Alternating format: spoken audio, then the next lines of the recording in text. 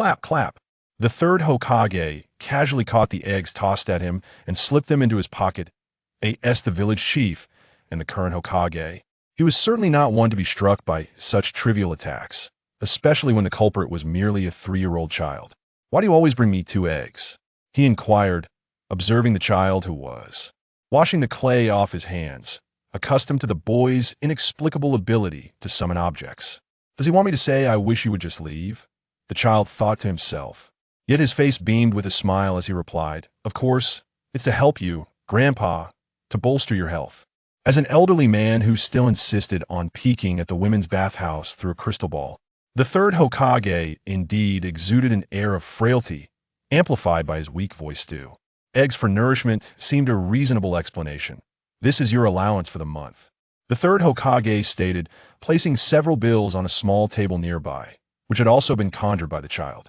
Not only that, but the bed, potted plants, chairs, mirrors, sofas, the clock hanging on the wall, an empty fish tank, and a birdcage devoid of birds were all products of the child's summoning. Initially, he had thought to nurture the child's unique summoning abilities, but ultimately abandoned the idea as he found it too perplexing to cultivate. The third Hokage was well-versed in many things, having encountered countless summoning techniques. He had seen everything from insects and bees to frogs and mosquitoes. Even the formidable defense of the summoning of the legendary gate was familiar to him. Yet, what did the child summon? The furniture in the room was manageable, but roasted meats, bread, pastries, apples, soup, what sort of nonsense were these? Was this truly a form of summoning? A clump of dirt, a handful of sand, stones, lumps of coal, tree branches, and leaves were somewhat acceptable, but wool and decayed spider webs, planks, shards of glass, ropes, nails, needles, paper, and spools of thread calculation. The most aggressive item was a brick, while the most offensive was a pot. What purpose did this summoning serve? The third Hokage had plucked several hairs from his beard in frustration without finding an answer. "Thank you, Grandpa," Naruto said after washing his hands. He stuffed the money directly into the fish tank. Since there were no fish, he later poured out the water and used it as a piggy bank, discovering it quite practical, as it already contained some savings. From this, one can discern that Uzumaki Naruto, the protagonist of the story, has been replaced indeed. The substitution occurred from the moment he was born, utterly and completely. Su Xian, styled as Sanduo, was the third child in his family, with an elder brother and sister. He was born before the family planning policy, and later, when his father unexpectedly had a third child, he was given the nickname Sanduo. He later became enamored with the 3 kingdoms and insisted that his son bear a literary name. The name Su Xian was inspired by a novel, as he claimed to have seen a white snake outside the door at the time of his birth, believing it to be fate. He later saw the character Su Sanduo in a television drama and resolved for his son to join the army. However, due to an unfortunate incident of drinking and riding a motorcycle before the medical examination, resulting in his son's injury, that dream was shattered, and Su Xian was punished by his mother with 3 months of kneeling at the doorstep. After several twists and turns, Su Xian feared that if his father continued to meddle, he would end up in dire straits. He moved out of the house, becoming a pseudo-recluse, playing games and marveling at the extraordinary buildings constructed by others, aspiring to create wonders of his own. Little did he know that after 3 days and nights of fruitless efforts, he succumbed to a sudden death and found himself transported to another world. Upon being born, he wished to see who his parents were, but whether it was due to an underdeveloped brain or eyes, or perhaps a problem with his nerves, he could neither hear clearly nor see properly. All he could perceive was a small patch, entirely obscured in a mosaic of black and white, vaguely witnessing himself being held by someone, before everything spun around and he lost consciousness. Months later, as his body developed to a point where he could hear and see, he realized he had transmigrated into a prince's body, just over a year old. He was compelled to become self-sufficient, seeing almost no one apart from the occasional meal deliverer, who would appear and disappear in a flash. At 2 years old, starving and yearning for bread, he summoned a slice of bread and discovered he possessed an inherent advantage, had unwittingly invoked a game that had caused his demise, called Crafting the World. Crafting the World is a sandbox game akin to Minecraft and Terraria, allowing players to control a group of dwarves to build, mine, fish, and chop trees. The higher the level, the greater the number of dwarves, with a maximum of 20 levels. His advantage included a game store and warehouse, as well as a small space. The store offered various supplies, while the warehouse stored items, although nothing from the Naruto world could be placed inside, nor could he mine in the small space. He could only discard certain items from the game, such as leftover vegetables from roasted meat or remnants of tea. The store featured 6 main categories, though advanced processing and weaponry might have been damaged during the transmigration, rendering them nearly unusable. Occasionally, 2 items would appear, only to vanish swiftly, and Su Xian had already purchased a few. Purchasing items required gold coins, however. The greatest advantage lay in the purchase prices. Most prices were reasonable, except for dirt, which was priced at 1,000 for 10 units. Buying 10 units of dirt netted a profit of 1,000 gold coins. That it was astonishing that the modified data from when he had bought bricks to construct wonders could still transfer over. He initially believed he could live a life where he could bury his enemies under bricks if they proved too strong, but soon discovered that summoning required the consumption of magic points. Although not substantial, the blow of realizing that his dream of infinite bricks was shattered was still significant. Magic points served as the energy for utilizing spells, with the maximum increasing with level, calculated as the square of the level plus 5, reaching a ceiling of 20 levels. In the game, experience was gained through leveling up, but Su Xian realized that in the Naruto world, it might correlate with age. Magic points regenerate at a rate of 1 point every 3 minutes. Currently at level 3, he had access to only 2 spells, a teleportation spell and a lighting spell. The lighting spell summoned a small orb of light that illuminated the vicinity, albeit with a limited range, extending 5 meters around. Su Xian at as long as he remained in the area, he could use it continuously. The teleportation spell summoned a portal lasting 4 minutes, with each passage consuming 3 seconds of duration. The casting range mirrored that of the lighting spell, but it required 3 seconds to form. This meant a portal would appear at the designated location after 3 seconds, and like the lighting spell, it emitted light, making it visible to anyone who was not blind. The teleportation process took about 2 seconds, totaling 5 seconds that if used against Pain's Deva Path. It could be quite intriguing, however. Employing it for surprise attacks would be nearly impossible, though it served well for escape. These 2 spells were novice spells granted for free, while other spells required a tech tree or acquisition through mining and chopping trees. Yet, the tech tree was invisible, and he could not enter the small space to mine, nor had he encountered any dwarves. Naruto, you should try to go outside more often and not stay cooped up at home, the 3rd Hokage said with a gentle expression, though he was filled with confusion. Minato, the fastest man in the ninja world, and Kushina, the most vivacious woman in Konoha, somehow had a child who spent 2 months indoors without stepping out. How was that? Inherited? What would I go out for? To receive the friendly gazes of passersby? I'd rather play in the mud at home. All right, Grandpa, Naruto replied, still grinning, though internally he harbored different thoughts. Then I shall take my leave. Goodbye, Grandpa, Naruto said, trying to be polite, though his heart wished to kick him out quickly. Glancing at the clock on the wall, it was just past 5. Naruto decided to play with mud for another hour, and after dinner, he would venture out when it got dark. After all, the old man had already come and nag him 3 times if he didn't go out soon. He would be disrespectful. His irritation with the 3rd Hokage didn't stem from his previous experiences with the series, but rather from the recent enjoyment he found in playing with mud, only for the old man to show up each time, insisting he wash his hands to greet him. It was a hassle. Since 2 months ago, when he had received a myriad of gazes while out, Naruto resolved to minimize his interactions with people. These individuals were more formidable than keyboard warriors. They not only spoke, but also pointed and stared, which was exceedingly annoying. Initially, he had planned to stay holed up for 10 or even 8 years before venturing out. After all, how long could rumors last? If he didn't see someone for 10 years, would they even remember who he was? After contemplating for 2 days at home, I devised a method that embodies the innocence of a child, reassuring to 3 generations while also granting me personal solace. Crafting figurines that I in the realm of Konoha. It is quite natural for a 3-year-old to play with clay. Creating something reflects a child's vivid imagination. I sculpted a Bismarck, merely a figure adorned with cat ears. Were it not for the fear of suspicion, I could have fashioned a juvenile version of the Nine-Tails beasts.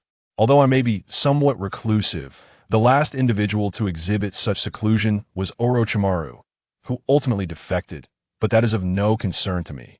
In my heart, I felt utterly unburdened. As a single man of the 21st century, what harm is there in crafting a couple of figurines? Creating a figurine of a beloved is not against the law. I could amass 300 to 500 of them, all of whom would be my cherished companions.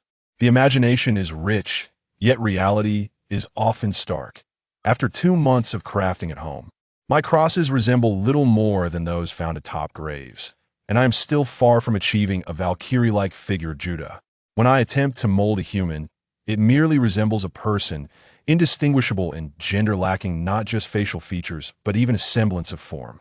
With a sigh, I discarded the Veneta-style fuso I had in hand, feeling it was marginally more aesthetically pleasing than yesterday's creation, yet still not fit for public view. Truly, I had become so absorbed in creation that I lost track of time. I lamented as I casually retrieved 2 slices of bread, with grilled meat sandwiched in between the meat, far larger than the bread, presenting quite a comical sight. After finishing my meal, I rinsed my mouth with a cup of tea, disposing of the remaining refuse into a small space, donned my outerwear, and prepared to venture outside. By 8 o'clock in the evening, the streets should be deserted. As I opened the door, a chilling breeze sent a shiver down my spine, causing me to tremble from head to toe as if jolted by electricity. Winter has indeed arrived. With a decisive slam, I shut the door and hurried back inside to change my attire, preparing for another venture. Clad in a red hat edged with white, adorned with a small white pom-pom at the back, a sleeveless quilted jacket of the same hue featuring a white collar, and a snug red scarf, I stood before the mirror, scrutinizing my appearance. I must admit, the childhood version of myself still exudes a certain charm. The Santa Claus coat boasts an armor rating of 40, albeit with a flexibility penalty of -18. The Santa hat offers an armor rating of 20. Each year, during Halloween and Christmas, gift packages descend from the sky of the small world, automatically collected by the warehouse. These special holiday packages also include iron wires wrapped in colorful ribbons, wreaths, and delightful little cookies that are quite tasty. In terms of game attributes, this ensemble provides superior defense, outperforming even steel armor, which only has a defense rating of 18. However, the largest size available is merely 1.9 meters. With the equipment being exclusive to dwarves, there are no dwarves taller than 1.2 meters in existence. According to dwarf lore, there were once tribes that reached heights of up to 1.2 meters, some even claiming to be 125 centimeters tall. Yet they perished under a beam of white light from the sky. Legend has it that some claim to have heard the words of the esteemed general during that time. But such accounts are not documented and remain mere whispers passed down through generations. On the vast expanse of the snowy path, a solitary figure quietly advanced, the crunch of snow beneath my shoes creating a melodious sound. With no one else around, I curiously surveyed the entirety of Konoha. The stone faces remained fixed upon the village, their snow-capped heads appearing rather comical. Most buildings in Konoha are wooden, and the dim streetlights cast a soft glow upon the shops lining the streets, exuding a quaint charm. The stark contrast between the pure white of the snow and the warm yellow of the streetlight illuminated the air, drawing an invisible curve. It is indeed a desolate scene, with not a soul in sight. I wandered aimlessly, unconcerned about losing my way home. After all, teleportation is merely a matter of convenience. As for any potential exposure, I harbored no worries, especially with a father capable of teleportation. Surely, inheriting such talents poses no issue. Currently, Konoha is unable to mobilize itself. Setting aside the fact that the old schemer is more adept at controlling the third Hokage than the fourth, Konoha cannot even replace its Jinchuriki. Not only is it a challenge to find a suitable candidate, but the very act of transferring requires unlocking seals and suppressing the Nine Tails. At this moment, Konoha likely lacks the strength to confront the Nine Tails, unless the third Hokage were to employ the Reaper Death Seal, which would result in the rather amusing scenario of Danzo becoming Hokage. However, the third Hokage would never resort to such measures, as it would entail bringing both himself and the Nine Tails into the belly of the Reaper, leaving Konoha devoid of Jinchuriki. Without any nuclear deterrence, wouldn't other villages seize the opportunity to celebrate by attacking Konoha? I touched my cherubic face, realizing that given my current adorability, It would be prudent to navigate my way through with charm. My future plans can be summarized in 3 steps. To charm my way through before enrollment, gradually develop thereafter, and ultimately persuade through reason. Once I attain the sage mode of the 9 tails, with a Rasengan in my left hand and a tailed beast bomb in my right, I shall be ready to engage in rational discourse with anyone who dares to oppose me. After all, the pursuit of knowledge serves to engage in calm conversation with the foolish, while physical exercise is intended to enable the foolish to converse with you in a state of tranquility. The former may not guarantee success, but the latter is worth a try. Bang! A voice shattered the silence, startling Naruto, who was deep in contemplation about his life's trajectory. His thoughts momentarily faltered. A tiny figure rose, tears glistening in the corners of her eyes, her face a portrait of fragility, helplessness, and grievance. I, she stammered, struggling to articulate her feelings, her urgency intensifying, tears welling yet unfallen, as if testing the limits of surface tension. Naruto gazed at the girl before him. Sensing he had fallen into a trap set by the 3rd Hokage, he reminded himself that venturing out surely bore some conspiracy. Her pale eyes, coupled with her age, made it abundantly clear who she was. Hinata Hyuga, a strong, diligent, kind, gentle, and virtuous girl who devoted herself silently, willing to sacrifice her life for the one she cherished. Among the girls of Naruto's age in the Hidden Leaf Village, each possessed unique virtues: Sakura's spiritedness, Ino's stunning allure, Tenten's endearing charm, Karui's long legs, and the proud Cheyenne with her crimson locks, all with their individual merits, yet not without flaws. Sakura, a paragon of masculinity, exuded an ironclad strength. Her figure upon graduation was formidable enough to launch a 381mm torpedo. By later stages, she embodied the archetype of an indomitable fighter, capable of enduring blows while ensuring her adversaries faced certain defeat. Ino favored handsome boys, while Cheyenne's affections were complicated by her own prideful nature. Seeking a partner equally obstinate would render life quite challenging. Have you lost your way? Naruto pondered as he observed Hinata, clad in a snowy attire, her eyes brimming with a sense of injustice. He surmised the truth.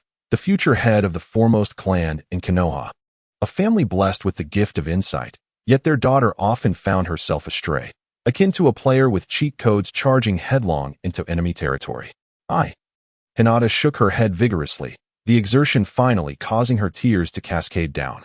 Her small hands clenched tightly, rendered speechless. Clad in a garment reminiscent of a kimono, her trembling fingers betrayed her vulnerability. Without hesitation, Naruto summoned a festive ensemble, draping it over her, the hat snugly placed upon her head, eliciting an adorably comical response. If his own cuteness quotient was a mere 5, Hinata's allure had transcended all thresholds, shattering the metaphorical glasses of admiration. Dressed in the Christmas outfit, she resembled a plump, red and white penguin, her attire trailing slightly due to her height, the white trim of her hat accentuating her round, cherubic face, which bore an expression of surprise and helplessness. Any admirer of youthful charm would surely wish to embrace her. Still reeling from Naruto's sequence of surprises, Hinata scarcely had time to react before he grasped her left hand, guiding her over a considerable distance. "Let me take you home," he said warmly.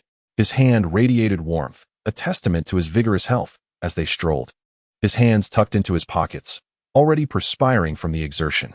Hinata's little hands were icy cold, and despite her attempts to keep pace, she stumbled repeatedly into the snow, her hands and feet growing numb to the biting cold. Heat was transferring as 2 small figures ventured further into the snow, appearing from a distance like 2 plump red penguins swaying side to side. Their long garments trailed behind them, forming curves that either intersected or ran parallel. "Is this your home? It's truly vast," Naruto exclaimed while standing at the entrance of the Hyuga clan's estate, marveling at the wealth of the Hyuga family. The mindset of the nation often dictates that a grand household must be accompanied by great fortune. Without a large family, how could one amass wealth? After wandering for nearly 2 hours, they finally located the Hyuga residence, albeit through the back entrance. One had forgotten the way home, while the other was oblivious to the path, meandering along while indulging in a few steamed buns until they reached their destination. The buns were warm, as the food in the shop seemed perpetually fresh, untouched by the passage of time. In total, they consumed 10 buns, Naruto 4 and Hinata 6. "Well then, farewell." They waved to each other as Naruto activated the portal. In the darkness, a purple portal emanated a milky glow, with orbs of light drifting out like fireflies before dissipating. Naruto's figure gradually faded and vanished, after which the portal began to contract, merging into the shadows. Hinata stood there, gazing at the spot where the light had disappeared. After a long while, she knocked on the large door behind her. Her hands felt warm, her body cozy, her stomach content, and her heart was equally warm. Even the falling snowflakes seemed to carry a warmth. The boy, who hadn't even left his name, had appeared before her as if sent by the heavens to rescue her, only to vanish in a glow, returning to the celestial realm. It felt as though he had never existed, yet his memory lingered vividly. Meanwhile, Naruto returned home, shed his clothes, and fell into a deep slumber. The sentiments of youth often find expression in poetry, and solitude is a testament to one's strength. The following morning, after washing up, Naruto jogged a couple of laps on the rooftop before returning to his room to continue crafting figurines. He managed to run about 100 meters, being so young. His body was not yet fully developed, and he dared not exert himself too vigorously. Just a bit of exercise sufficed. Drawing lessons from his previous attempt at creating the battleship Veneto, Naruto decided to set a modest goal, to make a destroyer, for destroyers were simply splendid. Knock, knock, knock. Come in, Naruto called, stuffing the clay into a nearby pot and carelessly mixing it, effectively destroying the unfinished Veneto. The hair had proven too difficult to mold, and he had failed several times that morning. Rising to wash his hands, the third Hokage entered, standing at the door with a complex expression as he observed Naruto. The third had spent more time gazing into his crystal ball than one would spend in a bathhouse, having watched a young boy engaging with a little girl in a live stream the previous night. The appearance of the portal had left him in deep contemplation, resulting in a restless night. After attending to some urgent matters that morning, he had come to visit Naruto. Naruto, about last night. The third began, hesitating. What happened last night? Naruto replied with a cheerful grin, his acting skills exceptional. He felt he could never be a charming idol. That was Sasuke's realm. He would simply excel in his own right. What was that purple door last night? The third inquired. How do you know about it, old man? Naruto cleverly countered, coughing. The third nearly choked on his smoke, taking a moment to regain his composure. I just happened to pass by there yesterday. Old man, you saw it, but didn't he help me? Naruto retorted, adeptly turning the tables once more. Upon encountering you, I observed that you had already devised a flimsy justification for your imminent departure. Pray tell, what was that purple door I beheld last night? Might you enlighten your grandfather? The third Hokage's visage softened, yet his pronounced dark circles rendered him reminiscent of a peculiar old man. I remain unaware. I was exceedingly fatigued last night and wished to retire early, and thus it materialized. Naruto, realizing the topic had spiraled beyond his grasp, resolved to execute a diversionary tactic.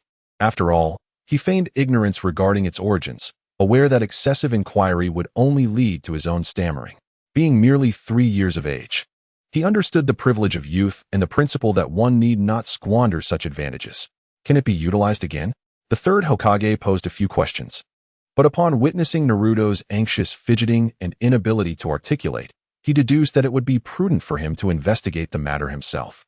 Such space-time ninjutsu was a rarity even among the elite of Konoha, and it was indeed a tall order to expect a child to elucidate its intricacies. Very well, dear grandfather, Naruto declared, raising his hand. 2 portals materialized within the room. He stepped through one and emerged from the other mere seconds later. The third Hokage approached one of the portals, extending his hand to touch it, only to find his fingers passing through as if it were a mirage, visible yet intangible. There was no fluctuation of chakra, nor could it be sensed. Were it not for its luminescence and the 2-second transit time, it would serve as an exceptional combat ability. However, given these parameters, its utility was rather limited. Space-time abilities were predominantly celebrated for their elusive repositioning and superior speed. Yet this purple door's light and transit time explicitly indicated to adversaries, I shall materialize here shortly. The duration was brief, as the portal dissipated after several seconds, leading the third Hokage to this conclusion. Of course, the portals were under Naruto's control, and the revelation of his ability was inconsequential. Nonetheless, it should not be overly potent. A fleeting duration sufficed for now, with plans to extend it in the future.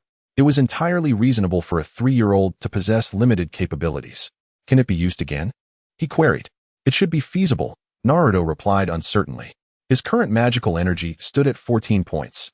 Activating 2 portals would consume 6 points, thus permitting a second use, albeit with a moment of hesitation to confound the old man's understanding.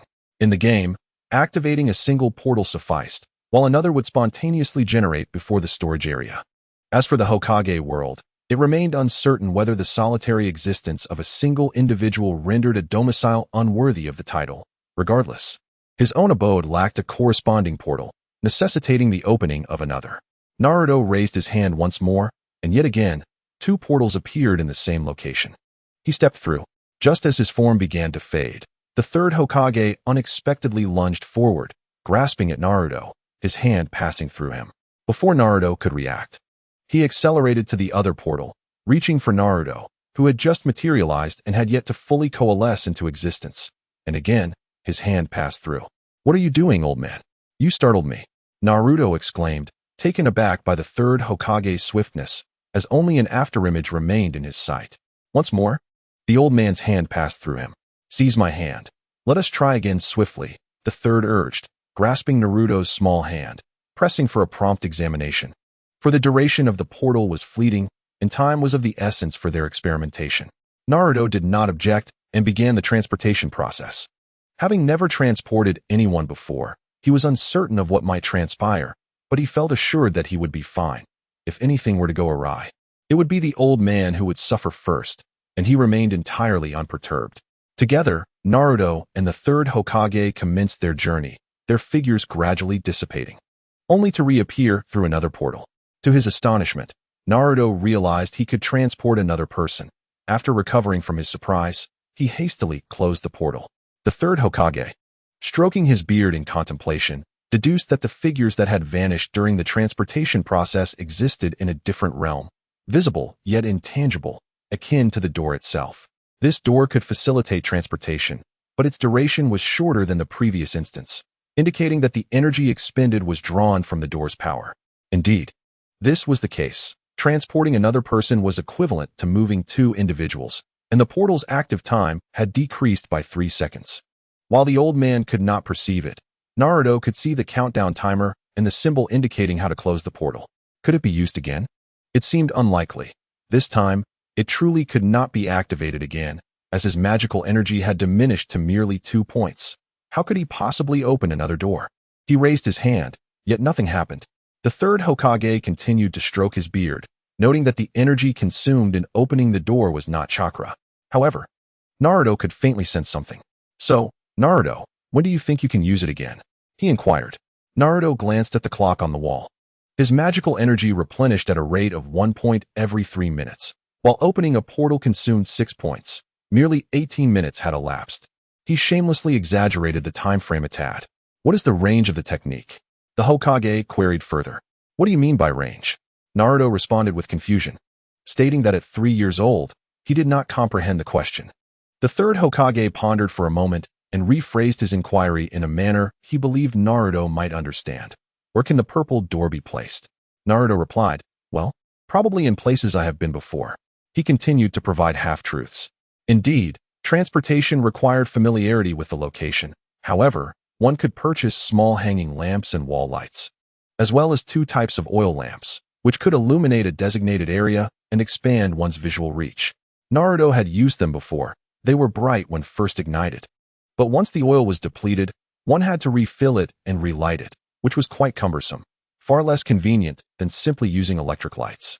The third Hokage continued to stroke his beard, realizing that while these lamps could not be employed for instantaneous troop deployment, they could indeed facilitate the transport of an elite squad. It would be strategic to send Naruto ahead, given his high strategic value and average combat capabilities. However, since the transportation process rendered the transported individuals intangible, it remained uncertain whether it could evade damage or be effective against ninjutsu and jinjutsu. This could be tested when Naruto matured further. The third Hokage affectionately ruffled Naruto's hair, a fleeting thought of golden brilliance crossing his mind. The son of the fourth Hokage had awakened a spatial talent. He was not particularly surprised, considering that Minato's space-time ninjutsu surpassed that of the second Hokage and demonstrated greater aptitude. Yet, this child's abilities were remarkably unique, leaving him puzzled as to how such traits were inherited.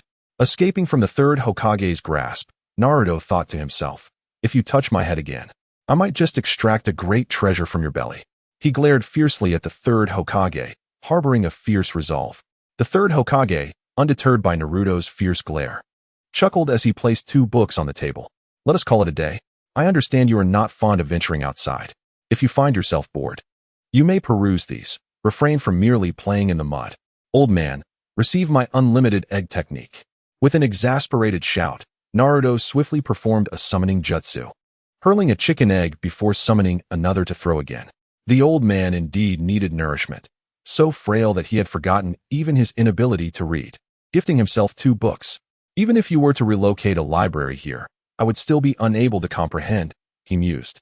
While he could claim a foundational understanding from years of watching Naruto, combined with 2 years of listening and learning, it did not equate to actual literacy.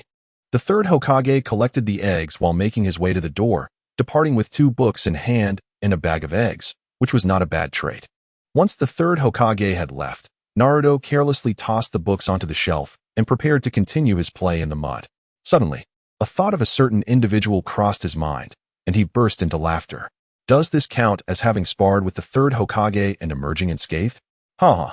Retreating into my little abode, indifferent to the seasons. Months passed, and Naruto remained ensconced in his home, his endeavors in creating life beginning to bear fruit. After 10 months, he finally crafted a figure of commendable appearance, significantly improving his clay molding skills. Inside a glass cabinet approximately 80 centimeters tall, a small clay figure stood at the center, representing the battleship USS Veneto, devoid of its ship equipment for the sake of explanation.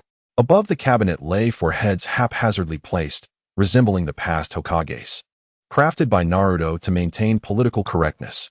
The third Hokage was left speechless. Aside from his daily morning and evening runs on the rooftop, this child had not ventured outside. After several reminders, there was a slight change in routine. Every night at 8, he would leave home, wandering in any direction before returning promptly at 9:30 to retire for the night. Yet Naruto seemed to revel in this lifestyle, with no concerns regarding his basic needs. He had ice in the heat and a coat in the cold. Even during power outages or water shortages, he remained unfazed, bringing his own light and water. He could even recreate a home if it were to collapse. Aside from lacking internet access, his life was nearly perfect. With food in hand, he was at peace, planning to mold a Lexington next. After washing up, Naruto lay upon his dragon bed, preparing to drift into slumber. The dragon bed, the most comfortable in the game, measured 1 meter by 1.5 meters, ample for Naruto at this stage. He planned to later combine 4 to create a 2 meter by 3 meter bed. Suddenly, he opened his eyes to find himself in a dim space from his past, with water covering the floor, fortunately shallow, about 10 centimeters deep. Before him loomed a grand door, adorned with a seal. "Ah, so it's here," Naruto recalled. As a fervent fan of Naruto for over a decade, having watched the series multiple times each year, the scene before him felt surreal. He had seen this massive door collapse on screen countless times, but witnessing it in person was astonishing. It could easily crush a multitude of people. If this is indeed the case, will there be nails protruding from the doorframe? Naruto murmured to himself. At that moment, nails shot forth, sparking against the door and showering Naruto with embers, narrowly missing him. "You there, come forth," a voice commanded. Naruto looked up in response. A colossal fox figure materialized, its head pressed against the door, eyes gazing down upon him. Such a colossal creature, it must be dangerous, Naruto mused, extending his hand to examine his fingernails. Through the crack of the door, he could see claws extending nearly 1 meter long, with a portion wedged behind the door. Given his petite stature, even if he managed to squeeze in 5 digits, only 2 would remain unoccupied. A mere sprinkle of cumin would hardly suffice for the fox's appetite. 5 of his fingers could hardly compare to a single tooth of the beast. "You dare to come here, little brat?" The fox's voice boomed, reverberating through the empty space and causing Naruto's ears to ring. "Greetings, I am Uzumaki Naruto. It is a pleasure to make your acquaintance," he replied, unperturbed by the formidable presence lurking behind the door. Though the creature was immense and exuded an intimidating aura, it was akin to observing a black bear behind glass at a zoo. As long as one feels secure, humans tend to press closer to the barrier. Especially after gaining insight into the Nine-Tails personality in the later arcs of Naruto, it struck him that the creature's demeanor resembled that of a proud cat. with a significant portion of its temperament akin to a husky, essentially a haughty husky. I have no interest in your name, brat. Come here, let me end your life. The fox declared. No, I wish to return to my slumber, Naruto retorted, turning to flee. After all, a child deprived of sleep could hinder their growth. Feigning ignorance as he departed, Naruto began to scrutinize his surroundings. The chamber was approximately 150 meters in height, 400 meters in length, and 300 meters in width. And that was merely one half. The other side belonged to the Nine Tails. Attempting to retrieve an oil lamp from the storage, he was pleasantly surprised by his success. With the lamp in hand, he wandered about, yet all he encountered was water and drainage pipes, his feet becoming soaked without uncovering an exit. Returning to the grand door, Naruto resolved to consult the Nine Tails. For having been confined for so long, it must possess some knowledge of this place. Great Fox, do you know how to escape? He inquired cautiously, apprehensive that his words might provoke the Nine Tails' sensitive nature, not out of fear of being harmed, but rather of the deafening roar that might ensue. The Nine Tails lifted its eyelids to glance at him before closing them again, perceiving that its host was likely rather foolish. If it knew how to exit, would it still be imprisoned? I shall treat you to grilled meat if you tell me. Naruto attempted to entice the fox. I do not consume human food, brat. The Nine Tails replied, its mouth barely opening yet articulating words with ease, suggesting it might even possess the ability of ventriloquism. However, before it could finish its statement, Naruto tossed 4 pieces of roasted meat through the gap of its lips, which slid down its throat with a flick of its tongue. Gore, you little brat. The Nine Tails' subsequent words were entirely lost on Naruto, drowned out by a thunderous roar that left his head buzzing, rendering him unable to discern anything but the flickering of the creature's mouth. After a while, Naruto regained his composure and unknowingly uttered another reckless question. Was it delicious? Arg. Naruto began to suspect that he might be losing his sanity, unable to cease his provocations despite knowing the potential consequences. Finding a dimly lit corner near the wall, he retrieved a makeshift bed, preparing to rest. Since escape was impossible, he resolved to sleep here. He had intended to rest anyway and had spent enough time wandering about, feeling utterly fatigued. Good night, Great Fox, Naruto playfully bantered before drifting off. He was aware that he was in the presence of the Nine Tails and knew its name, Kurama, along with the names of the other tailed beasts. Yet, it felt akin to a tale from a storybook. Why must you kill me when you know so much, yet remain so feeble? It is imperative to discern what can and cannot be divulged. Should one speak recklessly without the means to retract, it could lead to an inevitable downfall. Perhaps it is wiser to remain in ignorance until one grows stronger, for then, a mere intuition of the powerful could resolve most dilemmas. Upon awakening the next day, I found myself gazing at the familiar confines of my humble abode, suggesting that my method of returning to slumber is indeed effective. After my morning rituals and a hearty breakfast, I ventured to the rooftop to jog. With age and the indulgence in barbecues, my body has never felt better. I ran 2 kilometers without fatigue. My recent entry into the Nine Tails realm was likely also due to the feasting. As the essence of this world is forged from the flesh of beasts, including wild boars, sheep, snowmen, and dragons. The dragons are divided into red and black. If my conjecture holds true, the red dragon corresponds to the physical form, while the black dragon represents the spiritual aspect. The shop does not categorize these items, leaving it to one's discernment. Yet, Naruto finds it impossible to perceive any distinctions, akin to observing Americans. Unless there are notable features, they all appear similar. Dragon meat is immensely powerful, and the shop also boasts dragon eggs, which should be even more formidable. However, I am unable to retrieve them. Everything else can be summoned and returned at will, but the dragon eggs seem locked away, akin to being imprisoned in a repository. My daily routine remains unchanged. Lexington has begun its molding, yet this evening, Naruto refrains from wandering. By 8 o'clock, he lies on his bed, preparing to provoke the Nine Tails once more. Life is an unending cycle of recklessness. Great Fox, I have returned. Naruto greets the Nine Tails, but the creature ignores him, not even lifting an eyelid. Evidently still miffed from yesterday's events. Naruto remains indifferent, accustomed to solitary play. Upon observing this expansive space of approximately 180 acres, and realizing he could still access items from his repository, Naruto's mind drifted to various novels featuring personal spaces. Surely, this counts as carrying a vast expanse of land with me. As for the diverse pets depicted in such farming novels, I possess my own. A proud and somewhat aloof husky, which is not without its charms, and mine is considerably larger than theirs. Where else would one find a pet towering several stories high? In this era, a man's romanticism lies in grandeur. The larger, the more beautiful. Approaching the boundary, Naruto produced a mud ball, placing it on the ground and infusing it with a modicum of magical energy. As the power flowed into the sphere, it began to swell, ultimately transforming into a cubic block, each side measuring 1 meter. In the game, the earth manifests as a mud ball, which, when placed, morphs into a dirt block. However, in the world of Naruto, it necessitates the infusion of magical energy. The same applies to stones. Items that expand upon placement in the game require magic here. A fact I discovered through experimentation with furniture. Standing atop the dirt block, I mused that I finally need not submerge my feet in water. This place, inundated with moisture, makes one wonder how the Ninetales manages to lie here without succumbing to rheumatic arthritis. I retrieved a pickaxe to dig a hole, deposited several grains of wheat, and covered them with soil. The act of digging, sowing seeds, and burying them was executed seamlessly, a true hero of the land. As soon as the wheat was sown, it absorbed the magical energy from the soil and began to grow, reaching approximately 10 centimeters before halting, appearing remarkably tender, as though it could be squeezed for moisture. In the realm of the game, the growth of wheat necessitates water. Here, the incessant drip from the water pipes eliminates the need for irrigation.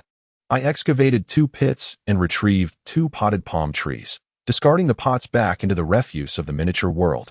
While burying the palm trees at the base of the wall, Naruto intends to cultivate a ring of palm trees along the wall, interspersing the remaining areas with lamps, and primarily planting wheat. Should the aesthetics prove unsatisfactory in the future, he might replace them with potted flowers, white blooms to be precise. The game also features flower beds filled with blue flowers resembling dandelions, which are quite beautiful, yet they reside within the high-level manufacturing category, necessitating a wait for them to appear for purchase. Even then, acquiring them may not suffice, prompting the thought of attempting artificial pollination. In the 6th plot of land, Naruto retrieved a small pendant light and some iron wire, securing the light to the palm tree. The illumination cast by the pendant light extends a radius of 5 meters, and by affixing several, the area near the door could be transformed into a brightly lit space. Perhaps due to the conflicting rules of the 2 realms, the external lights deplete their oil and extinguish, while this space remains perpetually illuminated, as long as it is not manually extinguished, effectively defying the laws of physics. Continuing to dig, plant, and secure lights, he paused at the 20th plot, having depleted his magical energy. At the tender age of 4, Naruto possessed a mere 21 points of magic and had no means to replenish it, resigned to await its gradual recovery. On the couch, little Naruto closed his eyes to conserve energy, fearing slumber would steal his concentration. Yet he continued to recover a trickle of magic every few minutes as he tended to his fields. Good night, great fox. As the clock struck 10, Naruto returned to the dragon bed he had previously set up and drifted into sleep. Time swiftly passed, and another year had elapsed. Naruto had spent the entire year at home, marking a 2-year record of seclusion in Konoha since he began this solitary journey at the age of 3. The closet now housed Lexington, Helena, Fantasia, Saratoga, Sharana, Mei, Sion Goku, and the invincible bald figure. The Hokage had undergone 2 changes, as the previous ones had accumulated too much dust, which Naruto had melted away. At this moment, Naruto stood before the gate of the Nine Tails, hesitating on whether to take action. A month into his agricultural endeavors, he gained the ability to freely enter the sealed space, significantly accelerating his farming pace. Every hour, he regained 20 magical points, allowing him to tend to the fields. What once took 2 hours daily over 8 to 9 years could now be accomplished in just 1 year. Saying goodnight to the Ninetales had become a nightly ritual, though the beast had never acknowledged Naruto, remaining in a state of unstable slumber. If it were not entirely implausible, Naruto had contemplated entrusting the Ninetales to Schrödinger, hoping to exchange it for that elusive cat. Yet, at present, the Ninetales squinted at the small boy before it. A year had transformed the inside and outside of the gate into 2 distinct worlds. Outside, the area was ablaze with light. The palm trees had grown significantly taller, reaching heights of 3 to 4 meters, adorned with oil lamps that cast shimmering rays. The expanse of 180 acres of golden wheat fields glimmered under the soft yellow glow of the lamps. Conversely, the interior remained dim and somber, housing a fox of a size comparable to a building, exuding a terrifying aura that could frighten even the bravest child into tears. Naruto stood resolutely at the threshold, the boundary between light and shadow, contemplating the vastness of his journey. After a year of observation, the Nine-Tails discerned that this particular Jinchuriki, Naruto, was markedly different from his predecessors. The first, Uzumaki Mido, believed that her power would invite disdain, which constrained her throughout her life. The second, Uzumaki Kushina, claimed her ability could suppress the world, yet she herself was confined. Both were fundamentally ordinary humans, yet they insisted on binding themselves with their own convictions. This current Jinchuriki, despite his previous self-introduction and inquiries about his escape, and the countless goodnights they exchanged throughout the year, even when he ignored Naruto, persisted in his declarations, setting him apart from previous hosts. As for whether he feared his own power, the Nine-Tails awaited, curious to see if he would dare take that step. Both were acutely aware of the significance of that step. Half an hour later, as the Nine-Tails prepared to close his eyes for slumber, he reflected that all humans seemed to share a commonality, including the young boy before him. Just as he was about to drift off, the Nine-Tails noticed the boy step into the room, placing down the first clod of earth. Naruto, a fascinating young lad, elicited a subtle curve of amusement from the Nine-Tails. If I must die, then so be it, Naruto thought, as he laid down the first piece of soil, connecting it to the threshold, enveloping the doorpost like the nurturing earth that bridges disparate worlds. With cautious determination, Naruto fixed his gaze on the Nine-Tails and moved forward, placing the second, third, fourth, and fifth clods of earth. The Nine-Tails narrowed his eyes and gently swayed his tail. Noticing the movement, Naruto instinctively dashed outside. After a brief moment, he saw the tail settle and cautiously re-entered, laying down more soil. After placing the fifth clod, the Nine-Tails' tail twitched once more, prompting Naruto to sprint away. On this day, the unspoken agreement held firm as they alternated between laying down earth and running, without breaking the rhythm. Over the course of the day, Naruto dedicated countless hours to constructing a direct line that connected the two realms. 1 meter beneath the massive door was enveloped in earth, forming a bridge between worlds. That evening, Naruto bid the Nine-Tails goodnight, to which the great fox replied in kind. The following day, Naruto arrived early in the sealing space to tend to his land. After placing the fifth clod, he dashed outside, glancing back at the Nine-Tails, who remained still, eyes shut, seemingly in slumber. Naruto pondered what thoughts occupied the Nine-Tails' mind. After all, their species differed vastly in their thought processes. Yet, this divergence was perhaps beneficial, as the incessant back and forth was undeniably time-consuming. Continuing his agricultural endeavors, Naruto resolved not to plant wheat within the confines of the door, for the Nine-Tails' immense form could easily trample an entire field in a mere turn. It was likely that the Nine-Tails would inadvertently shake off wheat husks, amusingly commenting on them as they fell. Time, that enchanting mistress, had left Naruto with little but a scant few moments to act. Just as he prepared to ascend and indulge in his ambitions, a thunderous voice erupted, "Eighth gate. Death gate, open." And with that, the Nine-Tails fled, leaving no opportunity for Naruto to revel in his plans. By mid-October, after 8 months of toil, the sealing space underwent a remarkable transformation. The left wall was smoothed over with clay, while the right wall was constructed from solid stone, a testament to Naruto's perseverance and the evolving bond between him and the Nine-Tails. The wall corresponding to the gate is adorned with countless small mirrors, forming a grand reflective surface. In front of the mirrors, iron wires descend from the ceiling, each adorned with a small chandelier every 10 meters, casting light that is reflected throughout the space. For the past 8 months, the Nine-Tails has transformed into a state akin to Schrodinger's fox, persistently oscillating between wakefulness and slumber. Aside from the area covered by Naruto, the ground remained untouched beneath the Nine-Tails.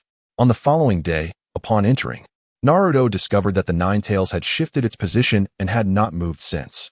At this moment, Naruto stood on the scaffolding before the clay wall, rag in his right hand and a bucket of dye in his left, preparing to inscribe the completion date, October 15th, a memento from Uzumaki Naruto.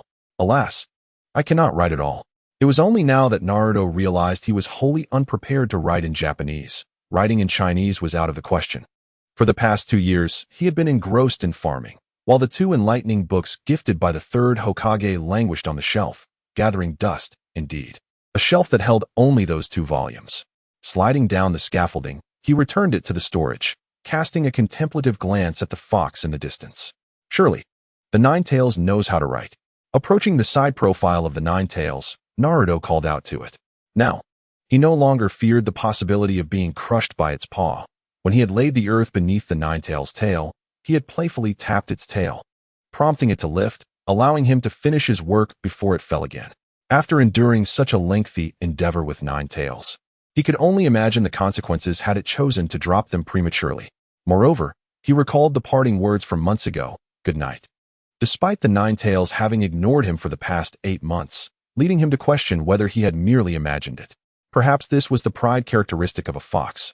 The Nine-Tails squinted its eyes, reflecting on the little imp who had been hopping around for months, gradually altering the surroundings with its peculiar abilities. Stones, earth, mirrors, and lights, ordinary objects that, in this context, evoked a strange sentiment that the Nine-Tails could not articulate. Reluctantly, it must be acknowledged that the ground was undeniably more comfortable than water. "Can you teach me to write?" Naruto inquired, poking at the fur beneath the Nine-Tails' mouth. The texture was remarkably pleasant. With a pause from his prior busyness, his mischievous spirit began to stir. The Nine-Tails bared its teeth, causing Naruto to retreat several steps. But upon seeing the Nine-Tails' mouth close, he approached and prodded again. "You little rascal, you've gone too far." The Nine-Tails' crimson eyes widened, its vertical pupils fixating on the imp before it, emanating an aura of terror, feeling its dignity as a tailed beast was under siege. Naruto felt a chill run through him, paralyzed under the intense gaze. Even the slightest movement of his fingers felt laborious. Gritting his teeth, he took a step forward, prodding once more. "You teach me to write, and I'll treat you to a hearty barbecue." How does that sound? Naruto felt the urge to slap himself for his impulsiveness. Why couldn't he control his hands? The Nine-Tails remained silent, fixated on him, reminiscing about the 4 pieces of barbecue it had savored last time. How about 50 characters per meal?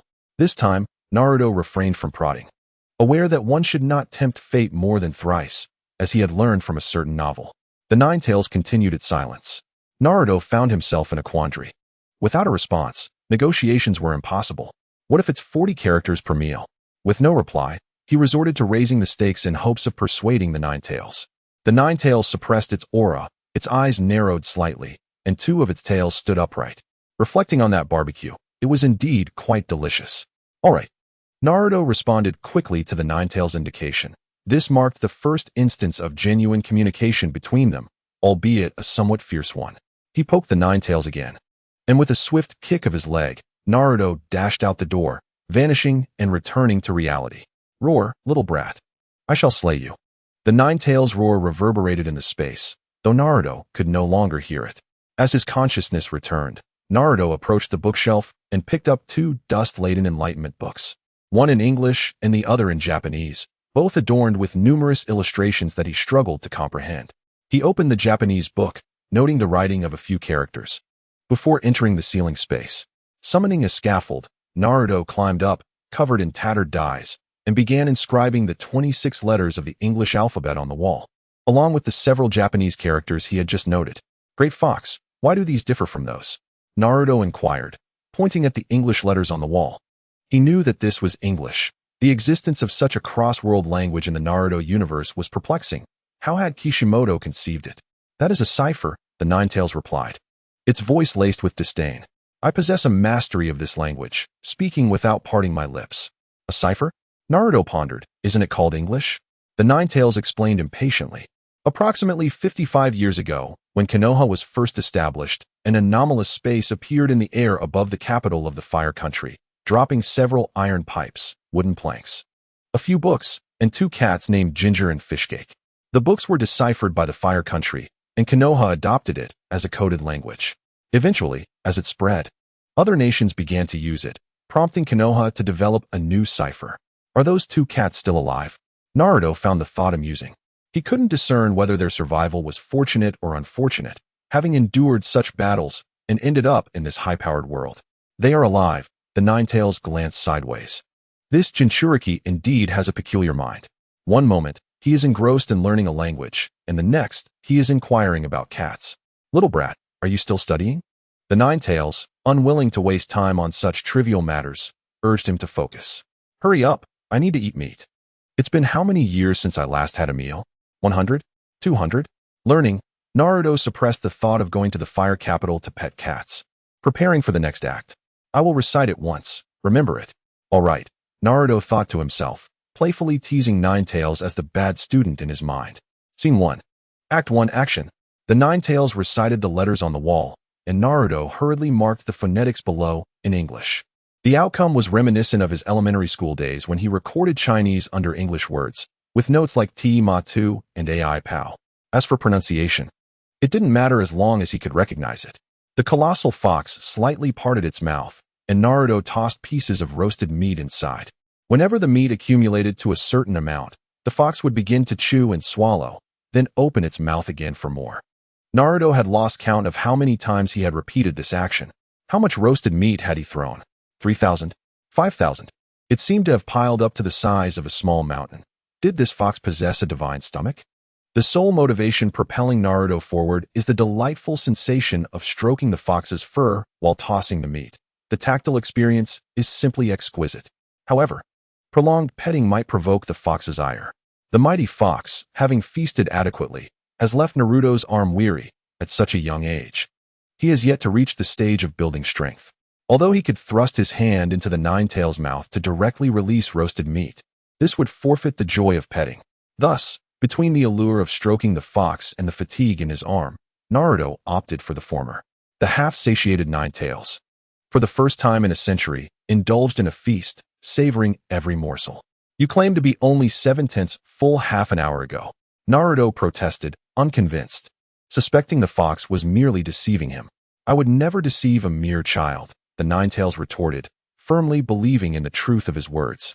As the powerful chakra within compressed the food in his belly, indeed rendering him merely half full, Naruto continued to toss meat.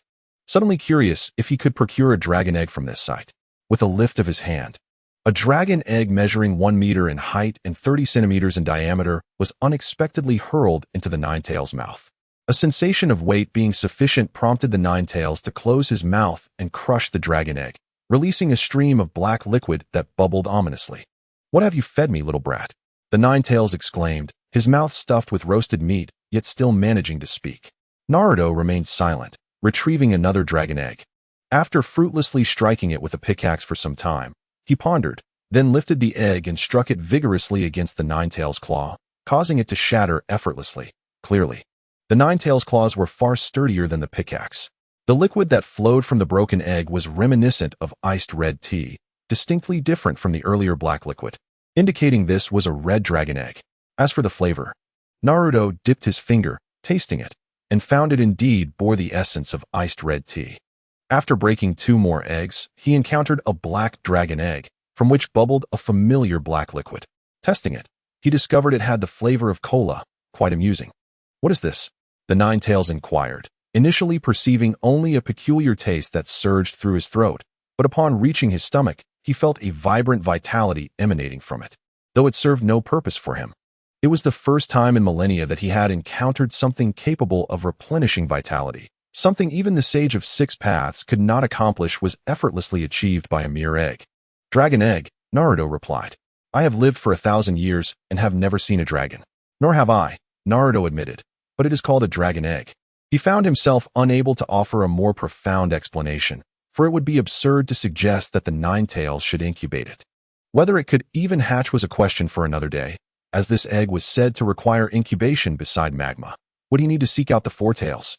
Or perhaps summon Meitarumi, the Water Shadow? Whose child would it be, the Ninetales? Himself? Or Meitarumi, who would hold custody? Naruto's thoughts spiraled, already envisioning the terrifying transformations of Aunt Meitarumi from the sequel, Boruto. Bring me another egg like the last one, the Ninetales demanded. The flavor may have been lackluster, yet the warm sensation of vitality flowing into his body was undeniably comforting. Naruto casually tossed another egg, feeling as if he were merely feeding the fox. With a crunch, the Ninetales spat it out, exclaiming, "This is not the one. This is even worse than the last." Naruto was astonished, Could the Ninetales truly possess such a long-range attack? Taking an egg, he cracked it against his nail and, upon seeing the red tea, tossed it into a small space, while the cola was tossed to the Ninetales. Naruto observed the fox's expression of sheer delight and felt a twinge of confusion. It was surprising that this fox had a penchant for such indulgent beverages. Coupled with its peculiar method of consuming grilled meat, it left him with an unsettling premonition. The Ninetales, having eaten and drunk to its heart's content, grew drowsy. While Naruto began transcribing, he meticulously copied the characters from 2 books onto the wall. The letters were rather large, making the task laborious. And it wasn't until after 9 in the evening that he completed the daunting task of transcribing over 2,500 commonly used characters. He dashed over to crack a dragon egg, and astonishingly, the Ninetales remained undisturbed. He then knocked some ice cubes into a vase he had retrieved from the storage, pouring the black egg liquid into a blue bottle, shaking it vigorously before downing half the bottle in one go. Refreshing, the icy cola exploded in his throat, followed by a warm sensation enveloping his entire being, reminiscent of a serene autumn afternoon, a wave of drowsiness settling over him. After finishing another half bottle, Naruto exited the space just before the fatigue fully set in, lying down to sleep. The following morning, as he jogged, Naruto felt an inexhaustible energy coursing through him, running lap after lap until he finally stopped around noon, having grown weary of the exercise. This body possesses an anomaly, he mused, feeling his stamina. After such prolonged exertion, he was hardly fatigued. In the ninja world, a 5-year-old's body could begin intensive training, as evidenced by Gaia's childhood of running 5,000 laps, with Hinata, Sasuke, and other children from prominent clans starting similar regimens at about 4 or 5 years of age. Without a mentor to guide him, Naruto could only rely on running for his training. Weighted exercises were not a viable option. It wasn't merely a matter of height, as the arch of the foot bears 12 times its weight while walking and 5 times while jumping. A 5-year-old's arches could not withstand such severe pressure. Naruto believed that Lee likely began his weighted training no earlier than 10 years of age, or perhaps after graduation. In the real world, adults often suffer from foot arch issues due to obesity, and even in the world of ninjas, a child's bones should not be excessively rigid during their growth. After lunch, Naruto once again entered the Nine-Tails space, only to find the creature in a state of quantum uncertainty, as if he were the observer. "Big Fox, I'm back." Naruto thought that the Nine-Tails might be experiencing greater boredom than himself. While he could mold clay figures, the fox seemed to spend its days languishing in thought. "Little brat, how about a few more eggs from yesterday?" The Nine-Tails had been waiting for him for quite some time. He usually arrived much earlier, but today, Naruto had inexplicably run around all morning, making the fox wait. Was he becoming addicted? Naruto was taken aback. He had never heard of anyone becoming addicted to cola. Nevertheless, he took out more eggs and began to crack them. Having indulged in 2 bottles himself, the sensation was simply too exhilarating. Perhaps he was in no position to judge the Nine-Tails. After their cola session came to an end, the duo squinted in bliss for a moment before commencing their daily lessons. Teacher 9 read 40 characters, while the unruly student recorded their pronunciation in a haphazard English, subsequently bringing food to the teacher, slyly buttering him up in the process. Once their tasks were completed, Naruto found a corner and retrieved the energy-conserving furnace from reality. A furnace that burned continuously and could melt all metals within the game at a surprisingly rapid pace. Standing before a furnace towering 2 meters high, Naruto felt slightly dwarfed. Yet fortunately, the process involved merely tossing metal into the furnace and awaiting the molten metal's arrival at the outlet. Otherwise, he would have found it quite perplexing. He intended to create several substantial pieces, large enough for the Nine-Tails. Yet first, he needed to craft a clay mold. This kind of large mold was unfamiliar to him. It was more akin to construction than mere shaping. 2 months later, in mid-December, within the realm of the Nine-Tails, a man and a fox each held a straw, sipping beverages while savoring grilled skewers. Naruto utilized a glass vase, silver straw, and wooden skewers, indifferent to whether he drank tea or cola, unlike the Nine-Tails, who exclusively consumed cola. The Nine-Tails, however, had the advantage of 2 pools, each the size of a swimming pool, crafted from mithril, one for grilled meat and the other for cola.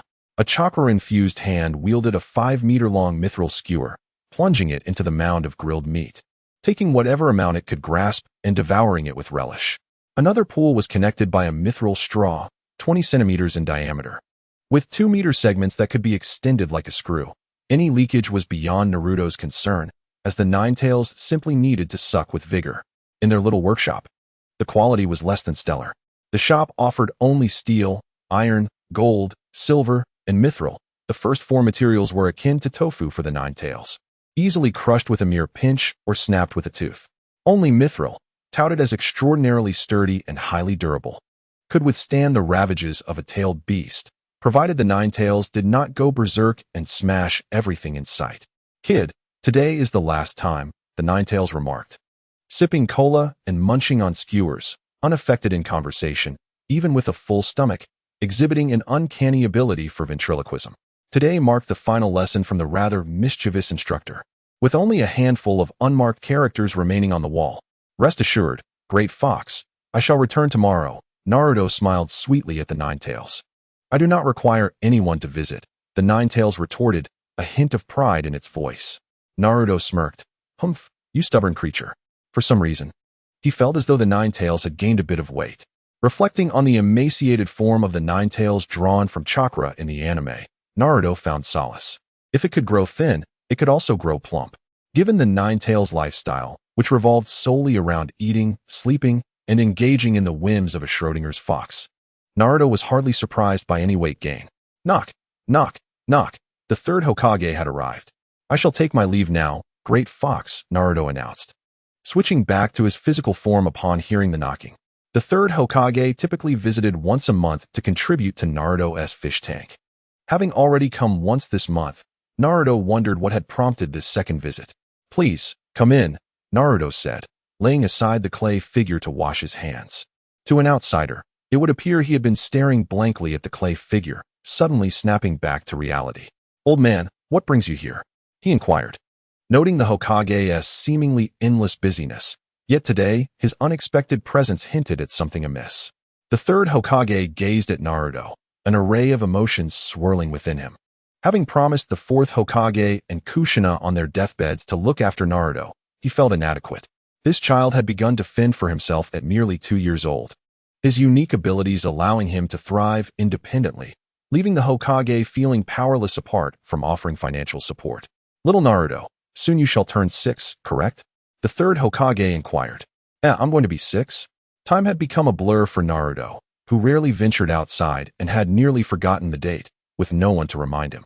The only intelligent being he communicated with daily was a large fox, and it seemed that the Ninetales was not one to keep track of such things.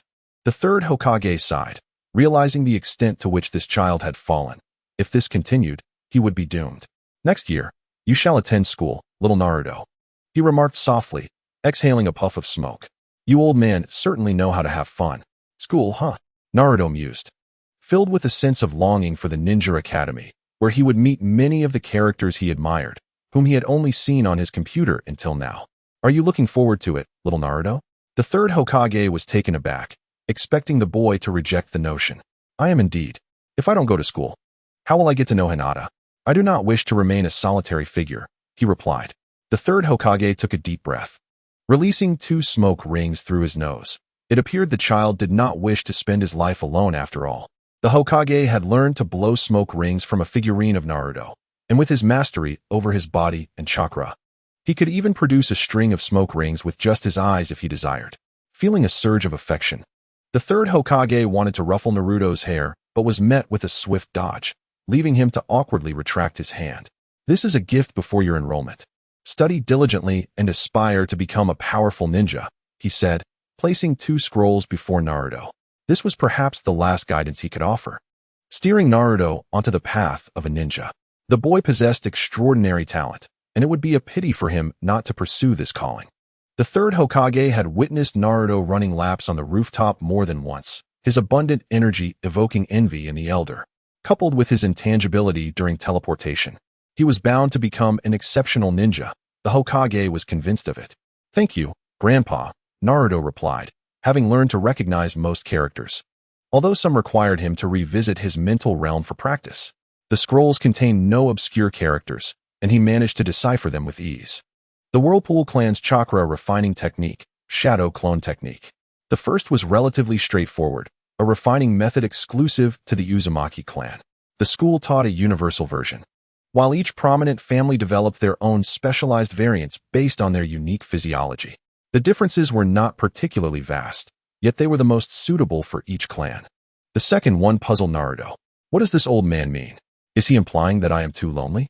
After the elder departed, Naruto sent a basket of eggs, which brought joy to the third Hokage. Reflecting on the elder's earlier words, little Naruto, refining chakra outdoors yields better results. Naruto felt the old man might have been scheming.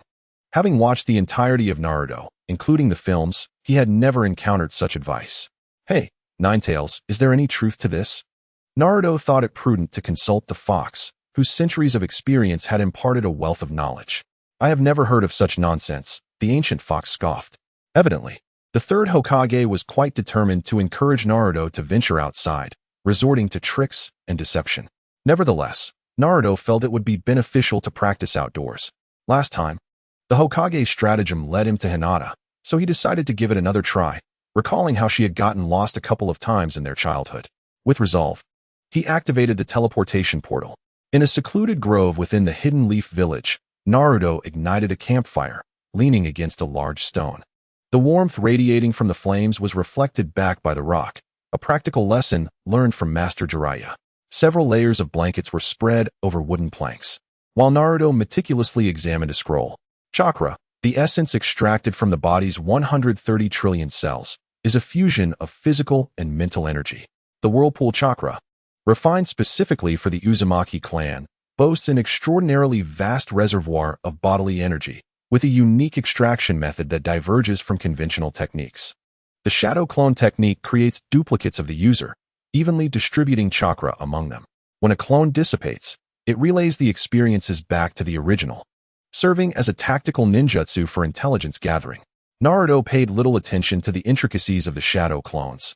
He needed to first summon his chakra, for without it, the concept of clones was futile. As the fire flickered, Naruto sat cross-legged, resting his hands on his knees. With his middle fingers pressed against the first knuckle of his thumbs, the other fingers slightly bent. What was this posture? The crystal ball of the third Hokage was filled with questions. The scroll did not specify any particular stance, so what was this child thinking? Naruto had seen sages and Taoists on television adopt similar postures, exuding an air of sophistication, and he had borrowed the pose, even if it bore no real benefit for chakra refinement. Nonetheless, it felt gratifying. On the first day, he experimented with numerous positions, but prolonged sitting caused his legs to numb. The following day, he concluded that his earlier fidgeting disrupted his rhythm, so he resolved to maintain two postures, one in the morning and another in the afternoon. Now on the third day, he remained seated in the lotus position. Logically, he should have summoned chakra by now. Confused, he pondered his own body, which he understood well. With a diet rich in dragon meat, his physique was formidable, and his mental prowess was ample. The vitality bestowed by dragon eggs should have facilitated chakra generation, yet he found himself struggling for days. If he continued in this manner, he would surely develop hemorrhoids. Old man, it seems your posture is the issue. The Ninetales mocked Naruto mercilessly. This Jinchuriki truly has a screw loose. Such a sitting position numbs the legs, impeding blood flow. How can you expect to refine chakra in such a state? It would be acceptable to master chakra refinement later, allowing for any posture, but the initial attempt required a proper state of mind to even succeed. Do not disturb me any further, you great fox. Naruto glared at the Ninetales in frustration.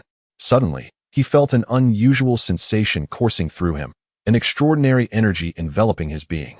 Is this chakra? He marveled, gazing at his hands while sensing the energy within.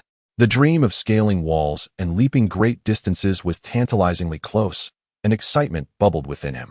Great fox! I did it! In his mental space, Naruto was on the verge of ecstasy, envisioning himself soaring dozens of meters in a single bound, causing the ground to tremble with his punches and walking on leaves while hanging upside down. With no one else to share this momentous achievement, he could only confide in the fox, and with no outsiders present, he could revel freely. I see, the Ninetales replied before promptly falling asleep. Just like that, Naruto was left feeling quite vexed. Memories of Jiraiya demonstrating the Rasengan to the fourth Hokage echoed in his mind. The fourth's simple acknowledgement met with Jiraiya's extraordinary expression. Tang Yuyu harbored a secret that she could not divulge, transforming her sorrow into an appetite. At this moment, she felt more distressed than either of the two. The Ninetales squinted at Naruto, a hint of pride swelling within. One must not allow this young lad to become too conceited. What was so remarkable about successfully refining chakra? The old fox had an abundance of chakra, yet remained perplexed on how to wield it, devoid of such exuberance. Naruto, refusing to stoop to the level of the fox, resolved to emulate his predecessor, Tang Yuyu. He guzzled 2 large bottles of cola to suppress his emotions, followed by a hearty feast of barbecued meat to fill his belly, ultimately deciding to withdraw from the mental realm for a leisurely stroll to soothe his spirits. "Congratulations, young one," echoed a voice as Naruto's consciousness returned, significantly uplifting his mood. "Umph," he muttered softly, too timid to speak loudly for fear of provoking the fox's wrath. Rising to ease his numb legs, he mused that a change of position was in order, as his legs felt as though they had been pricked by needles. "Are you truly a member of the Hyuga clan? Then show us your Byakugan." The taunting voices of several children pierced the air, accompanied by the faint sound of a girl weeping. "Is that Hinata?" Deducing from the context, Naruto quickly recalled the owner of the tears, reminiscent of scenes from the animated film. What a double delight, Naruto exclaimed, having just refined his chakra and now encountering Hinata, marking this day as extraordinarily fortuitous. Indeed, our dear Hinata had once again ventured out of her home, only to become lost, much to everyone's amusement. Such an ability to stealthily steal the enemy's crystal, despite their all-seeing eyes, was nothing short of supernatural. Hinata had accomplished this feat twice, and it seemed unlikely there would be a third. After becoming lost, Hinata noticed smoke rising in the distance and decided to ask for directions. However, before she could reach her destination, 3 boys intercepted her, hurling cruel words in her direction. The timid girl, overwhelmed by her gentle nature, forgot to resist, bowing her head, hugging her knees, and weeping. Feeling particularly buoyant, Naruto resolved to impart a profound lesson to these impudent children. He retrieved his gear from the warehouse, swiftly donned it, and took out a bucket of red dye to embellish his equipment. Once prepared, he approached the group. "Crying only makes you look more like a monster. Capture the monster," one of the boys exclaimed, yanking off Hinata's hat and trampling it underfoot. "Such a creature deserves," one child began, but upon seeing Naruto, he screamed in terror, prompting the others to follow suit, weeping and trembling uncontrollably. The trio of boys quaked in fear, their minds blank. Clad in a skeletal costume, a Halloween gift from the game, Naruto's headpiece enveloped his entire head, resembling a clown with a skull's visage, its mouth split to the ears, revealing enormous teeth and a gaping jaw. The half-armor, akin to exposed ribs, adorned his upper body, while skulls rested upon his shoulders. The skeletal hammer, a circular mallet adorned with spiral patterns and protruding iron spikes, resembled a wolf's tooth club. With the addition of red dye, his upper body appeared drenched in blood, the jester-like horns on either side of his head dripping crimson as the hammer trailed behind him, leaving a red streak across the snowy ground. Naruto's legs trembled as he walked, swaying side to side, exuding an aura of terror akin to a demon emerging from the depths of hell. The sight was indeed effective in silencing the children, as Hinata momentarily forgot her tears. The 4 little ones dared not move, their eyes glued to the advancing figure that resembled a monster. Naruto glanced at the hat on the ground, the very one he had gifted last time. It appeared the little girl had not forgotten him. "I apologize," he intoned, his voice echoing ominously from within the mask, deliberately modulated to resemble the growl of a great beast. "I'm sorry," one of the trembling children stammered in response. "Tell her you're sorry." The 3 children shouted in unison, gripped by fear, compelled to obey Naruto's command. Having offered an apology, then perish, Naruto raised the iron hammer high, poised to strike. In a panic, one child screamed and bolted, his dampened trousers betraying his fear. "Run!" echoed the others as they too grasped the gravity of their situation, following suit with trousers equally soaked. As the 3 fled, Naruto bent to retrieve the trampled hat and approached Hinata. He had no intention of taking a life. It was merely a fright to instill courage. "It's coming! It's coming!" A voice echoed mechanically in Hinata's mind, paralyzing her with dread. "Take this," came the demon's voice as he thrust an object into her hands, which she instinctively grasped, her mind blank. After placing a Christmas hat in Hinata's hands, Naruto produced another hat and placed it upon the little girl's head, adorning her with a charming pirate cap, its golden brim and cartoonish skull emblem radiating youthful exuberance. A valiant pirate is not born a king, yet the blood coursing through his veins compels him to stand tall. Next time you encounter fear, do not bow your head in tears. Raise it high and confront your fears, for you are the strongest. The demon's whispers echoed in Hinata's ears, leaving her perplexed. What? Hinata looked up in confusion, only to behold a violet portal, twinkling stars cascading from within, rekindling her memories. Someone is coming. I must go. The demon's figure began to fade. Wait. The little girl rushed forward, but the specter vanished, leaving only the haunting blue eyes behind the skull mask. Hinata searched frantically for the demon, her movements causing the pirate hat atop her head to slip. She picked it up, recalling the demon's murmurs. Do not bow your head. Face your fears bravely. Hinata, are you all right? A concerned member of the Hyuga clan approached, alarmed by the chaos surrounding them, indicating that something troubling had transpired. I'm fine, Hinata replied, clutching the two hats tightly in her arms, her thoughts drifting back to their last encounter. Previously, when she was lost, he had appeared like an angel from the heavens, only to vanish. This time, when she was bullied, he stood before her like a demon risen from hell. Who is he truly? The little girl pondered softly, unsure whether the question was directed at herself or at the bamboo shoot. What? The bamboo shoot did not catch her words. Nothing. Let us go home. The little girl smiled, a stark contrast to the tears that had just moments ago streamed down her face. Angels and demons reside within the same soul. A delightful sensation indeed.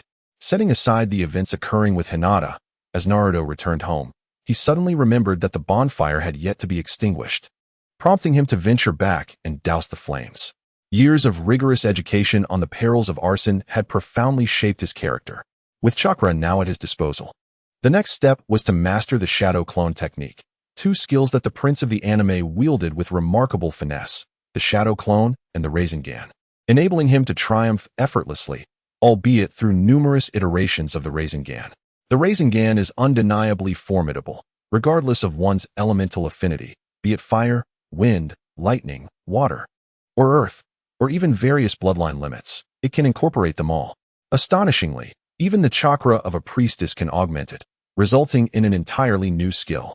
Typically, the acquisition of skills for ordinary ninjas necessitates extensive research, but the Rasengan stands apart, allowing for limitless combinations and embracing all. Jiraiya, by imparting this invaluable skill to Naruto without charge, truly missed an opportunity. Mastering this technique is essential. One skill can surpass the value of 100. The shadow clone technique is equally vital, yet the prince's mastery of multiple clones has yielded extraordinary results, a loss for Konoha. After a considerable period of experimentation, Naruto finally performed the necessary hand seals, yet to his dismay, nothing transpired. Failing on his first attempt was hardly surprising. Perseverance was essential.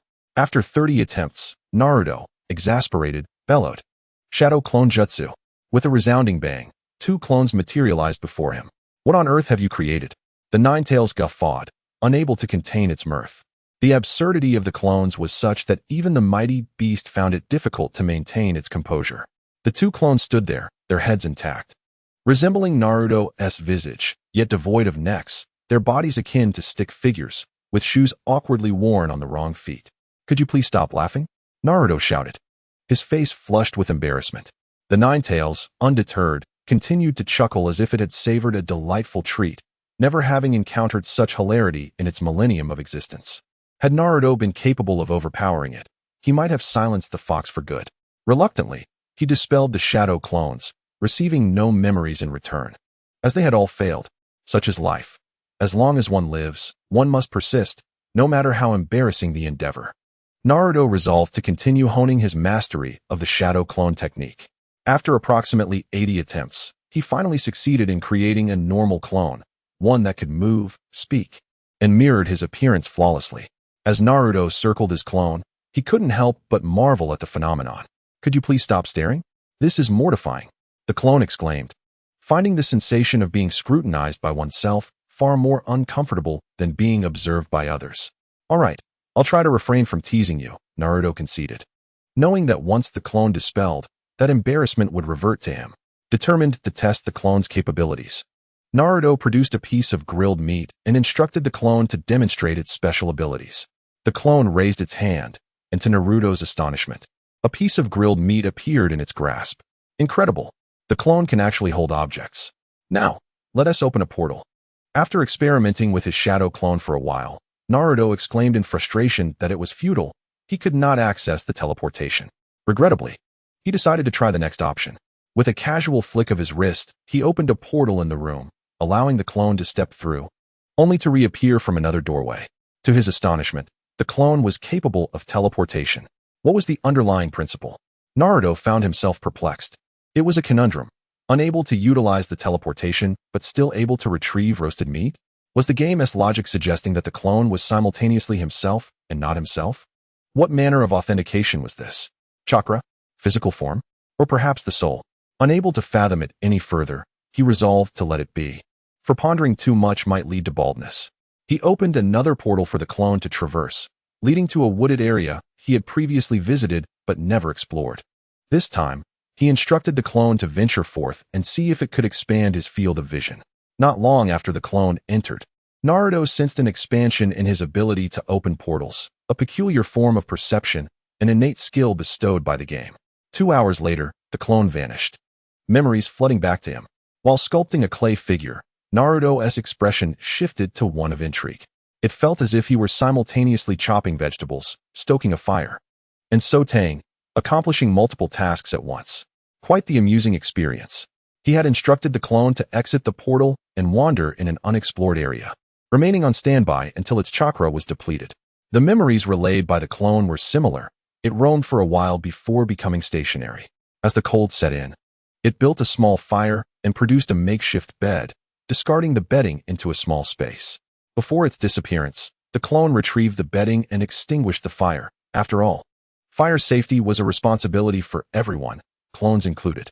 One of Naruto's greatest delights with the shadow clone technique was the acceleration it afforded him when feeding the Nine Tails. Previously, he had to dedicate a substantial amount of time daily to ensure the fox was satiated, and even then, it claimed to be only half full. The fox perpetually existed in a state of semi-satisfaction, more stable than Schrodinger's cat. By utilizing multiple clones, he could condense that time to within 10 minutes. Since the shadow clones produced fewer than the multi-shadow clones, why not split himself into 5 clones at once? Furthermore, this would allow him more time for training. While his main self trained outdoors, the clones could work on crafting figurines, referring to the art of creating models, not anything inappropriate. Previously, faced with the choice between training and his wife, Naruto had always chosen his wife. Now, he could indulge in both pursuits without compromise, basking in the joy that the shadow clone technique provided. The following day, after completing the feeding ritual, Naruto embarked on a fresh journey as a ninja. Leaving a clone at home, he opened a portal to the small wooded area his clone had visited the day before, commencing his training expedition. He approached a suitable tree, cleared the surrounding snow, wrapped it in a layer of bedding, and began striking the tree. Directly hitting it without the bedding was far too painful. With chakra enhancing his strength, Naruto approached the task with enthusiasm. This was power he had never possessed before. After half an hour, his fervor began to wane. Yet he persisted with the task. An hour later, however, he ceased his efforts. The monotony was overwhelming, and as a self-proclaimed homebody, he found it difficult to endure such tedium, especially since he was no rough-and-tumble type. In the realm of his spirit, Naruto lay on the sofa with his eyes closed, only to open them and find the Nine Tails staring intently at him. "I'm exhausted," he lamented. "Come on, continue." The Nine Tails remained fixed upon him, its expression suggesting that it would not relent until he resumed. All right, Naruto conceded, rising to continue striking the tree. 801, 802, 803, until he reached 1000. Satisfied with this accomplishment, he felt it was time to rest. A neat round number would be preferable. "Come on, keep going." Reluctantly, Naruto persisted in hammering the tree. As evening descended, he returned home, his small hands swollen like pig trotters. Just yesterday, he relished the sensation of his clones honing their skills, yet today he regretted it. This was not bliss, but rather excruciating pain. His stamina was not merely depleted. It felt utterly exhausted, as if every cell in his body were staging a rebellion. After a day of relentless tree bashing, the rhythmic sound of thumping still echoed in his ears. Within the ceiling space, Naruto reclined on the sofa, clutching a bottle of soda. the sugary sustenance allowing him a momentary reprieve from the discomfort. "You are truly feeble," the Ninetales observed, also sipping a soda, while Naruto alternated between groans of pain and delight. "Come on, I'm only 6 years old." "Well, nearly 6, he replied, rounding up his age. "In my 6th year, I was far superior to you," retorted the Ninetales. Naruto, caught off guard, sputtered out a mouthful of soda, defeated by the audacity of the beast. "Please, you're a tailed beast. You cannot compare to a human. You could likely defeat Tenami when you were born."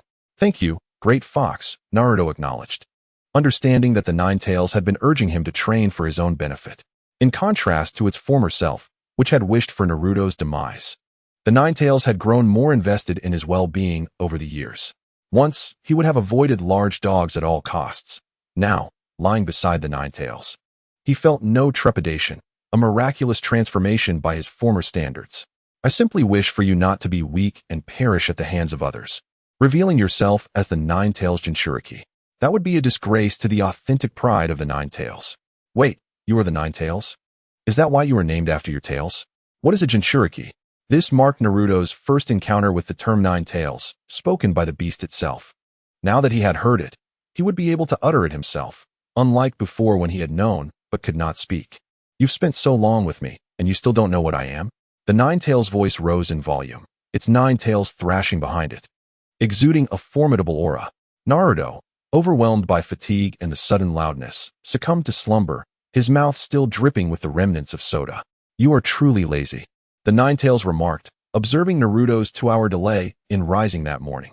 Naruto, on guard, wondered if the spirit had crossed into the Ninetales. "What kind of look is that?" asked the Ninetales. "Nothing. I'm off to hammer the tree." After finishing breakfast with the Ninetales in the ceiling space, Naruto returned to reality and had another meal. Though he felt satiated there, his stomach in the real world was empty and uneasy. Naruto simply cherished the feeling of sharing breakfast with the Ninetales. After all, so far, his world consists solely of itself. Its world is entirely defined by him. Naruto has succumbed to despair regarding his own body. Yesterday, he felt utterly exhausted. Akin to a lifeless creature, his entire being ached, his cells revolted, and upon awakening, he found himself utterly unscathed. With the consumption of dragon meat, his vitality surged, supplemented by the nurturing of the Ninetales chakra, rendering his body almost monstrous. Naruto speculated that in a few years, he might attain a regenerative capability reminiscent of that of himself and the first Hokage in Boruto, the ability to withstand a wound, only to have it heal instantaneously once the blade is withdrawn. Though such abilities are remarkable, Naruto could not help but lament internally, pleading for at least a few days of discomfort. After all, it would offer him a valid excuse to refrain from relentless training. How delightful it would be to frolic with the great fox in the spatial realm, savoring skewers and cherishing moments with his beloved. How could he possibly take a day off when his body felt as if it were untouched?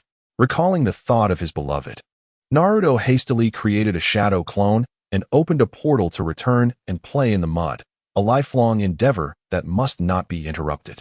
He returned to the same tree as before, seemingly ceaseless in his effort, hammering away from dawn till dusk as per the Ninetales' demands, save for mealtimes. A month later, Naruto marveled at the peculiar nature of humanity. Once a habit is formed, one can persist in any endeavor. Activities he once would have vehemently resisted now required no prompting from the Ninetales.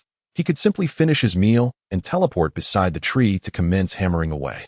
However, in recent mornings and evenings, a green-skinned figure would run past him, inverted, along the adjacent path. Naruto, with his 12th sense, immediately deduced that this was the arrangement of the 3rd Hokage. Otherwise, Guy would not have altered his route to appear here so suddenly. The 3rd Hokage was also in despair. A month prior, when Naruto began his arduous task of striking the tree, he felt a sense of pride, believing the boy was maturing and beginning to apply himself. However, he soon discovered a troubling pattern. While a single day of hammering was acceptable, what could possess him to hammer relentlessly for 20 consecutive days? "Your surname is Uzumaki. You possess abundant chakra, and you are the host of the Ninetales. Why not train in ninjutsu? Were shadow clones not intended for more than mere mud play? You have special abilities and spatial talents. What does it mean to stubbornly pursue the path of taijutsu while neglecting your vast chakra reserves and unique capabilities? Are you out of your mind?" Watching Naruto hammer away at the tree in such a misguided manner through the crystal ball, the third Hokage felt overwhelmed. If the boy were not so physically resilient, he would have long since succumbed to injury. The only recourse was to enlist the village's taijutsu expert for assistance in correcting Naruto's technique, though it must be done discreetly. Thus, he asked Guy to periodically correct Naruto's posture. On the first day, Guy was hesitant, yet due to the third Hokage's instructions, he had no choice. However, he was soon astonished by the boy's unwavering determination. This monotonous hammering, as the third Hokage had noted, had persisted for a month withaut supervision. Fueled solely by willpower, an endeavor few could sustain. On the first day, he was astonished. By the second day, he was utterly dumbfounded. After enduring such intense training, Naruto left with swollen wrists and fingers, only to bounce back the next day as if nothing had transpired. This child was a phenomenon. Such injuries should not heal so quickly. To speak candidly, Kai has developed an inclination to take on disciples. This child is inherently suited for the art of physical combat. However, considering Naruto's identity, it is perhaps best to refrain from such thoughts.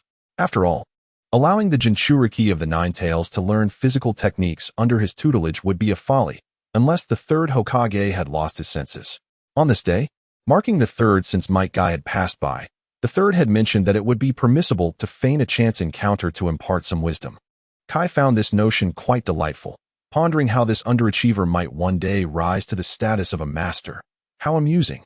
As Naruto diligently practiced his training by striking a tree, he noticed an upside-down figure resembling a watermelon rind passing by him, only to return repeatedly. "Hey, old man, what on earth are you doing?"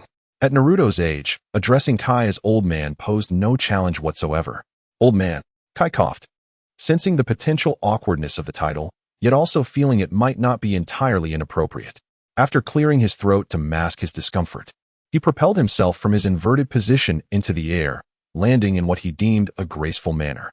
One arm extended forward, elbow bent, hand shaped like a blade, while the other arm rested behind him, flashing Naruto a broad smile, his teeth and head glinting with an almost blinding radiance.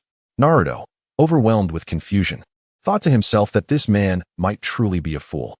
Although he had witnessed various absurdities stemming from Kai's antics, experiencing them firsthand sent chills down his spine. "Young one, I perceive remarkable potential in your physique. You must be a prodigy in martial arts. I wish to teach you a technique known as the tree punch." Naruto was at a loss for words. Tree punch. Why not just call it the dog battering stick? It dawned on Naruto that Kai's intentions were likely orchestrated by the third Hokage to correct his tree-striking technique. His hands and wrists had been swollen daily, and though he initially attributed it to his body struggling to cope, a month had elapsed, and he had grown accustomed to it. Yet, the swelling persisted, indicating he was clearly employing the wrong method. Having never trained in martial arts in his previous life, nor possessing the talent to glean skills from watching television, Naruto had been flailing about aimlessly. As for the Nine Tails, expecting a fox to comprehend human martial arts was akin to jest. It lacked hands, only claws. "Watch closely," Kai said as he approached the tree and delivered a punch. To ensure Naruto could observe, he struck with a moderate speed, causing the entire tree to sway. Snow did not fall, for it had been knocked off by Naruto's earlier strikes. "Did you see that?" Kai inquired. "Could you do it a couple more times?" Naruto replied, feeling less like a master swordsman and more like a novice. "You think I can learn just by watching you once? I don't possess the Sharingan." "Very well. Let us go again," Kai responded, undeterred by Naruto's skepticism, recognizing that this child was not of the Uchiha clan. Once more, Kai rose and struck the tree. "Did you understand?" Kai turned to observe Naruto's bewildered expression. "I grasped a bit," Naruto admitted, noting how Kai exerted force starting from his feet, twisting his waist before delivering the punch. "Excellent. Remember, foot, leg, hip, waist, shoulder, elbow, fist." Naruto pondered this, realizing that Kai had indeed engaged all those parts of his body in the process. However, he could only clearly discern the movements of the feet and waist. "Keep that in mind. I must take my leave," Kai remarked, having observed Naruto deep in thought, evidently having absorbed the lessons imparted, and deemed it time to depart. "Sir, my name is Uzumaki Naruto," he called out to the retreating figure. The silhouette paused, waved back at Naruto, and, with a swift motion, vanished, leaving only the echo of his voice lingering in the air. "True masters leave no names behind." "Ha ha." Naruto rubbed his forehead, feeling a dull ache. How is it that such extraordinary individuals emerge from Konoha? Are there any normal people left in this village? After the master departed, Naruto resumed his training, striking the tree. Initially, his movements were slow and uncoordinated, but he began to practice according to Guy's method of chakra manipulation. As a novice in martial arts in both lives, Naruto had never trained before. At first, he could only feel power in his legs and waist. The other 5 parts felt foreign, as if they belonged to someone else. Completely disconnected. Nevertheless, he continued to strike, and any improvement was a step forward. As the sun dipped below the horizon, Naruto returned home. His wrists unscathed, but his fingers swollen. "Great Fox, I feel as though you have been deceiving me," he lamented, realizing that he had suffered unnecessarily due to the wrong techniques he had employed. He recalled that the last person to heed such dubious advice had led to the downfall of a nation. As the host of the Nine Tails, he could not simply abandon his training due to minor discomfort. Indeed, it was a proud responsibility to bear. Naruto felt speechless. "To you, being your host is a source of pride?" Ignoring the fox's peculiar reasoning, he replenished his energy with a drink and prepared for sleep, but not before bidding good night. 5 days later, Guy reappeared as a master once more, imparting wisdom on chakra manipulation before rising to depart. "Wait," Naruto called out. "Sir Guy?" "Huh," Guy responded, puzzled. Naruto produced a round barrel, approximately 1 meter tall and 60 centimeters in diameter, typically used by dwarves for storing wine. He pried off a wooden lid with a pickaxe and began tossing grilled meat into the barrel. Guy stood in astonishment, marveling at this peculiar ability. Is there really someone who can summon grilled meat in the ninja world? Once the barrel was full, Naruto clapped his hands together, grinning as he exclaimed, "This is for you, Sir Guy." He had no way of discerning the quality of the grilled meat, as the shop offered 8 varieties. The black dragon meat likely held no effect for Guy, being more suited for spiritual ailments, which Guy had, unfortunately, no remedy for. Only the red dragon meat would be effective, albeit with a mere 1/8 chance of success. With this barrel, he was bound to have a few good pieces. Suddenly, a clang resounded as Naruto was knocked to the ground. "The crow repays its debts. This is the essence of youth," Guy exclaimed, performing an odd dance before giving Naruto a thumbs up, tears streaming down his face, and then he hoisted the barrel away. Naruto lifted his head, rubbing his throbbing head. "Don't you dare leave. I'm risking everything today to witness which is superior, the 8 gates or the 9 tails. Damn it." After a moment of reflection, he reconsidered. After all, this man had been teaching him. It would be rather dishonorable to engage in a confrontation that could end in mutual destruction. As Naruto continued his training, Guy, burdened with the barrel, found himself face to face with his eternal rival, Kakashi. It was simply too much meat for one person to consume. He wondered why he had procured so much, as if he were such a glutton. 2 individuals. One capable of mutually assured destruction with anyone they encounter, and the other a formidable figure who finds themselves evenly matched against any adversary. Are both around the tender age of 20. After a brief explanation from Guy, the pair commenced a barbecue feast in the wilderness. Initially, they felt no cause for concern. But after a while, they began to suspect that something was amiss with the meat. Upon further examination, they found 2 pieces of grilled meat on the table, surprisingly infused with the forces of yin and yang. The third Hokage, upon scrutinizing the meat, noted it appeared to be ordinary. Yet one piece contained the essence of yang release, while the other harbored yin release, as elucidated by Kakashi, who activated his Sharingan to discern the subtle differences. Kakashi and Guy deliberated for quite some time, ultimately realizing that the activation of the Sharingan was necessary to perceive these nuances, as the human eye could not detect them. The resemblance was so striking it was akin to replication. There was, of course, another method of discernment. Consuming the meat would reveal its properties, but merely tasting a portion would not suffice. One had to consume the entirety to unleash its latent powers. However, what significance did that hold? Once consumed, the need for distinction seemed moot. "Kakashi, what is your perspective?" inquired the third Hokage. "I would observe with my Sharingan," Kakashi contemplated, knowing full well he would not express such a thought. After a moment's reflection, he replied that the grilled meat gifted by Naruto was categorized into 8 types, with only the 2 having notable effects while the other 6 were relatively inconsequential. The ratios of these 8 types were nearly identical, suggesting that Naruto was cognizant of the meat's special properties. The sheer variety indicated that this summoning was beyond Naruto's control. with his display of intellect concluded. Kakashi lowered his forehead protector to shield his Sharingan, exhaling a sigh of relief. The third Hokage, pleased, released a puff of smoke, affirming that such analytical prowess was Kakashi's forte, while Guy remained in a state of bewilderment. After a moment of contemplation, the third Hokage solemnly declared that this matter must remain confidential, classified at the highest level. Although yin-yang release techniques are neither advanced nor rudimentary, many clans within the Hidden Leaf Village utilize them, including the Inuzuka, Nara, and Akimichi clans, which have integrated yin-yang techniques into practical combat alongside spiritual transformation and medical ninjutsu. This direct enhancement of yin and yang was unprecedented for the third Hokage. Such widespread dissemination could prove detrimental to Naruto. Kakashi was acutely aware that the propagation of such abilities would not bode well for Naruto.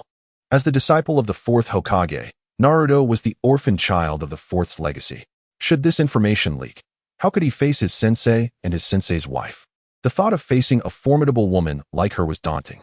As for Guy, Kakashi cast a sidelong glance at him, pondering whether he would likely forget this matter by tomorrow, given his propensity for forgetfulness. Kakashi gazed skyward, reflecting, "Sensei, your child is beginning to grow in ways we could not have imagined." With that, the discussion reached a conclusion. Naruto's gift of grilled meat to Guy was a token of gratitude, a fundamental aspect of etiquette in their culture. One must reciprocate when assistance is rendered. Naruto was unconcerned about revealing his abilities. He was emboldened under the protection of the Nine Tails, unafraid to engage in a contest with anyone daring enough to challenge him. In the world of shinobi, those who dared to confront the Jinchuriki were predominantly commoners, as depicted in the anime, where ordinary folk often spoke ill of the hosts of tailed beasts. Ninjas with even a modicum of intellect generally steer clear of confrontation.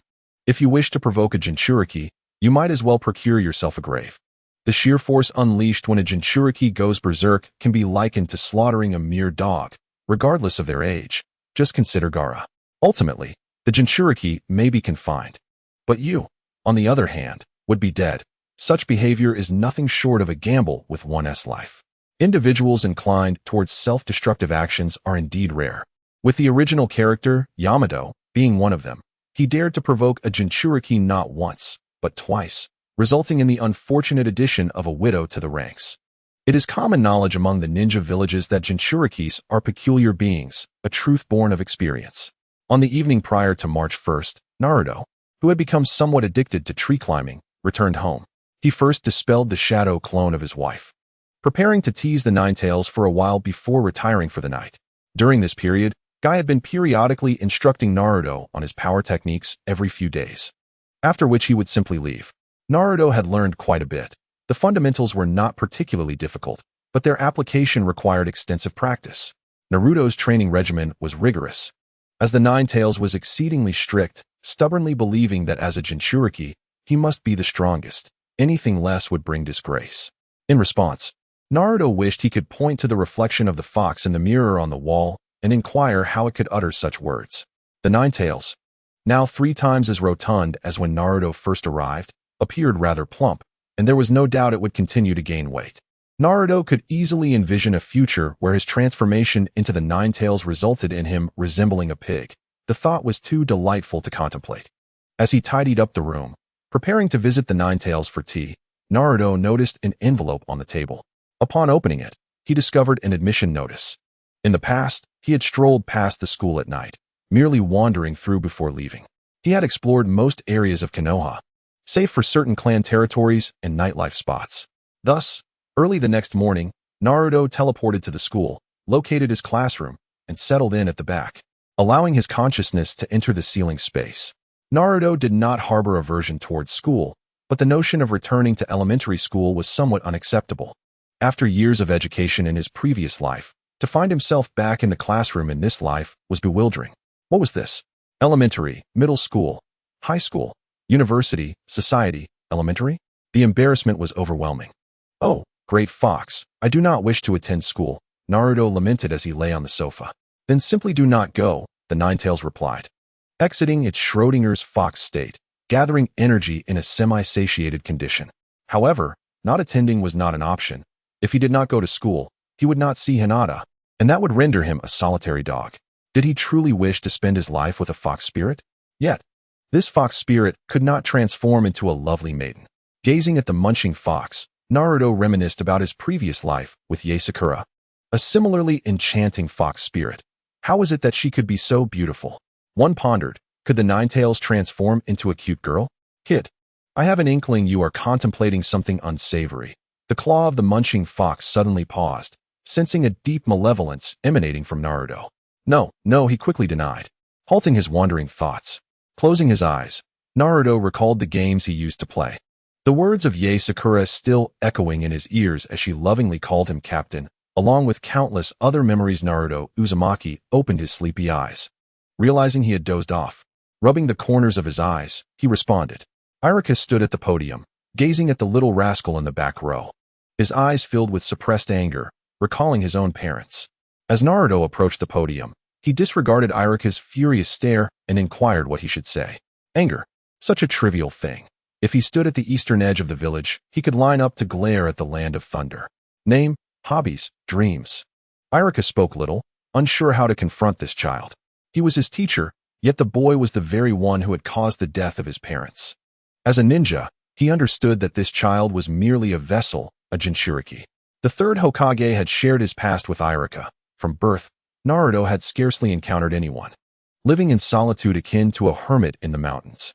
A tumult of emotions churned within him, and Iruka could only recall the words of his plump friend. Sometimes, it is better to avoid trouble.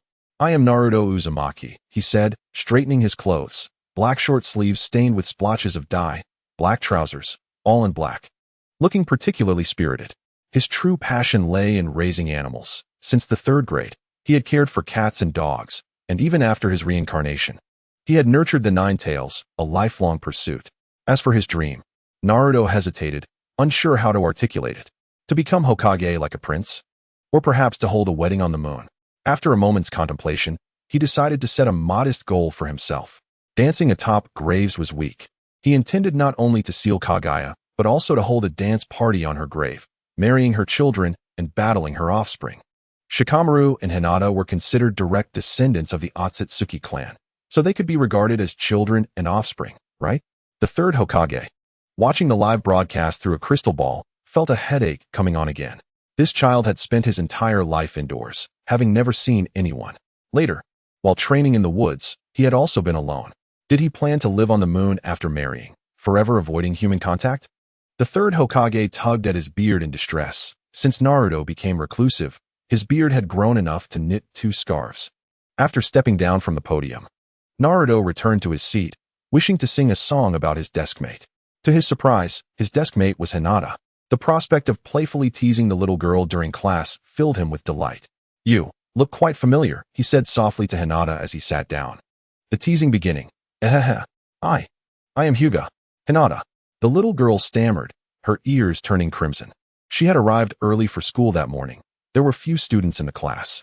Spotting the familiar figure slumped over in the back, she decided to sit beside him. When Naruto introduced himself at the podium, her heart nearly stopped. The angel who had escorted her home, the devil who emerged from hell standing before her, was now her deskmate. Was this fate? He spoke to her again. Could it be mere familiarity? Had he not remembered her? They had last met less than 6 months ago. She wished to introduce herself properly, yet an odd sensation made her face feel warm, even her ears flushed. After a series of fragmented self-introductions, Hinata felt an overwhelming sense of embarrassment. Her first introduction had unfolded in such a manner. With a soft whimper, she buried her face in the crook of her arm on the desk, pondering how she would face him again. Would he think her a peculiar girl? Naruto gazed at the little girl with flushed ears resting atop the desk, chuckling like a child, reveling in his successful teasing for the first time. Next, I am Tomotahi. I enjoy cooking, and my dream is to travel across the ninja world. Naruto, who was on the verge of continuing his playful antics, nearly bit his tongue in astonishment. This was no ordinary individual. Rising to address the podium, he declared, I support your dream. By the way, do you have a younger sister? No, Tahii replied, bewildered. You, who are planning to marry on the moon. Affirming my travel aspirations, are you suggesting we should travel to the moon? Moreover, what did his dream have to do with whether he had a sister? Next, I am Izumi Masamune. I love to read, and my ambition is to write novels. I do not have a sister, he added, seemingly fearful of Naruto's potential inquiry. Naruto found himself at a loss for words, his thoughts tangled. Let us set aside your name for now. You two, one with aspirations of travel and the other of writing, could form a duo akin to Jiraiya. Besides, I never asked if you have a sister. Next, one by one, they concluded their introductions with the phrase, I do not have a sister, fearful of Naruto's questions, as their guardians had advised them against speaking to the boy with the yellow hair. Next, I am Uchiha Sasuke, I enjoy training, and my dream is to surpass my brother. I do not have a sister. The cool boy's arrival incited a chorus of squeals from the little girls in the class. Uchiha's stunning looks were at least 30 years ahead of those in Konoha.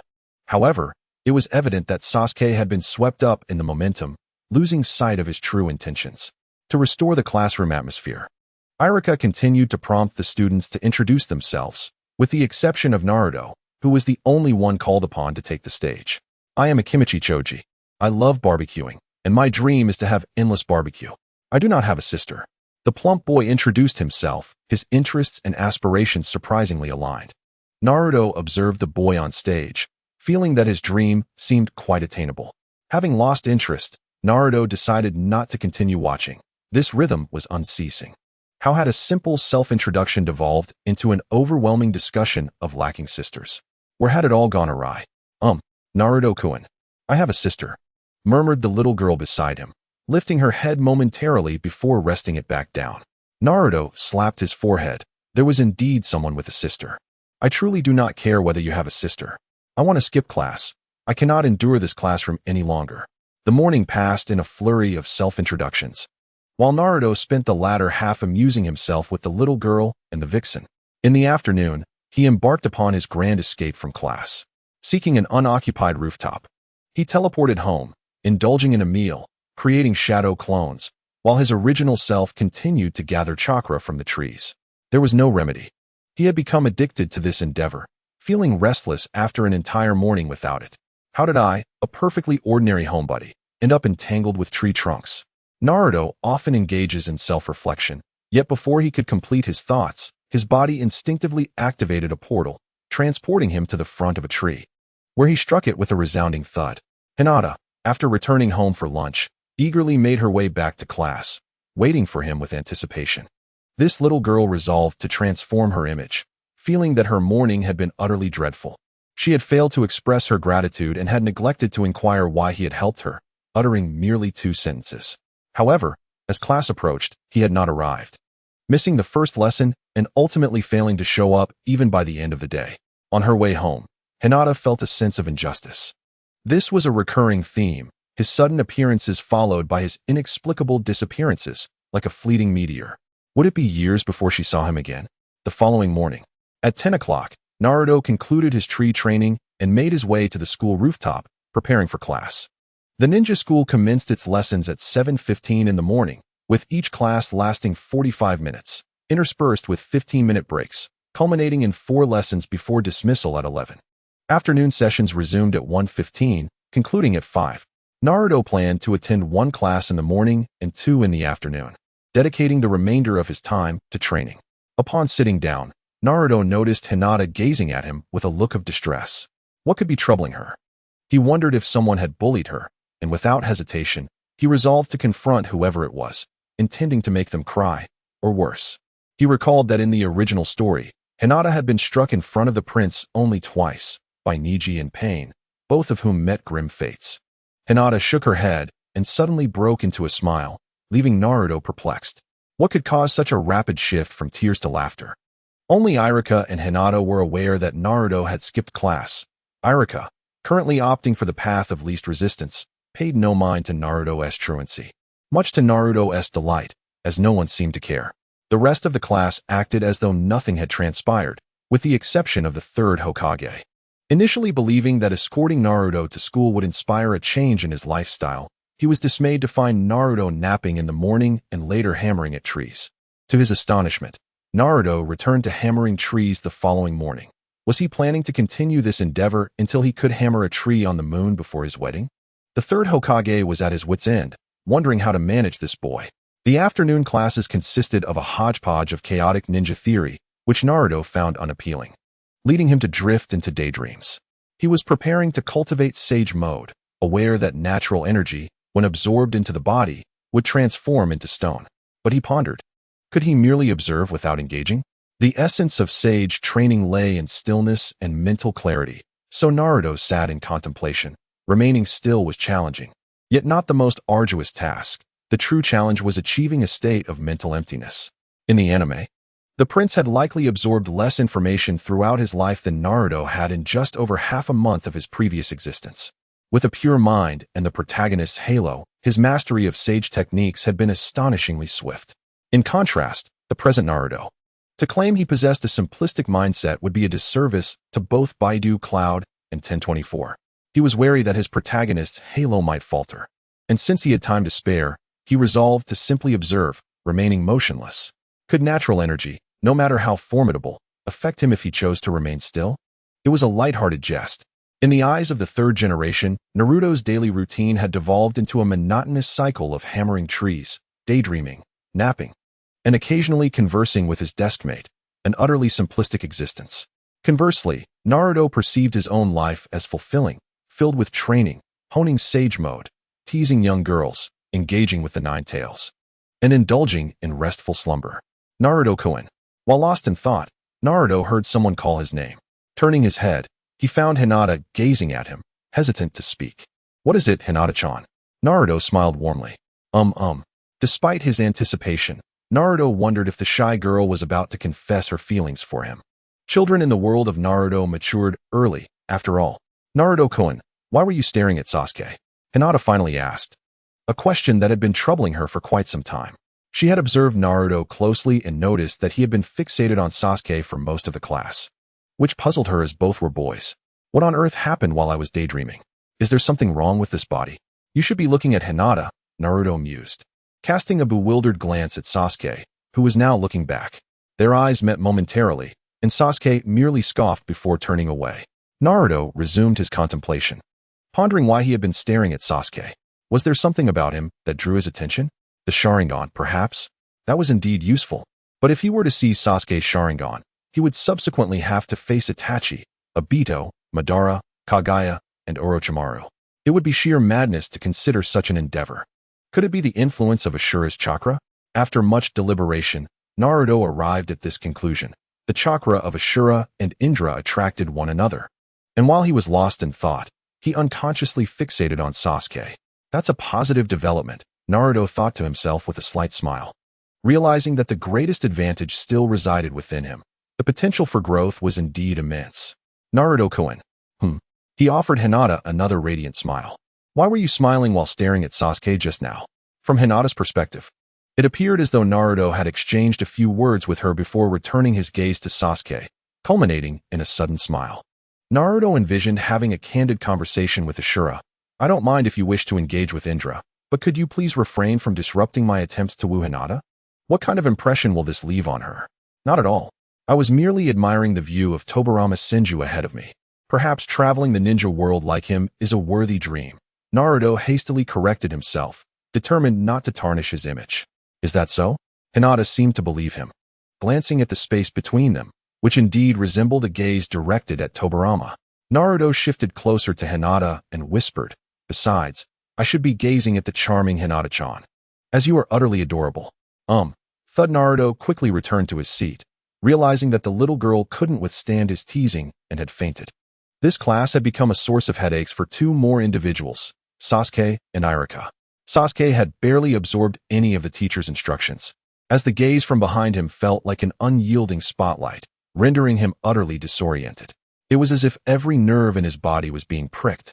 And unlike the faint glances of others, this one was palpable. Aren't you supposed to be off to the moon to get married? Why are you staring at me instead?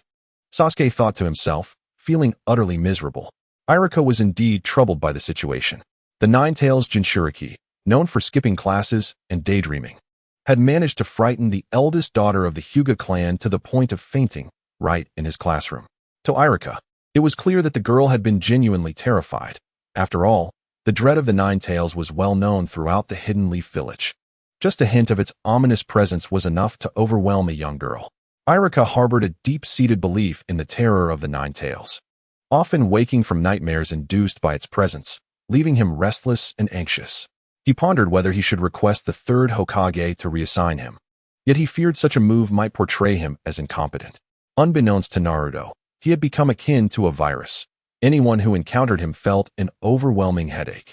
Time passed swiftly, and Naruto was now 7 years old. His life had settled into a routine, and 2 months prior, he had transitioned from punching trees to kicking them. As the unfortunate tree he had battered for a year had finally succumbed and broken. Feeling that he had mastered the art of fist fighting, Naruto began to practice his kicking techniques. During this time, a passing master began to offer him guidance on his footwork. Though the master's green spandex and bald head appeared comical, his teachings were undeniably sound. Whenever he departed, he would carry a barrel of meat, sometimes even 2. After a thorough negotiation with the third Hokage, it was decided that Naruto must attend 2 classes in the morning and 2 in the afternoon, which he deemed his limit. At this moment, Naruto was in a ceiling space communicating with the Nine Tails. Over the course of the year, the Nine Tails had gained weight, trending towards a form reminiscent of the One Tail. Naruto speculated that if this continued, by the time of the Chunin exams, even if he released the Nine Tails, Shikaku would scarcely recognize it. If one were to place the Nine Tails from that time into an anime from a previous life, the opening narration by the third Hokage would likely recount a tale of a fox-headed demon and a malevolent boar with 9 tails. The boar, when overturned, would cause mountains to crumble and tsunamis to surge. "Little ghost, I sense you are contemplating something nefarious," the Nine Tails remarked, detecting malice emanating from Naruto. "Not at all. By the way, have you ever tried alcohol?" Naruto swiftly changed the subject, initiating his reckless plan for the day. "I have never indulged in such a vice." The Nine Tails reflected on its existence, realizing it had indeed never tasted alcohol. Alcohol was a human concoction, and humans typically fled from it. Save for this little brat and the previous aberrant users of the Sharingan and Wood techniques. "Shall we give it a try?" Naruto suggested, his eyes gleaming with mischievous encouragement. "I do not believe alcohol would affect me," the Nine Tails retorted, having witnessed the drastic transformations in humans after consuming it. Being a tailed beast, it was convinced it wouldn't succumb to inebriation. All right, Naruto comprehended the Nine Tails implication. It was willing to experiment, confident in its invulnerability to intoxication.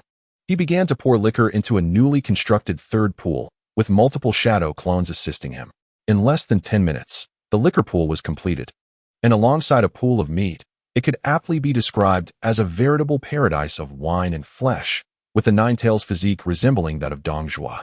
The barrel was of a similar size to a round vat, but it contained aged fine wine, the taste of which Naruto had yet to experience. He moved a straw into the wine pool and gestured invitingly to the Nine Tails. The Nine Tails grasped the straw, took a deep gulp, and a peculiar taste flooded its senses, traveling down its throat into its stomach. Before long, Naruto noticed wisps of white vapor emanating from the Nine Tails' form. Do not use chakra to resolve issues. Naruto's perspective has truly broadened. The tailed beasts can indeed transform into vapor after consuming alcohol, and yet, even though their physical condition is robust and bolstered by chakra, ninjas can still succumb to the effects of alcohol. Just consider the likes of Lee, Jiraiya, and Tsunade. "Little brat, you are quite bothersome," the Nine Tails grumbled, taking another deep swig. This time, devoid of chakra, the alcohol began to permeate, leaving a tingling sensation across its body. As the first tailed beast to indulge in alcohol, the Nine Tails has experimentally proven that even tailed beasts can become intoxicated. After a few more gulps, the Nine Tails began to drift, experiencing a sensation that was indeed remarkable. Is this how humans feel when they drink? Naruto observed the inebriated Nine Tails, whose gaze had started to wander, and prepared to play his trick. "Great Fox, when do you think I will grow up?" Naruto initiated his scheme. Do not know," the Nine Tails replied, its eyes glazed. "Who cares how long it takes for you humans to mature? You're all about the same size anyway. You once claimed that at 6 years old, you could defeat 10 of me. Were you really that big at 6? This was step 2 of Naruto's plan, progressing smoothly. In my youth. Under the influence of alcohol, the fox's thoughts were sluggish. After a few minutes, it finally replied, "In my youth. I was a bit taller than you are now." Naruto found this amusing. The fox was incredibly easy to deceive when intoxicated. With a slight push in his strategy, he soon had the Nine Tails divulging more. "Is that so?" Naruto quickly crafted a model of a fox, one that bore no resemblance to the Nine Tails. Yet was a perfectly normal fox. Hick, remember. I was a bit fatter, and my ears were. Hick.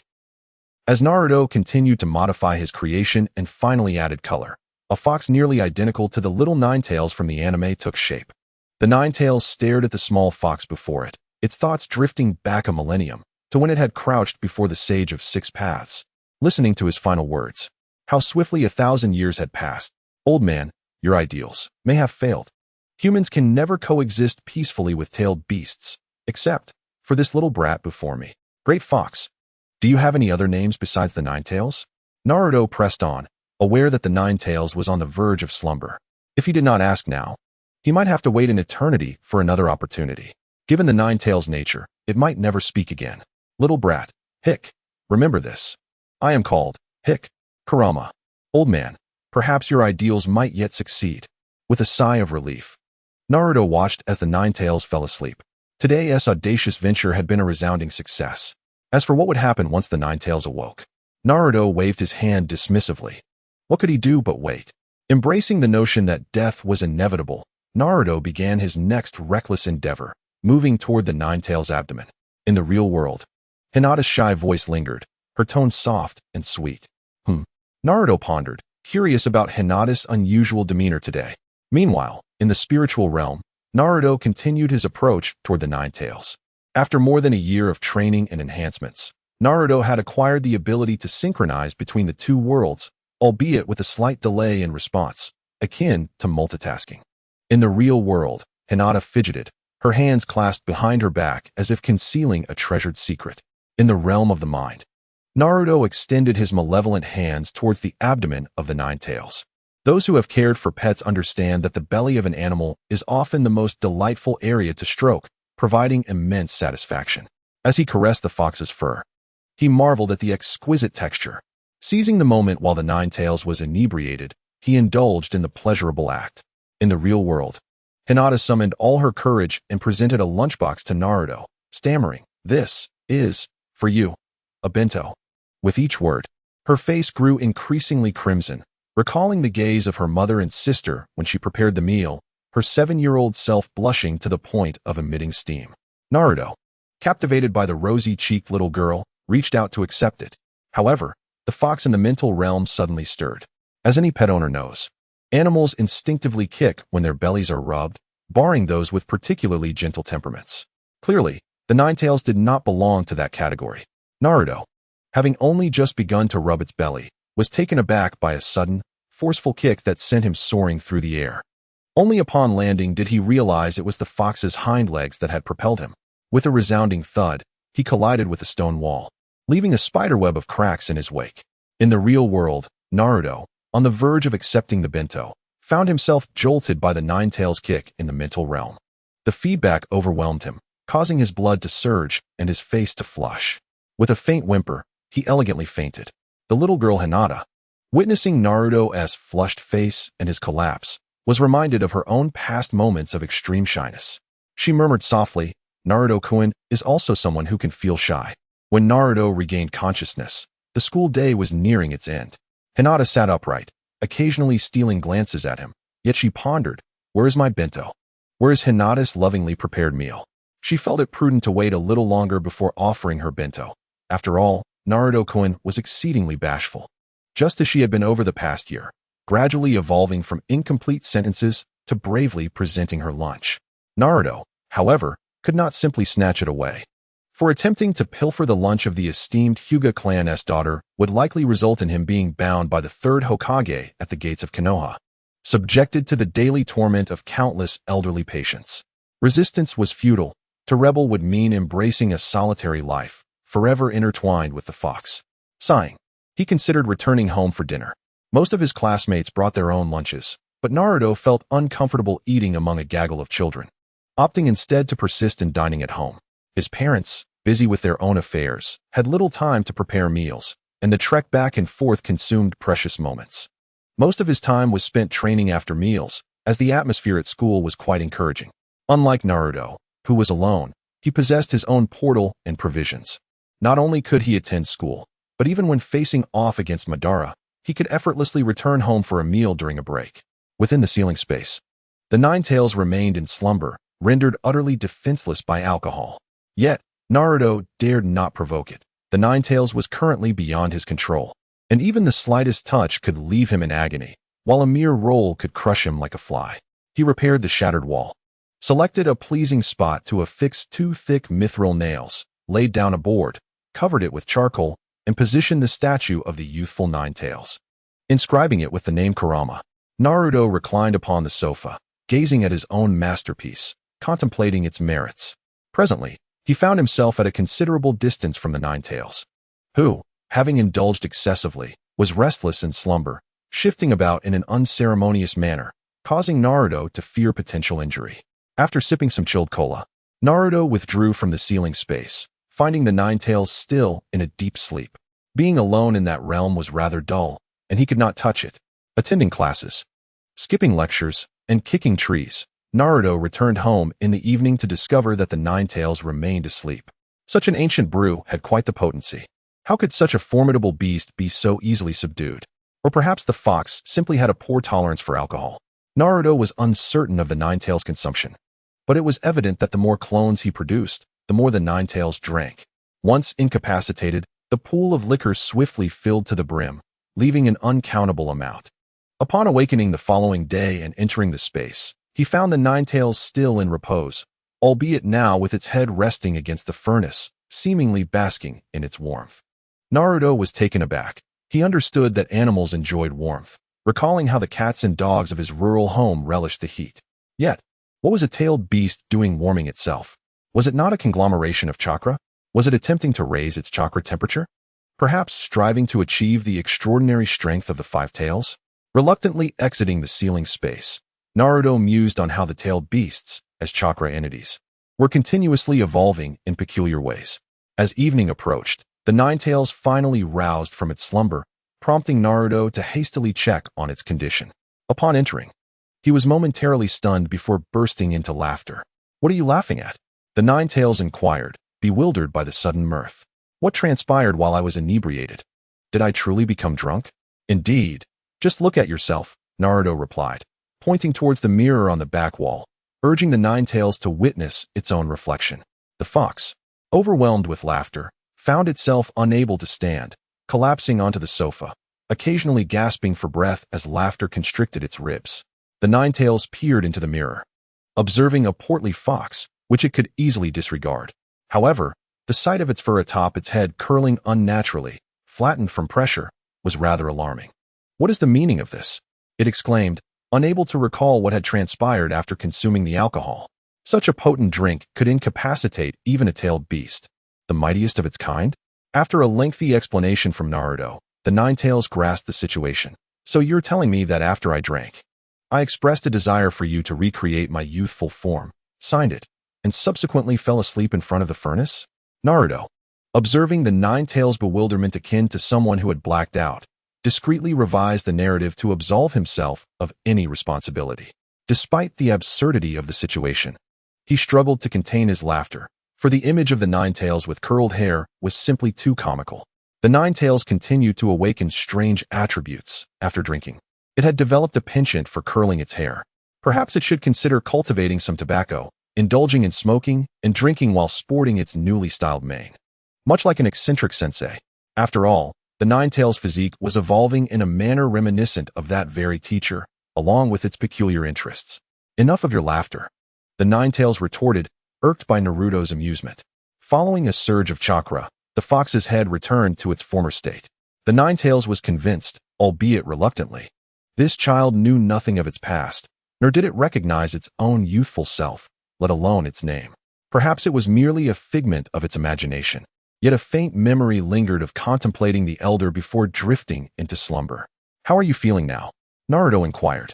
After the Ninetales had finished grooming itself and returned to its normal state, Naruto finally managed to suppress his amusement and asked about the Ninetales' condition. After all, there had never been a precedent for a tailed beast drinking excessively, and he feared complications might arise. "I am quite well," the Ninetales replied. "Once I awakened, my chakra began to flow, and all was well. Unlike humans who suffer from hangovers after intoxication, I have returned to my state prior to drinking." Naruto exhaled a sigh of relief, He was genuinely worried that the Nine Tails might have suffered brain damage from alcohol. There were no references to such a scenario. Even in the light novels he had previously read, none of the characters had made the Nine Tails drink excessively. It was simply absurd. After teasing the Nine Tails for a while, noticing its impatient demeanor, Naruto wisely decided to return to sleep. In the ceiling space, the Nine Tails lay on the ground, straining to recall what it had done after drinking. Before long, it entered a state akin to Schrodinger's cat, for the observer was no longer present. The following day, Naruto had his usual breakfast and observed the fox indulging in a feast, seemingly having forgotten about the previous day's drinking escapade. The Nine Tails, unable to remember, chose to dismiss the matter, thinking it was a trivial concern. After all, what difference did it make? It was merely a name and a childhood memory. I, too, possess a sense of shame, it mused. Why must you, little brat, place that fox statue so conspicuously? During breakfast, Naruto felt the fox's gaze was rather peculiar. But he dared not inquire further, choosing instead to act as if nothing had transpired. The meal passed uneasily for both the boy and the fox, and afterward, Naruto went to kick a tree. After his tree-kicking session, Naruto eagerly anticipated attending class, hoping that Hinata would bring him a bento filled with love. However, reality dashed his expectations. Hinata did not present him with a bento and didn't even mention it. She believed that Naruto, too, was a shy person at heart and hesitated to bring up the previous incident, deciding it was best not to offer him a bento for the time being, fearing he might faint from embarrassment. As days passed in a regular routine, Naruto thought time would flow quietly. Yet, it was not long before he was bitten by a dog. At nearly 8 years old, Naruto had reached a height of 120 to 125 centimeters, harboring a profound disdain for the Uchiha clan. However, that was of little concern to him, as he had no means of involvement, and the idea of a Jinchuriki meddling in such affairs was tantamount to courting disaster. One day, after school, Naruto went to kick a tree, only to find a wounded dog rummaging through the remnants of meat he had once dropped. The dog was small, slightly larger than the class pet, Akamaru, and appeared to be a young adult of a small breed. Feeling sympathy, Naruto took out a piece of meat to feed the dog. When the dog saw the meat, it rushed over to devour it. After offering another piece, Naruto watched as the dog, having eaten its fill, began to lick its wounds. He slowly approached and gently patted its head. Having raised dogs himself, Naruto understood that disturbing a dog while it was eating was a perilous endeavor. Having just been fed, the dog was not particularly resistant to Naruto's presence and seemed to enjoy the interaction. Suddenly, it snapped at Naruto. Then, miraculously, both the dog's wounds and Naruto's injuries healed. As Naruto chuckled while affectionately stroking a dog's head, he fancied the idea of adopting the creature, dreaming of a future where he would gather ginger fish cakes in the land of fire and lead a blissful life surrounded by cats, dogs, and a charming fox spirit. Suddenly, he was jolted back to reality when the dog bit him. He then observed the wound on the dog's body starting to heal in no time.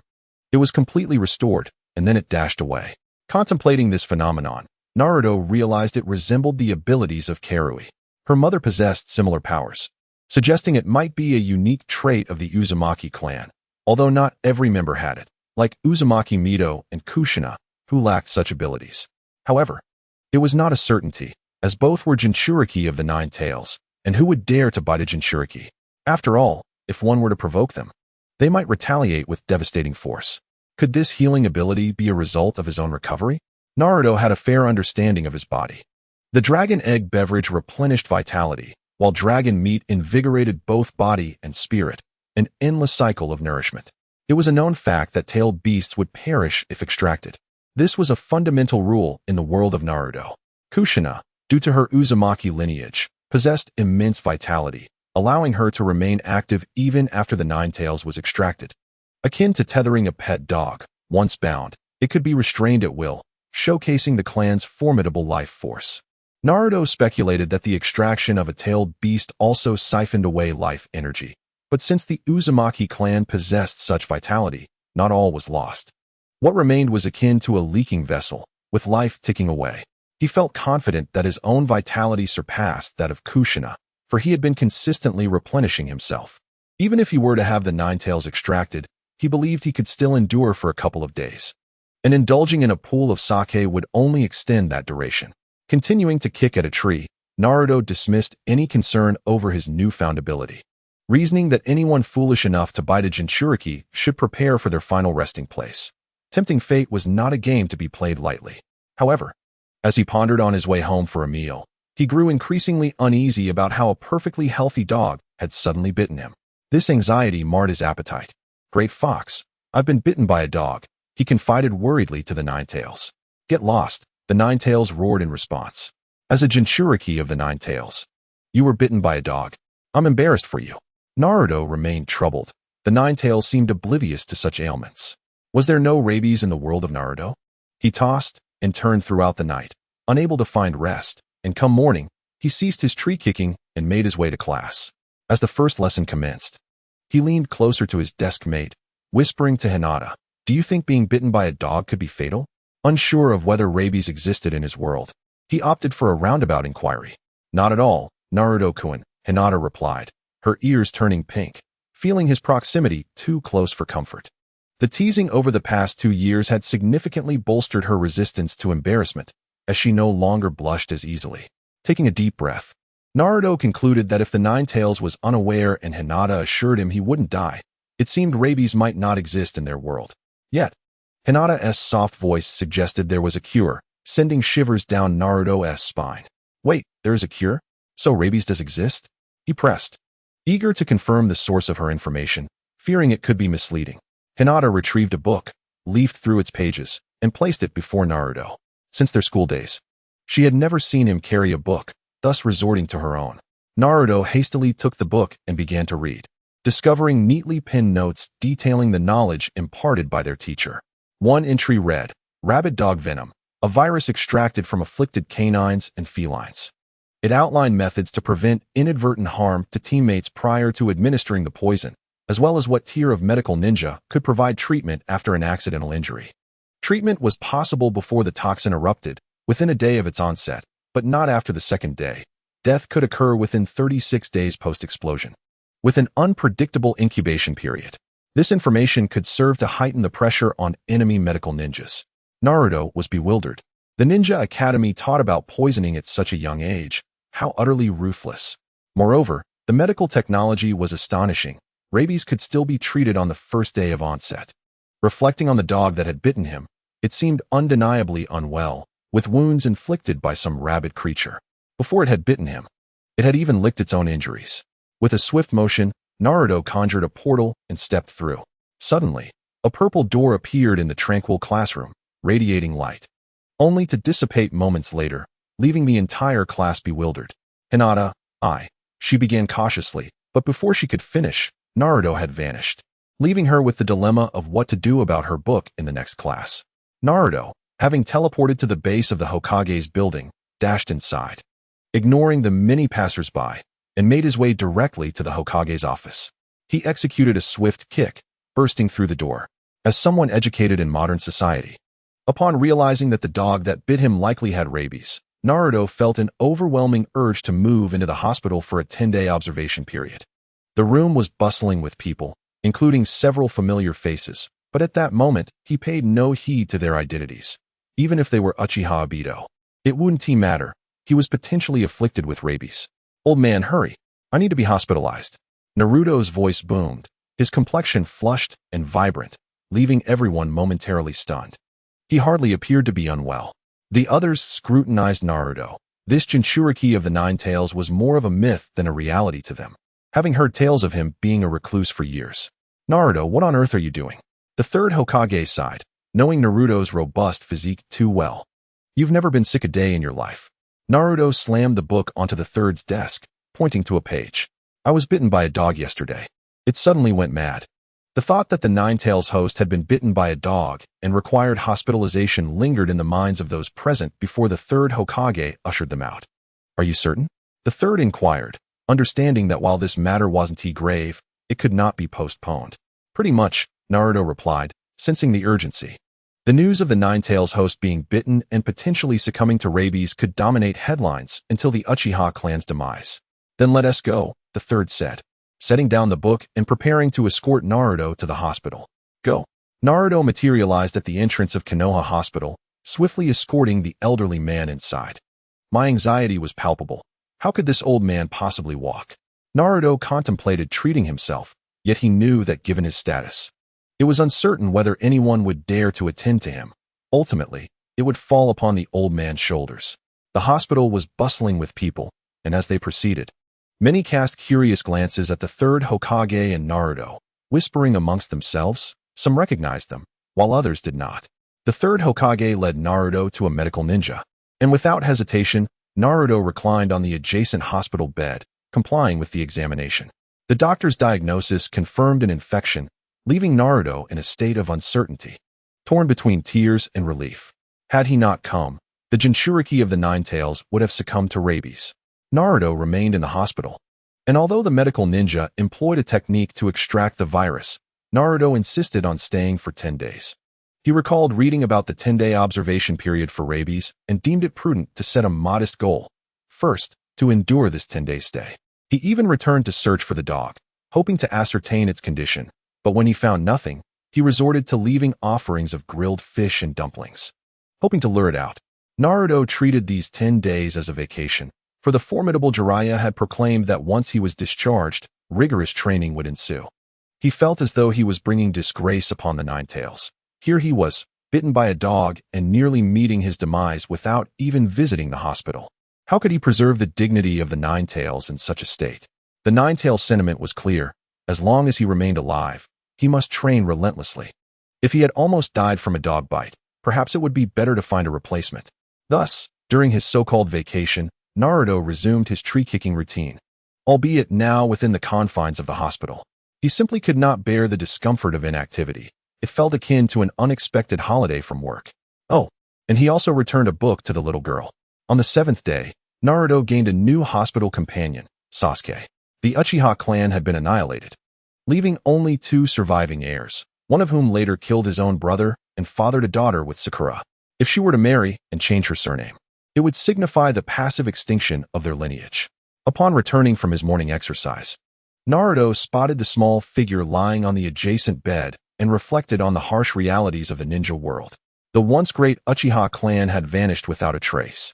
Sasuke awoke the following day, staring blankly at the ceiling, motionless. Naruto was at a loss for how to console him. He could not fathom the feeling of having an entire clan wiped out. They belonged to different worlds, their perspectives divergent, and he had never experienced the loss of an entire family.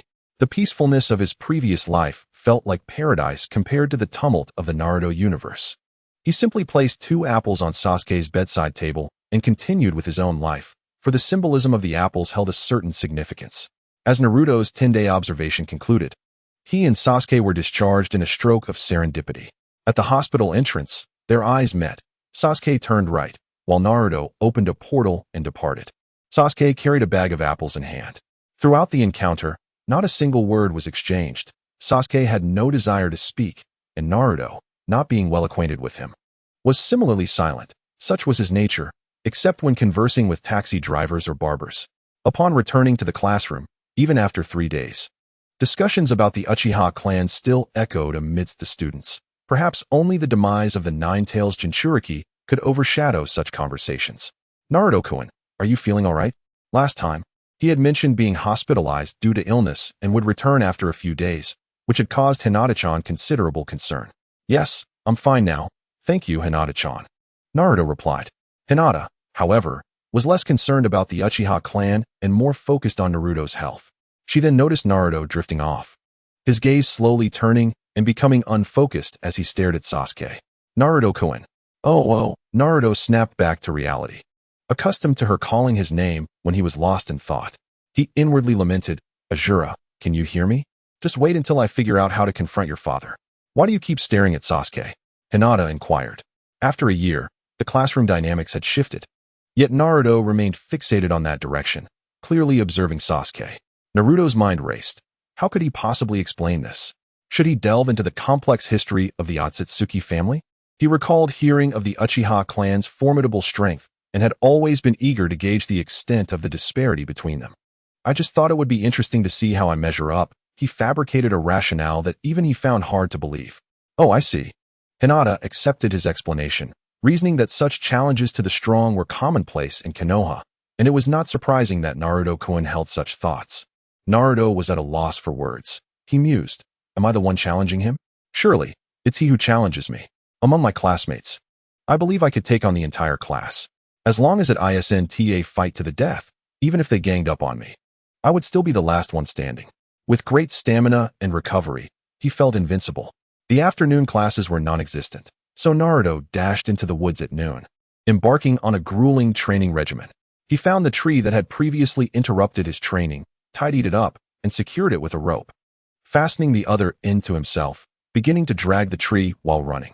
Uncertain of the best training methods, he decided to emulate Kakarot, dragging weights as a means of enhancing his physical condition. In the future, he would ask the Tsuchikage for some weighted stones, turning it into his personal gravity training ground. The third Hokage removed the crystal ball and took out a bottle of painkillers, swallowing 2 with ease. Having lived for many years, he had witnessed countless individuals striving to become stronger for their families, their villages, power, ambition, and the desire to challenge the strong. Today, he encountered a unique case of someone striving to grow stronger due to a dog bite, and not just any effort. This was relentless. Even after collapsing, they would rise to continue. Could such a reason truly provide such motivation? Kid, don't lay there like a dead dog. Get up and keep running. The voice of the Nine Tails urged like a devil. Thus, Naruto pressed on, contemplating how he would later exact revenge by making the Nine Tails lose weight. For when that day came, he would relish the sight of it confronting other tailed beasts without the means to show its face. Dragging a tree was far more exhausting than striking one, especially when the branches were not adequately cleared. The branches felt like plows, and Naruto felt akin to an old, weary ox. Although it was termed running, it hardly surpassed a brisk walk. By the way, can I not sign up for farming? It should not be inferior to an old cow, and the best part is that I do not have to worry about meals. This is far more energy efficient and environmentally friendly than a tractor. It is a lucrative endeavor that also provides physical exercise, a commendable choice indeed. My body is utterly fatigued, yet my mind is bombarded with a plethora of inexplicable thoughts. I do not entertain the notion of whether the Nine-Tails Jinchuriki will be harmed by the old cow during the job application. Nor do I ponder if the third Hokage might suffer a heart attack, or if Hinata would reject this suitor. My thoughts are solely focused on myself. I return home in a state of utter exhaustion, akin to a dead dog, only to rise the next day feeling like a wild beast. There is no remedy. My recovery has been remarkably swift. In the morning, I continue to kick trees, and by the afternoon, I have transitioned to uprooting them. Naruto reflects on his years in the world of Hokage, realizing that the early years were spent preparing the soil, while the latter years have been devoted to tree uprooting. It seems that soon he will need to construct defenses against a zombie invasion. Exhausted, he collapses onto the ground, lamenting how the once vibrant world of Hokage has transformed into this. He questions why he ever chose to play this tedious game and reminisces about the enjoyment he derived from watching One Punch Man. With a resigned sigh, he forces himself to stand and continue uprooting trees, feeling that apart from moments of Sage Mode, his mind is perpetually racing. It is no wonder he is yet to grasp Sage Mode after such prolonged training. How could a recluse like him ever quiet his thoughts?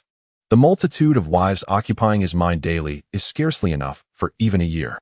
Moreover, it is perplexing how he finds himself engaged in soil preparation and tree uprooting when he did not study civil engineering. It is only fitting that he has yet to master Sage Mode. On February 17th, 57 years into the Konoha era, the third Hokage noted this date in his little notebook, deeming it a momentous occasion because Naruto ventured into the streets. Although masked, the third Hokage deemed this an event worthy of remembrance. With a white cat-faced mask adorning his features, Naruto strolled through the bustling streets of Konoha. He procured the mask from a storage facility and changed immediately, as the previous mask was far too intimidating.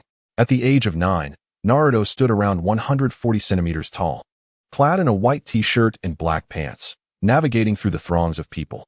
His fashion sense was rudimentary, black and white, a timeless combination. Naruto remained focused on executing the final seal of Kagaya, a plan unbeknownst to the villagers of Konoha. Whether or not the plan succeeds is left to fate. It is ultimately of little consequence. He was in search of a weapons shop, preferably the one run by Tintin.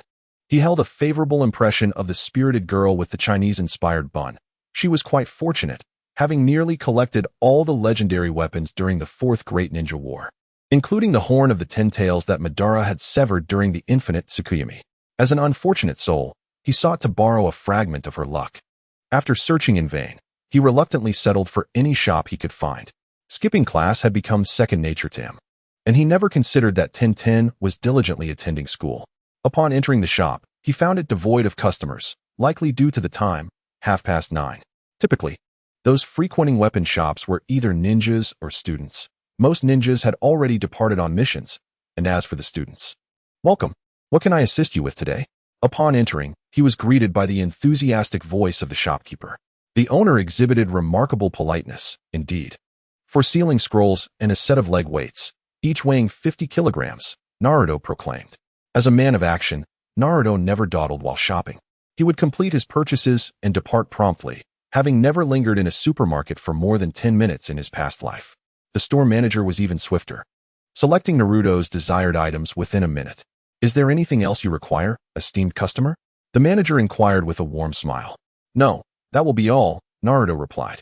The total amount rung up by the shopkeeper left Naruto on the verge of tears. After saving for 7 years, he found that he could afford only 5 scrolls. The weights themselves were not exorbitant, but those scrolls. "Truly, one cannot deny that I am living the life of a wealthy man," Naruto mused, reflecting on how such opulent and fortunate individuals were often found at the top of gaming leaderboards in his previous existence. In the world of Naruto, however, while his financial status was remarkable, his strength was not particularly formidable. Wealth and luck would not carry one far in this realm. It was a world ruled by power and prowess. He found a secluded spot and teleported home, eager to examine his recent acquisitions. The sealing scrolls were the type used for storing ninja tools, requiring chakra to input and extract items. Before Naruto departed, the shopkeeper provided him with a user manual. Naruto was indifferent to the chakra consumption. He had an abundance of it, with nowhere to expend it. His skills consisted solely of the shadow clone technique and a rudimentary transformation technique, which he had scarcely utilized due to its lack of finesse. As for the substitution technique, Naruto scoffed at its use, believing that a true man confronts challenges head-on. If one could evade an attack, then one would, and if not, then one would face the consequences. The substitution technique seemed useless, not being a spatial ninjutsu. Instead of relying on a clone to distract enemies while he concealed himself in the shadows, he preferred to throw a smoke bomb, create a distraction, and leave a clone behind, much more effective, in his opinion. Thus, most of his considerable chakra was used for creating clones to gather resources and impress his beloved. It was inevitable that individuals influence one another. He and the Ninetales were no exception. The fox had influenced him to be bold, while he had turned the Ninetales into a homebody.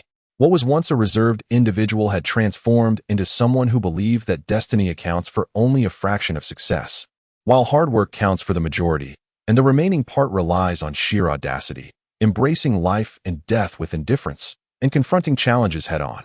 Fleeing from a fight was merely a strategic retreat. He decided to use the scrolls to seal away 600 pieces of roasted meat for Sasuke, as he would require his assistance for certain matters. Then he donned the weights, reminiscent of Lee's, albeit lighter. Naruto had misjudged his own physical strength. At nearly 8 years old, he struggled to drag a tree, yet now at 9, he found himself able to haul 3 trees while running. Thus, he began to contemplate the addition of weights, setting a modest goal of 100 pounds each. Based on his observations of how Lee's weights affected him during training, he estimated that one should weigh at least 500 pounds. Lee trained rigorously, no doubt. Now, Naruto was confident in asserting that he trained harder than Lee, as the one supervising Lee's training was human, who understood human limits. In contrast, the fox overseeing Naruto's training possessed a rather simplistic view. Survival was the only criterion. Were it not for his robust physique, the Jinchuriki of the Ninetales would likely have found himself in a morgue by now. With a sigh, Naruto pondered, how did I, a once quiet homebody, end up like this? Shouldn't I be at home playing with clay? After 2 classes in the afternoon, Naruto bid farewell to Hinata and made his way toward Sasuke. Sasuke sat lost in thought when he noticed Naruto approaching him, a look of confusion crossing his face. His understanding of Naruto was limited, primarily to the occasional moments when Naruto stared at him vacantly and the incident involving the purple space-time ninjutsu. Apart from that, there were memories of skipping classes and receiving an apple from him. Come to the rooftop for a moment, Sasuke. I have something to discuss, Naruto invited, deliberately omitting any mention of the Uchiha clan, wary of triggering any sudden darkness within Sasuke. As Naruto turned and walked away, his classmates were left bewildered. In a class of 40, where everyone knew each other, Sasuke stood out as an anomaly, and Naruto's sudden invitation was incomprehensible to them. After a brief 2 minutes on the rooftop, Sasuke's silhouette appeared. "What is it?" he asked, his voice lacking the usual chill.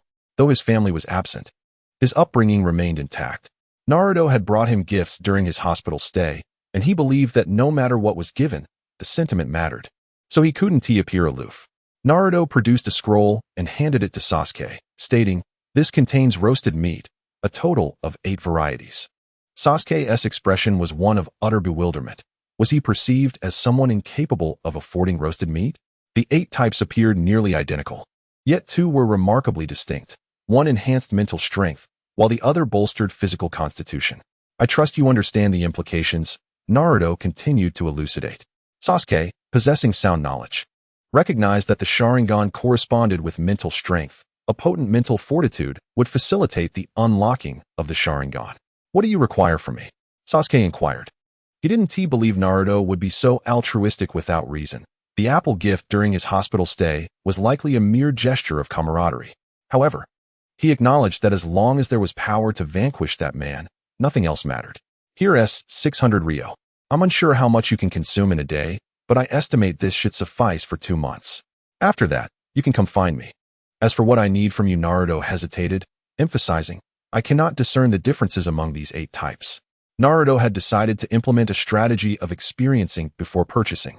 He was aware that Sasuke awakened his eyes the day his clan was annihilated, yet employing the Sharingan too early would burden him physically.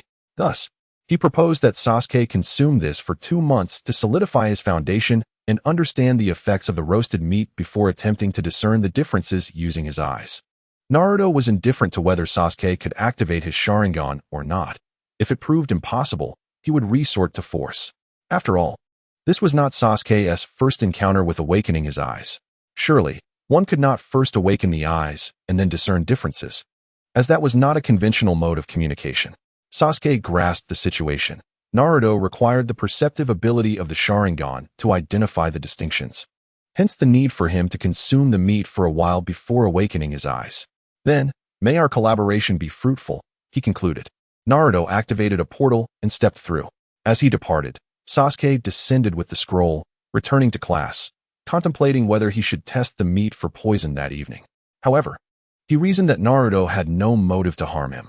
"I suppose I shall check for poison at home." Naruto planned to involve Hinata alongside Sasuke, reasoning that if the Sharingan failed, the Byakugan would suffice, and if both were ineffective, perhaps the Rinnegan would be necessary. Naruto intended to wash up and retire for the night, pondering the overwhelming prowess of Pain's 6 paths. At present, even unleashing the 9 tails would not grant him victory. It was evident that Nagato's physical form was far superior to what it would later become in the original narrative during the invasion of Konoha.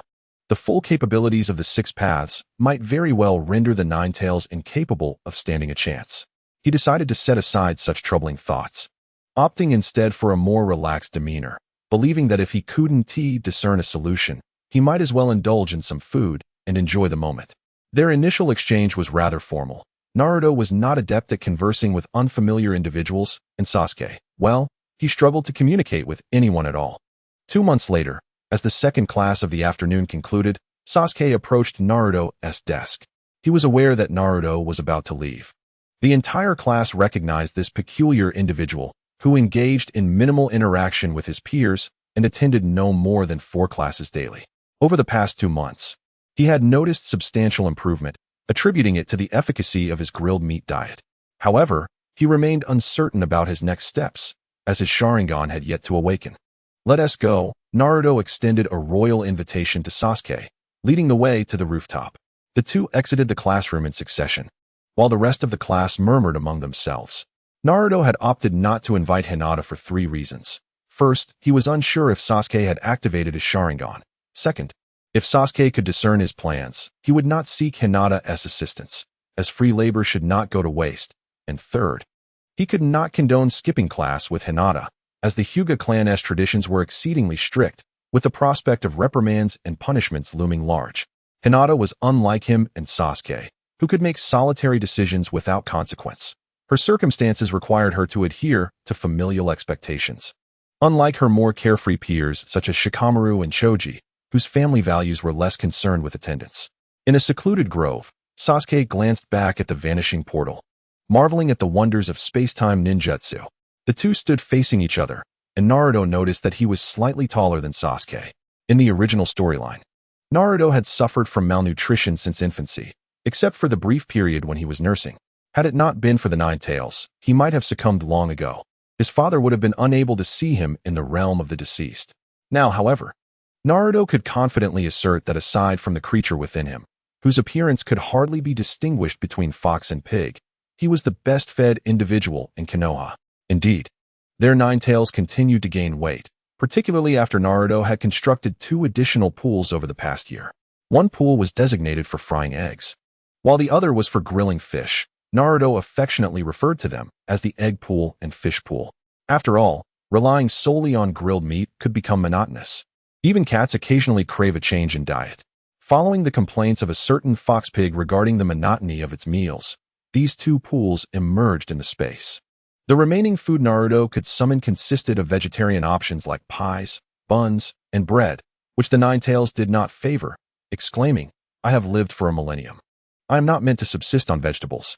It is worth mentioning that the Nine Tails had a profound fondness for grilled fish and fried eggs. Naruto understood this well, having heard tales of foxes stealing fish and eggs in his past life.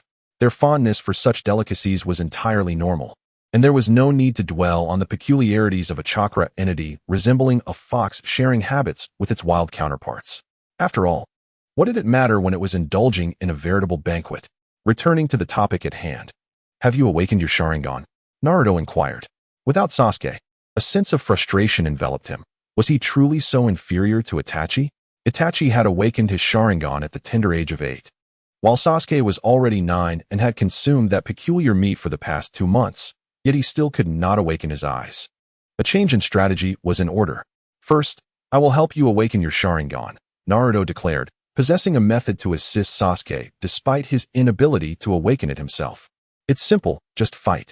When you become enraged, your eyes will open. The Sharingan is quite straightforward, unlike some things that demand payment."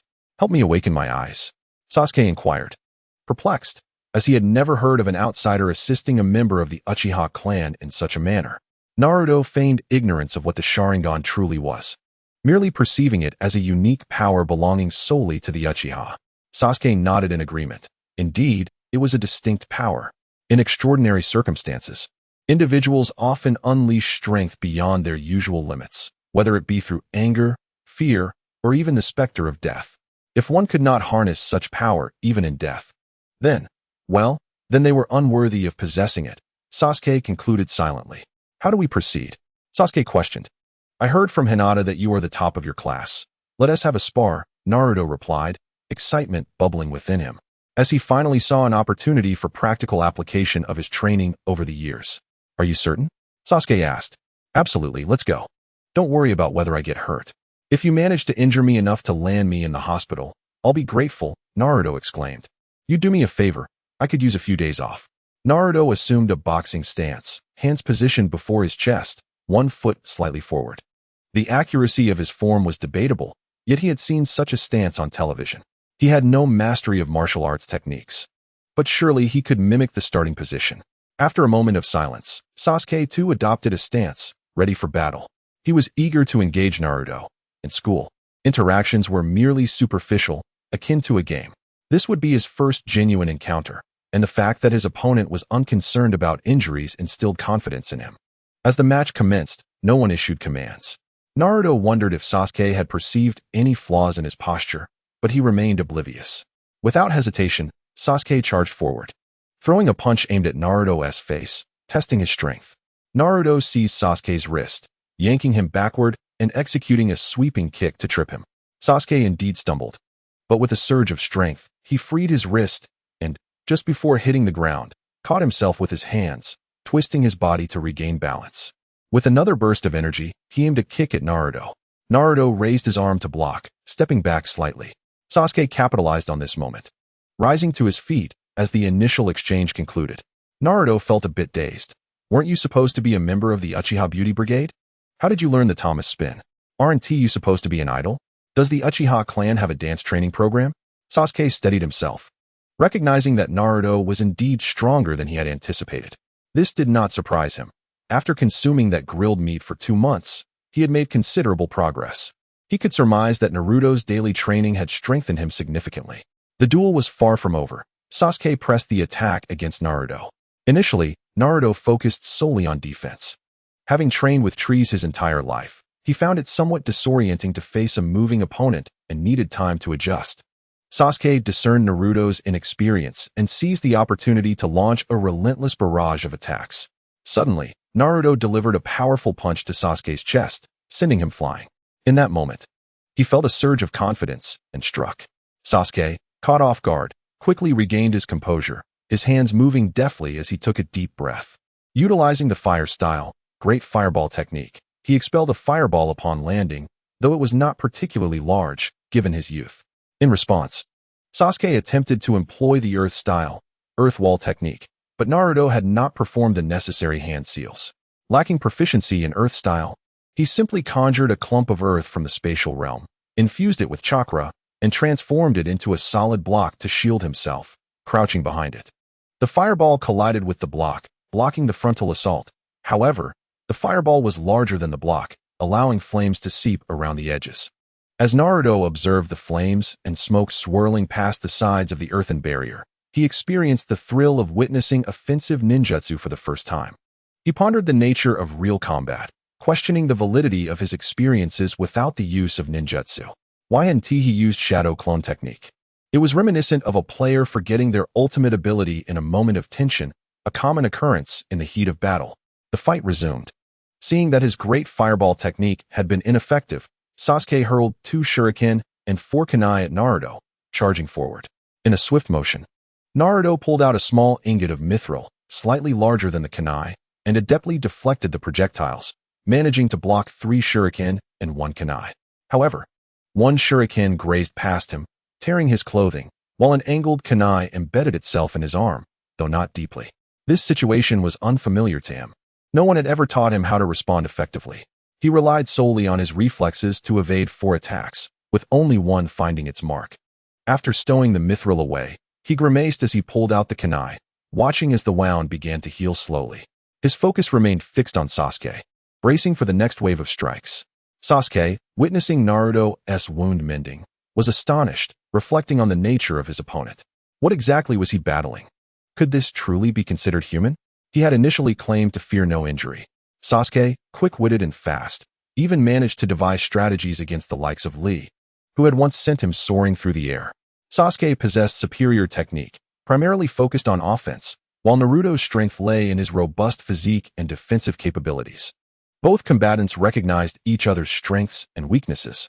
Sasuke, trained since childhood, excelled in shuriken and ninjutsu techniques, whereas Naruto, lacking formal instruction and with 0 practical experience, relied on his natural strength, speed, and reflexes. In this skirmish, where shuriken and kunai proved ineffective and Sasuke's chakra was limited, the battle devolved into a contest of physical prowess. Sasuke unleashed a variety of techniques, forcing Naruto to primarily defend. Though he endured several hits, he retaliated with punches that left Sasuke reeling. It was evident that Sasuke had been trained in the conventional ways of the ninja world, while Naruto's approach reflected a scion-like training regimen, elevating his prowess beyond Sasuke's. Once more, Naruto struck Sasuke back with a punch, taunting him. "Is this all the strength you possess?"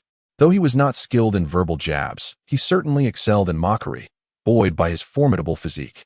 Frustrated, Sasuke gritted his teeth and pressed on, questioning what he had truly learned in school over the years, realizing with dismay that he struggled against someone who had never attended a single class. The Ninja Academy, as a training ground for aspiring ninjas, is hardly commendable. In the original narrative, Team 7 possesses merely the 3 basic techniques, alongside the rather ineffective shadow clone jutsu. Even the skills of tree climbing and water walking are reserved for post-graduation instruction. After 6 years of rigorous training, this is the extent of their practical knowledge, with the remainder devoted to theoretical calculations. Yet, one must question the utility of such calculations, which ninja pauses mid-battle to list a series of equations before launching a shuriken. It is all instinct and intuition. Moreover, is it truly so challenging to train tree climbing at the academy? It seems a trivial matter with the aid of a simple mat. In a rather flamboyant display of prowess, Naruto executed a shoulder throw, sending Sasuke crashing to the ground, subsequently planting his foot on Sasuke's neck, mockingly questioning his worth.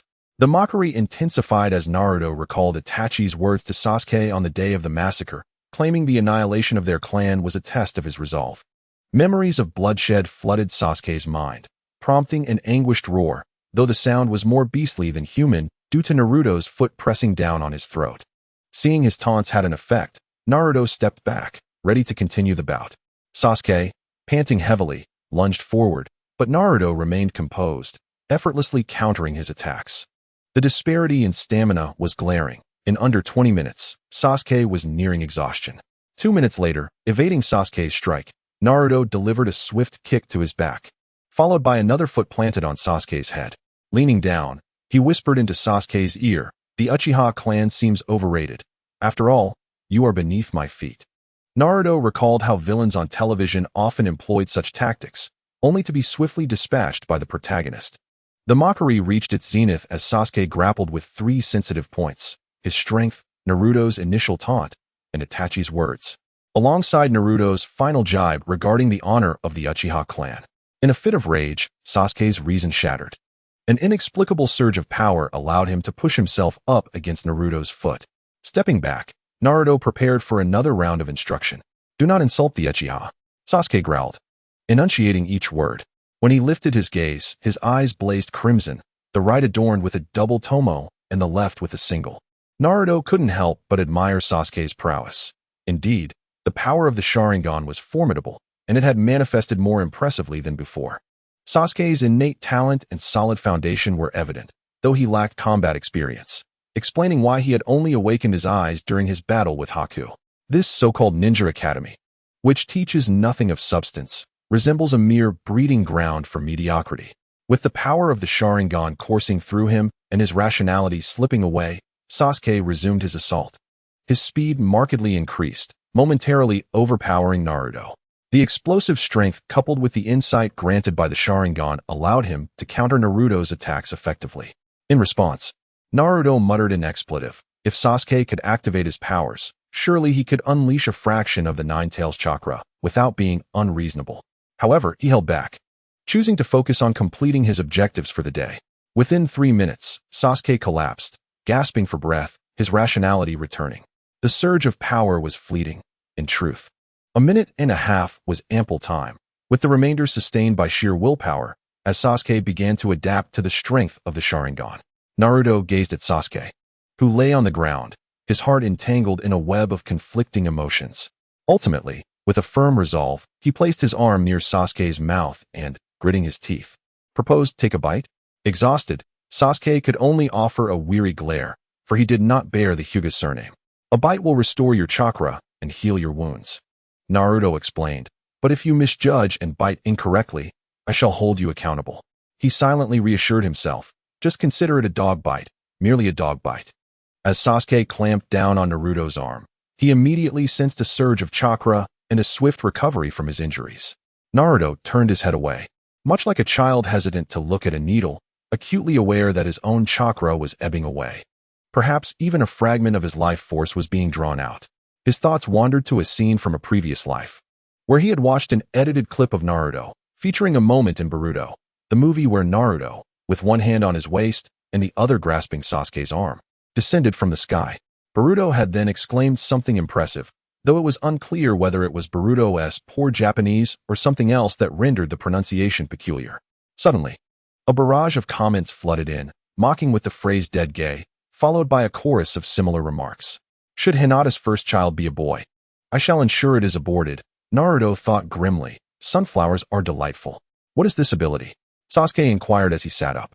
With his chakra restored and wounds healed, he felt almost as invigorated as he had before arriving in this little grove. Indeed, this power was quite advantageous.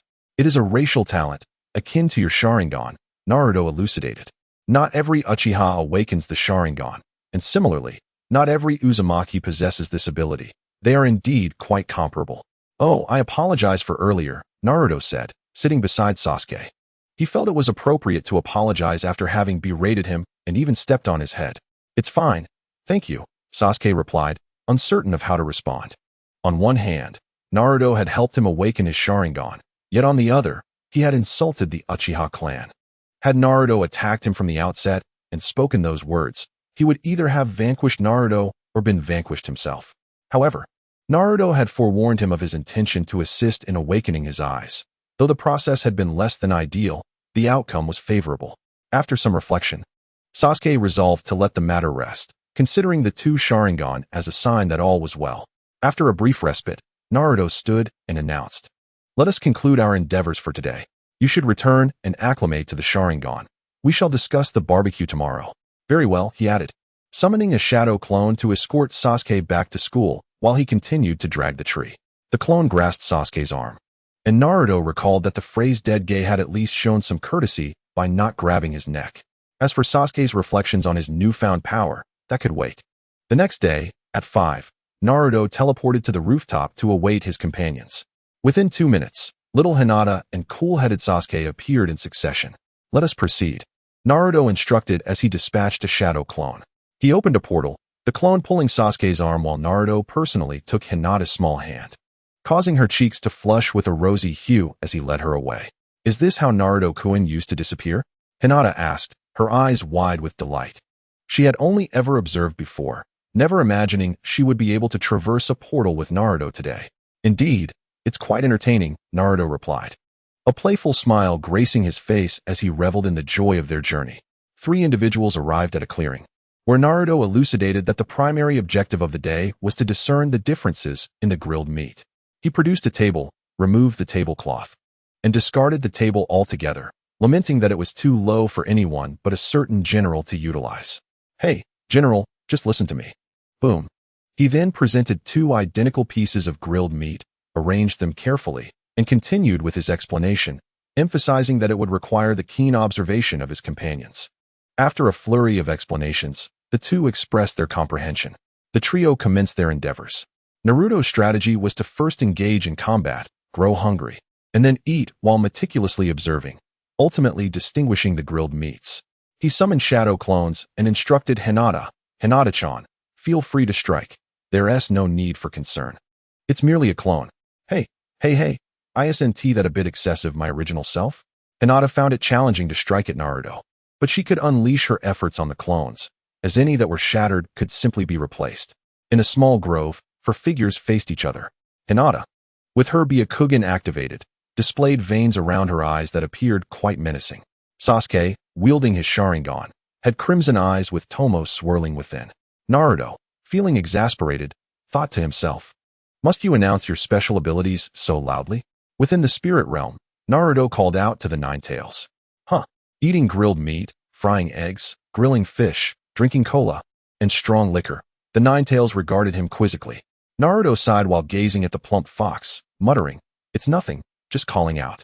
The Nine Tails, ignoring him, continued to indulge, enjoying the combination of cola and liquor, feeling pleasantly warm and tingly. With his own abilities lacking, Naruto had no choice but to engage directly. He and his clones methodically countered the onslaught of his 2 opponents. 20 minutes later, Naruto, with a furrowed brow, exclaimed, "You 2 have already fallen? I haven't even exerted myself yet." The extensive chakra consumption from utilizing the Sharingan and Byakugan meant that their endurance was solely sustained by sheer willpower. Reluctantly, Naruto summoned water to wash the dust from his hands and arms. He approached Hinata, who was drenched in sweat, her hair and clothes clinging to her. The little girl had sprouted her tiny fangs, far surpassing Sakura in that regard. Placing his left hand's ring finger to Hinata's lips, he noted how soft they were. Her face flushed with cuteness. As he playfully bit his finger, Naruto offered yet another explanation. Observing Hinata's adorable expression as she nibbled on his finger, he felt a sense of triumph regarding his plan. The left ring finger was traditionally reserved for a wedding ring. He mused whether it would feel sweet when Hinata would one day place a ring upon it. After Hinata replenished her chakra, it was Sasuke's turn. Extending his arm, Naruto remarked, "Back to yesterday's position. If you bite off center, I'll punish you." His differential treatment showcased his straightforward nature. The 2 took a moment to rest, alleviating their fatigue. 17 or 18 minutes later, Naruto replenished his chakra once more. "Sasuke, speed is commendable, but endurance is even more crucial," Naruto chastised, No wonder you only had a daughter in the future. Sasuke, perplexed, was unaware of why he was straying further in speed, particularly since his Sharingan had unique attributes. With the later stages of the Sharingan developing into straight Tomo and the lightning release active cells, his speed surpassed even that of the Nine Tails. After all, Naruto could compete in speed with the Raikage. The two lying down were bewildered, unable to grasp the meaning of his words. Once their fatigue had subsided, the trio prepared to feast. Having fought without eating after school, they were quite hungry, and their bodies, having expended energy, were primed for absorption. The two activated their bloodline abilities and began to savor the grilled meat, all the while observing intently. Sasuke consumed 11 pieces, while Naruto indulged in 17, and Hinata devoured an astonishing 32. The two boys, having satisfied their appetites, gazed in astonishment at Hinata as she continued her solitary feast. After finishing, her face was flushed, emanating steam from her cheeks. No worries, I can provide for Naruto. He quickly defended Hinata. If I can satiate a fox spirit, surely I can care for my own wife. The moment these words left his lips, Hinata's face flushed even deeper, nearly to the point of bloodshed. How embarrassing to eat so much, she thought. Naruto, unconcerned with how much Hinata consumed, reasoned that a hearty appetite was beneficial, while he considered Sakura's modest intake and noted that Viento, being a ship girl, did not require sustenance, which all seemed quite reasonable. After some time, Hinata regained her composure, while Naruto discreetly stole glances at her. The little girl, with her rosy cheeks, was utterly adorable. Direct eye contact would only cause her to blush further. He produced 80 pieces of grilled meat, offering them to the two for assessment. Naruto-kun, am I utterly useless?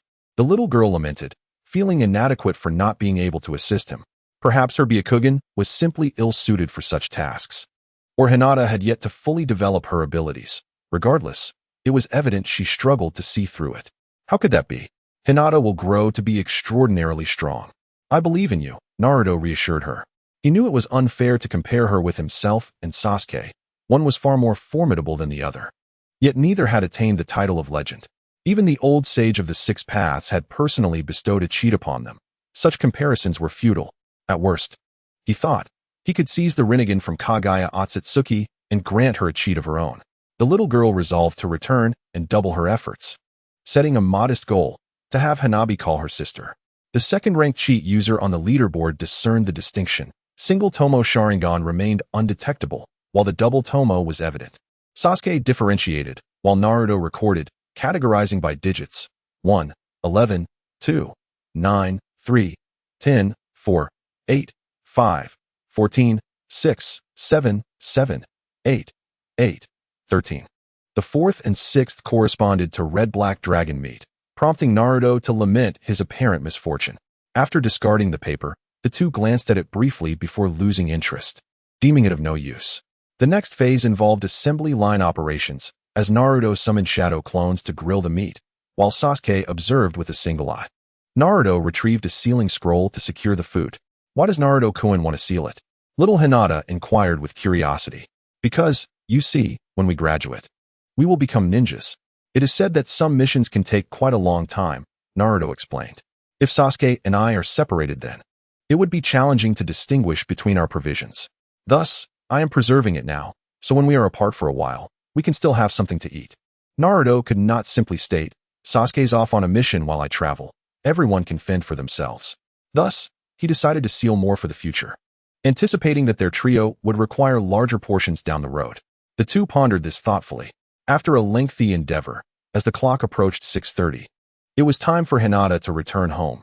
Any later, and she would face reprimand. He activated the teleportation portal, escorting the little girl to her back door, a place filled with fond memories. Hinata-chan, remember to bring 2 sealing scrolls tomorrow. I'm truly out of money to buy more. If I buy any more, I'll have to borrow, Naruto instructed. So, farewell, he waved as he bid her goodbye.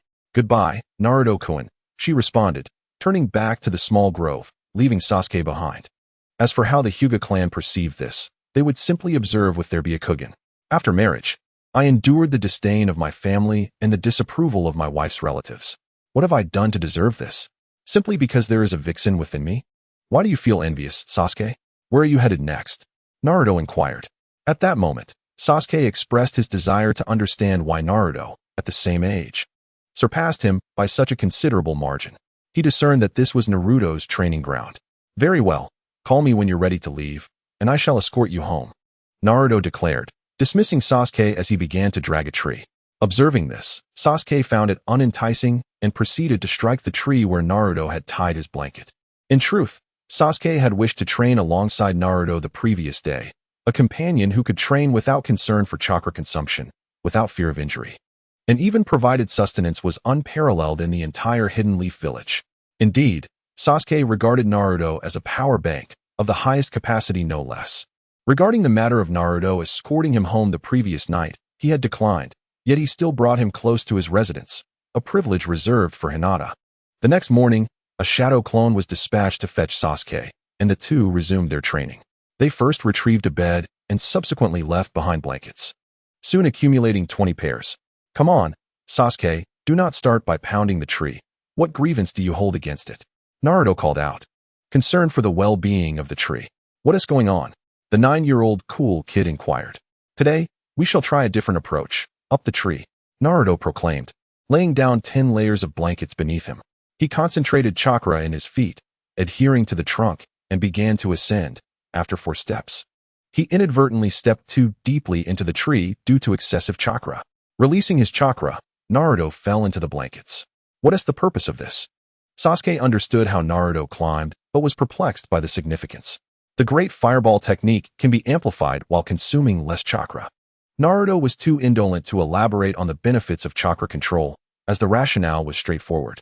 "Oh," the cool kid mused, picking up the remaining blankets to another tree.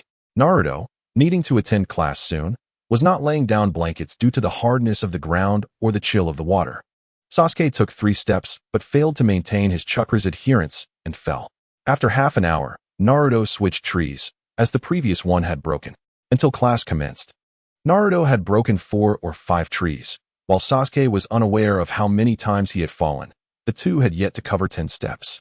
Before the 3rd class, Naruto sent a shadow clone to escort Sasuke back to school while he returned home briefly. The barbecue he had prepared the previous night was not discarded. He stored it in a round barrel and decided to gift it to the plump boy, Choji. Naruto intended to familiarize himself with the little strong ones since it would be rather awkward to have no friends or family on his side during future weddings. Carrying the barrel, he headed straight to the classroom. Approaching Choji, who was munching on chips, he suddenly caught a whiff of the barbecue and turned to stare at the barrel. "This is for you," Naruto said, lifting the lid of the barrel to reveal a full container of barbecue. "Really?" Choji could hardly believe that this enigmatic classmate would present him with such a generous portion of barbecue.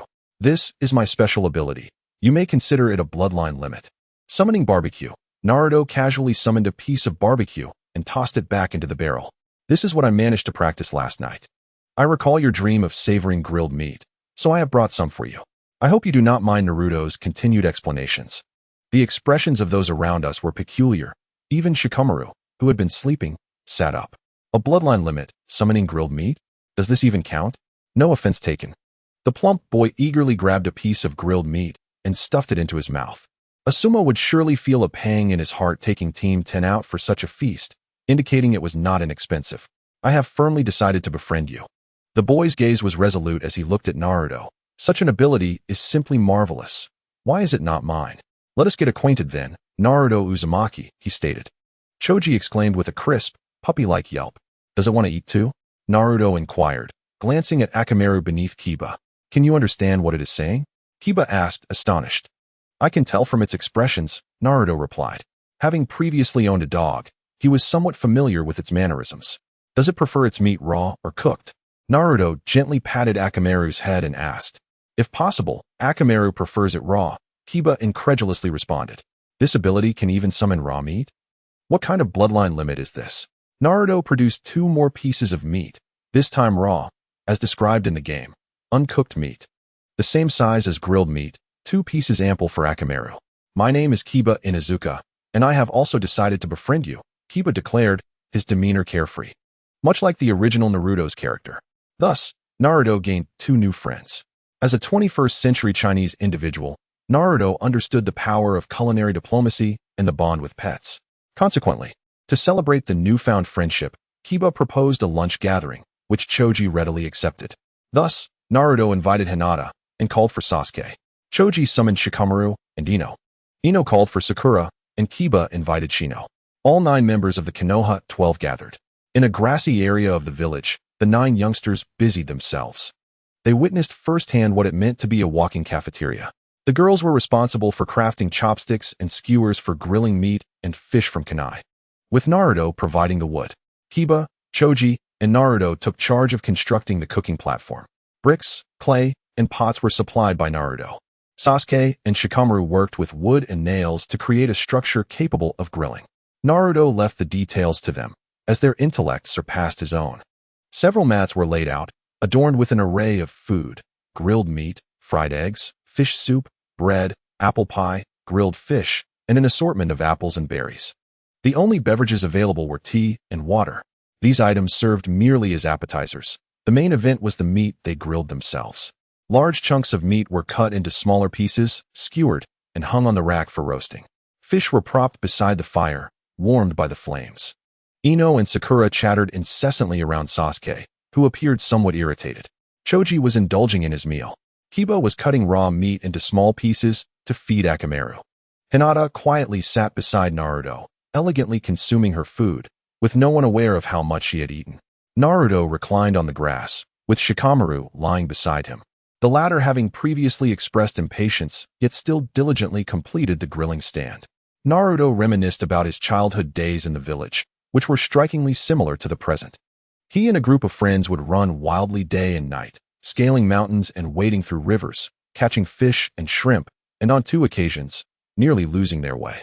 Upon returning home, they would receive a scolding, only to resume their adventures the very next day.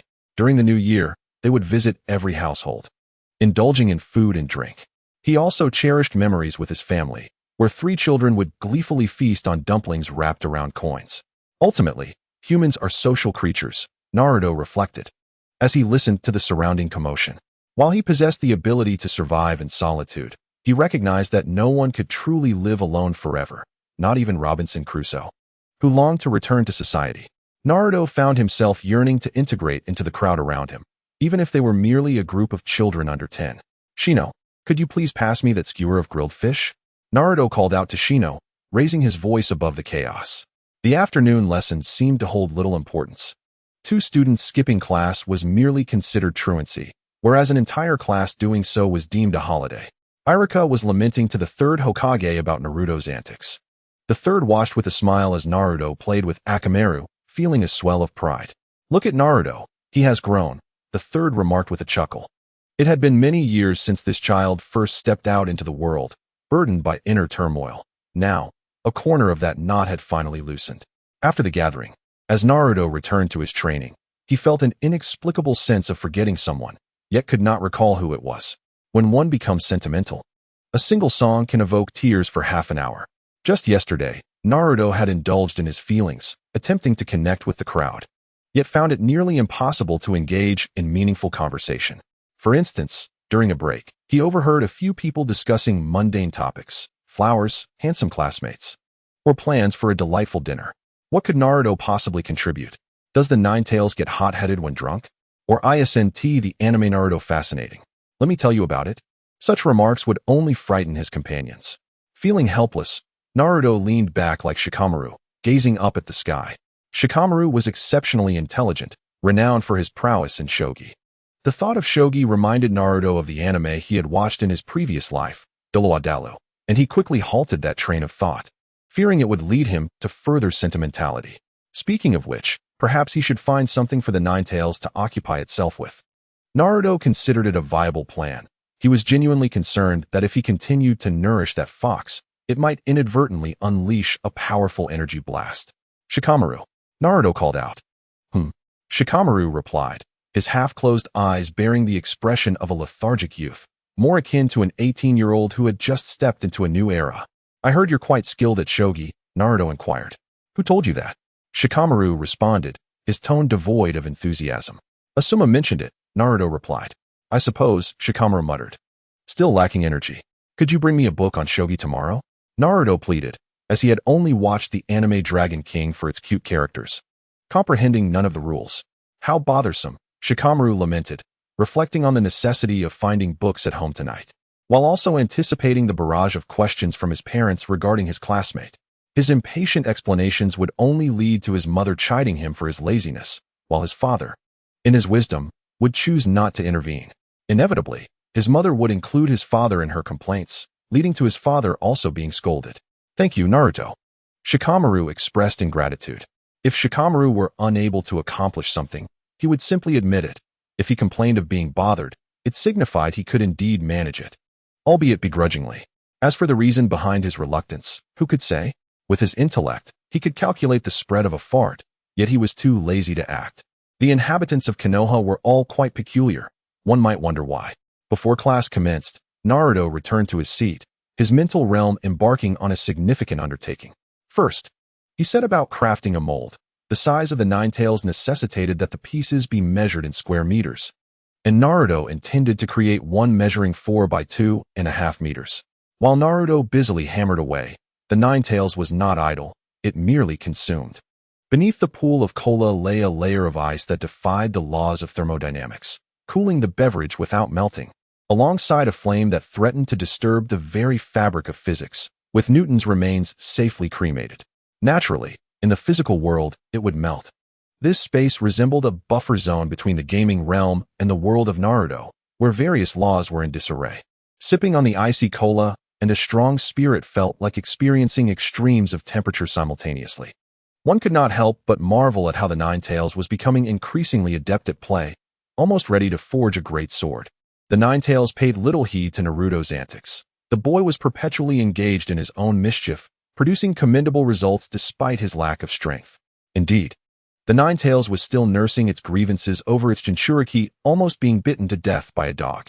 After 2 classes in the afternoon, Naruto and Sasuke would train in the small grove. At 5, Naruto would return to pick up Hinata, and at 6:30, he would escort her home, only to later accompany Sasuke back to the nearby street at 9. Sasuke, tenacious as ever, refused to leave, and Naruto could not bring himself to harm him. Sasuke trained with a fervor akin to desperation. He no longer feared injuring himself, knowing that despite Naruto's frequent scolding and harsh tone, he would still tend to his wounds. Naruto reiterated his stance. If he were bitten, he would retaliate. The following day, Naruto received the books brought by Shikamaru. After expressing his gratitude, he transcribed the rules of shogi onto the walls of his mental space. "Great Fox, remember these," Naruto instructed. "What is this?" the Nine Tails inquired, observing the board painted on the stone wall, along with the extensive text surrounding it. Having never encountered shogi before, as neither of the previous Jinchuriki had engaged in the game, it was unfamiliar territory. "Shogi, an intellectual game," Naruto explained, gesturing to the adjacent text outlining the rules. "Oh," the Nine Tails responded, appearing disinterested, "this cannot compare to the pleasure of eating. I have found it challenging to surpass you in strength.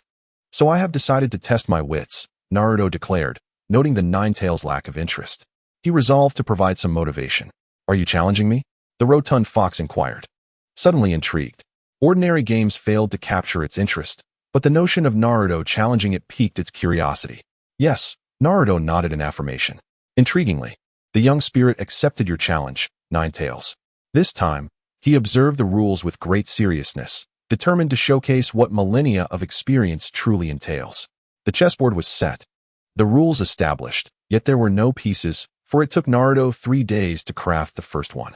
Struggling, Naruto placed the piece before the Nine Tails. It was made of mithril, designed for durability. However, he soon realized he couldn't engrave the characters into it. "Hey, Great Fox, write it for me," Naruto urged, presenting his crafted mithril staff to the Nine Tails. "My handwriting is atrocious, you know," the Nine Tails complained. "Could it possibly be worse than the hideous scrawl on my wall?"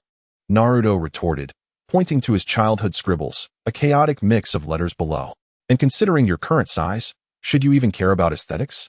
Shouldn't you be more concerned with your own appearance?"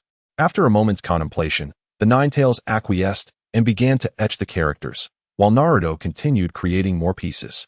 The following day, Sasuke, who had been skipping class to train with Naruto, noticed something was amiss. "Are you ill?" he inquired, though uncertainty crept into his tone. After battling with Naruto daily, he had become familiar with the latter's constitution. If an ailment were to spread through Konoha, it would undoubtedly be Naruto who survived until the end. Perhaps he was simply unaffected by such trivialities, After all, this monster's body could heal from kunai wounds in an instant. At that moment, Naruto was dragging a tree, albeit with considerable effort, moving as if plagued by a latency akin to a hyping warrior. The dual demands of crafting chess pieces in the mental realm while physically laboring outside led to a significant delay, rendering the mental world similarly sluggish, leaving the Nine Tails in a state of bewilderment. "No, I'm merely pondering," Naruto clarified. He certainly couldn't admit he was crafting a toy for the Nine Tails. "Oh." Sasuke continued to strike the tree. Sensing that Naruto did not appear to be unwell, his voice was robust. "So what was the reason for your last hospitalization?" This question had crossed Sasuke's mind before, but Naruto steadfastly refused to divulge. The embarrassment was too great to articulate. Should he admit he nearly fell victim to a dog? After school, he went to pick up Hinata for practice. Each time he witnessed her exhausted, flushed face as she bit her fingers in a cute manner while sucking on them, Naruto felt an overwhelming urge to pinch her slightly chubby cheeks. Thus, in a moment of high latency, he suddenly reached out to squeeze her cheek. Her flawless visage was soft and plump, an exquisite tactile sensation. The warmth surged. Blood rushed to her face and neck in urgency, neglecting to supply the brain, causing her to faint. The following afternoon, during the first period, the sun shone brightly amidst fluffy clouds, while the melodious chirping of cicadas filled the air outside the classroom. Iruka wrote several lines on the blackboard, then turned to the students with a smile, asking, "If tomorrow were the end of the world, who would you most wish to be with?" Naruto remained engrossed in crafting his chess pieces. "What kind of apocalypse are we talking about?" Inuzuka asked. "Well, for instance, an alien invasion or the moon falling." Iruka began, but was interrupted before he could finish. Initially, Naruto felt indifferent, but soon sensed something was off and quickly interjected, "The moon won't fall." "Why not?" Iruka inquired with a smile. Since his last conversation with Iruka, he had come to understand Naruto's past. Coupled with the recent changes he observed in Naruto during class, he resolved to adopt a different approach towards him. At the very least, he would act like a teacher.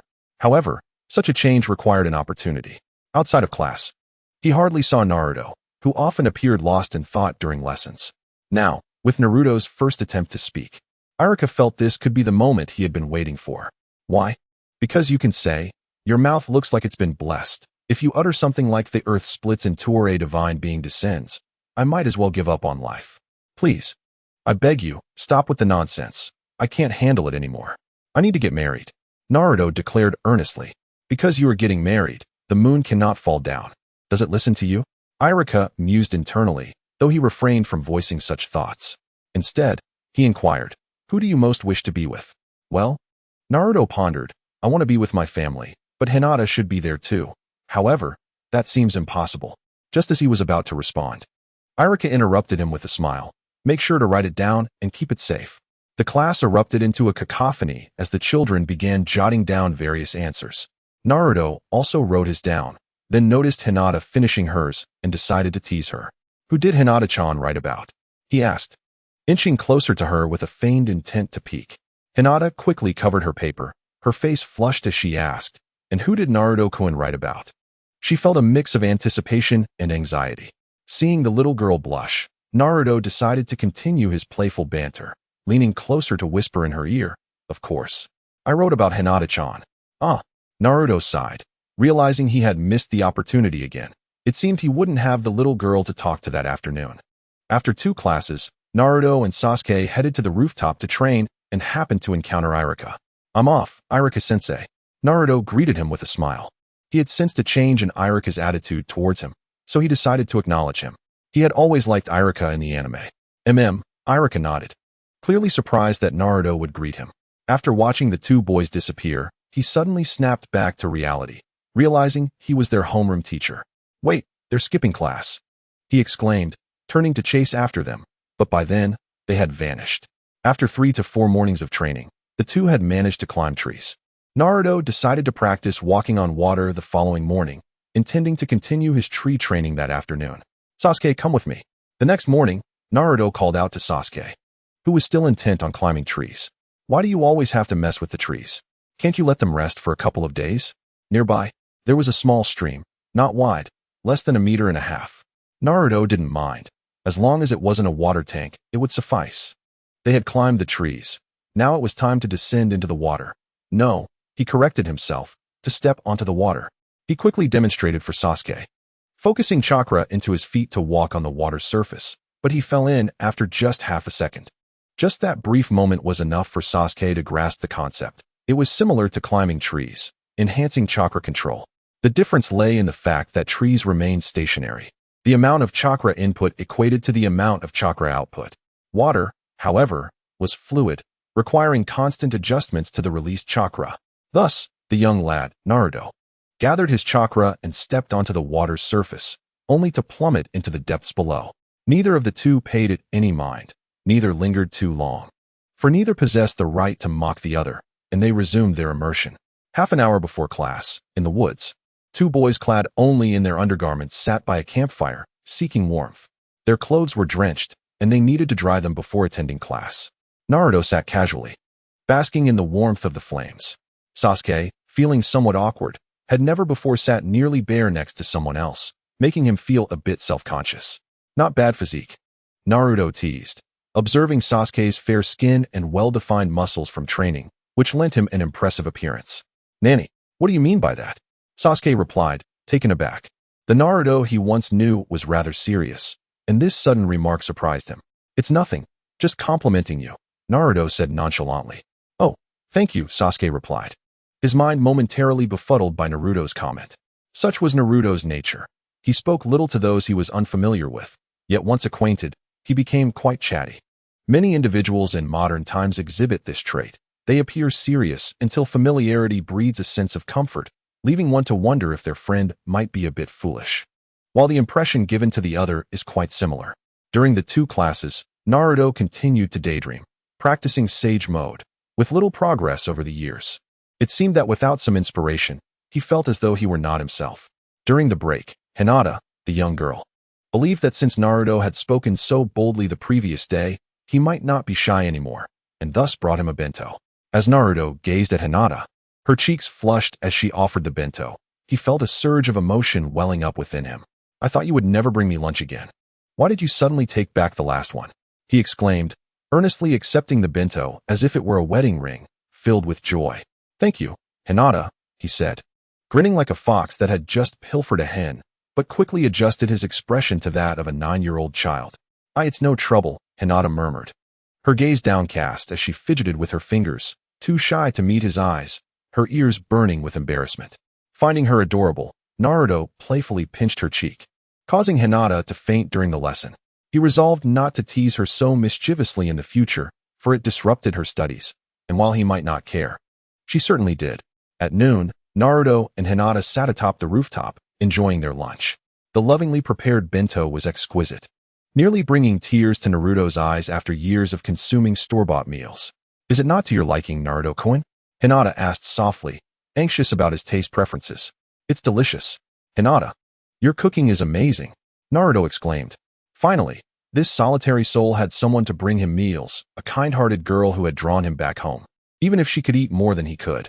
As for Sasuke's whereabouts for lunch, he couldn't care less. Should he dare to intrude upon their little world, Naruto would not hesitate to eliminate the last of the Uchiha clan, even if it meant facing Itachi. Thus, with Hinata's delightful bento for lunch and Naruto providing grilled meat for dinner, leaving some for her evening snack, he escorted the young girl home by 6:30, feeling quite content. Until, of course, the chess match with the Ninetales commenced. A few months later, Naruto turned 10, occasionally sharing laughter with his classmates, honing his skills, teasing the little girl, and playfully provoking the Ninetales. His days were remarkably fulfilling. Within the ceiling space, Naruto and the fox prepared for their first encounter. The Ninetales had certainly grown portly. This was an undeniable truth. Reflecting on the anime, Naruto recalled that the Ninetales appeared not red, but rather a shade of orange. This realization helped him comprehend the fox's corpulence. Orange, devoid of any hint of red, was akin to a ginger cat. Indeed, the weight of a large orange matters greatly. The essence of the Ninetales was vividly manifested. Large nails were embedded in the wall, with circular notches on the pieces, designed to hang upon these nails. The inscriptions on the pieces were painted in contrasting colors, one side black, the other red, while the mithril was blue. The next move for the boy and the fox would require considerable time. The first, unfamiliarity and the novelty of the game posed challenges, despite understanding the rules. Additionally, Naruto struggled to maneuver such large pieces, which were positioned high above. Presently, the Ninetales contemplated using its chakra to grasp a piece and make a move. Naruto set up a scaffold, carefully arranging it, climbing to retrieve a piece, positioning it accurately, and then descending to observe the entire board from a distance. Thus, the Ninetales watched as Naruto repeatedly jumped up and down, and after 10 minutes and numerous steps, it could no longer contain its frustration. "Kid, extend your left fist over here," the fox murmured. Engrossed in strategizing, Naruto instinctively extended his fist. Turning, he discovered that their fists were aligned, chakra intertwining as their thoughts converged. "I cannot possibly lose to a mere fox. I cannot possibly lose to a little brat." Both were novices, burdened by the desire to win, resulting in a surprising synchronicity of thoughts, along with some vague ideas on how to proceed thereafter. As their fists parted, their connection severed. This game could not continue. The next steps were already sensed, and further play seemed futile. Naruto's body erupted in golden chakra, mottled yet incomplete. "What is this?" he pondered, gazing at his hands aglow with golden light. The potency of the Ninetales chakra was truly remarkable, having previously known it merely as a buff in the anime. He now realized its significance. In comparison, 10-year-old Naruto's chakra was akin to a bucket of water, Kakashi's a mere drop, while the Ninetales resembled a vast lake, its quality starkly contrasting Naruto's watery essence with the fox's asphalt-like strength. "This is incredibly powerful. Kid, let us begin the next round," the Ninetales remarked nonchalantly, as if the chakra were not its own, almost as if it were scavenged. "Oh," Naruto mimicked the anime, attempting to control the Ninetales chakra into a claw shape, gradually reaching for a piece, only to puncture the wall, sending stones scattering. "Kid, was that intentional?" The fox glared, its eyes ablaze with fury. "Apologies, great fox. I was merely practicing control," Naruto replied sheepishly, realizing he had exerted little effort, yet managed to break through. "That was stone. Kid, you are truly weak. Such a paltry amount of strength, and you cannot control it," the Ninetales jeered, a hint of smugness in its tone. Naruto remained silent, seizing the mithril rod previously used by the Ninetales for writing, commencing his practice. The mithril was indeed sturdy, impervious to his grasp. Neither Naruto nor the Ninetales paid much heed to the matters of chakra. The Ninetales held a significant fondness for Naruto and was rather indifferent to its own chakra. Naruto, aware of the existence of the ceiling gate, realized that he could not access it from the outside. He could only utilize it within his mental space, and he was unable to unlock the gate himself. If unsealing it were as simple as it seemed, did one think that the key left behind by Minato was merely a toy? Naruto even reflected on how the Ninetales had been living rent-free for nearly 9 years, pondering that it was time to pay for its sustenance. As for how to wield this formidable chakra, Naruto, gripping the stick, began to contemplate. Perhaps he could create a set of mahjong? A 2-player game of mahjong could be rather entertaining. If the player count was insufficient, he could use shadow clones. Yes, he decided to craft a set of mahjong first. After more than 2 hours, Naruto was able to tenuously control the Ninetales chakra, albeit with limitations on his movements. Once he repaired the game board, a new round commenced. This time, Naruto began to manipulate the Ninetales chakra to place the tiles. Due to Naruto having previously disrupted the game, the Ninetales took the first turn, and then, the expected outcome occurred. Naruto emerged victorious. "Ninetales, you are truly feeble. With such minimal effort, you cannot surpass me." Naruto taunted in return, for the Ninetales had just mocked him moments ago. "Curse you, little brat." The Ninetales gritted its teeth, finding itself at a loss for words. As it had lost in the second round, the Ninetales triumphed. "Little brat, with my millennium of experience, I merely let you win earlier, and you became so conceited," the Ninetales boasted, finally securing a victory in the second round, lest it lose face as a fox. They played throughout the night, achieving a near parity in scores. A barrage of taunts echoed back and forth. The next morning, Naruto was awakened by the alarm, marking the first time in years he had stayed up late. Having gone to sleep at 2:30, he felt a strange sense of nostalgia, as if it were still midnight. "Let us play for 2 more hours." After breakfast, he picked up Sasuke and commenced their training. The morning's focus was on chakra nature transformation, specifically releasing chakra into a leaf to cut through it. After saving for a year, he had purchased chakra test paper, discovering his affinities were wind and fire. As for the surplus fire, Naruto felt it was innate to him. Regarding the reasons, chakra is composed of spiritual and physical energy. While his body remained unchanged, his spirit had evolved. Sasuke, without a specific goal in his training, simply mirrored Naruto's actions. The following day, Sasuke acquired his own test paper. Of course, there were certain techniques he simply could not master. He did not consider himself incapable of performing such feats as pulling a string of trees, but rather, he had tried and failed, managing to pull them but not run far. In the original story, Sasuke trained on his own without guidance, but now with Naruto leading the way. It was as if Naruto were directing him with, "This way, my lord." Sasuke's affinities remained lightning and fire, unchanged from the original narrative. For chakra nature transformation, Naruto, lacking knowledge beyond wind, resorted to a rudimentary method. He would practice based on how the test paper reacted. Thus, Naruto and his shadow clone each took a leaf. One aimed to set the leaf ablaze while the other endeavored to slice through it. Sasuke was adept with fire, so he practiced lightning, attempting to create wrinkles in the leaf. Naturally, Naruto also advised Sasuke that it was not guaranteed to be correct. But Sasuke did not mind. Progress was better than aimlessly training without a target as he had done before. In the past, I have made progress, albeit without a clear direction. Now, however, I possess both purpose and motivation. Most importantly, I have substantial support. This support is truly formidable. Regarding clothing, a few sets suffice for sustenance. Naruto provides a dining hall. Concerning shelter, we return to our homes, and for transportation, there are portals. As a ninja, one must also have a medical aspect. In this regard, Naruto has nearly reached Sasuke's understanding of the limits. If injured, a mere bite restores him, and when chakra is depleted, a bite rejuvenates him, surpassing the capabilities of the entire hospital in Konoha. At the very least, he has never encountered a medical ninja with such abilities during his hospital stays. Particularly impressive is the replenishment of chakra after exhaustion. Sasuke envies Naruto's seemingly bottomless reservoir of chakra.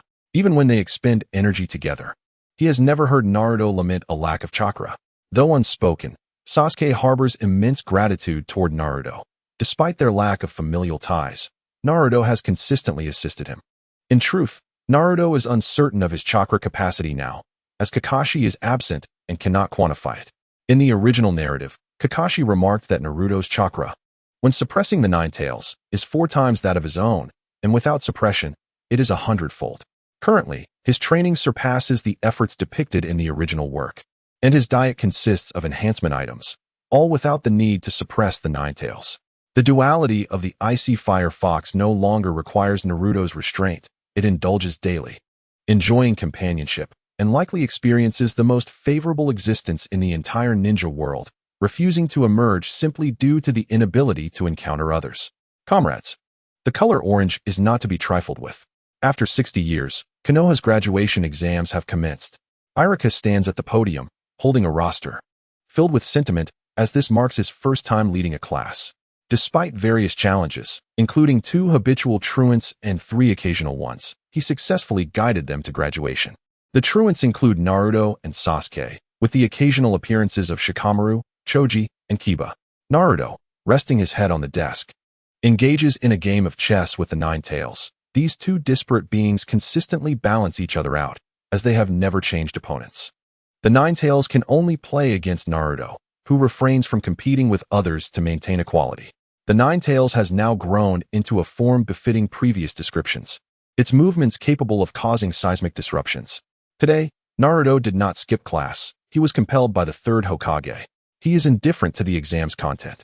Although his transformation skills are not as polished as in the original story, his seductive technique remains effective, and he can transform into a person. Yet, when it comes to transforming a person into a shuriken, he has never grasped how to achieve that, much less transforming it into a Rasengan shuriken, as he firmly believes it defies physics. The shadow clone technique also has its shadow clone supporting it. Should the 3rd Hokage dare to assign a substitution jutsu exam, he would remain at school until his 17th birthday, engaging in dreams with his peers. The 3rd Hokage, believing he could assign Naruto something he would not master, is convinced Naruto would boldly refuse to graduate. Iruka clears his throat, holding 2 sheets of paper, and reads aloud, "We shall now commence the graduation exam. Those whose names are called, please proceed to the adjacent classroom. By the way, today's topic is the shadow clone technique.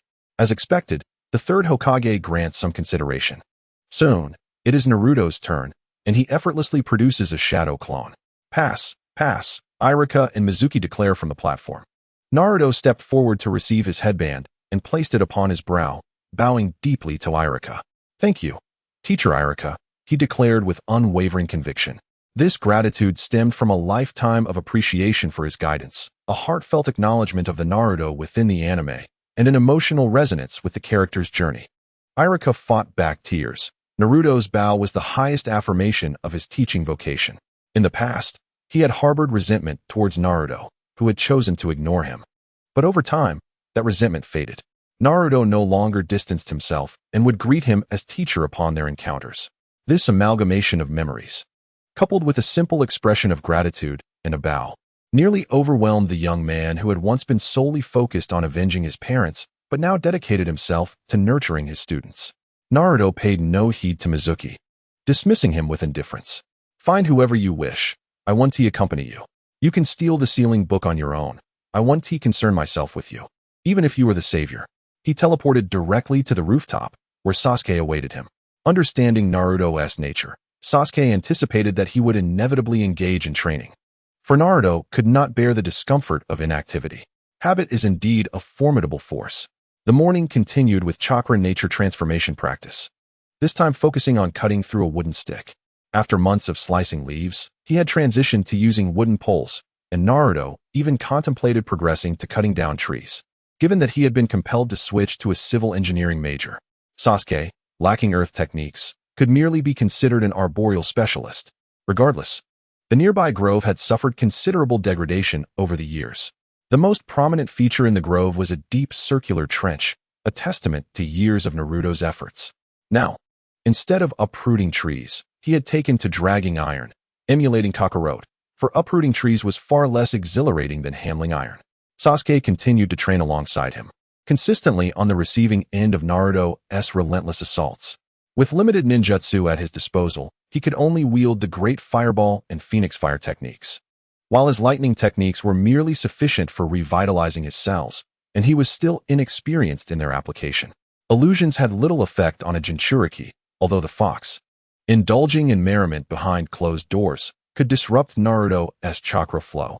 It was only the most formidable Jinjutsu that could exert control over a Jinchuriki, and Sasuke lacked such prowess. Thus, in a situation where he could only rely on taijutsu, Sasuke could manage to spar with Naruto for half an hour, courtesy of his Sharingan, before collapsing and awaiting rescue. Sasuke had long abandoned the hope of defeating Naruto in physical combat, especially upon realizing that his opponent bore an additional weight of 600 pounds, which rendered Naruto's physique almost superhuman. Eventually, Sasuke considered the possibility of contending with Naruto in ninjutsu, but the sheer volume of Naruto's chakra was disheartening. Ultimately, Sasuke could only aspire to develop his Sharingan to rival Naruto. Sasuke's eyes had transformed into double tomo. Naruto currently viewed his role as a high-speed tank coupled with a healer, possessing remarkable speed, a long health bar, an even longer chakra bar, and rapid recovery abilities. He anticipated transitioning into a magic tank upon mastering skills. He categorized Sasuke as a high-speed mage-type assassin, with the potential for a hidden class, Mecha Hunter, in the later stages. As for Hinata, he had but one designation for her, the mother of his child. Anyone who dared threaten her would face his wrath. And with the fox at his disposal, he knew he could endure a brief confrontation, for the Nine Tails would return in due time. In the future, should anyone dare to act, it would be a joint effort of the formidable Nine Tails. After all, having supported you for so many years, how could you refuse when my wife is troubled? After an afternoon of training, I picked Hinata up from her doorstep at 5 for dinner. Naruto sat in the center, flanked by a Byakugan and a Sharingan. He continuously served Hinata, concerned she might struggle to help herself. This wife of his had quite the appetite. Believe it or not. Will we be in the same class, Sasuke? Naruto inquired. Really? Why? Sasuke responded, intrigued, for being in the same class as Naruto would indeed be favorable. Roughly speaking, I can't just say that the third Hokage intends to use your Sharingan to suppress the beast within me, can I? And Naruto-kun, what about me? Hinata interjected, setting down her chopsticks, an indication that the matter held significant weight. You probably won't be in my class, Naruto murmured, discreetly grasping the soft hand of the 12-year-old girl. Why can't I be in the same class as Naruto-kun? Hinata asked, her disappointment palpable. She hadn't anticipated separation right after graduation. Clearing his throat, Naruto recognized the rare opportunity to impress and seized the moment. Look, Sasuke and I are both offensive-type ninjas, while your Byakugan is suited for reconnaissance. Thus, you ought to be placed in a scouting class, he explained. After sipping some water, he continued, our class should have Kiba, who possesses scouting abilities, as your teammate. The renowned Ino-Shikacho trio is well known in Konoha, so Choji, Shikamaru, and Ino will certainly be in the same class. As for your other teammate, I can't say for certain regarding my other companion.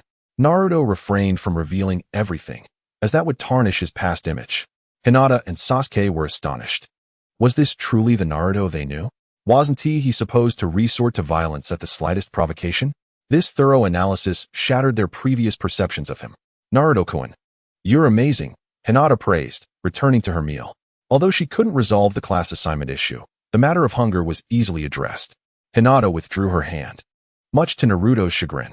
After pondering for a moment, he remarked, Sasuke, the teacher mentioned we need to take our ID photos tomorrow morning for submission, so there's no need for training. In the afternoon, I'll be out shopping with Hinata, so you can practice on your own. All right, Sasuke replied with a nod. Anyone in the class who wasn't blind could see that Naruto and Hinata were a couple. The Sharingan, after all, wasn't blind, it was red. Really? Hinata asked. Her cheeks flushed. Earlier, when they held hands, she hadn't blushed, but this time felt different. This was akin to their first formal date, and the girl became shy again. Indeed, Naruto affirmed. Neither had confessed their feelings. Naruto felt that professing love to a 12-year-old would lead to significant consequences, while Hinata was too bashful to admit her feelings. Thus, they remained in a state of ambiguity, even though everyone was aware they were an item. This flirtation was indescribably delightful, as those who have experienced love would understand. The following day, Naruto went to have his photo taken and fill out the necessary forms. Are you really going to pose like this? The photographer asked. Yes, Naruto replied, still clad in black and white attire, but donning a white mask, with his forehead protector resting on his neck. It could be said that aside from his ears and hair, one would hardly recognize him. As for the third Hokage's approval, Naruto lamented that the old man had never witnessed the vibrant hues of life before passing away, which was quite unfortunate. Indeed, the third Hokage felt it was a pity and summoned Naruto to his office, initiating an inquiry. Why did you film it this way? Naruto replied. There's no particular reason. I simply didn't want to reveal my true self. The third took a deep breath from his pipe, releasing a ring of smoke. Naruto nodded in agreement, affirming that his reluctance stemmed purely from his own volition, without any deeper reasoning. This, however, was insufficient to satisfy the third, who promptly rejected Naruto's application. Old man, you are merely digging your own grave, Naruto quipped. Oh, are you preparing to use force to persuade me? The third observed Naruto forming hand seals with growing intrigue. After all, no one in Konoha was aware of Naruto's true power, not even Naruto himself, who only knew he was stronger than Sasuke. With a mighty bang, a multitude of shadow clones of Naruto materialized within the room. They collectively formed seals for a transformation jutsu, resulting in the appearance of a bevy of stunning women clad in various swimsuits, surrounded by swirling smoke. As someone who had resided near the shores of Qingdao's Golden Beach, Naruto could confidently attest that he spent every afternoon of those 2 golden months gazing at the sea. The third Hokage, one of the legendary figures of Konoha, could only utter GG as he was overwhelmed, blood gushing from his nose, sent flying back, unconscious, his blood pressure likely plummeting for some time thereafter. The 8 colors of Konoha, as Naruto dubbed them, included the third, Jiraiya, Iruka, Yamato, and Ebisu, those who had fallen to his colorful jutsu, alongside Konohamaru, the developer of the technique, and Kakashi, who brazenly indulged in public displays of affection. With the third incapacitated, Naruto teleported away, confident that approval was inevitable. It was merely a matter of both parties finding a way to save face. Naruto believed himself to belong to the type who would never become a ninja if not granted permission. If being the Nine-Tails Jinchuriki made him a weapon of mass destruction, he could just as easily choose a life as a civilian, relocating where Konoha could not impose its will upon him. As for defecting from the village, one had to be a ninja to do so. As a mere civilian, he felt little obligation to comply. Returning home, Naruto began to prepare himself for an afternoon date. As a steadfastly straightforward man, he typically dressed with little thought, but for this occasion, he took 10 minutes to choose an outfit, ultimately settling on a classic black and white ensemble. Having skipped lunch, he arrived at the Hyuga residence at 11 o'clock, ignoring the watchful eyes of the Hyuga clan members. "I'm here to flirt with your esteemed daughter. If you have a problem, come at me." Hinata emerged right on time. Adorned in a delicate white kimono embellished with pink cherry blossom motifs, her feet clad in traditional wooden clogs, her dainty toes subtly visible through her socks. Coincidentally, Naruto had an affinity not only for chest, but also for feet and legs, along with a penchant for long, straight hair. Hinata currently sported short hair. What a pity, but Naruto had no intention of requesting a change. He would leave everything to her discretion. The little girl's bashful, rosy cheeks appeared utterly delectable, evoking an urge to savor them. Resisting this impulse, Naruto reminded himself to maintain his composure at the entrance to the Hyuga household, refraining from excessive provocation. He realized that should he give in to temptation, he might unleash a horde of elderly individuals with cataracts from within. And he was not equipped with any eye drops. After all, there would be ample opportunities ahead. As they clasped hands, Naruto refrained from using his teleportation abilities. Even the most oblivious of individuals understood that he was on a date. Activating a portal would have been excessive. The pair strolled together, leaving behind a group of cataract patients, their anger palpable due to a lack of medication. While Naruto was well acquainted with the streets of Konoha, he was unfamiliar with the shops, so Hinata guided him along the way. Has Naruto-kun truly never wandered through the streets? Hinata asked incredulously. Naruto had never considered his previous method of simply opening a portal to find a weapons shop and then leaving as shopping. Hinata was aware that Naruto preferred to avoid outsiders. But this level of social isolation was a revelation. It appeared he only knew his classmates and the third Hokage in Konoha. Hinata felt a twinge of worry. Would their future wedding be too sparsely attended? As they walked, Hinata's face suddenly flushed, prompting Naruto to raise an eyebrow in confusion. "What's wrong? Why are you blushing all of a sudden?" Hinata led him to what she considered the finest spot in Konoha, a bustling street filled with food stalls. "Naruto-kun, everything here is delicious," she said, pulling him towards the first stall, which boasted a reputation for excellence. After purchasing a small bag of fried squid balls, containing just 4 skewers, Naruto eagerly dug in. He had saved his allowance for quite some time, as he had little opportunity to spend it. If his pocket money fell short, he had gold stored away. He could easily fund a building if he wished. Although Naruto preferred to avoid engaging in the tumultuous market of precious metals within the Naruto universe, he knew he could resort to it in a pinch. As they continued to chat and laugh, Hinata even dragged Naruto over to observe goldfish, where he attempted to catch a few. To his surprise, the nimble fish eluded him, and his flimsy paper net, prohibited from utilizing chakra, proved inadequate, shattering at the slightest touch. Finally, after much coaxing from Hinata, he reluctantly left the stall, reflecting that this was even more formidable than gambling. Some passers-by recognized Naruto, though the majority did not, as it had been nearly a decade since the Nine-Tails Jinchuriki had emerged from the shadows. "If you say a few words, that's fine. But if you jump in front of me, trying to show off, I might just unleash a perfectly aimed-tailed beast bomb right at your doorstep during my next confrontation with pain. You can't blame me for that. And I could even dance on your grave with 2,000 shadow clones all leaping in unison, as if summoned by an era." As they wandered near Ichiraku Ramen, they did not enter. "Hinata, if anything happens in Konoha in the future, have Hanabi follow that ramen shop owner," Naruto indicated. "Why?" Hinata inquired, puzzled by Naruto's cryptic remarks. "I sense he possesses a unique ability to turn misfortune into fortune." She couldn't very well mention that he was the renowned Otsutsuki Ichiraku, a master of culinary techniques, seemingly unscathed under the divine punishment of Shinra Tensei. "All right," Hinata agreed readily, leaving the details of what to say upon their return to be determined later. Accompanying a woman on a shopping excursion can be a daunting endeavor. Even if one were a world-class marathon champion, it would still require considerable endurance. The conviction with which women approach shopping is akin to the fervor of Wang Jinxiu, while men often possess such conviction only in moments of anticipation.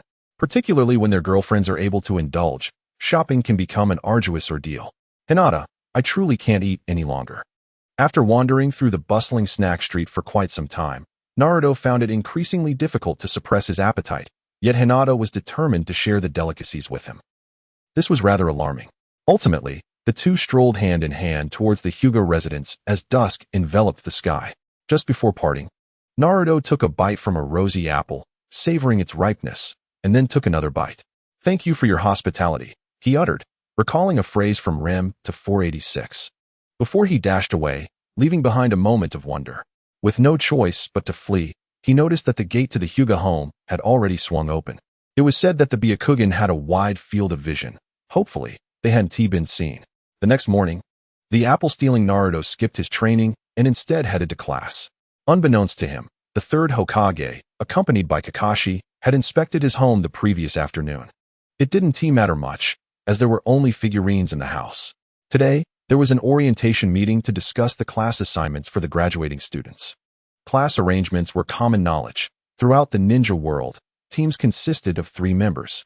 If one were unaware of this, the school might as well be worse than a pigsty. In the back row of the classroom, all the truant students had gathered. Shikamaru was lost in thought, Choji was devouring grilled meat, Kiba was teasing his dog, and Shino. What was he doing again? Naruto and Sasuke occupied the front row. Naruto was preparing to present small gifts to everyone. "Everyone, listen to me," he said, tapping the table a few times. His friends turned their attention to him. Even Akamaru was among them, as he greatly admired Naruto, relying on him for his daily meals. "Now that we have all graduated, we will encounter various dangers as ninjas," Naruto stated. Several nodded in agreement. It was well understood that the ninja world was perpetually fraught with conflict. "I have some small items to share with you all," Naruto announced. Producing a small bottle the size of a canned fish, containing a crimson liquid, he distributed the bottles, explaining, "This is called a blood vial. It can heal injuries. As long as you aren't dead, it can essentially bring you back. However, I must clarify that one vial isn't very potent. It can only revive someone from the brink of death. For a complete recovery, you would need about 3 vials. Since he had only a limited supply, he distributed just 2 vials to each person. Occasionally, the shop would offer high-grade items and weapon classifications, and both blood vials and blue vials fell under the weapon category. Naruto hadn't managed to purchase many before they vanished. Blood vials healed injuries, while Naruto believed the blue vials replenished chakra. However, they actually restored magical power. And there were only a few of them, each restoring 3 points of magic, hardly useful. Naruto harbored a deep resentment towards the shop, questioning, "What is the point of having scaffolding if it's not useful? Am I supposed to build a path to the moon with it? Is it really that miraculous?" Kiba asked, astonished. "Yes, I've tested its effects on Sasuke, but I'm uncertain whether it would work on Akamaru," Naruto replied, uncertain. He had a total of 12 vials, for each of them, with one already used in an experiment on Sasuke, and Hinata received 3. Naruto had initially intended to experiment on himself, but reconsidered. Would the healing be due to the vial or his own recovery? Sasuke and Naruto did not provide assistance. "Your teammates are healers, and even your spouse is a healer. Despite your defection, you managed to find a healer. You consume a mere health potion while being accompanied by 3 healers, enjoying a treatment superior to that of Uzi." "Thank you," Naruto exclaimed with a broad grin. Fully aware of the potion's significance, yet he believed in his own strength and felt he would not sustain serious injuries. His disposition is unlikely to change unless faced with significant upheaval. "Thank you." Both Shikamaru and Choji expressed their gratitude. Shikamaru refrained from complaining, understanding the immense value of such life-saving items, especially given his lack of strength. Having an extra safeguard provides an additional escape route, and strategists tend to ponder more than others. As for Choji, he harbored a desire to move into Naruto's home, relishing the prospect of unlimited barbecue, which would surely elevate his fondness to 100, and if they were to marry, it would soar to 200. However, Naruto had his sights set on Hinata instead. "Thanks, Naruto." If you were to ask why, Shino's words were abruptly interrupted by Irika. As a member of the Aburame clan, Shino donned the traditional family attire. His collar slightly askew, complemented by dark sunglasses and a rather unremarkable personality that rendered him almost invisible. He was the kind of person whose presence faded from memory shortly after parting ways, akin to a long-forgotten vampire, perhaps even overlooked by the very cosmos itself. "From this day forth, you shall stand as independent ninjas." Irika's voice resonated, cutting through Shino's thoughts and redirecting the attention of the truant group. Did someone speak just now? However, you are merely newly minted genin. The true test lies ahead, as you will be grouped into teams of 3. Meanwhile, the third Hokage observed a live broadcast of the elementary school graduation through a crystal ball alongside several jonin. In the footage, Sasuke rested his chin on his hands. His stealth ability passively activated, fully leveled. Beside him, Naruto, devoid of any stealth, simply stared blankly, attuning himself to the natural energy around him. After 6 years, he could occasionally perceive a hint of it, but he chose to remain still and observe. Is this the Jinchuriki of the Nine Tails who nearly met his demise at the jaws of a dog? Inquired the red-eyed lady, intrigued yet unfamiliar with Naruto. Having only heard snippets from Asuma, this was her first encounter with him in person. Yes, indeed, Asuma confirmed to his beloved. The tale of Naruto nearly being bitten by a dog had not spread widely, primarily circulating among well-known ninjas, yet its impact was remarkable. Among those present, only the third Hokage and Kakashi had a deeper understanding of Naruto. Uzumaki Naruto? Kakashi murmured to himself, aware that Naruto had been assigned to his class. A detail explained to him by the third Hokage. Teacher, your child has graduated as well, the third Hokage remarked, not delving into too much detail. After all, the narrative of the Nine Tails Jinchuriki almost being bitten by a dog was a story that no amount of spin could absolve. The third Hokage found himself in a quandary. In Class 7, consisting of Uzumaki Naruto, Haruno Sakura, and Uchiha Sasuke, Sakura was so ecstatic that she felt as if she might take flight. Sasuke, with a slight smile, was indifferent to anyone else's presence. All that mattered was partnering with Naruto. He was confident in his own abilities, and with Naruto, who was even stronger. As a familiar teammate, he found reassurance for their future as ninjas. In Class 8, comprising Hyuga Hinata, Inazuka Kiba, and Aburame Shino, Hinata felt a twinge of disappointment. Yet, recalling Naruto's analysis from the previous day filled her with admiration. Thoughts of Naruto led her to memories of biting into an apple, visions of love, and even dreams of marriage, her mind leaping to such depths. Naruto turned to glance at Hinata, only to find her blushing face, puzzling him. Why would she be embarrassed over a class division? After all, they were not in the same group. In Class 10, with Yamanaka Ino, Nara Shikamaru, and Akimichi Choji, Ino looked dejectedly at her 2 teammates, one gazing at the sky, the other stuffing his face with barbecue. It was utterly despairing. The little girl's cries of frustration, however, held a certain charm. Tintin and Izumi had gone home with their respective companions, one suddenly acquiring a non-blood-related little sister at the age of 8, while the other welcomed a new sibling from her parents. They had once claimed they had no sisters, but suddenly found themselves part of a sisterhood. Irika had mentioned that the class divisions were based on skill, and Naruto believed him. After all, he had hardly participated in the exams, even during regular tests. He had not written a word, thus securing the lowest score in the class. How am I supposed to calculate the air resistance affecting Kunai? Or the gravitational impact on Shuriken? He thought. In the Chunin exams, Lee kicked Gaara higher and higher. Now you want to lecture me about gravity and reaction forces? Newton would weep. I won't, so I won't write it. This is my ninja way, he declared with defiance. Once the classes were divided, everyone sat waiting for their instructor. Before long, a striking woman with red eyes entered, surveying the room before lingering her gaze on Naruto. It was hard not to notice the Jinchuriki, who had nearly been bitten to death by a dog. Class 8. Follow me, she commanded coolly, leading Hinata, Kiba, and Shino away. Naruto was taken aback by her allure. She was truly captivating, though it seemed a shame that she was paired with Asuma, the chain-smoking mentor. In his previous life, Naruto had also indulged in smoking and wondered if he would again in the future. He pondered whether Hinata would approve, or if he would have to sneak off to the restroom to open a portal to Kagaya's realm for a secret smoke. Fearing the discovery by Otsutsuki Kinshiki, would that result in acquiring a widow as a companion? He found himself fretting over the prospects of his future married life. Moments later, Asuma strolled into the classroom, a cigarette dangling from his lips. What a coincidence, he mused. Who would believe they hadn't arrived together? Choji, Shikamaru, Ino, come with me. Asuma instructed. Ino, now devoid of despair due to sheer numbness, found herself paired with a smoker, a slacker, and a rotund boy. Why, she wondered. Did such a charming girl end up with these teammates? Sasuke had moved on, leaving her behind. Once everyone had departed, only the 3 members of Class 7 remained. Naruto greeted Sakura. Hey, Sakura. Not quite, Sakura. I look forward to our future collaboration. Previously, we were merely acquaintances, but now we shall be comrades. Sakura, a girl with dual personalities, responded, Naruto, I also anticipate your support. Sasuke-kun, I hope for your guidance as well. Within Sakura's mind, her dominant persona was in a frenzy over his earlier address, declaring, he called me brother. Absolutely not. I am a woman, and I shall make him pay. Externally, Sakura presented as a delicate yet resilient maiden. Internally, she harbored a bold and unrefined spirit. Although the aloof Sasuke acknowledged Naruto's brashness, he found merit in Sakura as a teammate.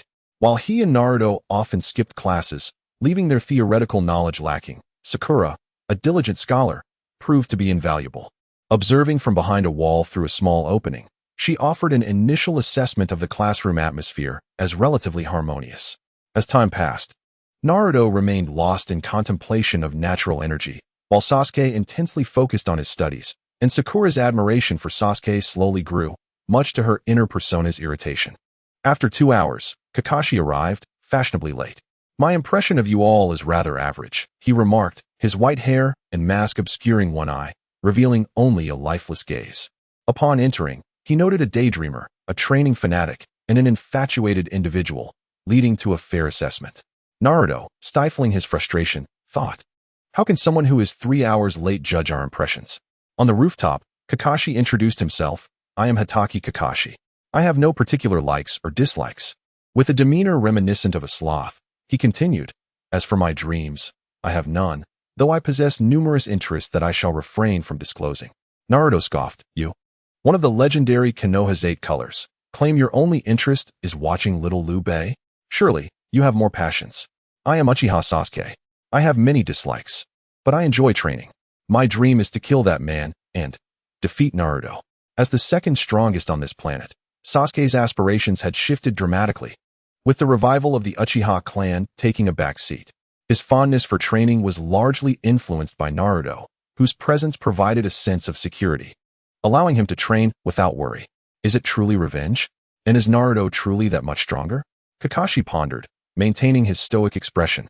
If the two were merely slightly unequal, then their aspirations could not be deemed true dreams. I am Haruno Sakura. As for my preferences, my dreams, I dislike Ino, Sakura introduced herself, her eyes betraying her infatuation with Sasuke, a sentiment understood by all present. I am Uzumaki Naruto. I dislike crowds, but I have affection for Hinata Hyuga.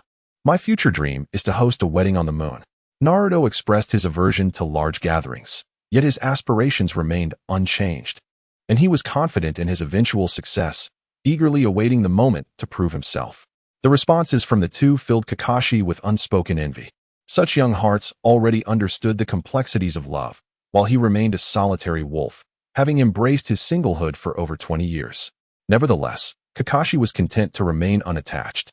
From tomorrow, we shall commence our missions. The first task will be a survival exercise, Kakashi stated, his lifeless gaze unwavering. The upcoming exercise is a formidable challenge, boasting an elimination rate of up to 66%.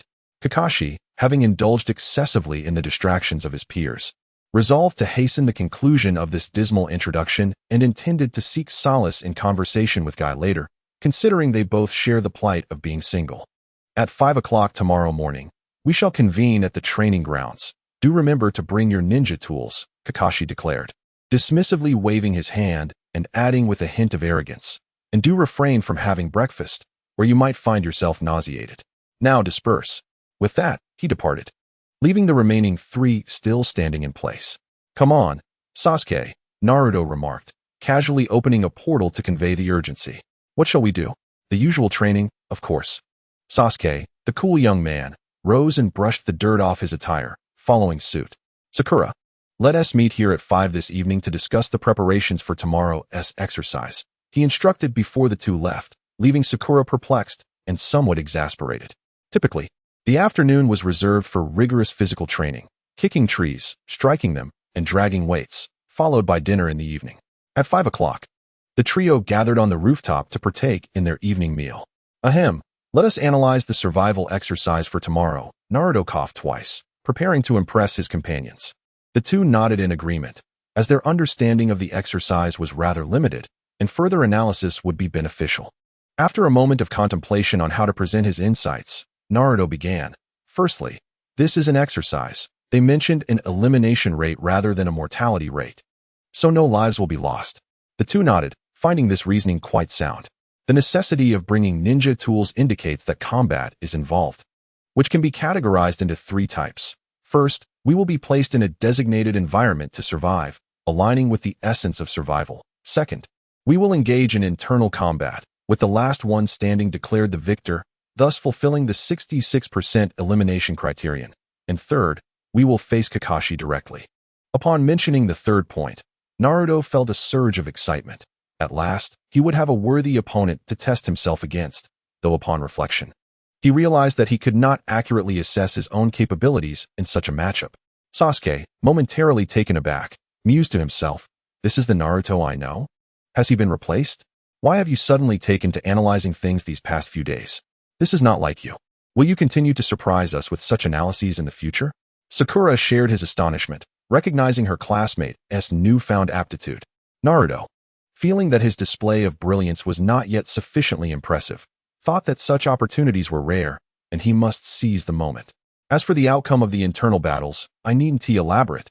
Sasuke, you are well aware. Sasuke nodded in agreement, knowing that in internal contests, Sakura would be easily outmatched by either him or Naruto, leaving Naruto to claim victory in their encounters, especially without the burden of weights. Thus, we shall presently consider two potential outcomes, survival or combat against Kakashi. There is no need to deliberate on survival. The forests of Konohagakure do not harbor any threats to us, and I possess all the necessary survival equipment. Therefore, our focus must shift to the prospect of battling Kakashi. The analysis continued, leaving the two in a state of astonishment. The thrill of understanding the conclusion while deconstructing the process was exhilarating. Engaging Kakashi could be approached as one-on-one or three-on-one. In a one-on-one scenario, facing a Jonin, our chances of victory are virtually non-existent.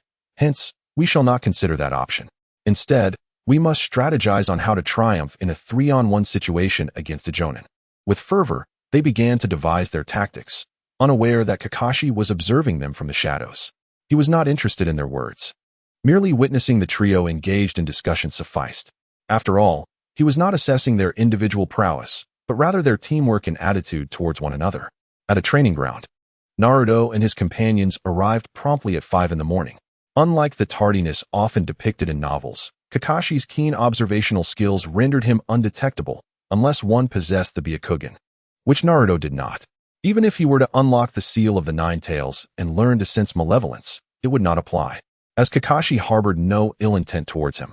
At present, the Nine Tails lay contentedly on its back, indulging itself.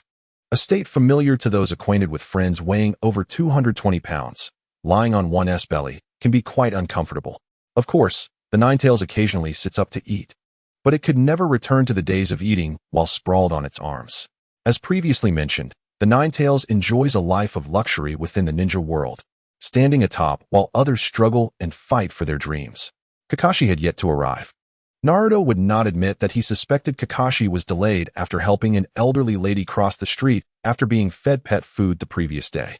With their teacher absent, Naruto and Sasuke commenced their own routine. Naruto took out a wooden stick and began channeling chakra. Both were unfamiliar with nature transformation, relying solely on intuition and experience. Ignoring all else, they focused on inputting chakra and honing their instincts. This is chakra nature transformation. Had these two truly reached this stage? A certain white-haired observer felt a wave of astonishment. Unbeknownst to Naruto, he sensed that Kakashi was merely performing. You created your own jutsu at 12, didn't you? When Naruto's chakra was depleted, Sasuke sought him out for replenishment. Sakura merely sat and watched, captivated by Sasuke's antics. Being a young girl, Naruto understood that once she realized she could not keep pace with the two, she would strive harder. After all, one could not expect a girl from an ordinary family to compete with the top two in the rankings. That would be an unreasonable expectation. Naruto's fondness for Sasuke stemmed from the original narrative, as both were solitary figures, sharing many thoughts without fear of betrayal. In the village of Konoha, Naruto could trust only Sasuke, though he was aware of what could and could not be discussed. Hinata might inadvertently reveal secrets due to familial pressure, but with Sasuke, there was no such concern. He was just as isolated as Naruto. After training until 10 o'clock, Naruto paused to recuperate, preparing for the battles that lay ahead. At 11:05, Kakashi made his entrance. "Good morning, everyone," he greeted with his signature deadpan. The three ignored him, creating an awkward atmosphere. "A black cat blocked my path," Kakashi explained with a smile. "So what did you do to the black cat?" Naruto mused internally, sensing the hostility in their gazes. Kakashi cleared his throat, produced a clock, and stated that it was set for noon. He pressed the clock button, revealing 2 bells in his hand and elucidating. "Your objective is to seize these bells from me before the clock strikes.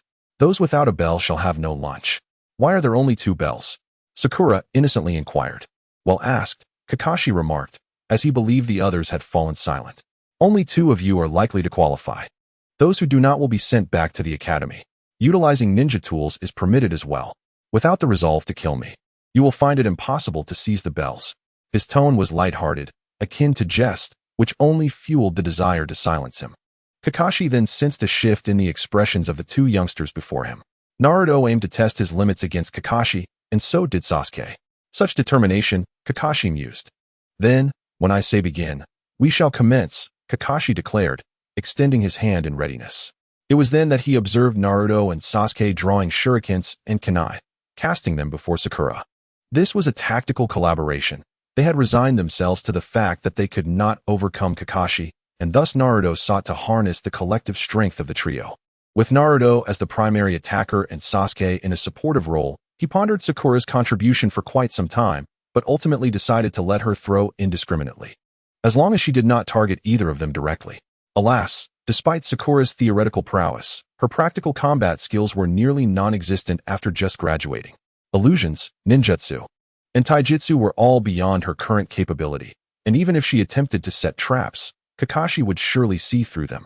After all, he was a seasoned veteran who had entered the Umbu at a young age. The strategy devised by Naruto and Sasuke was to exhaust Kakashi's stamina and chakra, a principle understood by all. Naruto intended to leverage his vast reserves of energy and chakra to wear down Kakashi, fully aware of his own stamina as a formidable asset. Observing the 2 youngsters standing side by side, brimming with fighting spirit, and the array of weapons before Sakura, Kakashi quickly comprehended their strategy, 2 on the offensive and 1 lurking for a surprise attack. However, he remained unaware that their ultimate aim was to deplete him. Sasuke at 157 and Naruto at 158 were both superior to their original selves, thanks to better nutrition and training, lending them an air of confidence and presence. "Now, let us begin," Kakashi announced as his hand fell, signaling the start of the confrontation. Naruto propelled himself forward with a powerful push from his left foot, shattering the ground beneath him, akin to an arrow released from its bow. Sasuke matched his speed, both moving in near-perfect synchronization. Kakashi was taken aback by their swiftness. These 2 were faster than he had been in his youth. Naruto, taking the lead, lunged towards Kakashi with a side kick. Kakashi raised his hand to block, stepping back 2 paces as he realized the weight behind the strike. It reminded him of his previous sparring sessions with Guy, especially when burdened with 600 pounds of weights. The encounter was far from over, as Naruto retracted his leg and crouched, launching an attack towards Kakashi's lower body. Sasuke leapt from behind, targeting Kakashi's head with a kick. Their attacks flowed seamlessly, a testament to their training. Kakashi retreated a step to evade Naruto's leg strike, extending his left hand to grasp Sasuke's incoming leg. Sasuke twisted, swinging his other leg like a whip towards Kakashi. As Naruto rose, he aimed a kick at Kakashi's waist, intent on severing his happiness. Kakashi, with his other hand, seized Sasuke's leg while simultaneously raising his left leg to block his waist. He then leaned back slightly to evade a kunai thrown by Sakura, while Sasuke attempted to catch the kunai, directing it towards Kakashi's face, though ultimately failing. Naruto reached upward, grasping Sasuke's arm and pulling him back, liberating him from Kakashi's grasp and sending him flying behind. He then resumed his assault on Kakashi. Suddenly, as Naruto bent down, a fireball soared past him. Realizing he could not evade it, Kakashi swiftly formed hand seals. Even at such close range, Naruto failed to discern the earth release technique, and a wall of earth rose to block the fireball, signaling the conclusion of this probing attack. Sakura remained in a state of shock throughout, having barely registered anything apart from throwing a kunai when the 3 were almost fixed in position. As Naruto rose, Sasuke approached his side, and together they gazed at the earthen wall. After years of battling together, they understood each other profoundly. Thus, when Naruto hurled Sasuke into the air, he anticipated his next move, and Sasuke was equally aware of this mutual understanding. Subsequently, Naruto estimated the timing based on Sasuke's hand seal speed, leading to their recent synchrony reminiscent of a profound connection. Kakashi dismantled the earthen wall, unharmed, and applauded, expressing his admiration for their performance. That was remarkable. Your coordination was impeccable. Naruto attacked the lower half, while Sasuke targeted the upper, and Sakura's kunai, along with the fireball, were perfectly timed. However, he added, it was all ultimately neutralized. Kakashi-sensei, you are truly formidable, Naruto remarked, impressed that their flawless teamwork was effortlessly countered. Truly, he was an elite. Then, Naruto rolled up his pants, shedding the weights and tossing them aside, where they thudded against the ground. Sasuke activated his Sharingan, for Tomo appearing. Kakashi observed the earthen pit and Sasuke's eyes, realizing that he could not allow the situation to escalate. The weights indicated that Naruto had significantly increased his speed, and with Sasuke's Sharingan activated, he would gain advantages in various aspects. If this continued, Kakashi would find himself overwhelmed. How do you possess the Sharingan? Sasuke exclaimed, momentarily pausing his preparation for the lightning release. Ah, this is a gift from a friend, Kakashi replied, touching his eye corner. Sasuke, let's discuss this after the battle. Naruto called out, noting Kakashi's psychological tactics, feeling it was rather shameless, akin to bullying children. The battle commenced in an instant. Naruto pushed his speed to its limits, moving so swiftly that even he struggled to focus, relying solely on his body's reflexes. Fortunately, his heritage granted him remarkable physical prowess and reflexes inherited from the fourth Hokage. Sasuke unleashed a surge of chakra, activating his cells with lightning, which, while not as fast as Naruto, allowed him to see clearly. His training was incomplete, and while he struggled to control the lightning activation, it resulted in an excess of chakra being expelled. This speed is truly impressive, Kakashi sidestepped, evading Naruto's attempt to grab the bell. Here, Naruto was influencing Kakashi's judgment, leading him to mistakenly believe they were competing for the bell, when in reality, their intent was solely to engage in combat. After dodging Naruto's grasp, Kakashi seized his wrist and pulled him backward, causing Naruto to stumble. However, Sasuke caught hold of Naruto's leg, yanking it back to help him regain his balance, using the momentum to launch an attack against Kakashi. Sakura, seizing the opportune moment, threw a kunai. Even if her timing was slightly off, it would still serve to distract Kakashi. 10 minutes later, Kakashi was breathing slightly heavier, while Sasuke, having expended too much chakra through his lightning activation, was panting heavily. Naruto, however, remained unscathed. There is no way around it. This body is utterly bizarre. Seizing the opportunity, Naruto summoned 5 shadow clones to entangle Kakashi for a few seconds before extending his arm to replenish his chakra. After 3 seconds, the clones dissipated, and just as Kakashi was about to rush toward the two, a barrage of shurikens obstructed his path. Sakura, observing the diminishing number of Kakashi's clones, could only hope that these projectiles would buy them some time, armed with nothing but a single kunai for defense. Naruto charged forward once more while Sasuke took a moment to regulate his breathing. After 7 seconds, his breath returned, and he advanced again. The 10 seconds allotted for chakra replenishment provided Kakashi with almost no respite. Wave after wave of assaults left him with no opportunity to recover. As the time approached midnight, Kakashi seized the kunai thrown by Sakura and deftly returned it. Naruto and Sasuke each kicked a stone. Naruto's missed, while Sasuke's struck true.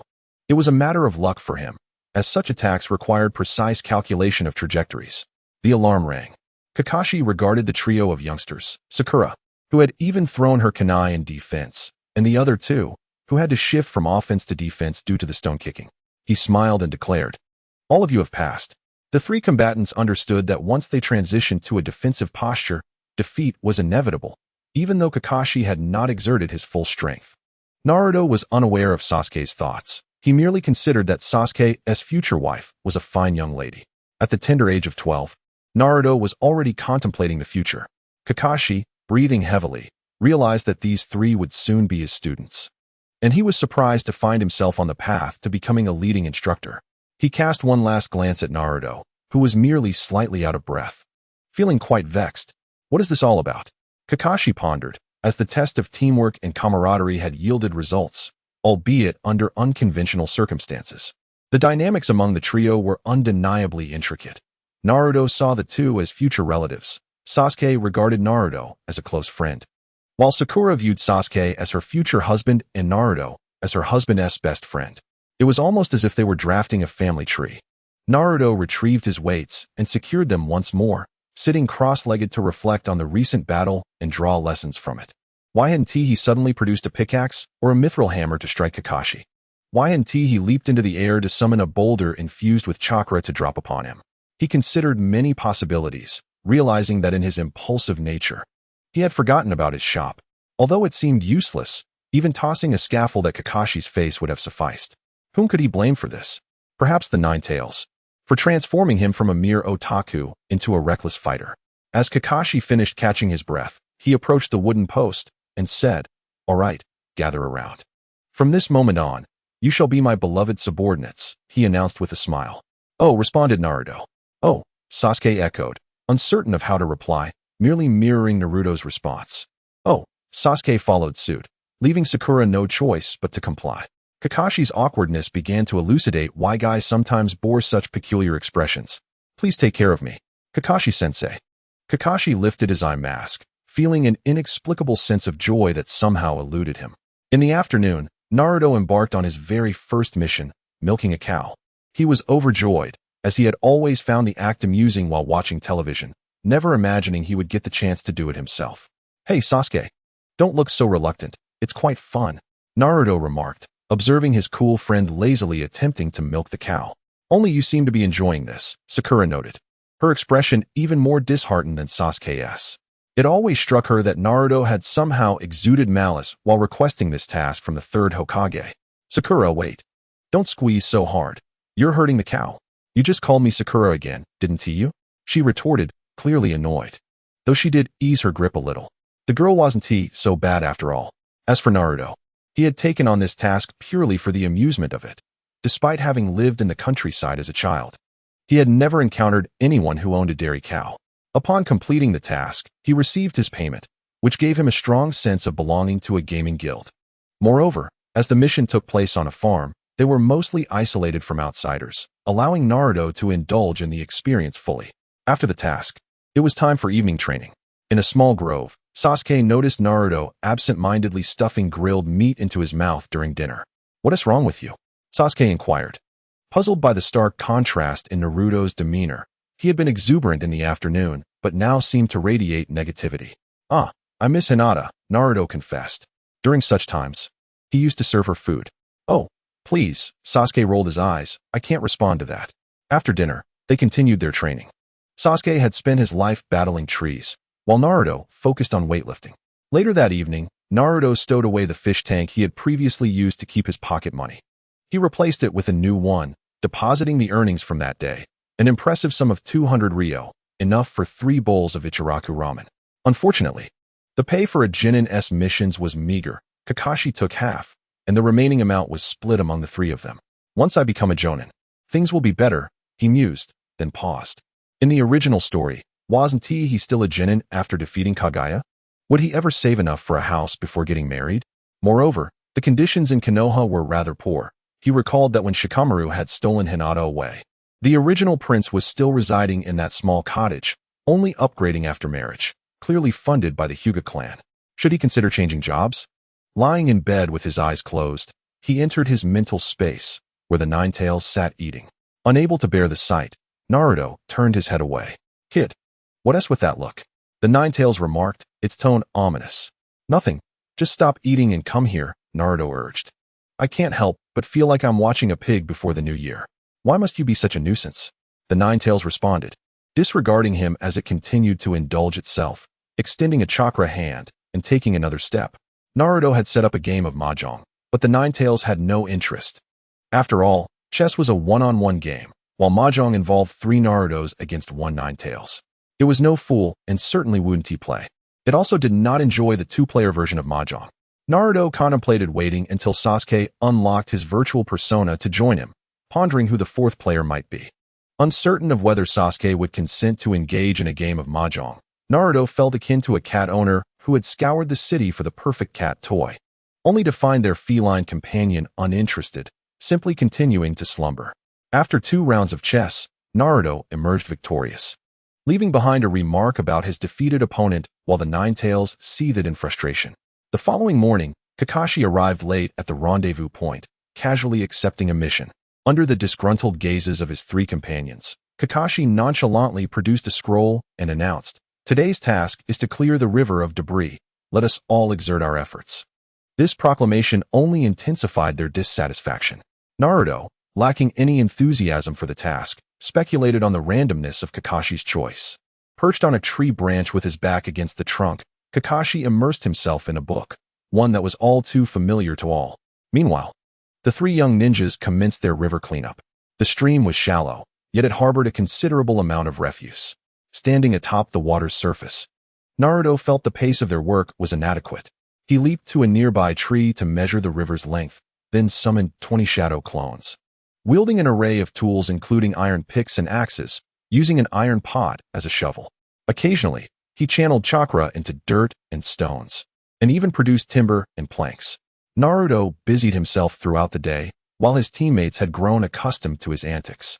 Sakura, in particular, found joy in Naruto's industriousness, as it allowed her to enjoy a personal moment with Sasuke. "Sasuke-kun, how do you stand on the water's surface?" Sakura inquired. The inner Sakura, ecstatic with the arrival of her long-awaited moment, relished her time with Sasuke.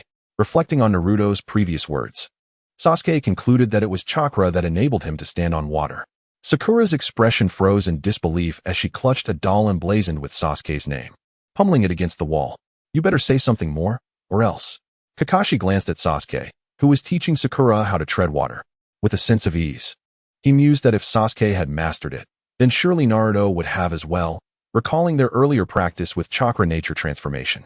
He felt a sense of relief in his role as a teacher, allowing himself to return to his book, oblivious to the world outside, wholly engrossed in his studies.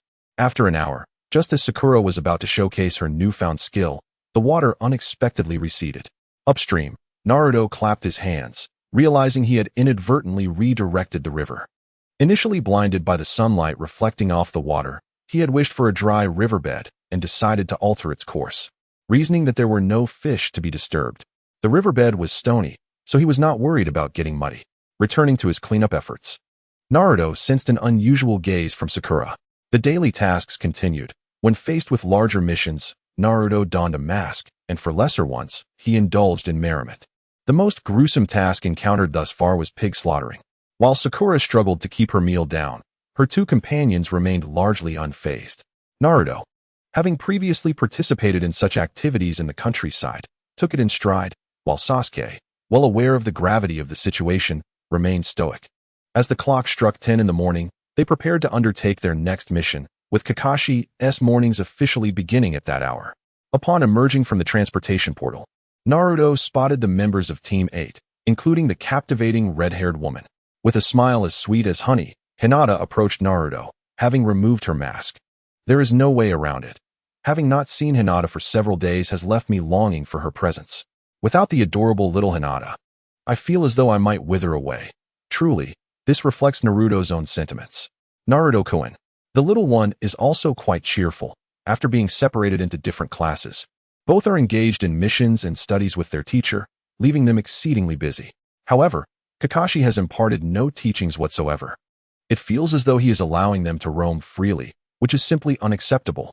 Dividing his shadow clone to fetch the remaining 3, Naruto took Hinata's petite hand, playfully teasing the little girl.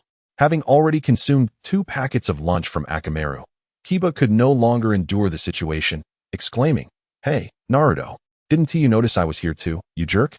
With a minimal presence, Shino adjusted his glasses and remarked, "Naruto, you ought to be aware of your surroundings. If I must explain why, it's because we are ninjas." "Oh, you are also present? How infuriating," Kiba shouted. "Quiet," Hinata softly admonished. "The mission hall prohibits loud noises."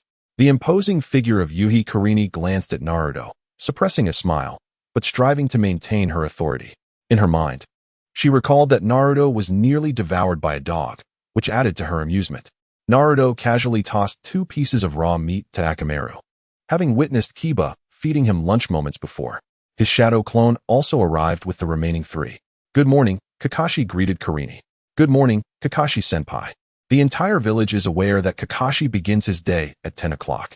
After a brief exchange while holding Hinata's hand, Naruto learned that Kurini deemed the trio's abilities satisfactory and was preparing to assign them a more advanced mission, such as dealing with beasts or bandits. With her oversight, there should be little risk involved. Yet, Naruto was not inclined towards such high-level tasks. He feared the cosmic will's intervention. Should he demand a challenging mission, the third Hokage might update the quest to face Zabuza, which would undoubtedly be overwhelming. He intended to follow the conventional narrative of a fantasy novel, arriving in this world, developing quietly, occasionally showcasing his prowess, and ultimately shining during the Chunin exams, where he would attract the attention of powerful mentors. This is the standard progression. Encountering formidable foes like Zabuza immediately upon leaving the novice village is absurd. It is reckless to hunt dragons right after emerging from the starting zone. While lost in thought, Naruto suddenly caught a whiff of alcohol and salted fish, and soon beheld a drunken old man, with a white towel draped around his neck, a white string tied around his head, and small glasses perched on his nose, stumbling into the room.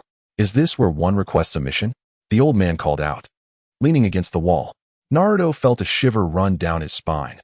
The old man was clearly intoxicated, and he wondered why he couldn't come tomorrow instead. Why must he arrive at this precise moment? Naruto hastily approached, declaring, "This is it."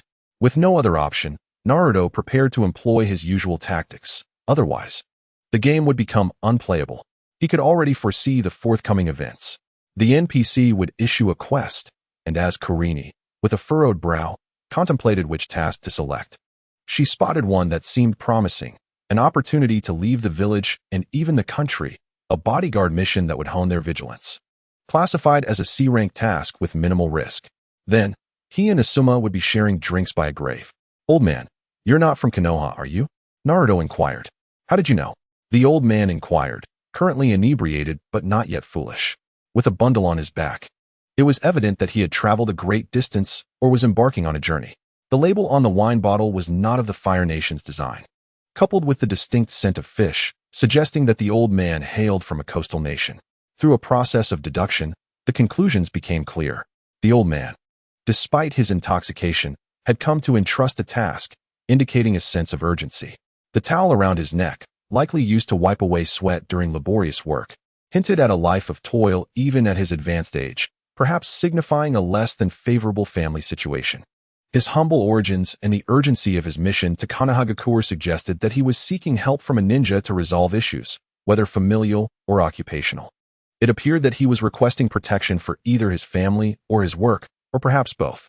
Dazuna, the bridge builder, was astonished, with just a single statement. All information had been inferred. This young boy, quite impressive. "Hey Naruto, what are you doing?" Sasuke asked, surprised to see Naruto engage with a stranger so openly. "I'm just going for a stroll outside the village," Naruto replied. The notion of exploring the outside world brought a slight smirk to Sasuke's lips, an alluring charm that made Sakura's heart flutter. "Old man, what do you think of me?" Naruto turned to Dazuna and asked. The old man hesitated, fearful of revealing too much. "As for the task, I believe we are quite capable," Naruto asserted, gesturing towards Sasuke. "This one here is a tad weaker." Tasks can indeed be designated to specific individuals. In the original narrative, a certain princess had chosen Sasuke for his striking looks. In this era, idolization holds significant value. "Humph." Sasuke scoffed, hands in his pockets, turning his head away. "What's with the scoff?" "You can't defeat me," Naruto retorted, ignoring Sasuke's disdain. "Moreover, we are genin. Our services are affordable. Recently graduated from the academy, and with a jonin leading us, that's a formidable team." Dazuna found himself swayed by Naruto's persuasive words. Surely, a jonin would suffice.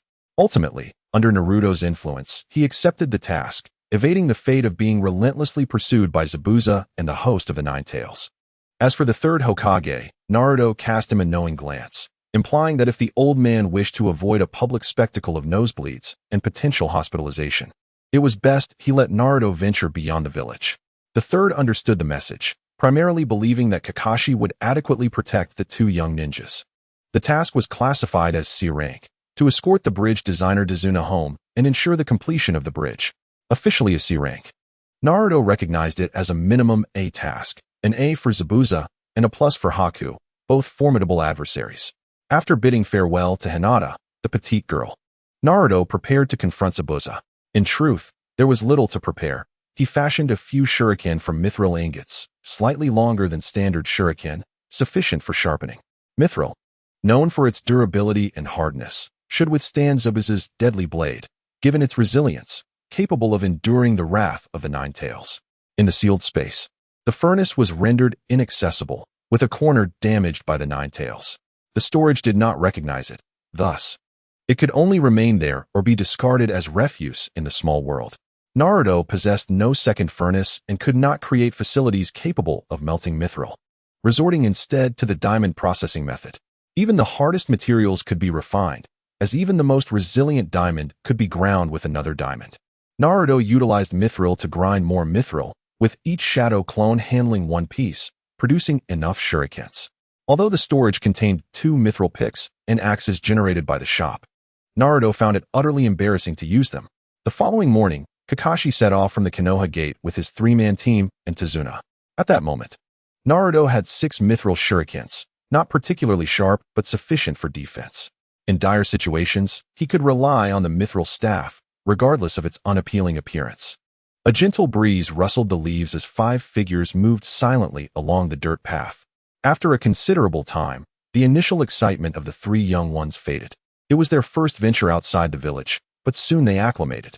Naruto initially wished to explore the world beyond Konoha, yet after leaving the village, all he encountered was trees, thick and abundant. Despite many years of conflict in the Hokage world, the trees remained unscathed. Naruto could always venture out of the village, utilizing teleportation portals and illumination magic, each capable of illuminating a radius of 5 meters. By placing an illumination spell every 5 meters, he could continuously extend his vision and open a portal, making it possible to ascend to the heavens if he wished. Were it not for his limited magical energy, he could have pushed his vision as far as the Andromeda Galaxy, perhaps even opening a portal to seek out celestial beings. Alas, he would not live to witness that moment. Naruto and Sasuke walked ahead, approximately 7 to 8 meters ahead of the 3 behind them, with Kakashi and Sakura flanking Tazuna. Naruto donned black shorts and a white t-shirt, his hands tucked into his pockets. Sasuke wore white shorts and a blue t-shirt, mirroring Naruto's stance.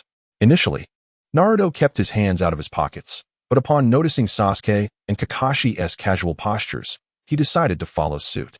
As they passed 2 small puddles, Naruto exchanged a glance with Sasuke, silently conveying the absurdity of encountering puddles on a day so hot after a fortnight without rain.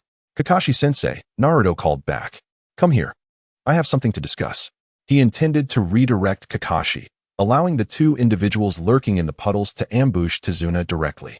Kakashi, realizing Naruto was aware of the impending trap, quickened his pace, moving closer to Naruto. Just as they reached one another, an unexpected turn of events unfolded. 2 figures emerged from the puddle, charging straight for Tazuna. Their appearances were peculiar. One wore a respirator while the other sported horns, with claws emanating an eerie glow and a gear-like iron chain swirling in the air. With their chains interconnected, they prepared to sever Tazuna's head for the first blood.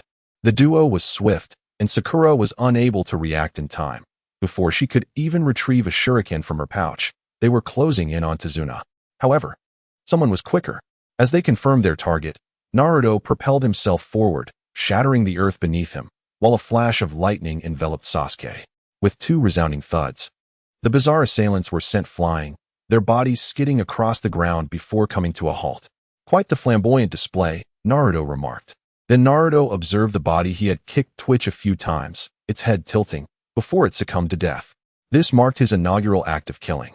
Within him stirred a mix of reluctance and embarrassment, for he had not exerted much effort, far less than when battling Sasuke or Kakashi. Why then did it perish so easily? Having slaughtered countless pigs, the sight of blood no longer fazed him. Sasuke, too, vented his frustrations through the act. Though it seemed he drew more breath than he expelled, it was evident the man would not survive another 2 days. These 2 were Chunin from the Hidden Mist Village, renowned for their relentless pursuit of missions, refusing to abandon a task until they achieved their objectives. Kakashi felt compelled to assert his role. His students were exceptionally skilled, rendering him somewhat inconspicuous as their teacher. He turned to Tazuna. You did not inform us beforehand that we would encounter an assault by ninjas, did you? Kakashi paused before adding, "The presence of ninjas has exceeded the scope of a C-rank mission." He contemplated further before stating, "As for whether to abandon the mission, that decision rests with you. I am a Jonin leading this team, not your guardian." Naruto then chuckled, "Now that we have come this far, how could we possibly turn back? If Zabuza were to intimidate us, what hope would we have in facing Kagaya in the future? We might as well lie in bed awaiting the infinite Tsukuyami." Sasuke also smiled, realizing that venturing out of the village had been a prudent choice. Encountering adversaries in a life-and-death struggle, however feeble they may be, was a lesson in itself. He recalled Naruto's words about the importance of dreams. Without them, one would be no different from a lethargic teacher like Kakashi. "You too." Sakura voiced her concerns. "Sakura, fret not. We will protect you," Naruto reassured her, determined to motivate her. Surely, after this experience, the young girl would begin to grasp her identity as a ninja. The cool guy speaks little, yet is quite handsome," she mused. The group paid no heed to the fallen mist ninja as they pressed onward. There was no chance of reviving him. At the rear, Sakura was engulfed by worry. She felt utterly useless. In both the previous examination and this mission, even Naruto's shadow clone proved more valuable than she. Upon reaching the seaside, a ferryman arrived to transport them across the river. Tazuna's homeland was an island nation, necessitating a boat for access. On board, the group sat cross-legged and out of boredom. Naruto retrieved a fishing rod from the storage and began to fish. "Tazuna-san, could you elaborate on the attackers we just encountered?" "We have already come this far," Kakashi inquired. "My country." Tazuna began to recount the tale of a merchant named Gato, who secretly ruled the nation, oppressing its people and plunging the country into poverty. Ultimately, he spoke of a grand bridge being constructed to connect with the outside world, a means to alter their dire circumstances. He even resorted to moral coercion, urging them to continue safeguarding him. Unmoved by his plight, Naruto continued to fish, indifferent to Tazuna's narrative. "That is not my concern. I'm merely here to engage in a battle with Zabuza." As the boat reached the shore, Naruto managed to catch a fish, which he promptly tossed back into the sea before stowing away his rod. They still had a considerable distance to travel to reach the old man's home, and Naruto's vigilance heightened. The journey ahead was rife with the potential for ambush, and Zabuza's strength was formidable, capable of matching Kakashi blow for blow. Though Kakashi was evenly matched against most, this fact alone did not diminish the reality that Zabuza was undoubtedly of elite Jonin caliber. A person who has graduated after slaying over 100 classmates, a specter who has emerged from a mountain of corpses and a sea of blood, is known as Zabuza. "Everyone, be cautious," Kakashi warned with a sharp tone, his instinct heightened by the fleeting aura of malevolence that filled the air. In an instant, Naruto produced 2 silver kunai, tossing one to Sasuke and the other to Sakura. Aware of Kakashi's perceptiveness, he acknowledged their inexperience as freshly graduated ninjas, while Zabuza was a seasoned warrior, having navigated the treacherous world of shinobi for many years. A colossal blade spun through the air, aiming to cleave them in two. Naruto sheathed his kunai and brandished a silver pickaxe, positioning it defensively before him. With a thunderous clash, the blade was deflected, causing Naruto to stagger back 5 paces. He keenly observed a dent formed on the blade, realizing the silver was indeed formidable enough to withstand even a decapitating strike. From the depths of the forest, a figure leaped into the air, grasping the hilt of the sword as it descended, planting it into the ground with a powerful thud. A man appeared before them, adorned with a mist ninja forehead protector and bandages wrapping his torso. "A unique weapon you possess, little brat," Zabuza remarked, eyeing the nick in his blade. Indeed, how could it not be unique, especially since Naruto wields a pickaxe? Having perceived the impending danger, Naruto opted for the pickaxe over his kunai, reasoning that it was better to appear less graceful than to be cleaved in half. As for why he didn't simply evade on the ground, his brash nature led him to conveniently forget that option. The opportunity to confront Kakashi, the wielder of the Sharingan, was not lost on Zabuza, whose voice bore the weight of one long deprived of light. "I did not expect to encounter a specter of the mist," Kakashi replied, recognizing Zabuza's reputation. He adjusted his forehead protector to shield his Sharingan. "So, you are eager to meet the wielder of the Sharingan?" Upon hearing this, Sasuke's eyes snapped open, gleaming crimson. "Oh, a survivor of the Uchiha clan?" Zabuza jested, fully aware of the tragic fate that befell Sasuke's kin. Internally, Naruto seethed, wondering if the Sharingan was truly that renowned. He had no intention of acquiring a Sharingan of his own, although he recalled it was supposed to be a simple plug-and-play tool. Despite his frustration, he swiftly discarded the weight he had been carrying, placing it softly on the ground to avoid drawing attention, hoping to catch Zabuza off guard and gain a slight advantage. Kakashi, perceiving the intentions of the two youths, positioned himself protectively before them, stating solemnly, "Naruto, Sasuke, he is not an opponent you can handle." Naruto stepped forward towards Zabuza, asserting, "How will we know unless we fight?" "Isn't that right, Sasuke?" "Indeed," Sasuke concurred. "If he desires to confront the Sharingan, then I shall test his mettle." "What grants you such courage, mere children? Is it the Sharingan, or your peculiar weapon?" Zabuza inquired, the weight of his words heavy in the air. With that, an overwhelming aura of killing intent erupted from Zabuza, seemingly solidifying the very air around them. Naruto felt a momentary hesitation but quickly regained his composure, addressing the still-dazed Sasuke. "Are you afraid? Then I shall take the lead." After speaking, he tossed aside a scaffold without hesitation. Then, in the midst of his movement, he hurled an iron pot and 2 bricks. "Do you think I am from Shaman University? I am from Jiaodong University, and I have been exchanging banter with the Nine-Tails since I was 5. You think your aura surpasses the Nine-Tails? Afraid? This is excitement." Sasuke snapped back to reality and matched Naruto's pace. This adversary was formidable, unlike the previous two. Truly a worthy challenge. The scaffold was shattered by Zabuza's kick, the iron pot was sent flying by the beheading sword, and the bricks were dodged. Naruto dashed forward, gripping a secret silver kunai in his left hand and bracing the base of the kunai with his right, delivering a sharp strike against the beheading sword. "Kid, you possess remarkable courage. I shall remember your name in my ledger," Zabuza remarked, looking down at Naruto. "Perhaps you should write it down below," Naruto retorted, missing his strike and preparing to maneuver around the beheading sword to get behind Zabuza. There was no choice. That sword was like a wall, impossible to attack. As Zabuza attempted to kick Naruto, he hesitated, deterred by a shuriken thrown by Sasuke, retracting his foot. The battlefield transformed into Zabuza at the center, with Naruto and Sasuke positioned before and behind him. The duo initiated a synchronized assault. Zabuza swung the beheading sword in a circular motion, forcing both back. Leaping into the air, blade drawn behind him, ready to form seals. These two brats moved too swiftly. He needed to restrict their pace. At this moment, Naruto, having shed his burdens, was likely quicker than Lee when unencumbered, though not as fast as Lee at full throttle. Sasuke's activation of his lightning-enhanced cells was slightly slower than Naruto's. Thus, Zabuza was essentially contending with two Lees unburdened, enhanced by their strong synergy, Sharingan, and superior to two Lees combined. After all, the duo's training, despite not being as rigorous as Lee's, was commendable.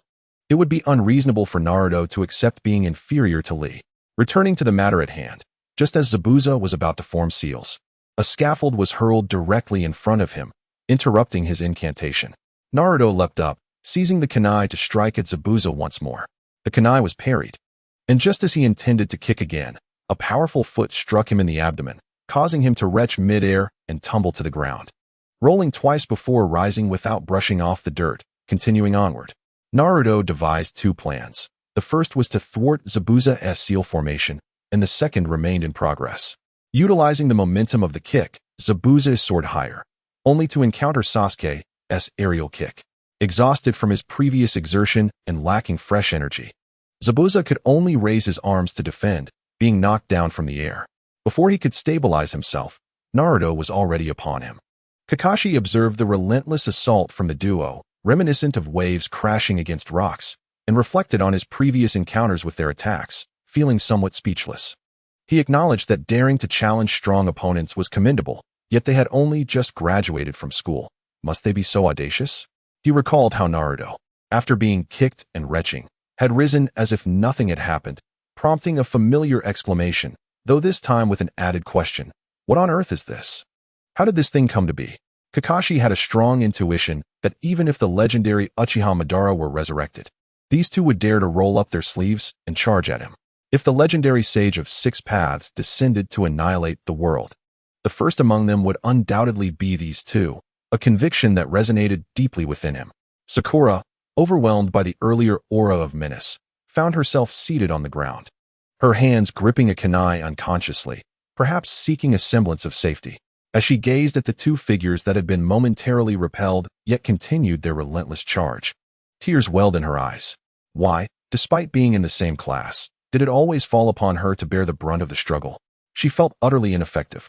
In truth, Sakura was not lacking in potential. If one were to categorize the ranks of shinobi, they might fall into tiers such as civilians, secret techniques, bloodline limits, jinchuriki, and the elite. As a girl from an ordinary civilian background placed in the company of the elite, it was only natural for her performance to falter, especially when those elites trained and fought with the fervor of mad dogs, leaving only the elite capable of keeping pace. The battle raged on, with each side engaging in numerous exchanges over the course of a minute, each encounter resulting in the two being repelled and wounded. After 5 minutes, Naruto found his attire stained crimson, though he bore no injuries, while Sasuke, though slightly less wounded, benefited significantly from his Sharingan, allowing him to evade attacks with remarkable agility. Zabuza seized Sasuke's arm, flinging him away. In response, Naruto charged forward, simultaneously hurling a kunai towards Sasuke. He initiated an assault by throwing the kunai at Zabuza to set up his attack, following it up with a kick. Zabuza countered with a slash of his sword, forcing Naruto to retract his leg and use the kunai to deflect the blade, leveraging the momentum to strike at Zabuza's face. Reminiscent of the legendary duel between Yonggwa and the Fire Cloud Evil God. In midair, Sasuke executed a hook kick, striking the kunai. Naruto's leg was caught, sending him sprawling on the ground, causing him to spit blood. It was the first time in either of their lives he had bled, uncertain whether it was from a gastric issue or an injury to his mouth. Rising, he caught a glimpse of a kunai emitting a blue light as it flashed past Zabuza's peripheral vision. Sasuke had intended to target Zabuza's eyes, curious about the Sharingan, but Zabuza had narrowly evaded the strike. Both Naruto and Sasuke exchanged smiles, undeterred by their injuries as they continued to engage in combat for another 5 minutes. Finally achieving some measure of success, albeit only scratching the surface of their opponent's defenses. Enraged, Zabuza swung his sword at Naruto, who raised his mithril staff to shield himself. The blade struck with a crack, leaving a fissure, and under the force of their clash, the front half of the sword shattered and flew into the sky, spinning before embedding itself in the ground. With the second plan successfully executed, Naruto repeatedly attacked the same point on Zabuza's sword, capitalizing on the advantage of his weapon's superior hardness. Though Zabuza's sword possessed the ability to absorb blood, one of them was not losing much blood and was healing quickly, while the other, with exceptional evasion skills, could not keep up with the damage inflicted. Ultimately, the sword broke after a final clash with the mithril staff. "Teacher Kakashi, switch with me," Naruto shouted, eager to assist Sasuke, who was already injured and had just been hurled to the ground, risking excessive blood loss if not attended to. Kakashi noticed Sasuke's condition and swiftly positioned himself in front of Zabuza. Out of the corner of his eye, he observed the two young shinobi. It appeared that his class had produced two individuals destined for greatness. Zabuza felt a rising frustration. These two youngsters were swift, embodying a combat style that charged forward as long as they could withstand their blows. Whenever he attempted to form hand seals, he was thwarted by a barrage of unexpected attacks, with neither giving him the opportunity to complete his jutsu, as one would rise to engage right after the other fell. He gazed at Kakashi before him, whose Sharingan featured a slowly rotating tomo, alongside the Uchiha orphan, whose injuries had been treated, leaving him pale but otherwise unscathed. The most notable presence was that of a seemingly invincible being, capable of healing others, who had been struck down multiple times, yet remained uninjured. A sense of retreat began to take hold. He realized that he could not prevail today. The two youngsters had depleted much of his stamina, and his blade was broken. There was no way to continue. In an instant, he vanished, not even uttering a harsh word. "Hey, I am Uzumaki Naruto. Remember to jot that down," Naruto exclaimed with vigor, as if he had not just endured a brutal beating. Zabuza, the once formidable adversary, finally retreated. In this brief encounter, lasting less than 10 minutes, the outcome was a mere wound inflicted upon Zabuza and the spoils of a severed blade. Kakashi lowered his eye patch, observing as Naruto, whose white shirt was rapidly becoming stained red, approached the severed sword and hoisted it away, marveling at the enigma that was Naruto. Upon returning to the group, he found Sasuke's complexion pale. The weary companions gathered, each drained, Sakura and Tazuna, tense with anxiety, while Naruto and Sasuke bore the fatigue of their vigorous battle and blood loss. with Kakashi persistently maintaining his Sharingan. They seated themselves on the ground, and Naruto, watching Kakashi's labored breaths, felt a mix of exasperation. Zabuza's blade may have been broken, but aside from the considerable exertion, there was little else to worry about. How could merely observing drain so much energy? Was it a manifestation of the grand cosmic will? Or simply the inertia of the narrative? Or perhaps, that brief moment of eye contact with Zabuza was deemed a battle in Kakashi's eyes? Kakashi regained his breath and remarked, "Zabuza has retreated this time. Should he return, he will likely come prepared with allies. Are you willing to continue?" He did not believe Zabuza was one to abandon a mission lightly. His next appearance would surely involve strategies to detain Naruto and Sasuke. "Absolutely," Naruto replied without hesitation. "I came here to fight him, to the point of absolute submission. Most importantly, for the thrill of battle." Sasuke chimed in, "Moreover, next time, I will be even stronger." Upon opening his eyes, he revealed a left eye adorned with 3 tomo and a right eye with 2. Naruto found himself at a loss for words regarding his teammate. "You're severely drained. Your face is pale. Can you refrain from flaunting your prowess while in this state? And your excessive blood loss. Were you perhaps using some mental means to recharge? Should I offer you gold to refill your energy?" Naruto mused, feeling as though he had discovered that his bride was, in fact, a transformation of Akamaru after their wedding night. Had Sasuke been training in a scion-like manner all along, while he merely hammered away at trees nearby? Where does this ability to level up through adversity come from? You are not the last of the Uchiha, surely. You must be of the Sun lineage. Should I teach you the Kamehameha? Reflecting on how Madara evolved his Rinnegan, Naruto pondered the chakra of Ashura and Indra. Realizing his own chakra bore Ashura's attributes, while Sasuke absorbed it daily. How was it that he benefited while he seemed to be the one wielding the cheat? With no recourse left, Naruto could only hope that his boisterous friend, Kurama, would lend a helping hand. "You possess the power of enhancement just as I do. I can also wield it, albeit subtly. If one tail proves insufficient, I shall summon 2. A multitude of tails allows for unfettered freedom. Perhaps in the future, I could enlist Sasuke's aid in unleashing such power, but the method of execution warrants careful contemplation." After a prolonged silence, Sakura finally spoke. "Let us proceed. The mission continues." The 4 of them, accompanied by the elderly Dazuna, resumed their journey. Naruto, shouldering a hefty executioner's blade, led the way, with Sakura supporting Sasuke closely behind, while Kakashi and Dazuna brought up the rear. As they traveled, Naruto's sense of unease intensified, prompting him to turn and inquire of Kakashi-sensei. "In which direction are we headed?" Despite his inability to distinguish cardinal directions, he possessed an excellent memory for routes traversed. Kakashi glanced at the sun and replied, "We are heading west." This revelation only deepened Naruto's confusion. Along the way, Sasuke, having exerted himself earlier, was supported by Sakura, who found herself at a disadvantage due to his earlier bravado. After some reluctant maneuvering on her part, they finally arrived at Dazuna's abode, where a modest dinner awaited them. During their first meal, Naruto, mindful of others' feelings, dined with great delight. The following morning, as Tsunami prepared breakfast, Naruto interrupted her, beginning to retrieve food supplies from the storeroom. It wasn't he that Tsunami's cooking was lacking. As a well-versed homemaker, her culinary skills were commendable.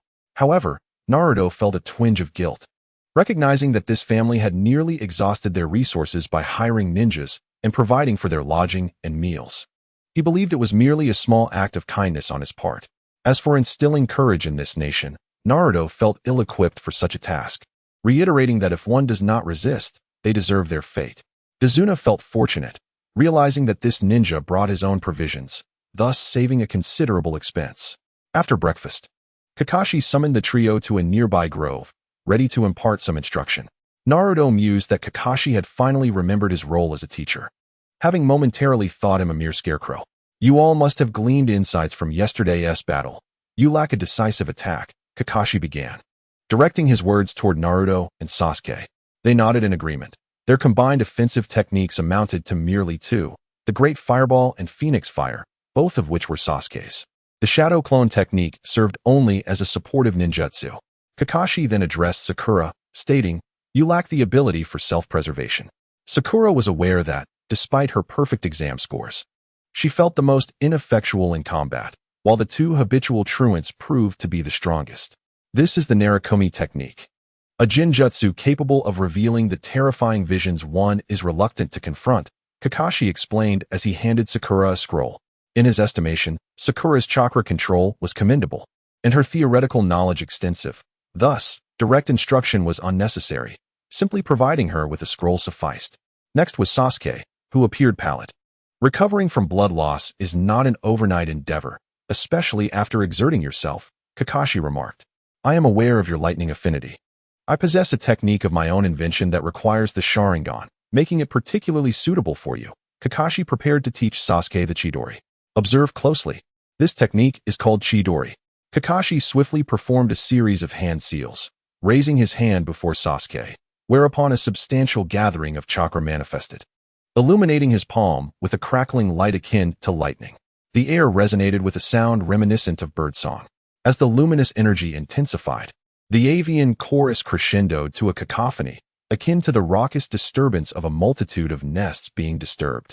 Kakashi drove his Chidori into a nearby tree, allowing his hand to penetrate through the bark before dissipating the chakra and withdrawing his hand. His chakra was limited, and he could not afford to waste it. What formidable piercing power! Sasuke exclaimed in astonishment. Sasuke, utilizing his Sharingan, meticulously recorded the flow of Kakashi's chakra and his hand seals, preparing to conduct his own experiment, when an overwhelming sensation of exhaustion washed over him, causing him to stagger. The combination of overexertion and blood loss, exacerbated by the strain of the Sharingan, rendered his complexion even paler. Kakashi, glancing at Naruto, pondered the boy's vast chakra reserves, which allowed him to disregard chakra consumption entirely. After some contemplation, he remarked, Naruto, your chakra is abundant and possesses wind and fire attributes. My wind-based ninjutsu primarily serves as support, so I can only teach you the fire release technique. How about this? I have a jutsu called the Great Fireball Technique. Before Kakashi could complete his sentence, Naruto abruptly opened a space-time portal. Kakashi, I'm out of here. I'm heading back to Konoha to find Jiraiya and learn Sage Mode, 5 Right Gate. Why would I bother with the Great Fireball Technique? I can just learn from Sasuke. It's not like it's a Uchiha forbidden technique. Konoha has plenty of those. You can't be so lopsided in your teaching. I understand you're looking out for Sasuke because of Obito, but does your name Minato mean that I'm your son, or is Sasuke just as much your student? Have you ever considered how your wife, who is as gentle as she is fierce, might react when you return to her after teaching her son a technique that has never truly harmed anyone? She might just bind you up like a rice dumpling and use chakra chains to dangle you while fanning herself. You've never thought about it. You only think of your best buddy. It's no wonder you're single. It's your own fault. Ultimately, Kakashi could only teach Naruto a wind technique, wind release, gale palm. This jutsu envelopes the user in a circle of wind, capable of dispersing the enemy's shuriken attacks or clearing the air. Apart from countering fierce winds while running at high speed, this technique had limited applications. Furthermore, it was a continuous skill that required ongoing chakra consumption, something Kakashi found difficult to sustain. After much deliberation, he settled on this single ninjutsu to impart. Although renowned as the copy ninja with a repertoire of countless techniques, he had a plethora of non-offensive ninjutsu and secret arts, such as the insect clone technique, which he had also copied. Yet where could he find insects? He recognized that the fire techniques he was aware of lacked the lethality for a decisive strike, and his proficiency in wind techniques was limited. Kakashi felt an innate discordance between himself and Naruto. Demonstrating the technique once, he then crafted a scroll for Naruto and his companions, instructing them to practice independently as he took his leave. 3 students, 3 distinct methods of teaching. Kakashi felt no obligation to oversee their progress. He had imparted the technique. Whether they could master it was beyond his concern.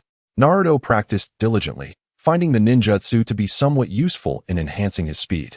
To his knowledge, Kakashi has seemingly never utilized wind release in the anime, and the manga also suggests that he is not proficient in it. It is evident that he would not be capable of executing the formidable fire release techniques, such as Great Fireball Extinguishing and Great Fireball Destruction. However, this does not serve as an acceptable justification for using the Great Fireball to deceive me. Naruto felt that this matter could not be overlooked. After contemplating Zabuza's little notebook, an idea struck him.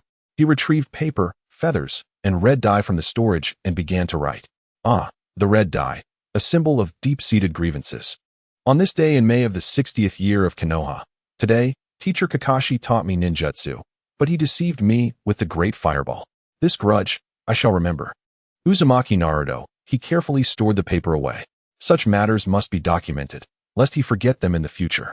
If a chance for revenge arose, he would take it. If not, he could burn it for Kushina, or perhaps have Minato show it to her during the Fourth Great Ninja War. I wonder if that white-haired man will shed a layer of skin after this. Comrades, one must not provoke those who bear grudges even beyond death. Naruto's series of antics left the two beside him in a state of astonishment. They had heard of individuals holding grudges, but had never encountered one who documented them so meticulously, especially in such red ink. Shouldn't it be in blood? The two then realized another characteristic of Naruto. He truly held grudges. Do your family members know how vengeful you are? Naruto ignored their peculiar gazes and commenced his study of this ninjutsu. The hand seals required were few, which was fortunate, for his seal-making speed was rather slow. He estimated that the water dragon bullet technique required 48 seals, and it would take him a full minute to perform, ample time for Pain to unleash 12 Shinra Tensei. The Rasengan, however, was a more favorable option. The scroll detailed the required seals and the method of chakra manipulation, fearing Naruto might struggle to comprehend it. Kakashi had even included illustrations. A thoughtful gesture, yet the grudge had already been noted and could not be altered. The scroll did not specify who invented the technique, and Kakashi likely did not know either. However, Naruto could hazard a guess. Such chakra-consuming techniques, which require fewer hand seals yet prioritize speed, could likely only have been developed by the second Hokage, Tobirama Senju. Both the Senju and Uzumaki clans possessed an abundance of chakra, possibly due to their lineage as descendants of Ashura, blessed with excellent physical traits. The second Hokage, who valued speed, even developed space-time ninjutsu when he felt his speed was insufficient, a true innovator of the ninja world. Among them, Hashirama Senju, possessing the greatest chakra reserves, remarked upon seeing the prince distribute chakra to the allied forces, stating that the amount was comparable to his own. It is noteworthy that this was in conjunction with the Nine Tails chakra. Moreover, there are two axioms in the realm of Hokage. If you do not know who invented a technique, it was undoubtedly the second Hokage. If you are uncertain who should bear the blame, it is invariably Shimura Danzo. This principle, as noted by Lu Sun, holds true. As training commenced, Naruto, with his considerable chakra, practiced relentlessly, repeatedly executing techniques to accumulate experience through instinct. Sakura reviewed the scroll and practiced through simulation, while Naruto, unsure of how to train in Jinjutsu, merely flailed about as if in a daze. Sasuke, on the other hand, the frail youth, forced to feign strength, had yet to recover, could only slowly extract chakra, resulting in a mere flicker akin to that of an electronic lighter. Naruto rejoiced immensely, thinking, "This serves you right for showing off." In the evening, the three weary practitioners returned to the home of Tazuna. Kakashi, Tazuna, Tsunami, and Inari were gathered around the dining table. Upon seeing the trio, their clothes caked in mud and Sasuke's pallid countenance, Inari was reminded of his father's struggles. Tears streamed down his face as he cried out with a hoarse voice, "Why? Why do you push yourself so hard? No matter how much effort you exert, you cannot defeat Kato's subordinates." Naruto, ignoring the child's lamentations, retreated to his room to engage in a game of chess with the Nine Tails. The door slamming shut with a resounding thud. Just how formidable were Kato's henchmen? Wasn't Zabuza driven away in the end? I abruptly left my family to come to this wretched place where the world is in turmoil, striving for survival. All to train and grow stronger out of fear of being slaughtered by the Otsutsuki clan. Do you think I willingly chose to be struck down by Zabuza? And you, a mere child mourning your deceased father, have the audacity to participate in the so-called strongest Hokage competition. You can't even pass the preliminary rounds. The two promising candidates, Kakashi and Sasuke. Kakashi, who has suffered the loss of his father, his dear friends, in his perception, his teacher, and his subordinates, aside from Guy. Nearly everyone he has known has perished. Sasuke, on the other hand, had the entire Uchiha clan, a lineage of hundreds, wiped out. And he himself was just a child at that time. His brother Itachi, who was forced to take the lives of their parents. Do you think he desired that fate? He was left with no choice. Nagato lost his entire family and friends, while others like Scorpion, Orochimaru, Tsunade, Jiraiya, Deidara, Kisame, and the fourth Raikage all have tragic tales to tell. Even the likes of lost souls like Sai and Yatagarasu live lives filled with despair. Every significant figure in this world seems to bear the weight of a tragic existence. Except for Danzo, who stands in stark contrast to the Hokage. Often vilified for his deeds, albeit justly so, are those nameless figures devoid of tragedy. Yet, in this chaotic world, who is truly at fault? Even the shadowy puppeteer, Kagaya Otsutsuki, Black Zetsu, acts out of a desire to save his mother. The true error lies within this world itself. The fault rests with Kishimoto. Why must a passionate anime be riddled with such sorrowful tales? Sometimes, Naruto muses that perhaps for this world, the infinite Tsukuyomi could indeed be a form of liberation. Though it results in a dreamlike stupor, it would also put an end to tragic occurrences. However, Madara, have you considered that if everyone were lost in dreams, who would bear the children? With no next generation, the world would be reduced to mere insects. Even a certain family planning official wouldn't be so ruthless as to extinguish humanity entirely. At least they would allow for the continuation of life. Last night, in a rather dismal mood, Naruto lost both games of chess. My spirits are low, and you still torment me, he lamented to the Nine Tails, whom he felt was more of a superficial friend than a true companion.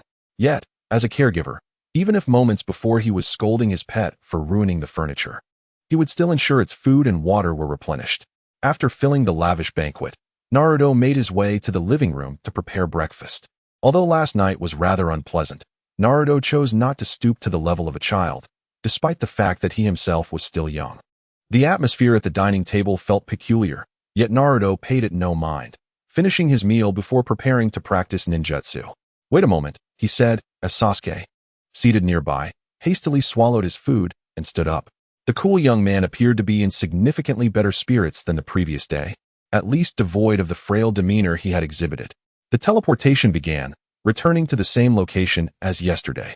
As training commenced, Naruto recalled the sensations from the prior day and began to form the necessary hand seals. Suddenly, he felt as though his chakra was being siphoned away by an unseen pump, vanishing rapidly. The depletion rate seemed to be about 2 seconds per card. A tempest swirled around him, a whirlwind akin to a tornado encircling Naruto, causing him to sway uncontrollably like seaweed in the ocean. He swiftly deactivated the technique. Without a doubt, this attempt was far from successful. The consumption was exorbitant, and the wind rendered him unable to stabilize his form. This level of depletion was overwhelming even for Naruto, unless he resorted to unleashing the Nine Tails chakra. However, doing so would envelop him in a protective shroud of chakra, making the technique unnecessary.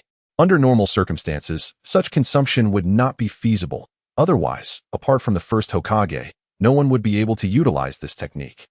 Naruto continued his practice, while Sasuke, from a distance, attempted to master the Chidori. The area was engulfed in dust, whipped up by the fierce winds, creating a chaotic scene with branches flying about. Sasuke found it increasingly difficult to concentrate. Already struggling with his health, he could not afford the distraction of dodging debris. You go ahead and practice, he thought. 3 days later, as Naruto was honing his skills in the woods, he suddenly paused, receiving a message. Zabuza had issued a challenge. There would be no battle tomorrow, as this information had been relayed by a shadow clone that had been destroyed. Let us go, Naruto told Sasuke, who was still grappling with the Chidori at his side. Naruto activated the teleportation technique, forming the seals and summoning a gust of wind, knowing that he might not have time to do so once the battle commenced, while simultaneously shedding his weights. At present, the energy consumption was manageable at 1 card per minute, and Naruto felt he could endure it. It was no wonder Kakashi did not utilize this technique. Its efficacy paled in comparison to Raikiri, yet its consumption was significantly greater, leaving only the Senju and Uzumaki clans able to use it freely. Sasuke, driven by a desire to impress, had only just regained his strength and was still struggling with the Chidori. However, he had learned the art of lightning activation, an ancillary skill that accompanied the Chidori. Previously, he had employed lightning to activate cells, though poorly. It was still inferior to the improved version of Chidori that Kakashi had developed over the years. Thus, both boys had grown faster. Influenced by Sasuke, Naruto found himself increasingly drawn toward the path of speed. How ironic it was, given his past admiration for One Punch Man, which epitomized the romance of masculinity. Upon passing through the teleportation gateway, they encountered Kakashi, who was facing off against Zabuza and Haku. Haku, the last inheritor of Ice Release, had been taken in and nurtured by Zabuza from a young age, showcasing remarkable strength, albeit with a complex emotional bond with Zabuza. Without a moment's hesitation, Naruto charged directly at Zabuza, deeming it necessary to discard a few scaffolds first, as they served no purpose and would merely be wasted otherwise. There was no need for idle chatter. After all, they were destined to fight, and following the confrontation, there would still be time for discussion. As a flash of lightning enveloped Sasuke, he anticipated Naruto's character, knowing he was the type to engage in battle without hesitation. Thus, he prepared to activate his lightning release.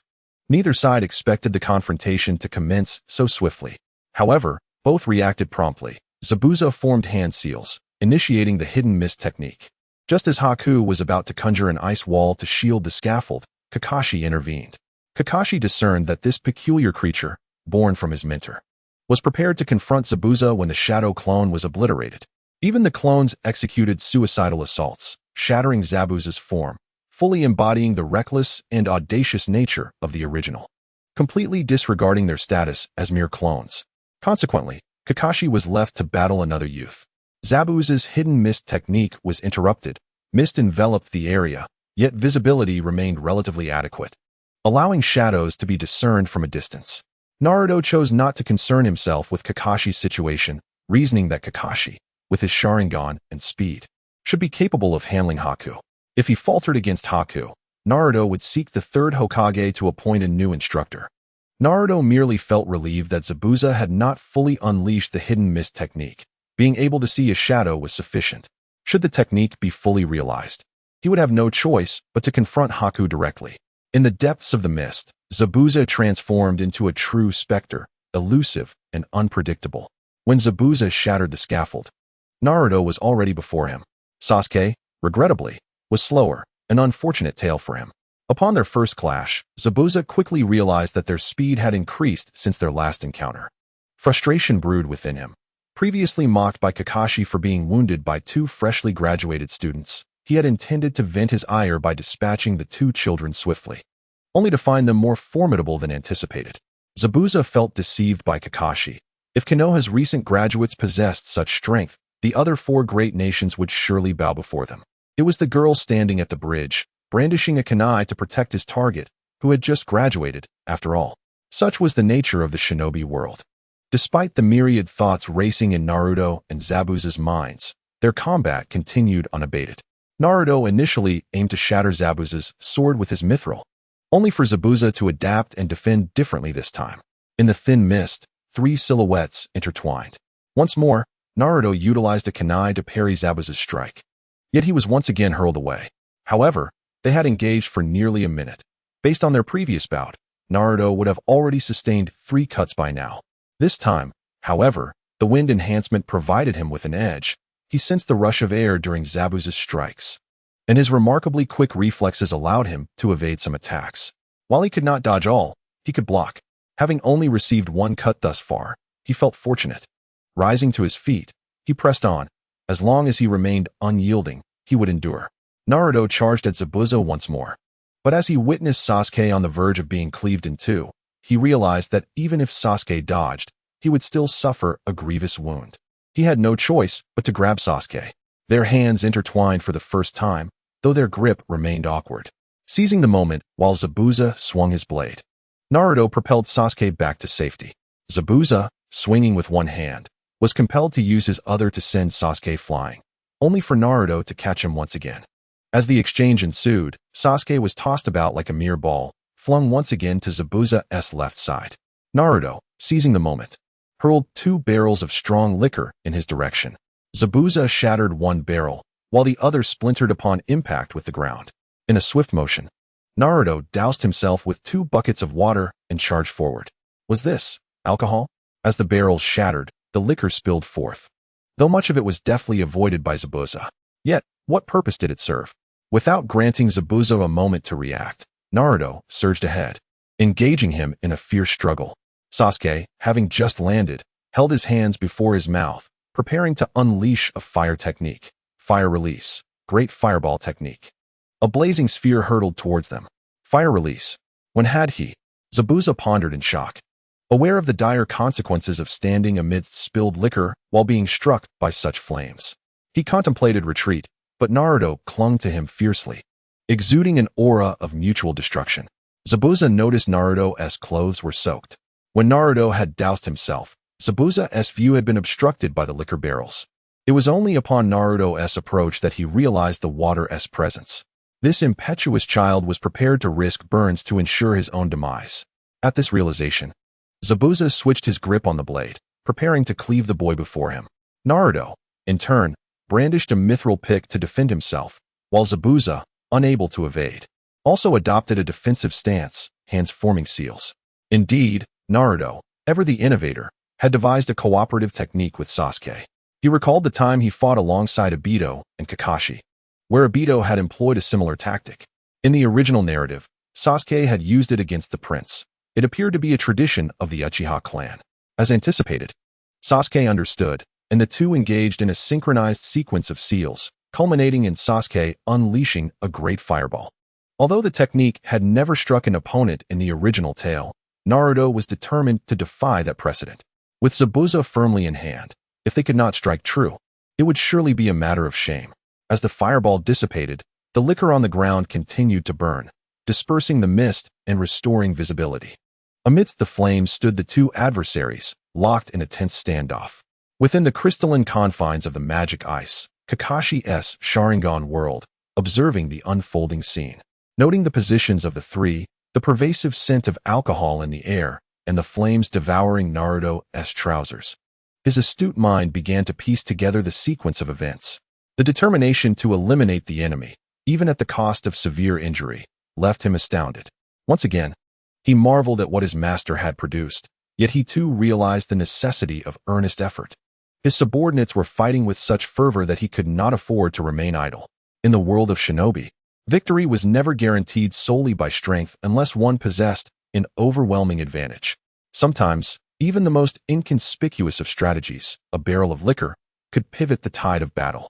As the mist cleared, Sakura beheld Naruto and Zabuza standing amidst the flames, their legs ablaze. Gritting his teeth, Naruto retrieved water once more, pouring it over his legs. The icy liquid coursed over him, alleviating the pain significantly. He then produced an apple, taking a couple of bites to distract himself, while keeping his gaze fixed on Zabuza. Zabuza, unable to raise his defenses in time, could only expel a water release technique to envelop his upper body, yet his legs remained unprotected. Now, as the water flowed downward, extinguishing the flames on his legs, he found himself in a far more grievous state than Naruto. As Naruto recuperated from his injuries, Sasuke approached, utilizing his Sharingan to assess the damage.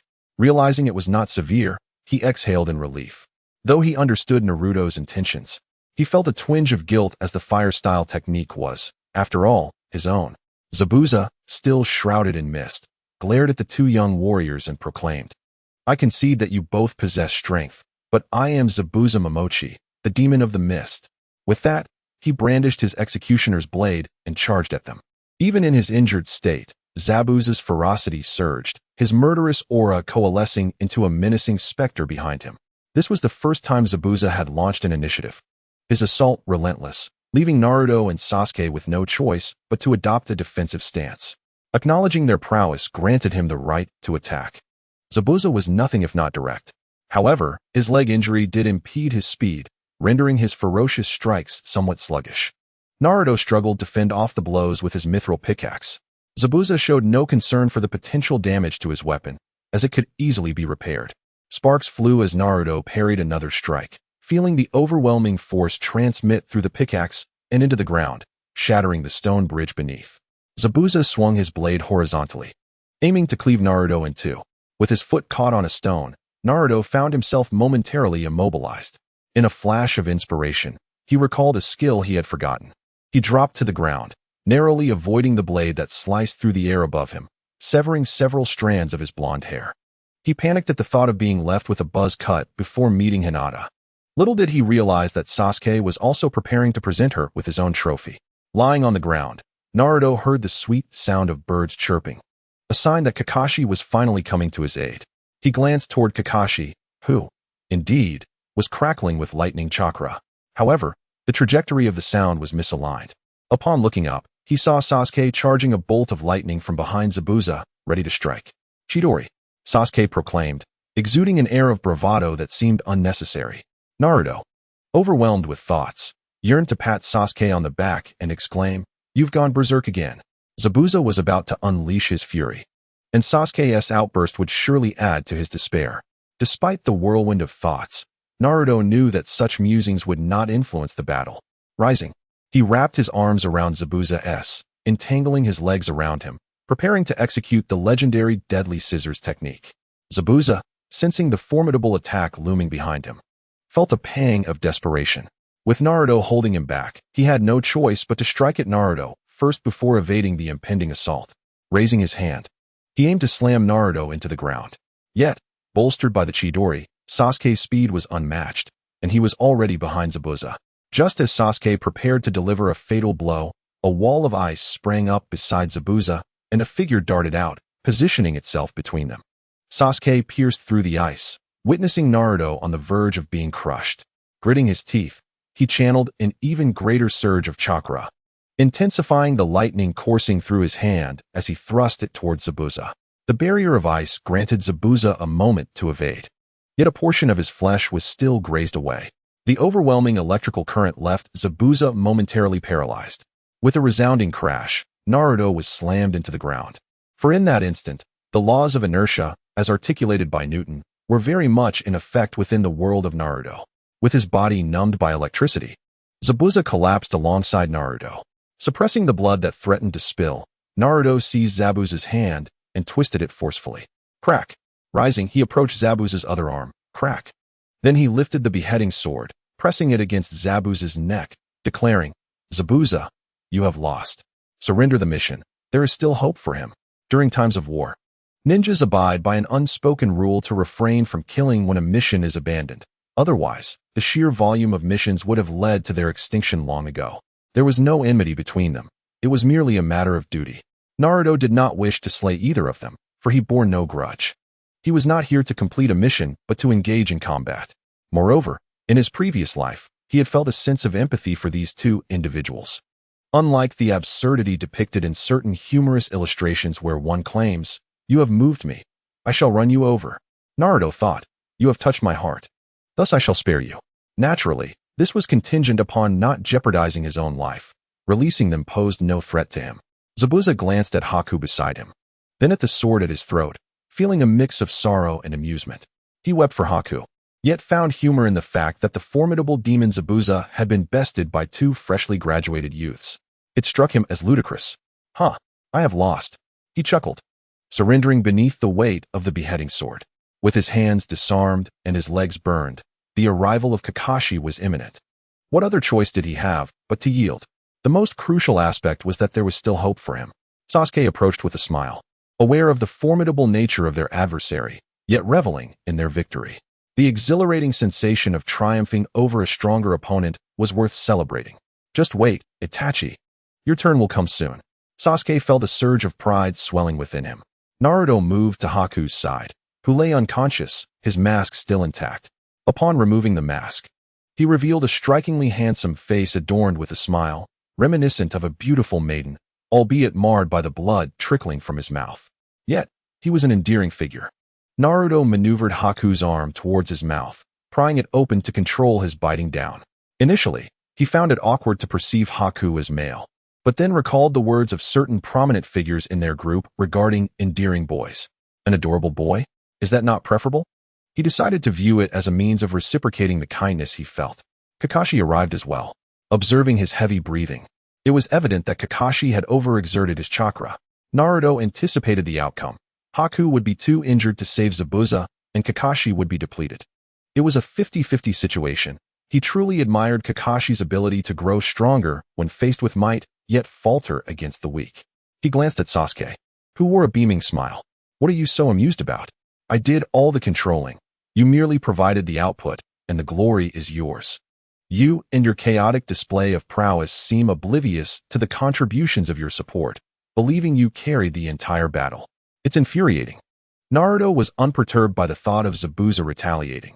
Even in his weakened state, Kakashi could surely contain Zabuza, whose limbs were nearly useless. As Naruto's mind whirled with thoughts, Haku soon awakened, his first gaze landing on Zabuza. Seeing that he was still alive, He smiled, a truly beautiful smile. Naruto quickly reminded himself, he is male, he is male. I already have Hinata.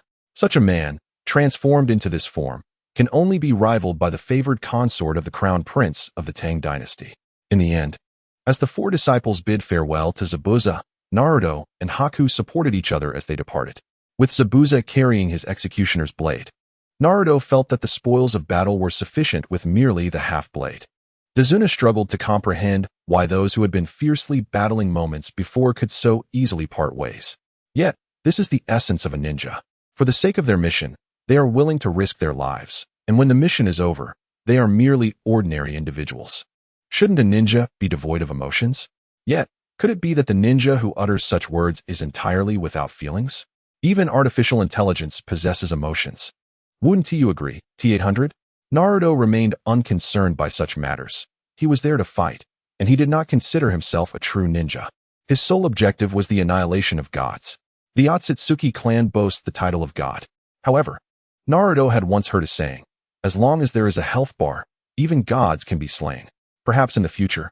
The entries in Zabuza's little notebook will read as follows. I was once a formidable ninja of the mist, subdued by two freshly graduated leaf genin.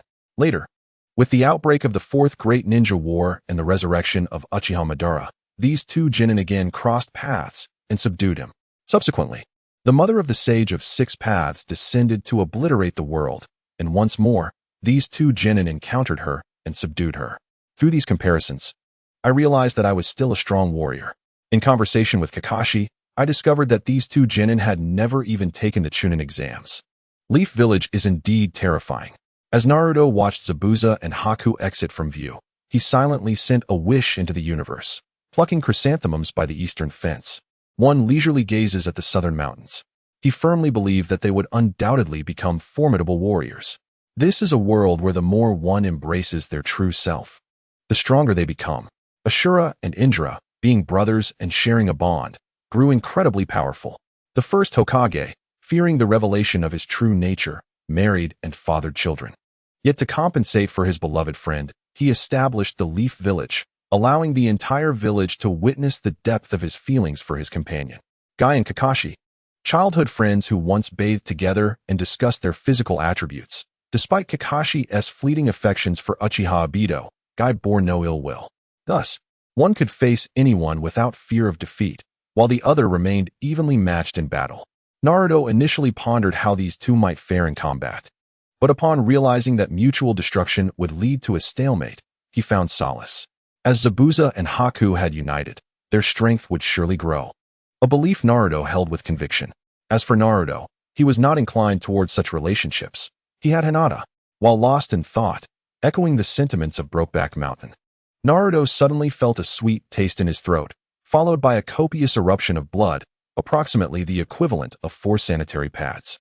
The others, absorbed in their contemplations of life, were taken aback. How could he suddenly spit blood, having taken a blow from Zabuza, shattering the stone ground beneath him? The force was immense, and he was subsequently slammed to the ground, his internal organs now damaged. He was unsure which organ was affected, but he felt pain everywhere except for his kidneys. Relieved that his kidneys remained intact, he produced a sofa and lay sideways, his expression waning. He had been on the verge of spitting blood, sustained only by sheer will, but now that resolve had dissipated, every limb, every sinew, and every organ ached. Are you all right? Sasuke inquired with a look of deep concern, having never witnessed Naruto in such a state of frailty before. Even during moments of exhaustion, Naruto had never displayed any signs of weakness, and this sudden change left him somewhat anxious. Naruto, are you okay? Sakura echoed the sentiment, internally berating herself for her perceived inadequacy, feeling helpless to assist her teammates in battle and unable to alleviate their injuries. Her inner self was on the verge of self-destructing against the wall. Naruto remained silent, offering them a glance that implied they should decipher his condition without words, knowing that speaking would only exacerbate his pain. Kakashi refrained from questioning him, opting instead to perform an unknown jutsu to assess Naruto's physical state. His vast repertoire of skills was second only to the third Hokage in the village. The heart, liver, spleen, lungs, and kidneys have all sustained damage. You will need to rest for a while, Kakashi informed Naruto, exasperated by his resilience in the face of such injuries. "How on earth have you managed to endure this for so long?" "I'm fine, my kidneys are okay," Naruto protested vehemently. This was a serious matter. He could not afford to remain silent. If word of this got out, how would he ever face anyone again? It was one thing to have nearly been killed by a dog, but to have his kidneys damaged in a fight? The expressions of those nearby were equally peculiar. His heart was injured, yet he was solely concerned about his kidneys.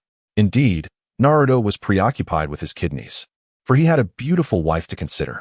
Realizing this situation could not simply be overlooked, Naruto, despite his pain and weakness, crawled to the blood he had just expelled, retrieving paper and a feather. This time, he would not require dye. He would use his own blood. True, blood is thicker than water. On this day in May, 60 years passed, I engaged in battle with the rogue ninja Zabuza alongside Sasuke. Kakashi confronted an ice-wielding youth, allowing him to escape and intervene in our fight, resulting in my kidney injury. I shall remember this grudge, Naruto Uzumaki. After inscribing his thoughts, he returned to the couch, lying still. Sasuke and Sakura stared at him, dumbfounded. Kakashi rolled his eyes in exasperation, contemplating whether he could be blamed for this. The individual had insisted on intervening, and even if he hadn't, Naruto would still have been thrown to the ground. Moreover, Naruto was so fixated on his kidneys that he chose to write only that. A single man truly could not comprehend the benefits of maintaining healthy kidneys. Kakashi felt utterly powerless against Naruto, especially considering he was the orphan of his master and mistress. He had not contemplated that Naruto intended to save these notes for his teachers. "Kakashi, prepare for your demise," Naruto thought menacingly. If Kushina were to discover that her son's injury stemmed from her husband's disciple's negligence, leading to a potential lack of descendants, that would sever her connection to little Naruto's legacy. If he did not break Kakashi's legs, it would all be in vain. Once he regained his strength, Naruto activated a teleportation portal, allowing Kakashi to carry him back to Tezuna's home, where he could begin his recovery. Sasuke had initially offered to carry him, but Naruto declined, stating, "I do not wish to engage in any form of intimacy for strength. I have my own means." As for Sakura, she was off limits as a friend's wife, an unassailable boundary. Ultimately, he feared the pain too much. Naruto felt grateful to Kakashi for bearing him. Yet the grudge he had recorded was immutable. While he recuperated, the others continued their mission. Lying on the tatami mat, Naruto grew increasingly perturbed. Shouldn't this treatment have been reserved for Kakashi? Why was he the one lying here? Was it a form of cosmic retribution for mocking Sasuke a few days prior? Truly, the wheel of fate turns, and no one is spared. With nothing to do, he resorted to engaging in a game of chess with his ordinary friends, though perhaps ordinary was too generous a term. It appears that the conversation may have gone too far. Let us regard ourselves as mere acquaintances. As for Naruto, he is simply a villager, the son of the whirlpool. In the first round, weakened by physical pain and a lack of focus, Naruto faced defeat. "You little brat, you are indeed too weak," taunted the Ninetales disdainfully. "Even a mere ghost can wound you. Damn it, Ninetales. I too wish to attain the strength of a shadow by 3, a super shadow by 5, and to vanquish Kagaya by 8.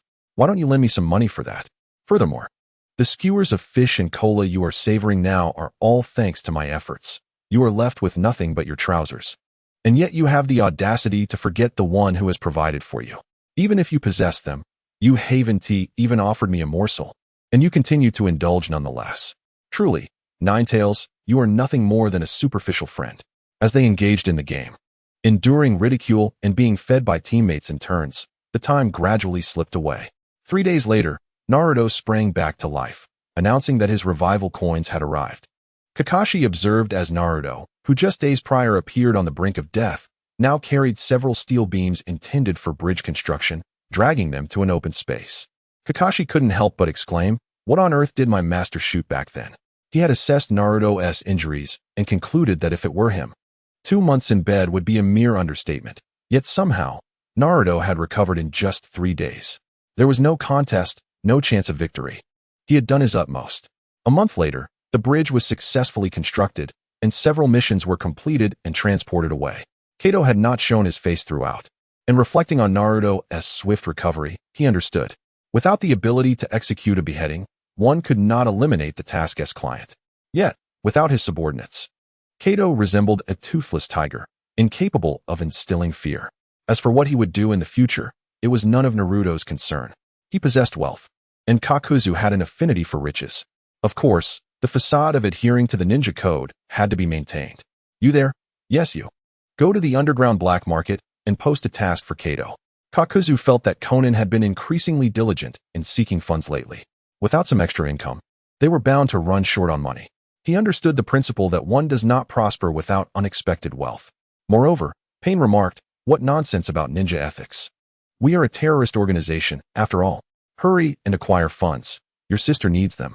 The temptation to return to the village was overwhelmingly strong. Thus, mere minutes before the bridge's completion, Naruto began preparations to head back home. At this moment, a white orb of light suddenly appeared at the Hyuga's back gate, followed by another orb every 5 meters. This illumination magic served to enhance visibility while conserving magical energy. Upon reaching a certain height, the orbs transformed into purple portals. Ultimately, the portals aligned in succession, forming a downward exclamation mark, pointing directly to the back entrance of the Hyuga residence.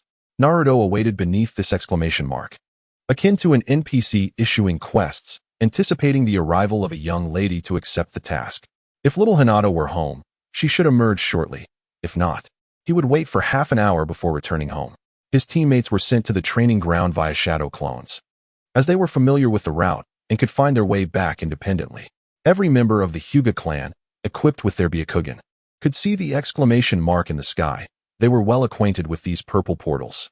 It was impossible not to be familiar, considering the eldest daughter of the Hyuga had been abducted repeatedly since childhood, brazenly disregarding their clan, the last time being. Upon reflection, many were incensed to the point of their veins standing out. Were it not for the restraint against violence, that young scoundrel would already be fertilizing the grass above his grave. They feared that, after a confrontation, an enormous entity might emerge to wreak havoc upon the Hyuga clan's territory, turning over a few graves before departing with the Hyuga's main gate in tow. Within the confines of the Hyuga clan, in a particular chamber, 2 young girls engaged in affectionate conversation. The elder, Hinata, was accompanied by her younger sister-in-law, Hanabi, who was 5 years her junior. The elder girl skillfully tended to Hanabi's hair, showcasing the deep bond they shared. In her childhood, Hinata had been overlooked for the airship due to her lack of combat prowess. However, with daily nourishment of dragon meat provided by Naruto and rigorous training alongside him, her abilities flourished, granting her the potential for inheritance, yet she remained sidelined. It was common knowledge among the Hyuga clan that the young lady had her heart set on a certain blonde Jinchuriki, indicating a likely marriage in the future. If she were to inherit the clan, would the entire Hyuga family merely serve as her dowry? Hinata was indifferent. The main house could not provide sustenance, and she felt that being a caged bird was utterly unattractive. Moreover, understanding Naruto, she realized that if she were to become a caged bird, he would undoubtedly confront the Hyuga family. It was a painful dilemma, torn between her family and her affections. Looking up, Hinata noticed a question mark in the air, which brought her fleeting joy, causing her to unconsciously tighten her grip. "Sister, your hair is a bit too tight," the younger girl, with tears welling in her eyes, remarked. Upon seeing the arrow above, her tears intensified, as she sensed her sister was in danger of being taken away. "Oh, I must step out for a moment," Hinata declared, not glancing back as she hurried away, leaving the tearful Hanabi behind. "But I am your little sister," Hanabi cried out, on the verge of tears, feeling abandoned by her sister, which only deepened her sorrow, affirming her belief that her sister was indeed being whisked away. Minutes later, Naruto, who had been waiting, spotted the young girl coming to collect a mission. After a month apart, he missed Hinata dearly and took a bite of Hinata-branded apple. A sense of danger arose. After his battle with Zabuza, Naruto had developed a sensitivity to hostility, and he could feel several murderous intents aimed at him from behind the door. Quickly, he opened a portal, whisking the young lady away. On the streets of Konoha, the two strolled leisurely. Naruto planned to take Hinata to the land of waves to bolster their strength in the future. Their hands intertwined, Hinata's cheeks flushed, reminded of his previous bites of the apple. Yet, this time, it felt less intense. She savored the warmth emanating from their clasped hands, and thoughts of her sister faded into insignificance. Hanabi, the little girl, sobbed herself into a stupor in the restroom. "Naruto-kun has been gone for quite a while," Hinata murmured softly, recalling his words about how missions would sometimes take him far from the village. Now it became a reality, as it had been a month since they last met, and she missed him dearly. Hinata unconsciously tightened her grip. Naruto responded by gently scratching her palm, lamenting, "Indeed. That old man is constructing the bridge far too slowly." Unlike in the original tale where Naruto inspired the villagers, the bridge builders were few. And only after they felt a sense of security did more people gradually arrive, resulting in considerable delays. As they meandered, they purchased a plethora of snacks. Consuming them without fear of surplus, a rationale Naruto dared not voice. "Here, Hinata, ah." Naruto held a skewer, laden with deep-fried delicacies, bringing it to Hinata's lips. She welcomed it without hesitation, relishing every morsel, her joy evident as she savored the delectable food and cherished Naruto's company. The experience of being fed while strolling was delightful. Both wandered aimlessly, indifferent to their surroundings. As they meandered into a narrow alley, they encountered a painted-faced man who was apprehending a small boy. Upon closer inspection, Naruto recognized them as Kankuro and Konohamaru. "I never appointed Konohamaru as my subordinate. What brings you both into this narrative?" Regardless of how Konohamaru found himself in this predicament, it was a situation that demanded intervention. As the grandson of the third Hokage, who had always treated Naruto kindly, he felt compelled to take on this storyline task. "Wait for me a moment," Naruto said, handing a bag of snacks to Hinata. Channeling his chakra, he prepared to unleash a powerful attack, swiftly propelling himself forward. In an instant, Kankuro was pinned against the wall, caught completely off guard. Naruto, having kicked him, intended to catch the flung Konohamaru when a shadow darted past, intercepting the boy and gently placing him on the ground beside Naruto. "Are you the dragonfly captain? Why are you always around during battles?" Naruto exclaimed, taken aback. "Sasuke, you've been stalking me?" He lamented. "Is it necessary to ambush me while I'm on a date with Hinata?" Sasuke rolled his eyes and replied, "I just happened to pass through here on my way home. Who would have the time to follow you? The entire team is aware of whom you are meeting." Upon hearing this, Naruto turned to see Sakura standing with Hinata, while Kakashi was presumably off on a mission. This task seemed rather complicated. Mere report writing would not suffice. Hinata offered Sakura a small bag of snacks, just enough to share without depriving herself. The two girls approached, standing beside the boys they admired. Sakura glared daggers at the hands of Shikamaru resting on Sasuke, while Hinata continued to eat quietly. Naruto felt fortunate that his store provided sustenance. Otherwise, he would struggle to support both a wife and a vixen on his meager shinobi salary. He had entirely forgotten his earlier grievances about the lack of support from his companions, akin to the Nine Tails, who would abandon him after benefiting from his efforts. Shikamaru, after a moment of admiration for the handsome boys, remembered his brother and hurried to free Kankuro from the wall. He returned to watch Sasuke, dismissing his siblings' plight in favor of the captivating boys, oblivious to the fact that the handsome boy was, in fact, the teammate who had just walloped her brother. She sighed in exasperation. "Stop!" Kankuro called out before he even arrived, his voice echoing. A swirl of sand coalesced in the air, transforming into a red-haired youth, adorned with a kanji symbol for love, carrying a massive gourd on his back. The boy approached Naruto and Sasuke, stating, "I find you both quite intriguing. Pray, reveal your names." Before inquiring about others' names, one must first disclose their own. "This is common courtesy," Sasuke said, gazing imperiously at the youth before him. He believed that among his peers, apart from his peculiar teammate, none posed a challenge to him. Even the formidable-looking figure bearing a gourd did not intimidate him. He was confident in his abilities. The red-haired youth, Gaara, spoke. Uchiha Sasuke, with his cool demeanor, activated his passive skill, pausing dramatically before uttering his name. Naruto Uzumaki chuckled, recalling that Gaara later became the commander of the Ninja Alliance, and was quite the intriguing figure with his charming attributes. "Let us go, Kankuro. Don't embarrass me here," Gaara instructed softly, having developed a greater disdain for his brother after being kicked into a wall. The Sand Ninja trio departed, with Temari glancing back every few steps, remarking on how striking the Uchiha clan truly was.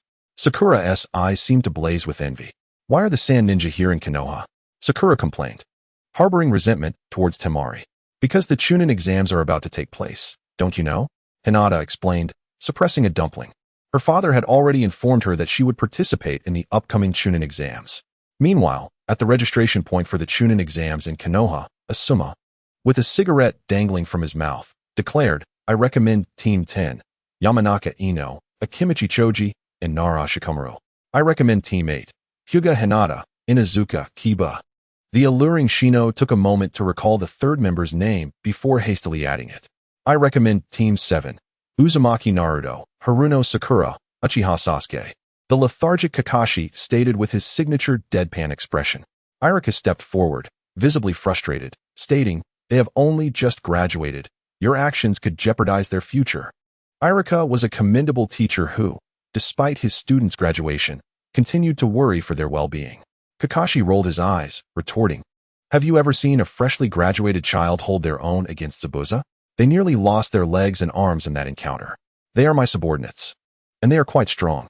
Kakashi cast a disdainful glance at Irika. "With your skills, they could take on 10 of you." While Irika may not have been a powerful ninja, he possessed a great deal of compassion, which earned him a position in the academy under the third Hokage's guidance. "Your irresponsibility is astounding," Irika questioned Kakashi, feeling inexplicably belittled. Kakashi ignored him, overwhelmed with responsibilities, pondering how the bridge construction had been completed so precisely. "If it had been delayed a few days, I wouldn't have to juggle all these matters and could find time to study." On another note, Naruto shared similar sentiments. "Your timing is impeccable. If you had delayed a few days, I wouldn't have to participate in this exam and face Orochimaru's relentless pressure." Hinata's explanation provided the group with insight into the Chunin exams, and then she was dragged away by Naruto. He pulled Hinata along, lamenting how their plans for a proper date were thwarted by the incessant presence of others. "Dude, your kick was incredibly cool," Konohamaru exclaimed, finally realizing who had saved him, and promptly clung to Naruto's leg, eager to acknowledge him as an older brother. "Get off." Naruto kicked him away. "You Sarutobi clan members are truly a nuisance. I still wish to go on a date. Do you possess no sense of decorum?" Seizing Konohamaru, Naruto swiftly opened a portal and whisked Hinata away. "Once a month for a date, and yet you still intrude? Are you even human?" The couple continued their leisurely stroll until dusk approached, at which point Naruto escorted Hinata home. This time, he could not munch on an apple, for the back entrance was guarded. The Hyuga household is indeed rather stingy. They cannot even tolerate an exclamation mark. Next time, I shall craft a question mark to inquire about their true intentions. Even from a distance, the aura of hostility was palpable, compelling Naruto to send Hinata home first. He then opened a portal to a nearby grove, intending to train until 8 o'clock before returning home. For he had his own source of light and feared not the dark. Just as Naruto was about to begin his workout, he spotted Sasuke sauntering towards him. "So, you have indeed been stalking me. What kind of gaze is that?" Sasuke queried, intrigued, for his Sharingan possessed remarkable night vision capabilities. "How did you know about this place?" Naruto inquired, as he had always transported Sasuke here and never expected him to arrive on his own. He should have been oblivious to this location. "I asked Kakashi," Sasuke responded. "Had I not consulted Kakashi, I would have been completely unaware of which grove I was in, surrounded solely by trees with no point of reference." "Oh," Naruto acknowledged, starting his workout. Kakashi should certainly have known about this area. Today, Naruto deviated from his usual route. The other path had grown too dense, making it arduous. Instead, he opted to run along a previously established circle. He intended to create an Olympic ring, considering this endeavor a sport, and thus worthy of some athletic merit. However, he wondered if the Olympic Committee would approve the addition of weighted iron dragging, with a burden of 1,200 pounds, as a competitive event. In the future, if time permits, he might also drag out the symbol of the Leaf Village, as that would be politically correct. Meanwhile, Sasuke practiced nearby, kicking trees, hammering them, occasionally electrocuting or igniting them. As if he had a lifelong vendetta against trees, perhaps a shadow of experiences from previous lifetimes. As the training session concluded, Naruto extinguished the flames with water and sent Sasuke on his way. Upon returning home after a month without cleaning, he found a layer of dust coating the furniture. Even on his bed, which he discarded entirely, retrieving a new set from the store, such was his obstinacy. After tidying up, Naruto lay on his bed and entered his mental space. With exams approaching, he planned to relax a bit beforehand. Recalling that experts once advised children to avoid stress prior to tests, he considered himself a child in this regard. Soon, he would be facing Orochimaru, and the pressure was immense. The Nine-Tails continued to indulge, though by this late hour, it refrained from drinking alcohol. As a tailed beast, it was unlike humans. Its alcohol tolerance was remarkably fixed, unless its weight increased, in which case it would have a different threshold. Having nearly reached its limit for the day, it decided to abstain. The man and the fox engaged in a game of chess, and Naruto prepared to employ his strategies against the Nine-Tails. Great Fox, do you find alcohol enjoyable? Naruto inquired, having never tasted it in this lifetime, though he had in a previous one. The Nine-Tails glanced at him sideways, unsure of his motive for asking. Then allow me to sample it, Naruto said, producing a barrel of liquor and pouring himself a glass. Taking a small sip, he spat it out in astonishment, exclaiming, "How can you possibly drink such a vile concoction?" At that moment, Naruto's acting was entirely reminiscent of Nicolas Cage.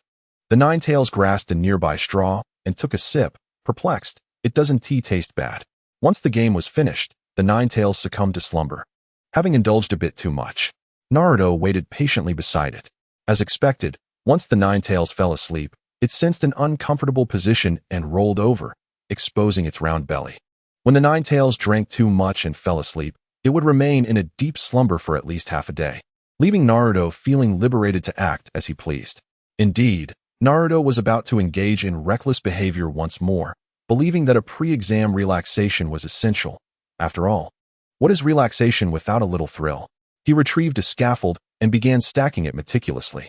The structure reached approximately 150 meters high, and Naruto managed to ascend to 140 meters.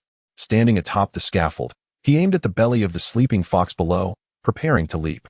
Having never experienced bungee jumping in his previous life, Naruto decided to give it a try in this one, feeling that ninjas and assassins were quite similar, and thus planned to execute a classic assassin move, the leap of faith. With such a fine physique in this life, it would be a disservice not to indulge in some daring antics. He stood up and leaped, executing a 270-degree flip in midair, landing back first onto the haystack. However, Naruto found himself landing squarely on the Nine-Tails' belly. A dull thud resonated through the air. From above, one could faintly observe the ripple of flesh expanding outward. This was undeniably exhilarating. Naruto exclaimed in awe. The thrill of falling from 140 meters unprotected, coupled with landing on the belly of the Nine-Tails, provided a double dose of adrenaline that made him feel as though his very soul had transcended. Once more, Naruto rubbed his hands together and descended from the Nine-Tails' belly. He climbed back to the scaffold and leaped again. Thud, thud. On his fourth attempt, Naruto hesitated for a considerable time, aware of the saying that one should not tempt fate more than 3 times. The fourth leap into recklessness could easily go awry. Just consider it pre-exam relaxation. He encouraged himself, then took the plunge once more. In its dreams, the Nine-Tails felt a tickle on its belly and instinctively scratched it with a claw. Unfortunately for Naruto, his landing spot was precisely obstructed by the claw. With a resounding smack, he collided with the nail, ricocheted off, and landed on the ground beside it. This was utterly exhilarating. That singular thought lingered before he drifted into unconsciousness. The following morning, Naruto awoke and hurried into the space to check on the Nine-Tails, discovering it still in slumber. He dismantled the scaffold, clearing the scene of his mischief. Thus, when the Nine-Tails eventually awakened, it found Naruto grinning at it expectantly. "You're awake." The Nine-Tails was utterly bewildered. Having escaped the folly of his antics, Naruto commenced breakfast alongside the Nine-Tails, not daring to mention the previous night's escapades.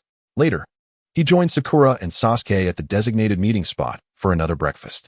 The meal was provided by Naruto, while Sakura, being both his teammate and the mother of his future daughter-in-law, was served dragon meat, with Sasuke responsible for discerning what was suitable, given that Sakura ate sparingly. After their meal, they trained until 10:30 when Kakashi arrived, somewhat tardy. "Ah, good morning," he greeted casually. "Morning," the three responded lethargically.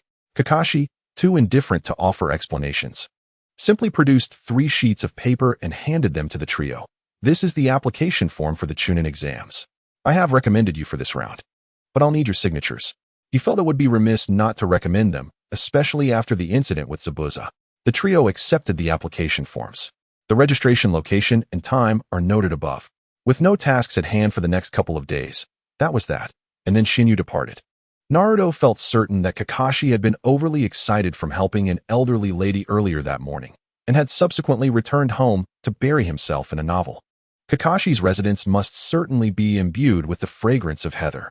With Kakashi gone, Naruto resolved to return to his training. He planned to visit Sasuke later to prepare for his return home. Ever since learning the location of the small grove, he could finally arrange his schedule at his own pace. Otherwise, he would be whisked away unprepared each time. Naruto nodded in acknowledgement and departed. As children grow, it is commendable for them to develop their own opinions. Naruto resumed his training. It was morning, not the time for strenuous physical exertion. So he engaged in cutting and burning wooden sticks to practice nature transformation. Before long, he heard someone shouting, "Big brother, help me, save me." A figure from the Rain Village, adorned with a forehead protector, a mask, and a conical hat, was seen fleeing with Konohamaru, who was still screaming for help. Naruto recalled that in the original storyline, Iruka had orchestrated this as a test of his student's abilities. However, was it madness to kidnap the grandson of the third Hokage? Or was it that the third Hokage, finding him bothersome, had sent someone to abduct him? Given how few knew the location of his training spot, the third Hokage was undoubtedly among them. Indeed, the tactics of the third Hokage were multifaceted. He could test whether one cared for their comrades, appease Iruka, and simultaneously rid himself of the nuisance that was Konohamaru, all in one fell swoop. Truly a master strategist. Yet, having entered this scheme, Naruto resolved to ensure that the captor would find peace before meeting their end. With that thought, Naruto activated his buff and charged forward. "Nanny?" Iruka exclaimed in shock, barely able to perceive Naruto's speed. Thud. Iruka met the same fate as Kankuro, being sent flying. This time, he did not intend to catch Konohamaru. He wanted the boy to learn a lesson. However, just then, Captain Uchiha, Dragonfly, appeared. A shadow zipped through the air, and with a resounding thud, Iruka was kicked back again, conveniently catching Konohamaru in the process. "Why is it you again?" Sasuke remarked, glancing at the small child he was holding. Realizing it was the same boy he had rescued the previous day. Was this child truly being kidnapped once a day? Naruto was bewildered. Hadn't he, the Dragonfly captain, sworn off participating in battles? His earlier kick had not been forceful, so Iruka might be unharmed. But Sasuke's kick would surely land him in the hospital for a fortnight. "Thank you, big brother," Konohamaru called to the two, having now recognized them as his saviors. "I guess I should start calling you my third brother."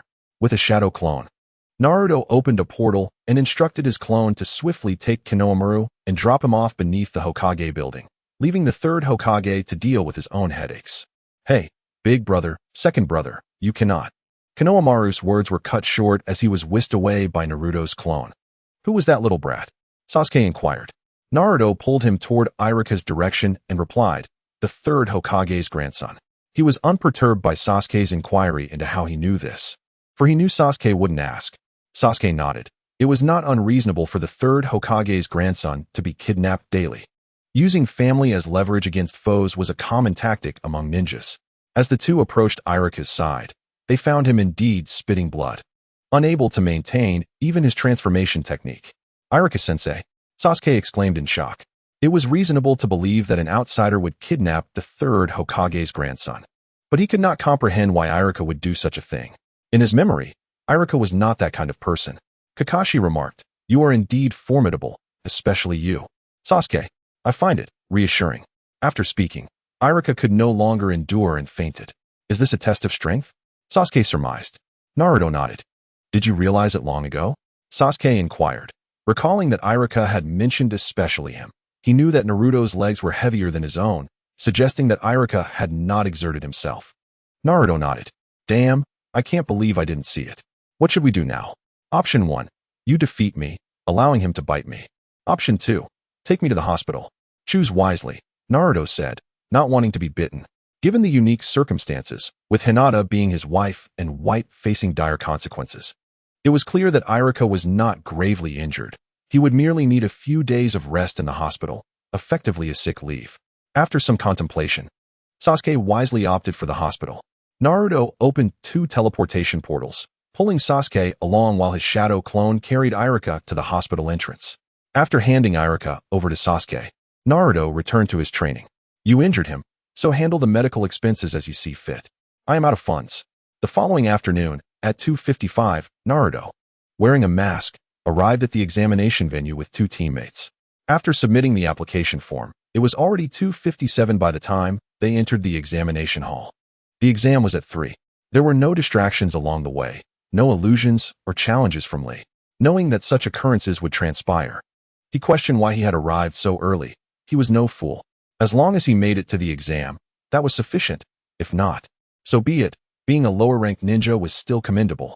Upon opening the door, they were met with a room full of gazes fixated upon the trio, Sakura appearing somewhat stunned. Unfazed, Naruto thought, "You cannot discern who I am."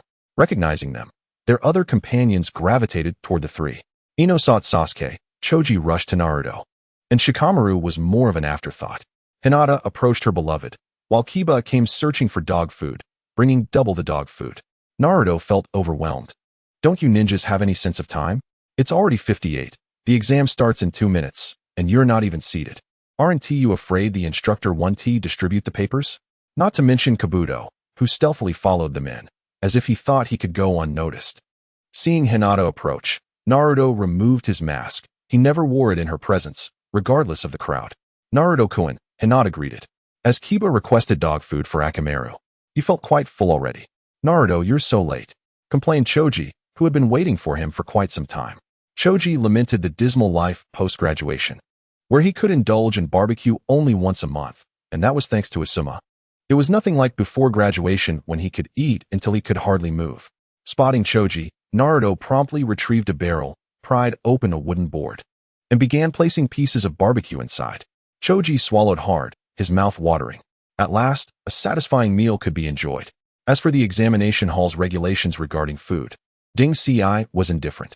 No one could prevent a member of the Akimichi clan from indulging in their sustenance. Naruto presented raw meat to Kiba, urging him to feed Akamaru. In the meantime, Ino and Sakura were contending for Sasuke's attention. "Naruto, sometimes you ought to be mindful of the passage of time, if you must know why." Suddenly, a plume of smoke rose, and from within, a resonant male voice commanded, "Return to your seats, you bunch of failures." As the smoke dissipated, a cadre of examiners emerged, led by a man clad in a dark coat and mask, Marino Ibiki, the chief examiner of this session. Observing everyone returning to their positions, Ibiki inhaled deeply. The aroma of grilled meat? Yao Shirdo, returning to his seat with a vexed expression, muttered, "Damn it, is it too late?" He had attempted several times to interject, but the others were far too preoccupied to acknowledge him. Only Shikamaru, with his pineapple-like hair, offered him a fleeting glance and sighed. Naruto felt a sense of triumph in his scheme. "You still wish to sell information for favors? Your exit is inevitable. I possess information regarding Orochimaru and his associate. Interested?" Seated beside Hinata, Naruto contemplated sending something nice to Kishimoto during the festive season, for he was indeed a good person. Ibiki approached the blackboard and began to elucidate the examination rules. First, each participant starts with 10 points. And there are a total of 10 examination questions, each question worth 1 point. Furthermore, the scoring system employs a deduction method. 1 point will be deducted for each incorrect answer. Second, the results will be evaluated based on the total score of each group of 3. Should any participant be suspected of cheating or actually caught cheating, 2 points will be deducted upon discovery. If one member scores 0, the entire group will be disqualified. Naruto attentively absorbed Ibiki's rules, even if he chose not to write. It was imperative to listen out of respect. Once the examination rules were articulated, the most anxious among them was not Naruto or Sakura, but Sasuke. He sensed impending doom and fervently prayed for the questions to be exceedingly simple. Moreover, the final question would be revealed 45 minutes into the examination, which lasted an hour. Ibiki's announcement of begin instilled a glimmer of hope in Sasuke, albeit a faint one. Indeed, once the exam commenced, Sasuke observed Naruto glance at the questions and then become immobile, precisely as he had anticipated. Naruto appeared to engage in a game of chess with the fox, unwilling to dawdle, for fear of glancing at Sasuke. "I won't write anything if I don't know the answers. That is my nindo," he mused. Sasuke, lost in thought, had no desire to even attempt copying. Understanding Naruto's nature, that if he didn't know, he would not write, he realized that he too lacked the answers. After all, Naruto had not brought a single book since the beginning of their schooling. Sasuke tossed his pen aside, cradling his chin in his hands, and stared at the ceiling. There was no way around it. Even if he and Sakura answered every question correctly, they would still be at a disadvantage due to being one person short. Essentially, this meant failure was imminent. Furthermore, he had little regard for becoming a chunin. His true aim was Itachi. As long as one possesses true strength, does it truly matter whether one is a genin or a chunin? With this thought, he found solace in his despair. Subsequently, it was Sakura's turn to feel despondent. She hastily completed her answers, exhaling with satisfaction, confident in her theoretical knowledge and certain of achieving full marks. Raising her gaze to her two teammates. One was absent-mindedly resting his head on his hand, while the other propped his chin in contemplation. A wave of despair washed over her. What good were perfect scores if her teammates garnered 0? Inside, Sakura's spirit was fraying, urging her teammates to take action. Sensing that Sakura had finished, Ino, the charming beauty, prepared to employ her secret technique, the body switch technique, intending to infiltrate Sakura's body to copy her answers. However, as soon as she initiated the technique, she was promptly expelled by Sakura's punch. With both of my teammates scoring 0, you think you can copy me? You can join them in receiving a 0.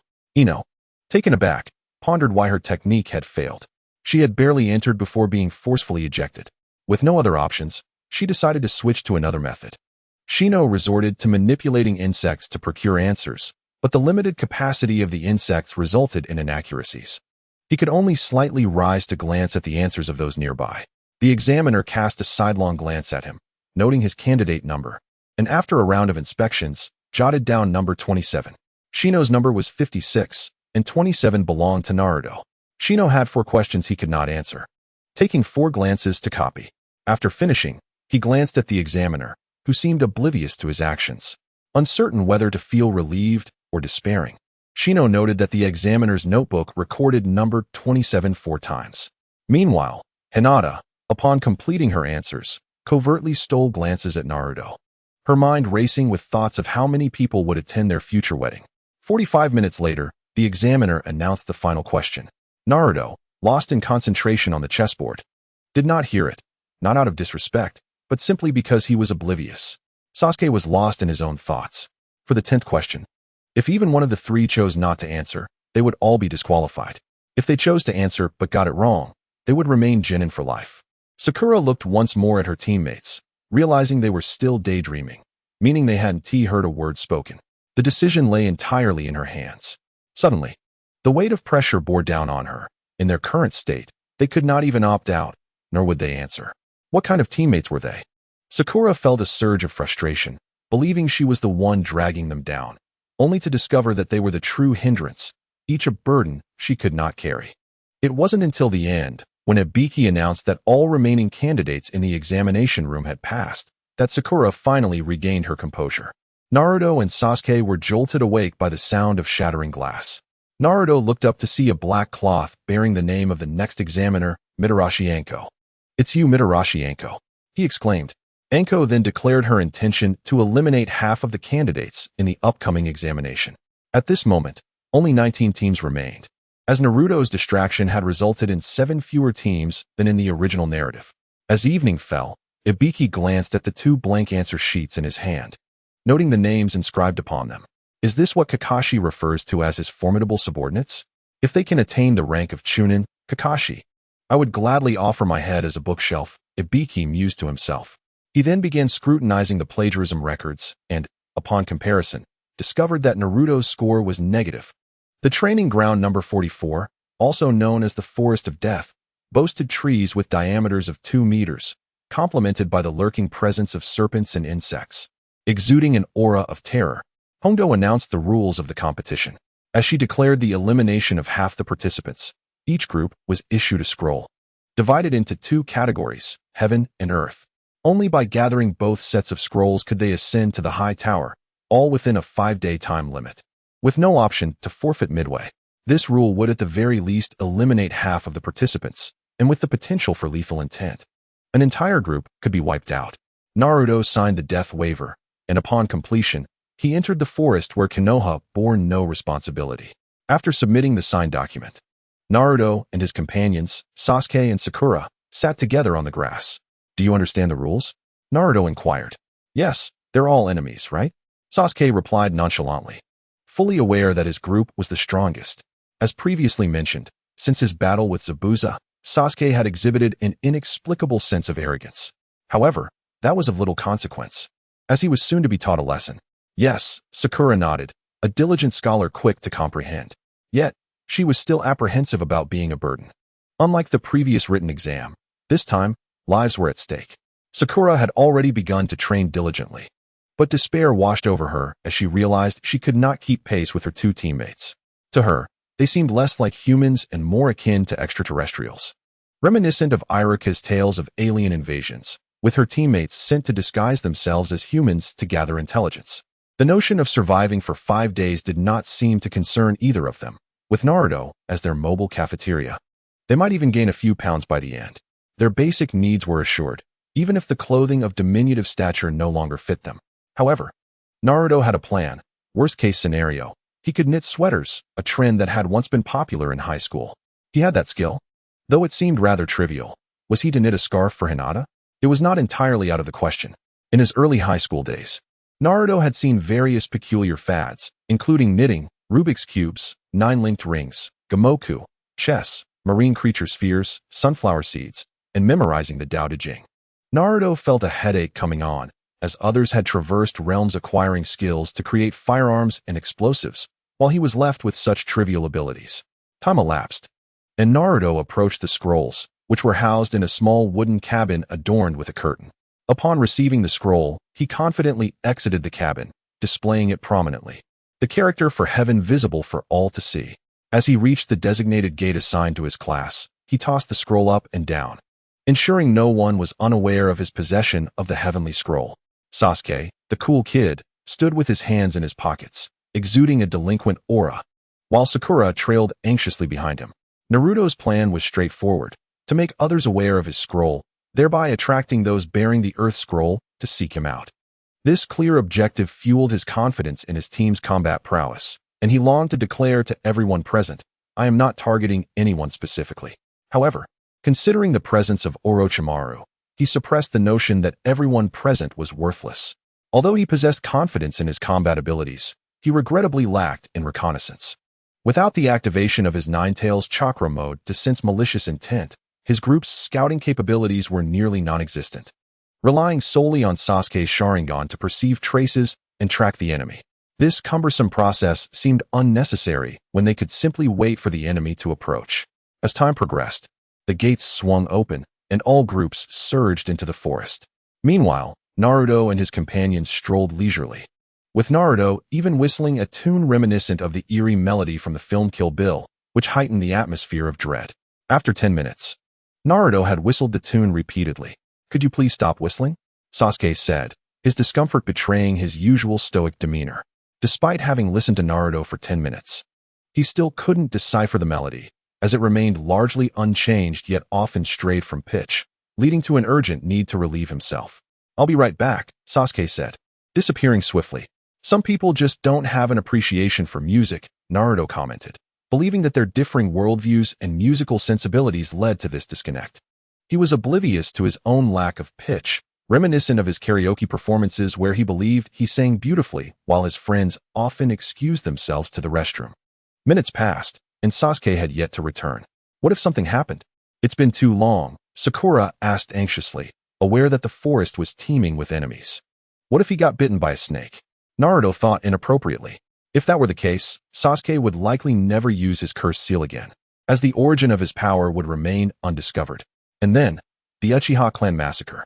"There's nothing to worry about. Sasuke is quite strong," Naruto assured Sakura, casting her a reassuring glance. In this forest, only Orochimaru could restrain Sasuke. Even Gaara would struggle to keep him from fleeing. Naruto was certain Orochimaru would not kill him. He would merely nurture him, and there was no cause for concern.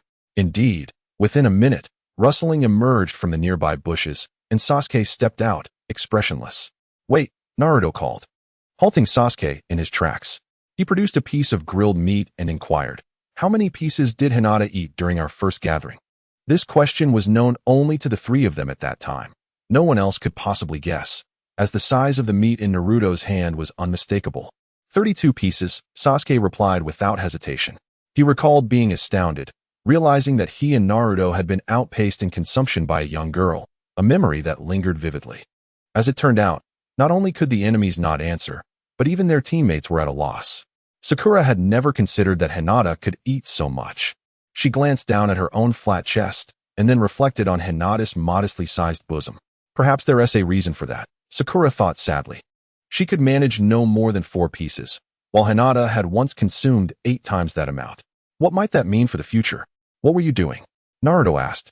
Now convinced of the truth. Having saved a life, Sasuke nonchalantly placed his hands in his pockets. Was it a man or a woman? A woman, came the reply, provoking Naruto's exasperation as he contemplated the absurdity of Sasuke's actions. Here I am, anxiously fearing that Orochimaru might bite your, well, you know, and you are out chasing after girls. Sakura's alertness heightened. While she admired Sasuke's compassion in saving someone, rescuing a woman raised significant concerns. With a delicate sniff, she seemed to be discerning whether any other woman's perfume lingered on Sasuke. Let's go, cool guy, she urged, disregarding the reactions of her teammates. A rescue is a rescue. So what if you all have something to say? The trio continued on their journey. With Kakashi absent, the tension that had marked their earlier mission to the Land of Waves dissipated, allowing Naruto to feel more at ease. They encountered no enemies along the way, leaving them uncertain whether they were being followed or if an ambush awaited them ahead.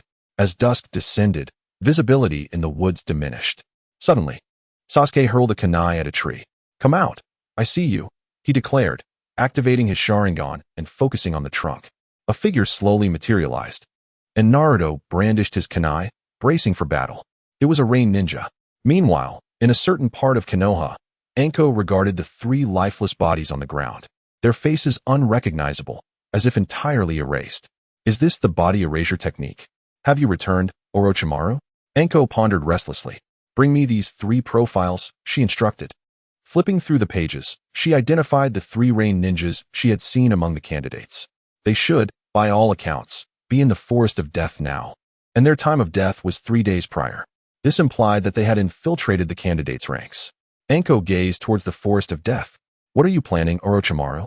At that moment, Anko was en route to the Forest of Death. She was a seed that Orochimaru had carelessly abandoned in Konoha, meant for future use.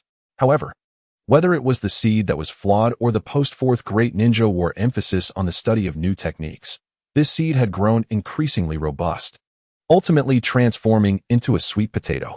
Naruto observed the rain ninja before him and the teammate emerging from the bushes behind him. They did not resemble Orochimaru. Rather, they seemed to be mere extras he could not recall. He exchanged a knowing glance with Sasuke, who understood the unspoken message. They surged forward, each targeting their own opponent, deciding the fate of the remaining adversaries among themselves. Naruto, burdened by weights and unable to use his wind release technique, lagged behind Sasuke's speed. Sasuke's kunai pierced the chest of one rain ninja, just as Naruto arrived at another. A swift kick landed on the ninja's chin, sending him flying. Naruto leaped to follow, delivering a downward strike midair that sent the rain ninja crashing to the ground. Upon landing, Naruto's back leg bent while the other pressed down on the ninja's chest, the weight of 600 pounds compressing it. Lion's Barrage, Naruto shouted, audaciously borrowing a technique. While others effortlessly executed their skills, he felt justified in appropriating a Lion's Barrage. Sasuke, with his Sharingan, cast a glance at Naruto, noting the impressive and stylish move before swiftly dispatching the remaining rain ninja with a lethal Chidori.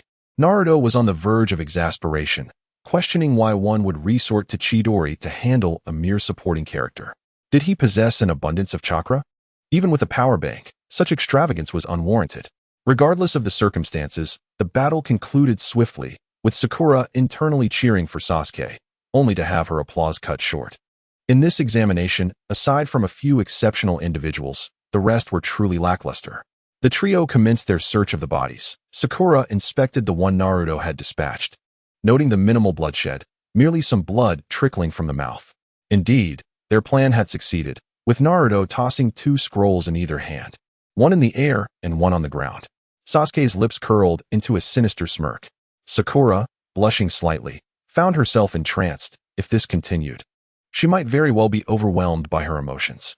Naruto contemplated the dire state of his companions. One was an insufferable show-off, while the other delighted in watching such displays. He mused about his eccentric father, wondering why he did not inherit the Uchiha striking looks, aside from his own reflexes. Unable to resolve this conundrum, Naruto decided to set it aside, focusing instead on building a shelter as dusk approached. As a typical Chinese player, Naruto shared a common trait with many of his compatriots. Regardless of whether the game was about survival, puzzles, or horror, the priority was always to construct a dwelling first. Influenced by his cultural background, he also thought it prudent to plant some wheat nearby, reminiscent of how the People's Liberation Army cultivates crops in deserts and tundras.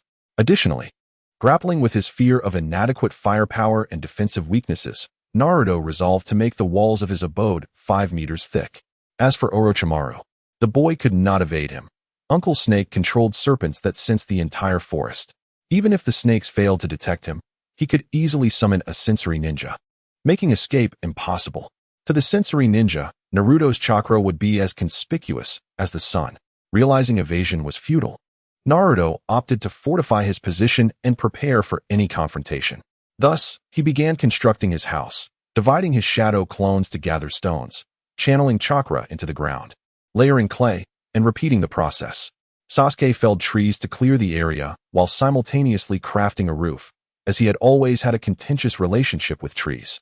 Sakura busied herself with clearing weeds, intending to use them for Naruto's future wheat planting. The two paid little mind to Naruto's antics. They had already secured the scrolls. The remaining task was merely to reach the high tower within the stipulated time, a distance of 10 kilometers, easily traversable within 5 days. Sasuke reasoned that carrying a few extra scrolls would be advantageous in case they encountered foes, especially since Naruto was the one wielding them. In half an hour, with the combined efforts of shadow clones and his original self, a 5-meter-thick house was erected, lacking a door but shielded by trees to ensure it was windproof. The interior was modest, a 4-by-4-meter space, with wooden flooring and layers of blankets to mitigate the chill, while oil lamps adorned the walls. The trio was seated, enjoying their dinner. Sasuke's appreciation for Naruto's logistical prowess deepened. Such an ability to create a 5-meter-thick wall capable of serving as a military stronghold was truly impressive. However, Sakura felt a sense of unease. While others were struggling for survival in the treacherous jungle, they appeared to be on a leisurely vacation. This stark contrast was simply too delightful for her to ignore. She now wishes to express her gratitude to Iruka by clinging to his leg. For not only has she been assigned to the same class as Sasuke, but her teammate is also Naruto, who seems to have everything taken care of. It is simply delightful. Who would willingly endure the bites of serpents and insects when she is still a young maiden? Upon hearing that Iruka-sensei has been hospitalized, Sakura contemplated returning to bring him a gift. After finishing their meal, the three prepared to rest. Just as they lay down, Naruto had yet to close his eyes when a tremendous crash reverberated, causing the house to tremble, but thankfully, it did not collapse. Naruto silently noted that it was fortunate the house was made of stone. The tale of the 3 little pigs had taught him that a house must be sturdy. Had the shop not run out of steel walls, he would have contemplated constructing one from steel. Rising to his feet, Naruto kicked open the door, eager to discover who dared to scale a 5-meter wall. Sasuke followed suit. Upon stepping outside, Naruto was met with the sight of a gigantic serpent, its head colliding with the wall, seemingly dazed. Suddenly, a wall of fire erupted from the distance, rapidly approaching the two. Utilizing Earth Release, Naruto summoned a stone, channeling his chakra into it to shield them from the flames. He pulled Sasuke behind the stone for protection. The combined heat and force caused the stone to gradually fracture, striking the house behind them. After the flames subsided, Naruto glanced back to find his home shrouded in darkness. "Snake Uncle, have you come to steal my man or to demolish my house?"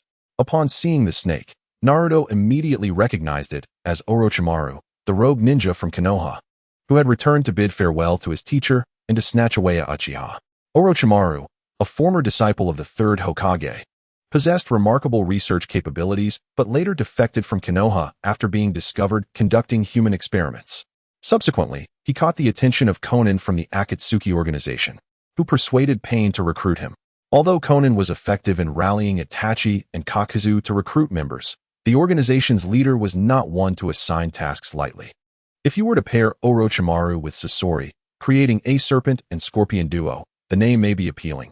But have you considered the practicalities? One is a mechanical beast, the other a biological one. Such a combination would surely lead to conflict, if not outright chaos. Ultimately, Orochimaru approached Pain and declared, "I cannot associate with those who study machinery. I bid you farewell." He subsequently resigned from the Akatsuki, yet the organization had never stated that members could resign. One must either toil until death or perish. Thus, Akatsuki members began a worldwide hunt for Orochimaru. In the distance, a figure approached through the flames, exuding a chilling aura. "I am quite intrigued by your abilities, little one. Orochimaru hissed, licking his long tongue around his mouth, a gesture that might provoke bold thoughts in some. Orochimaru perceived the potential of capturing this young prodigy. Having such talent would surely bolster his experimental base, especially with the ongoing manhunt by both Akatsuki and Konoha reducing his resources. Moreover, observing the house's decent defensive capabilities, he deemed it could buy him some time to escape. Little did he know of Naruto's teleportation abilities. Had he been aware, he would have been even more excited, for it seemed tailor-made for his schemes. Naruto was taken aback, wondering, "You are interested in my humble abode? Don't you even have construction workers?" "I have no interest in you," came the curt reply. "Though I was once known as Susien, I harbor no fascination for you, Orochimaru. You should seek out Sasuke instead." Meanwhile, Naruto began to shed his burdens, preparing for battle, fully aware that confronting Orochimaru would lead to inevitable suffering. As for fleeing, that would not align with my character. Sasuke activated his Sharingan, inquiring, "Is he formidable?" He recognized that Naruto typically did not lighten his load unless faced with a true adversary. Naruto cast a glance at Orochimaru and declared, "I can tell by looking into his eyes. He is not someone we can defeat." Sasuke, puzzled, responded, "Is that something the eyes can ascertain?" As Naruto set down his burdens, he felt a shiver race down his spine under Orochimaru's predatory gaze, which gleamed with the thrill of encountering a delectable prey. "Sasuke, be cautious. My instincts tell me this is a powerful foe," Naruto advised, knowing he couldn't simply label him as Orochimaru, the one who could easily overpower both of them. "Sakura, find a place to hide," he urged the girl who had just emerged from the building. However, Sakura, feeling a sense of impending danger, stood defiantly beside Sasuke, exuding an air of self-sacrifice, possibly sensing that someone was vying for her man's attention. "Your instincts are quite sharp," Orochimaru complimented. "Most ninjas trust their instincts, as many have survived in the ninja world through sheer intuition." "Thank you," Naruto replied, readying his kunai. "No need for thanks," Orochimaru responded, his aura suddenly turning menacing. This unpredictable snake, who could shift from cordial conversation to aggression in an instant, rendered the three of them immobilized, as if pressed against the ground. Naruto could only think, "Wow, how can a scientist exude more killing intent than Zabuza?"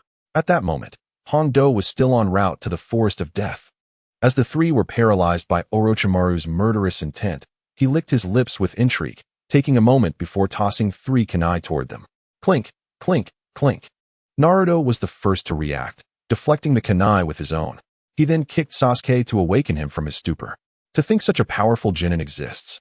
Sasuke gasped, astonished, as he believed that only Chunin appeared in the tuning exams. Clearly, he was still somewhat dazed.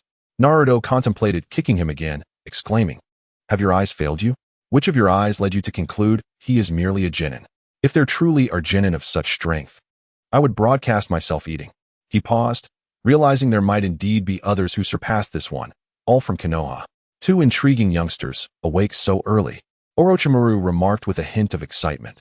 The more his prey struggled, the more delighted he became. "I shall begin. You prepare," Naruto commanded, tossing a scroll to Sakura to rouse her. He crouched and dashed forward, kunai poised in his right hand. Sasuke, trying to regain his composure, faced the harsh reality that he had once again been paralyzed by overwhelming killing intent.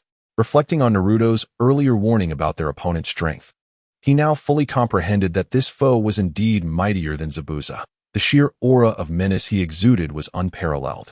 Orochimaru merely smiled, watching, making no move. The sound of a blade slicing through the air echoed as Orochimaru bore a long gash across his chest, yet not a single drop of blood flowed. It was merely a substitution. Naruto withdrew his hand, shifting into a defensive stance. Orochimaru had evaded the attack with his body replacement technique, yet he felt no awareness of it.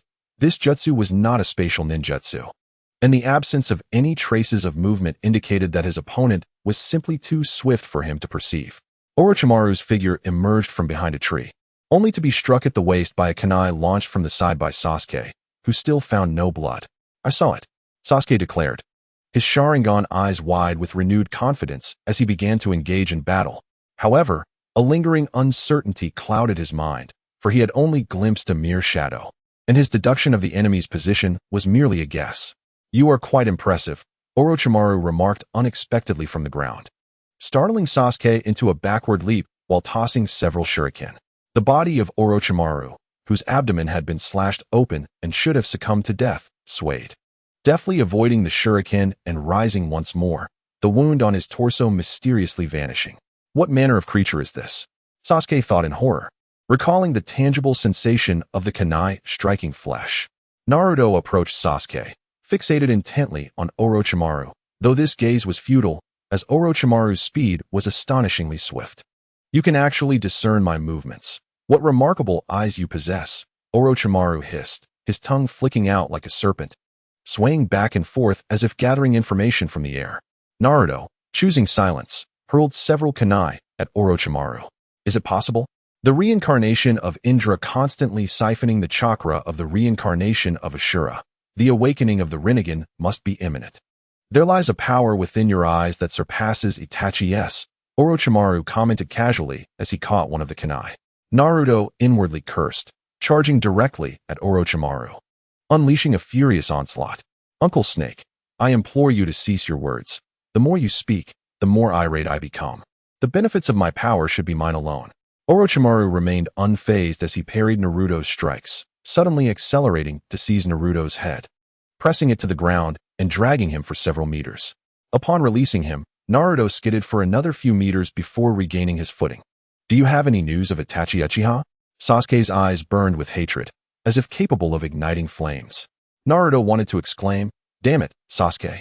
While I'm being ground into the dirt, you care only for your dear brother. You truly are a superficial brother, just like the Nine Tails, a superficial friend. Little brat. I am starting to find you intriguing." Orochimaru mused, observing the wounds inflicted earlier on Naruto beginning to heal, piquing his interest. He recalled the last individual with such a capability, Senju Hashirama. His granddaughter Tsunade required special ninjutsu to achieve such regenerative power. I am not the least bit curious about you. Naruto retorted. I can already foresee that you will be swayed by Sasuke, to the point of embracing him and licking him. While pondering this, Naruto swiftly performed hand seals, encasing himself in wind chakra, having forgotten to activate it in his previous excitement. Sasuke, too, recognized that his ally was under assault, realizing it was inappropriate to merely observe, and thus joined the fray. Their synergy remained intact, as Naruto bore no resentment toward Sasuke's superficial brotherly behavior, understanding that he stood alone and choosing to be magnanimous.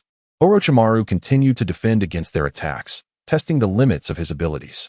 With a resounding thud, Naruto was sent flying by a serpent-like punch, crashing into 3 trees before finally coming to a halt. Rising to his feet, he pressed on, disregarding the pain. After all, the injuries were not severe. Yet again, several trees fell as Naruto was struck anew, and this time he coughed up blood. The strength of this serpent punch far surpassed the previous one. Struggling to rise, he gasped for breath, every bone in his body aching. Meanwhile, Sasuke could only sense his opponent's speed increasing, reaching a level where his eyes could barely register the movements. With his anxiety mounting, he realized that if this continued, he might meet his demise today, as his adversary toyed with him like a cat with a mouse. In a moment of desperation, both Naruto and Sasuke shouted in unison, leaping into the air to begin forming hand seals. Recognizing that Naruto had summoned shadow clones, the real Naruto prepared to retrieve a barrel of sake to rejuvenate himself.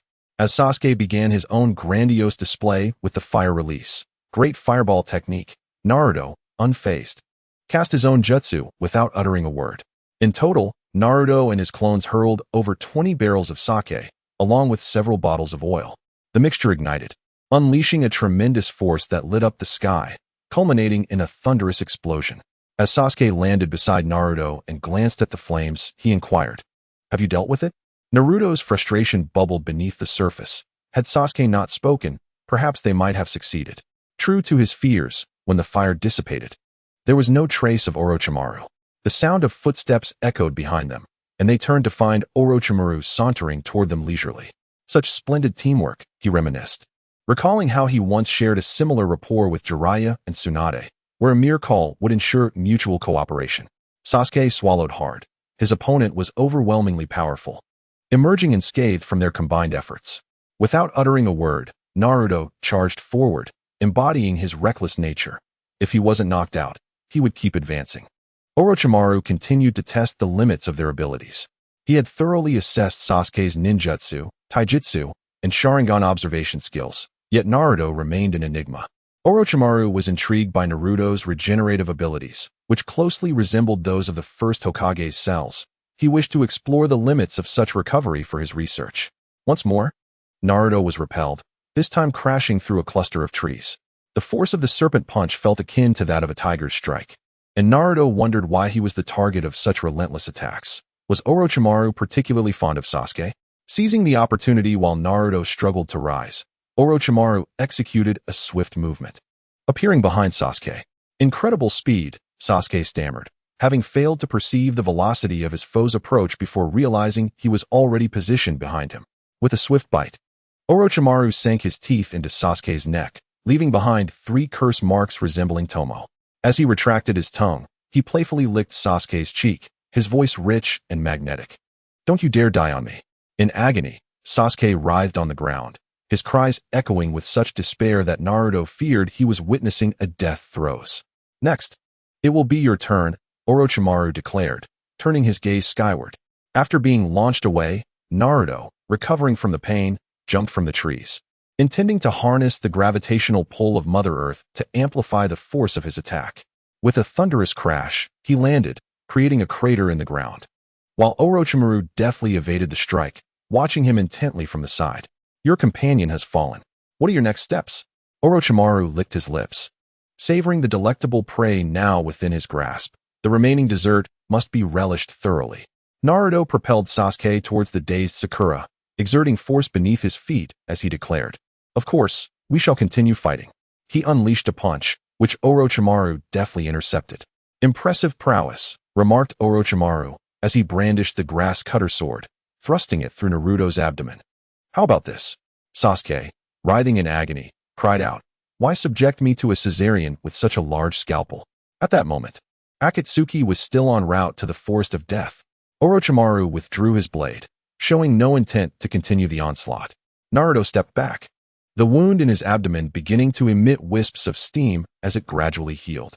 Within the ceiling space, the Nine-Tails slowly began to seep chakra from its confinement, aiding Naruto in his recovery. It believed that after years of indulgence, it owed some form of recompense. Otherwise, it would reflect poorly on the old man's upbringing. "Thanks, Great Fox," Naruto said, acknowledging the assistance. He could have healed from the wound himself, but with the Nine-Tails' aid, the process was significantly expedited. The fox continued to enjoy its skewers, ignoring him. Naruto produced a brick, intending to bestow upon himself a boost of faith. Having heard that bricks were the most potent weapons, deep down, he understood the futility. Regardless of the weapon, his attacks were unlikely to land, and even if they did, they would merely regenerate, for Orochimaru was nearly immortal within the realm of shinobi, and Naruto had no notion of how to slay him. Naruto charged with the brick, striking towards Orochimaru's face, but the effort was utterly meaningless. Orochimaru snatched the brick from him, slapping it against Naruto's face without understanding why he felt compelled to do so. It simply felt right. He then proceeded to slice Naruto's arm with the grass cutter sword. Unfazed by the injury, Naruto retrieved another brick and pressed on. After several exchanges, he sensed something was amiss in the battle, as if a crucial element were missing.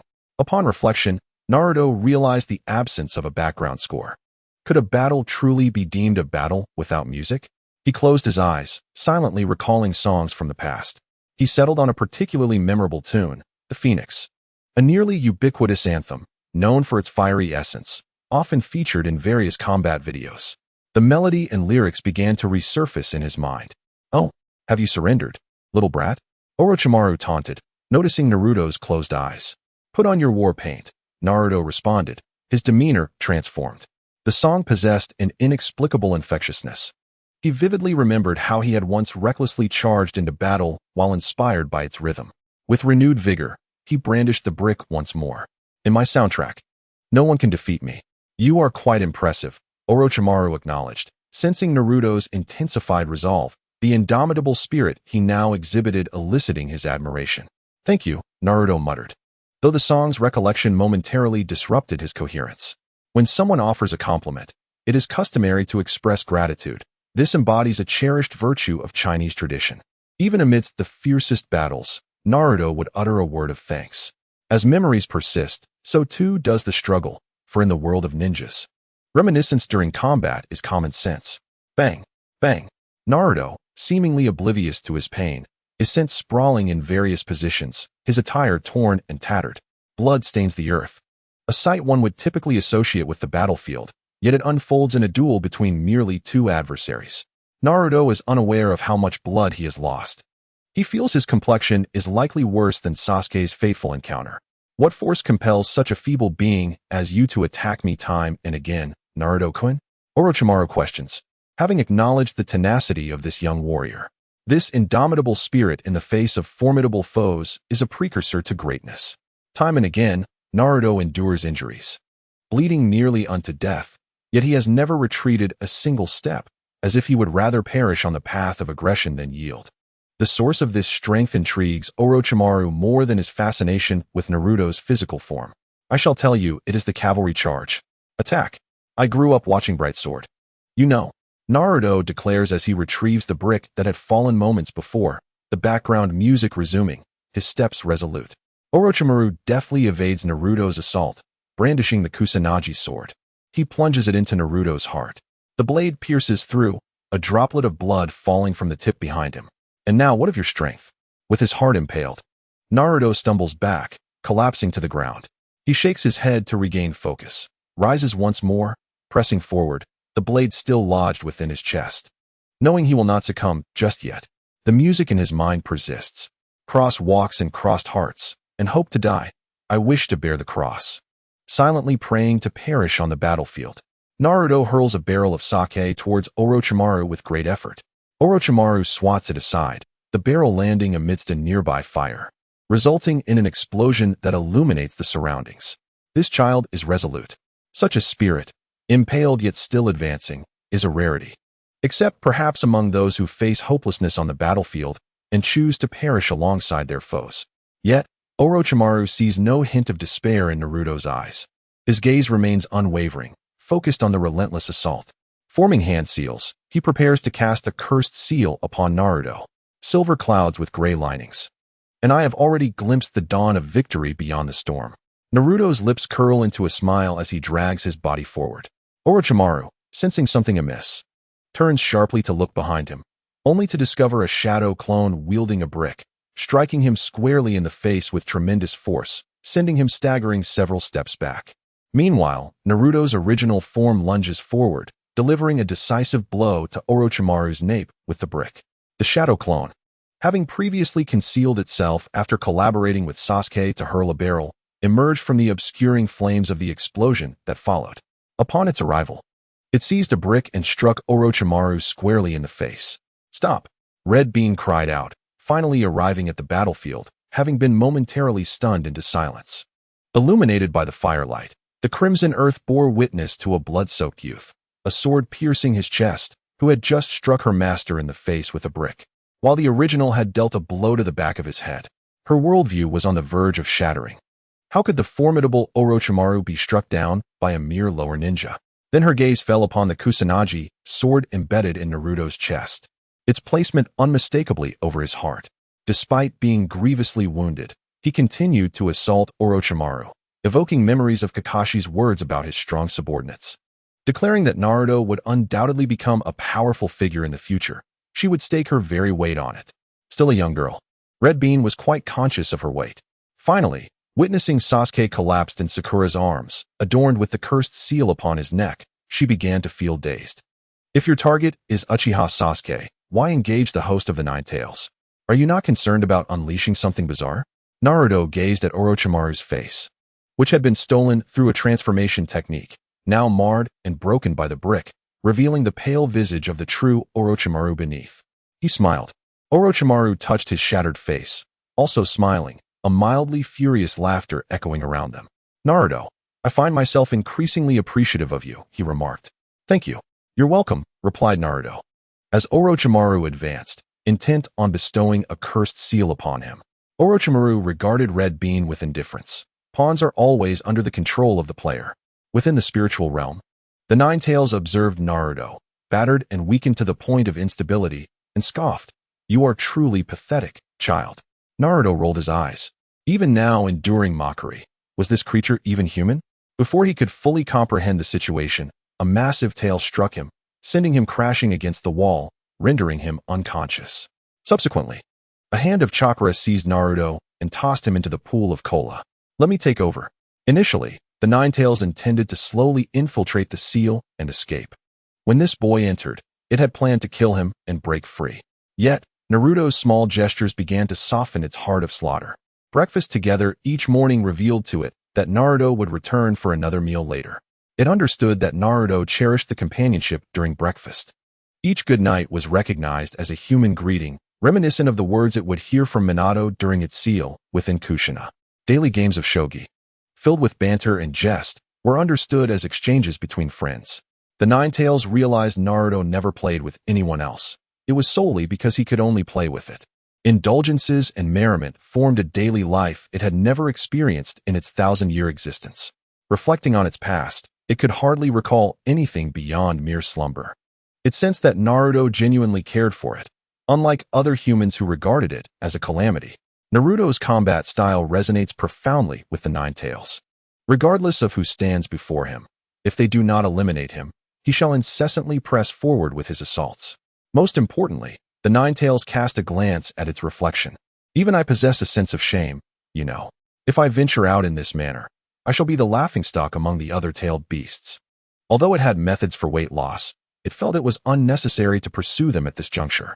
It discerned a peculiar delight in the pained expressions that flickered in Naruto's eyes each time he noticed its gradual weight gain. Of course, Naruto believed he was nurturing his fox, and in his eyes, the fatter it grew, the better. He had experienced the same sentiment when he cared for cats, perceiving leaner ones as a source of embarrassment. Thus, the Ninetales had no intention of allowing Naruto to meet his demise. How could it endure the thought of being reborn atop some mountain, left to the whims of the winds after the boy's untimely death? The individual opposing them was known to it, rumored to possess strength akin to that of its master, Minato. Such a foe was formidable, even if Naruto charged forth alone. 10 of him would not suffice to contend with this adversary. Yet, no matter how feeble Naruto's abilities might be, he remained. It's Jinchuriki.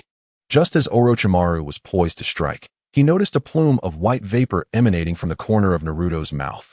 Subsequently, a sensation of danger permeated his senses, compelling him to retreat swiftly. Orochimaru executed a body flicker, murmuring to himself, "This aura.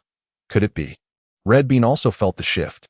Internally musing, "Master, this entity is not to be trifled with in Konoha.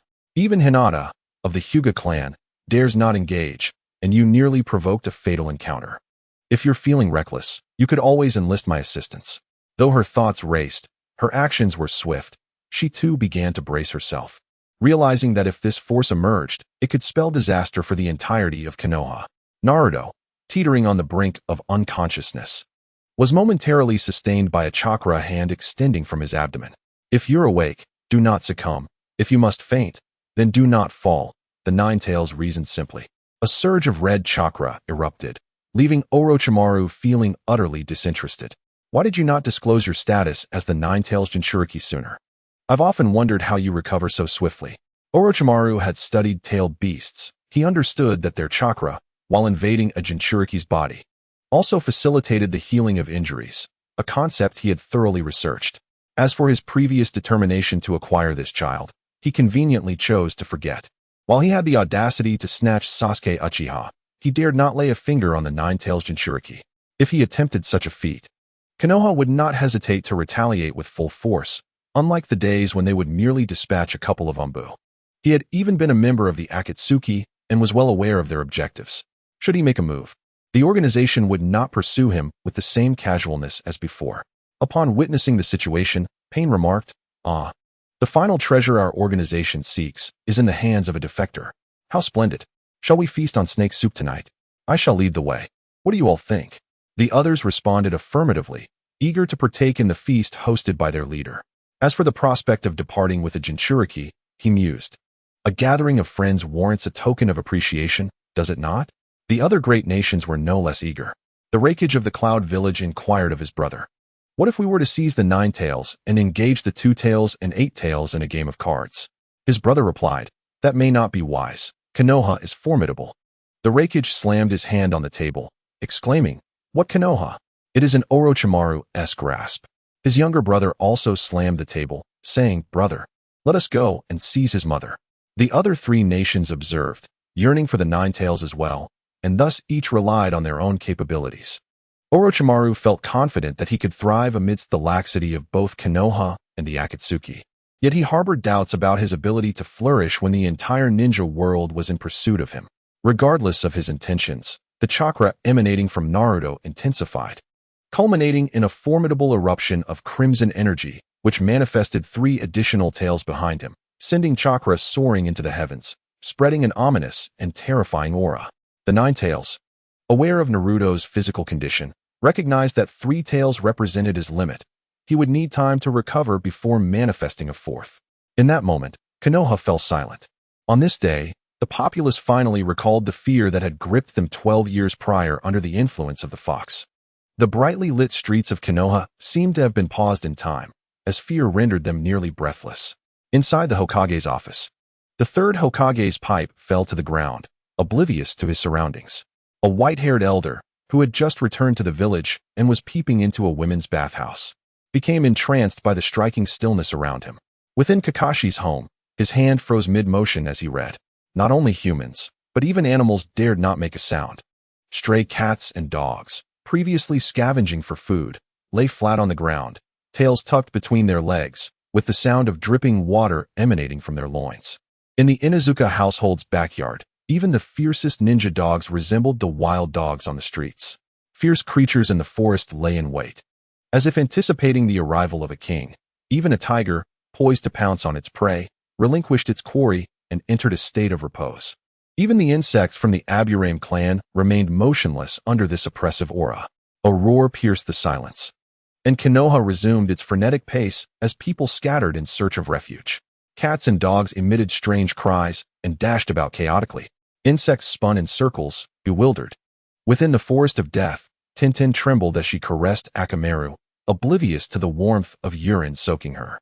Hinata clasped her hands to her chest, sensing that something dreadful was about to unfold. Shino attempted to mobilize his insects, but found himself utterly powerless. The Inoshikacho team lay shivering in the grass.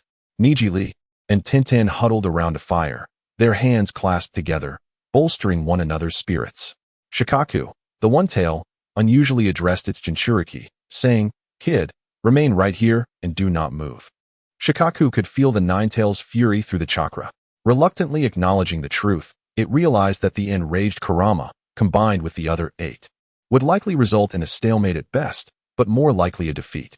Anko felt relieved that only 3 tails were visible, instead of 9, indicating that the seal still held. Sakura, in a daze, thought, "So my teammate is truly an alien." Orochimaru hesitated. He had achieved his objective today. Yet his scientific curiosity compelled him to delve deeper into understanding this mightiest of tailed beasts. As for the orb-like form that enveloped the chest of the Jinchuriki, they perceived it as a protective barrier. After all, most defensive jutsu are spherical in nature. The Nine Tails compelled Naruto to raise his hand. As a colossal chakra hand materialized in the air, hurtling toward Orochimaru. With a resounding crash, a tempest arose, and a massive pit, spanning over 20 meters, was formed. Orochimaru writhed in the crater, preparing to withdraw. He had come to seize a man, not to battle a beast.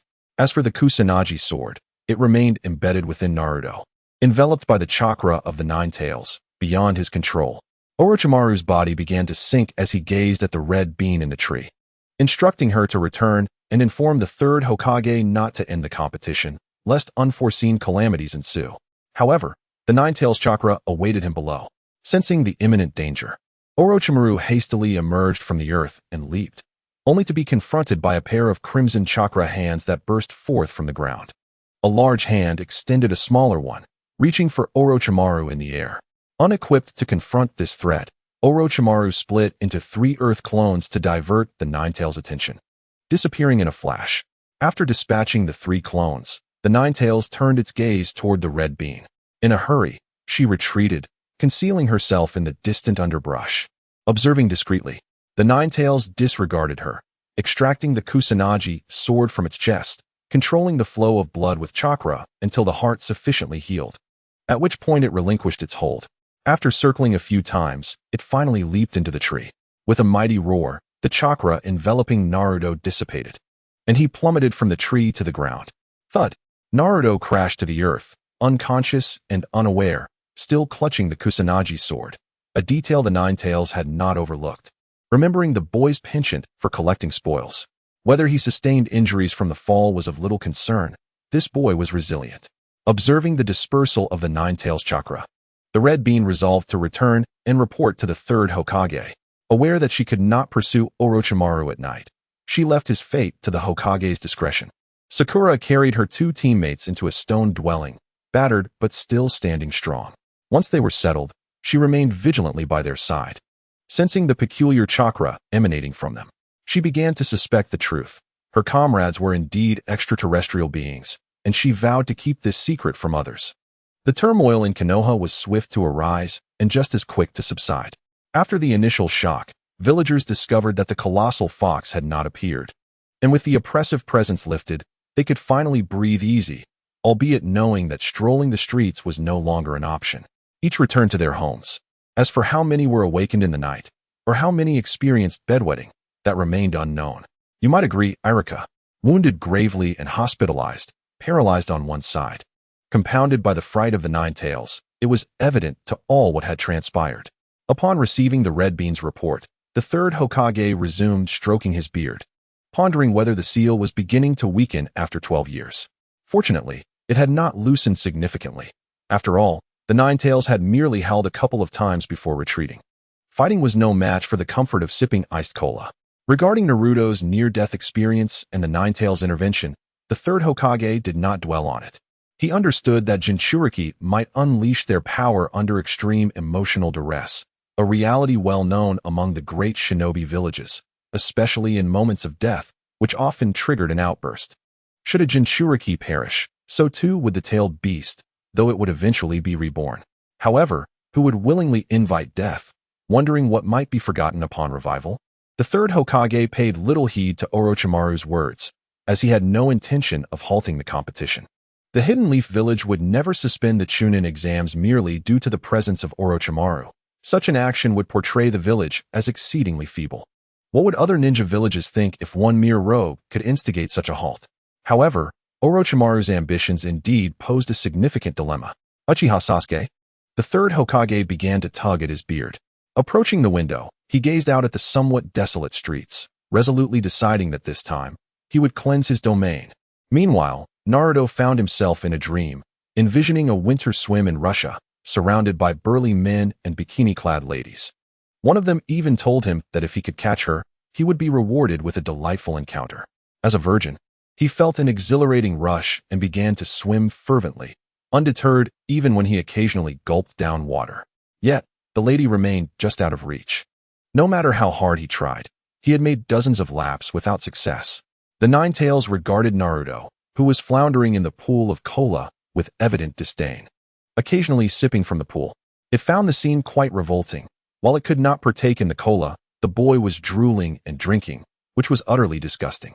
Upon awakening, Naruto discovered himself submerged in the cola pool, and considered the strangeness of his dream to be quite normal. However, the chill was unbearable, as the bottom of the pool was frozen solid. "Little brat, clean this pool," the Nine Tails remarked, observing Naruto as he crawled out. "Oh, all right," Naruto replied, albeit confused. But he acquiesced, for cleaning up after one's pet was part of the duties of a caretaker, despite the pool being rather large. As for Orochimaru, Naruto gave him little thought. The Nine Tails had knocked him unconscious, which certainly indicated that it had taken control. If the Nine Tails was concerned about having Naruto clean the pool, it must have successfully driven Orochimaru away. He was aware of the Nine Tails' formidable combat prowess. It would first unleash 2 tails to test the waters, and if that proved ineffective, it would try 3, and if still unsuccessful, it would unleash 4, and so forth, until 5 tails were in play. Orochimaru, who was accustomed to battling against a singular tail, found himself in a painful predicament as the multiple tails wreaked havoc. Unlike Shikaku, who could not unleash his full power, Orochimaru had not anticipated that the Nine Tails would commence with 3 tails to gauge the situation. In the realm of the mind, barrels of cola began to be cleared.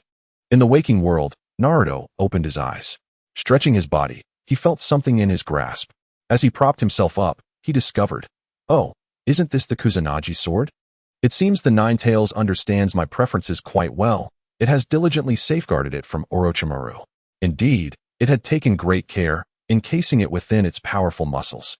Furthermore, with the Nine Tails chakra acting as a barrier, Orochimaru could not manipulate it, and the more he attempted to strike, the more tails would emerge, much to his frustration. Naruto, you're awake, Sakura exclaimed, her face weary yet filled with delight. What time is it? Naruto inquired, not particularly concerned about the exam.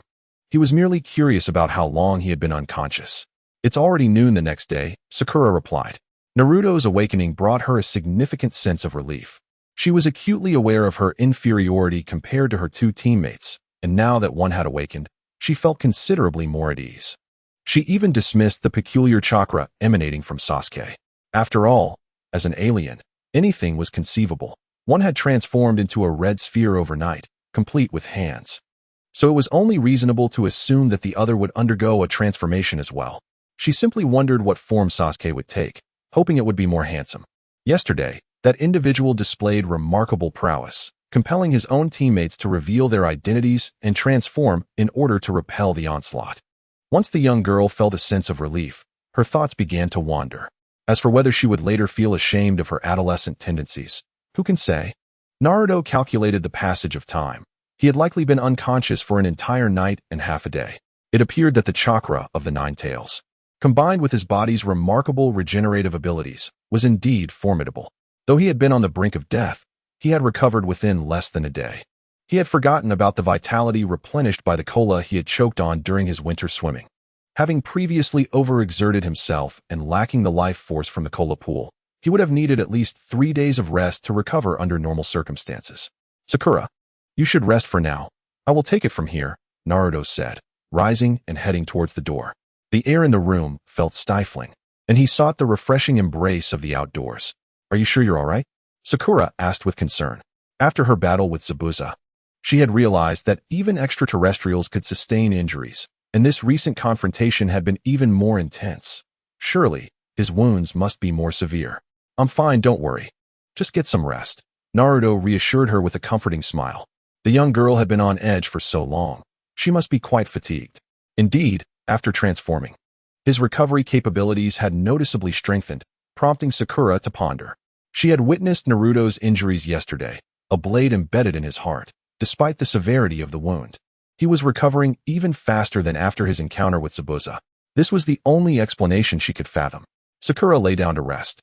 Though sleep eluded her as she awaited Sasuke's transformation to be completed, she wished to be the first to behold it. Perhaps I should learn medical ninjutsu, she mused. Glancing at the bandages adorning Sasuke's body, he had yet to receive treatment from Naruto after sustaining injuries yesterday, and all she could do was wrap him in bandages. Yes, I should study medicine. Although Naruto's recovery abilities were impressive, and Sasuke could seek his aid, with Naruto in a prolonged state of unconsciousness, Sasuke was unable to receive treatment. If she were to learn medical ninjutsu, Naruto could awaken sooner, and Sasuke wouldn't have to bleed as he did now. Yes, learning medicine would mean Sasuke wouldn't have to constantly seek Naruto for treatment. He could spend more time with me. This battle had made her acutely aware of her limitations. In terms of combat, she was utterly incapable of contributing, unlike her previous encounter with Zabuza, where she could at least protect the mission's client. This time, she felt completely ineffectual. She had no aspirations to match the combat prowess of her two teammates. After all, how could a human compete with an extraterrestrial? However, acquiring medical ninjutsu would grant her some significance. Once proficient, she could examine the differences between extraterrestrials and Earthlings while treating her two teammates. The thought of examining Sasuke's body made Sakura swallow hard, her cheeks flushing slightly. What would the offspring of an extraterrestrial and an Earthling be like? In the world of Naruto, children matured quickly, particularly in matters of love, leading to many ponderings. If Naruto were aware, he would certainly tell her that medicine alone could not save Sasuke. It was only through the power of words that one could touch his heart. After all, the nemesis of deception was but a clever tongue. As Naruto stepped outside, he was met with a scene of devastation. Enormous craters, collapsed ground, and fallen trees scattered about. The house had sustained damage, the stone walls battered down to 2 layers. It seemed that thickness had its advantages, as such a fierce battle had not entirely reduced it to rubble. The body has not yet fully recovered, feeling somewhat frail. Naruto does not intend to venture far. He merely takes a few steps outside the door, retrieves some food, and begins to eat. He is indifferent to whether Sakura has eaten. There remains a plethora of food inside, leftovers from yesterday that have yet to be put away. Sakura is on night watch, not bound to abstain from food and drink. After finishing his meal, Naruto sits at the entrance, unleashing a gentle breeze, mindful of the potential stifling atmosphere inside. After all, he possesses an abundance of chakra with nowhere to expend it. The dimly lit street is stained with blood. The sight of fallen parents and a brother wielding a blade haunts Sasuke endlessly. Oh, foolish Udodo.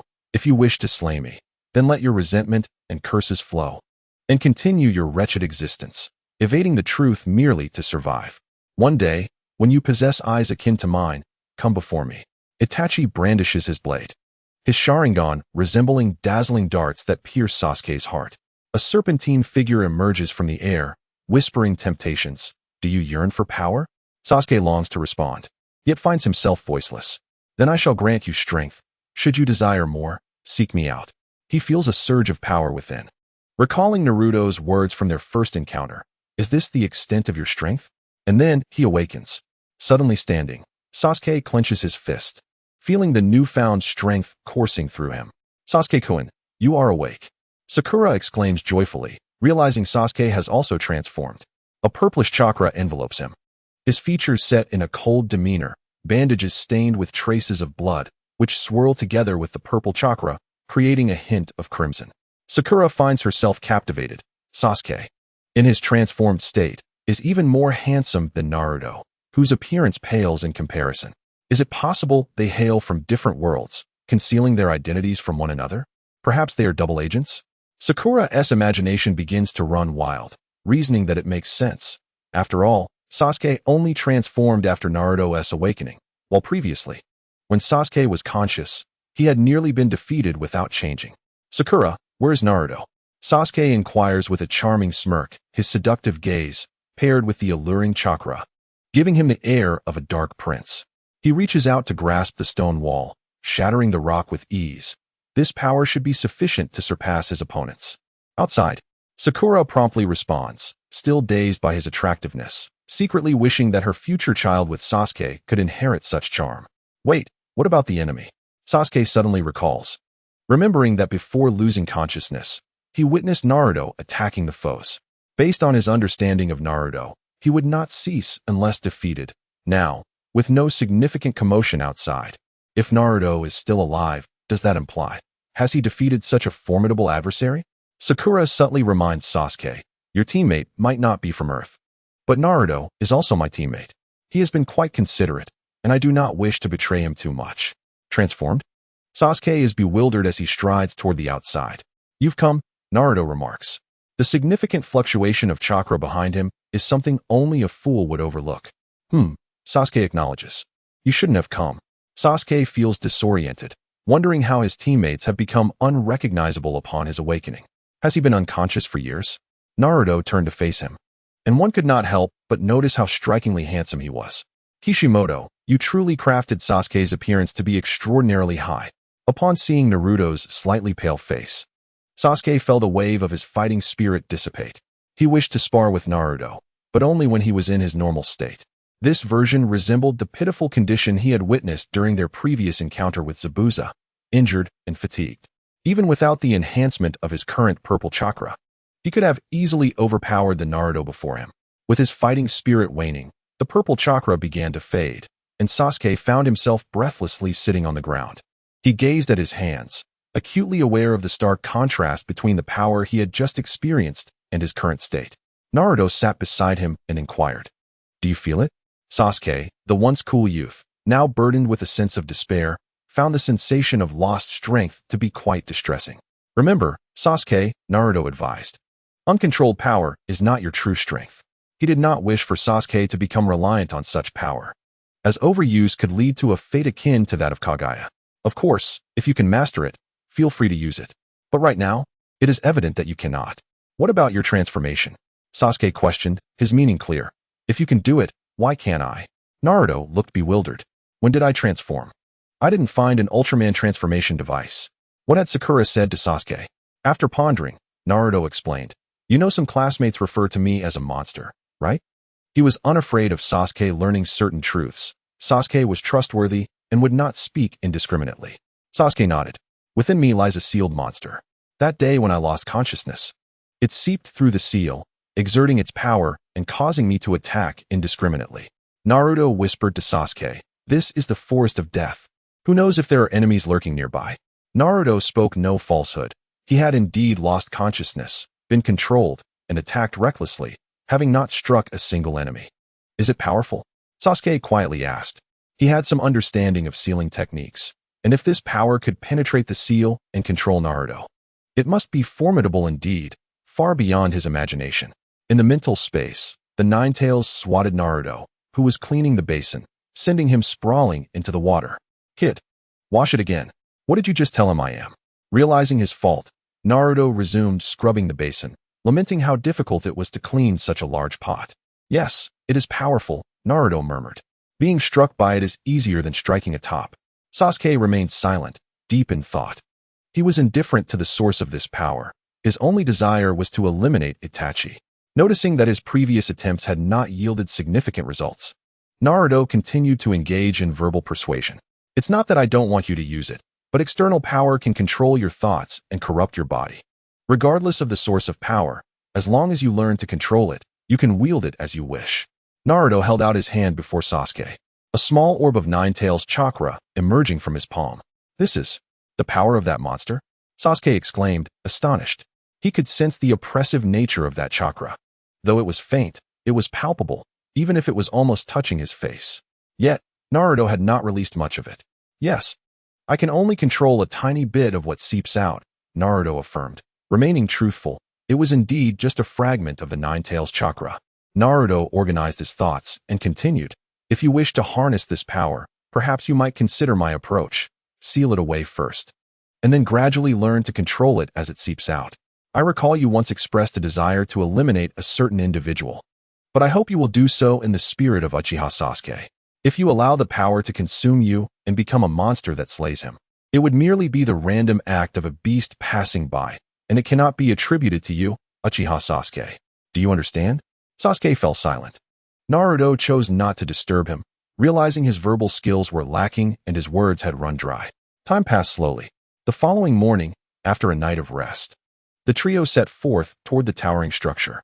Orochimaru had not dispatched anyone to attack, having previously assessed Sasuke's strength. The Sound Three could not overcome him. Even with the cursed seal, they would still be at a disadvantage. Why send anyone, then? To deliver scrolls? Yet, he had not seized those either. With the scroll in hand and their bodies restored, the three moved at a leisurely pace, constructing shelter each night. Finally, on the 5th day, they arrived at the tower. They did not encounter Kabuto, for he understood that he had not engaged with them and that approaching uninvited would result in confrontation. Naruto gazed at the inscriptions on the wall, retrieved the scroll, and unfurled it. An unfamiliar figure was summoned in reverse summoning. After glancing at a watch, he declared their examination passed. Originally, it was Irika's role, but he had been hospitalized due to Sasuke's kick, and thus the top replacement was called in. At this point, there remained half an hour until the conclusion.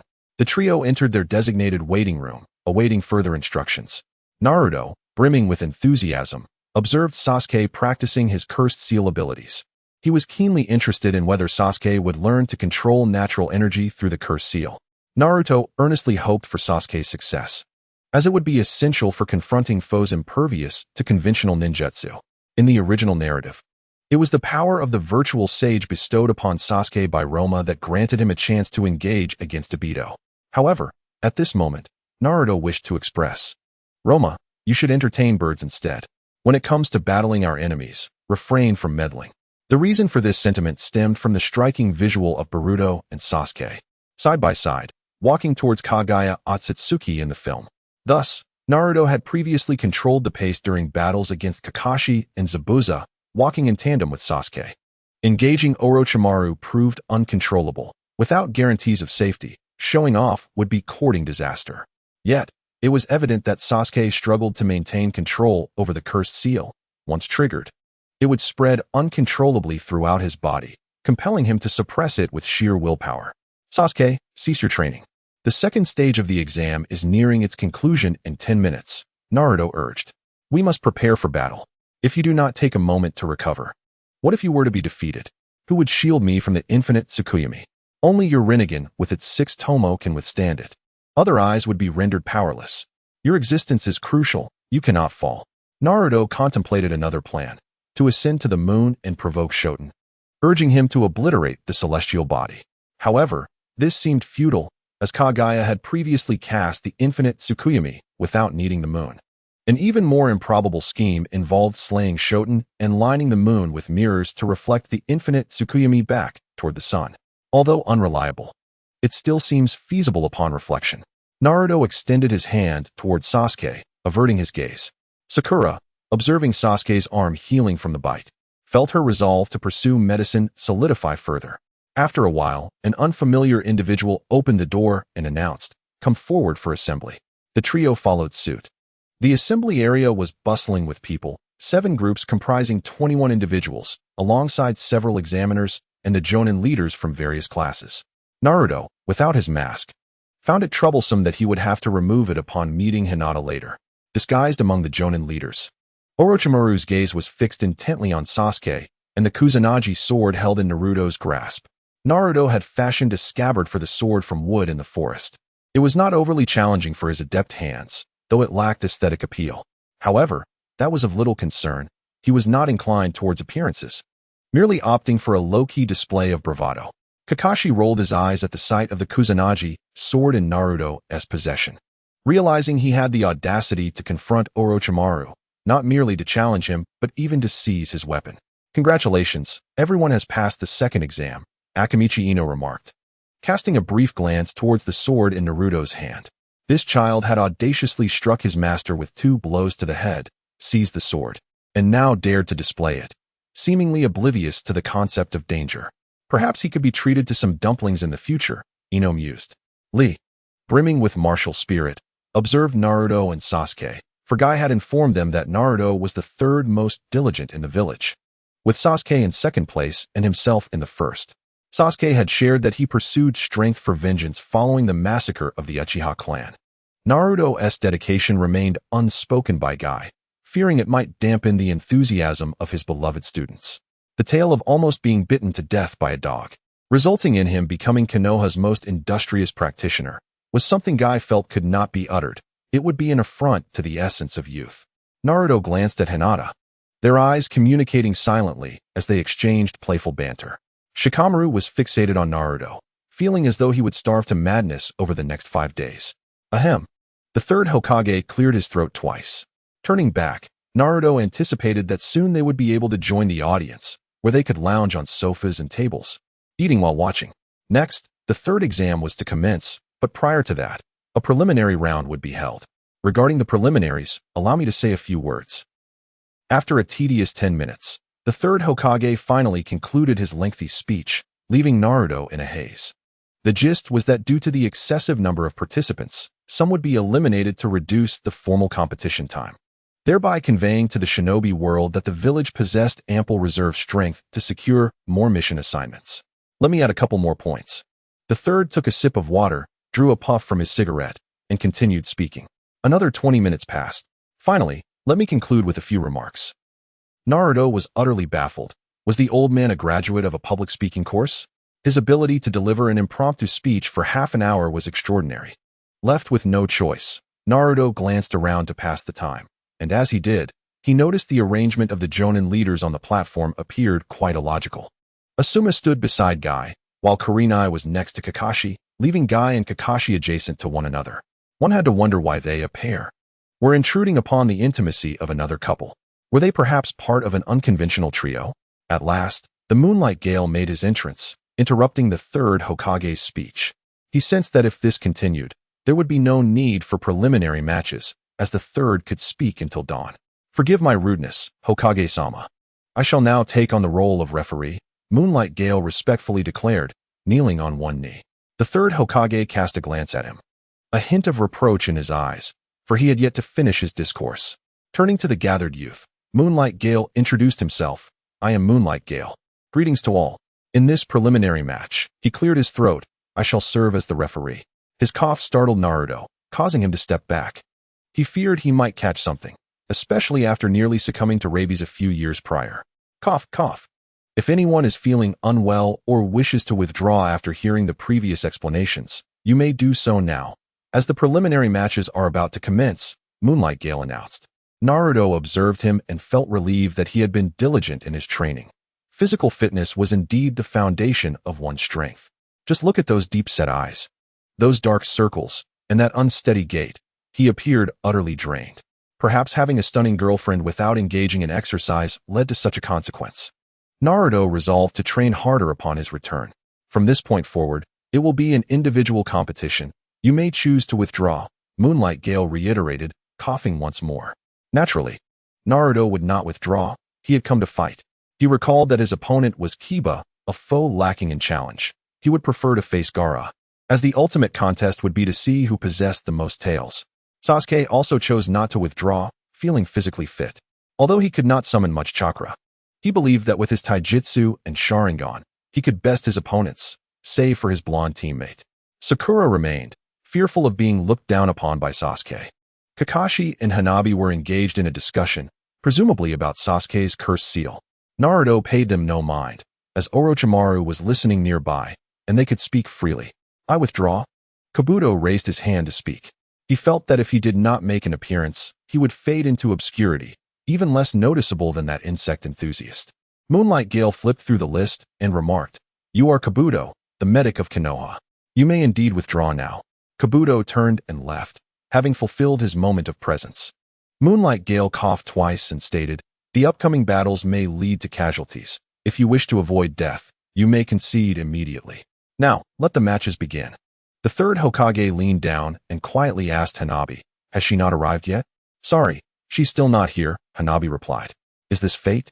the third murmured, gazing at the words on the large screen. Naruto Uzumaki versus Hinata Hyuga. Naruto exploded with indignation. "Old man, do you think the destruction plan of Orochimaru is not chaotic enough, and you want to spice it up with the Nine Tails incident? Are you messing with me?" Cough. This is a rather abrupt turn of events. The third Hokage coughed awkwardly. The random pairing machine was not particularly sophisticated. However, one sensitive component could alter matchups by precisely inputting chakra levels. "It is indeed quite sudden," Hanabi awkwardly echoed. This mechanism had malfunctioned twice, once 12 years ago and again just days prior. Why the awkwardness? Because the one who threw the punch was the third-generation disciple, Master Hondo. Meanwhile, the true culprit behind the damaged machine was nonchalantly sipping cola through a straw from a colossal cup, a creation of Naruto's from the past few days. The Nine Tails, observing Naruto's lack of training amidst his travels, decided to give him something to do, believing that drinking from a bottle would be quite convenient. To its surprise, it proved to be immensely practical, far superior to using a pool. After finishing one cup, the Nine Tails, utilizing its chakra, filled the cup from the pool, took a sip of skewered food, and settled in to watch the spectacle unfold. It was well aware of the young boy's fondness for the Byakugan girl, sensing that a grand performance was about to commence. Now, the two opponents were left in the arena. Ahem, as the spectators dispersed, only Naruto and Hinata remained. Naruto felt the gaming experience was profoundly unsatisfactory. Though he typically fought with a brash approach, it depended on his adversary. If it were Sasuke, Lee, Neji, or Gaara, he could make them question their existence. Yet now, he found himself questioning his own existence. How was he to engage in this battle? Onlookers from the same class eagerly proclaimed this to be the event of the year, asserting that missing it would leave no opportunity for a repeat. No matter the fatigue they felt, Moonlight's swift wind stifled a cough to conceal a smile. For the tale of the Nine Tails host and the Hyuga lady was widely circulated among these renowned ninjas, along with the incident of nearly being mauled by a dog. Whenever a gathering involved a member of the Hyuga clan, it was inevitable that tales would emerge of their lady being whisked away or their son-in-law chased by a dog. The Hyuga clan would retort with claims of freedom and love, insisting that such matters could hardly be deemed abduction, while others would chime in, recounting their first-hand experiences of witnessing the events unfold, leading to a flurry of exclamations and jovial banter, filling the gathering with a lively atmosphere. The third Hokage turned his head away, unable to face Naruto, as the situation was too coincidental. Although he had orchestrated this encounter between the two youngsters, he had not anticipated their profound connection. Sasuke called out to Naruto, tossing the Kusanagi sword towards him. Here, try the feel of it. You can always steal another from Orochimaru later, as this is not the only one in existence. Thus, the battle commenced as Moonlight Swiftwind waved his hand to officially announce the beginning of the first duel. Naruto-kun, please be gentle, Hinata said, bowing slightly. Feeling somewhat at a loss, for this was her first time facing Naruto in his true form. Previously, she had only battled his shadow clones. Hinata-chan, please be gentle. Naruto replied, bowing in return as a gesture of politeness. The two then assumed their stances, yet neither moved. A snicker escaped Hongdo, who had been suppressing her laughter, finding it impossible to contain herself any longer. I must not laugh. This is a serious occasion, she thought to herself, but the urge was overwhelming. Her laughter sparked similar reactions from others in the stands. Ha ha, woof woof woof. Inazuka Kiba laughed to the point of tears, declaring, "This is retribution for making me endure your daily antics." Sasuke smirked, recalling how Naruto had mentioned spending a month away with no time to date. But now he could finally observe. Oh, the little cool guy has a devious side, he mused. The Konoha ninjas who understood the situation were nearly in stitches, while the outsiders looked utterly bewildered. What on earth is happening? The two competitors are urged to commence swiftly. This time, the Moonlight Gale is not a mere cough, but rather a fear of laughter. Hinata responds accordingly, activating her Byakugan. Naruto also engages his Byakugan, albeit in a rather unconventional manner. You, with your yang deficiency, should speak less and focus on your recovery. I fear I might lose control and strike you down, he warns. Little brat, would you prefer I take over? Teases the rotund, orange fox. Naruto feels overwhelmed. Brother Obito, please come and remove this fox, he implores, reflecting on the current size of the Nine Tails. He ponders whether the Outer Path's golem might choke on it. Is this the Nine Tails plan? To become so rotund that the golem cannot find a way to consume it? Little one, what wicked thoughts occupy your mind? The Nine Tails senses Naruto's malice. Ignoring the fox's taunts, Naruto begins to contemplate how to spar with his wife. Come on, Hinata, think of it as a shadow clone. Yet, Hinata hesitates. For one cannot deceive oneself. With no other option, Naruto takes the initiative. A light punch is met with Hinata grasping his fist, using the momentum to pull him back a few steps before delivering a palm strike to his back, halting just short of impact. Naruto realizes he must continue his assault, hoping to immerse Hinata in the rhythm of their sparring, allowing her to unleash her full potential.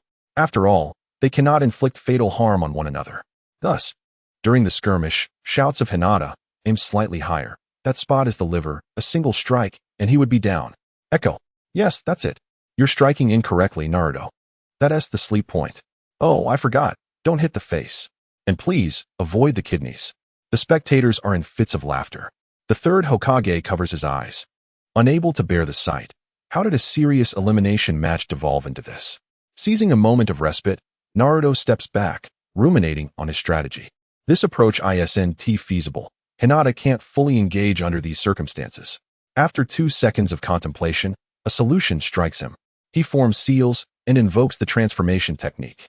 As the smoke dissipates, a figure emerges, skin as white as snow, golden locks, emerald eyes, a charming visage, and hair elegantly styled, exuding grace and poise.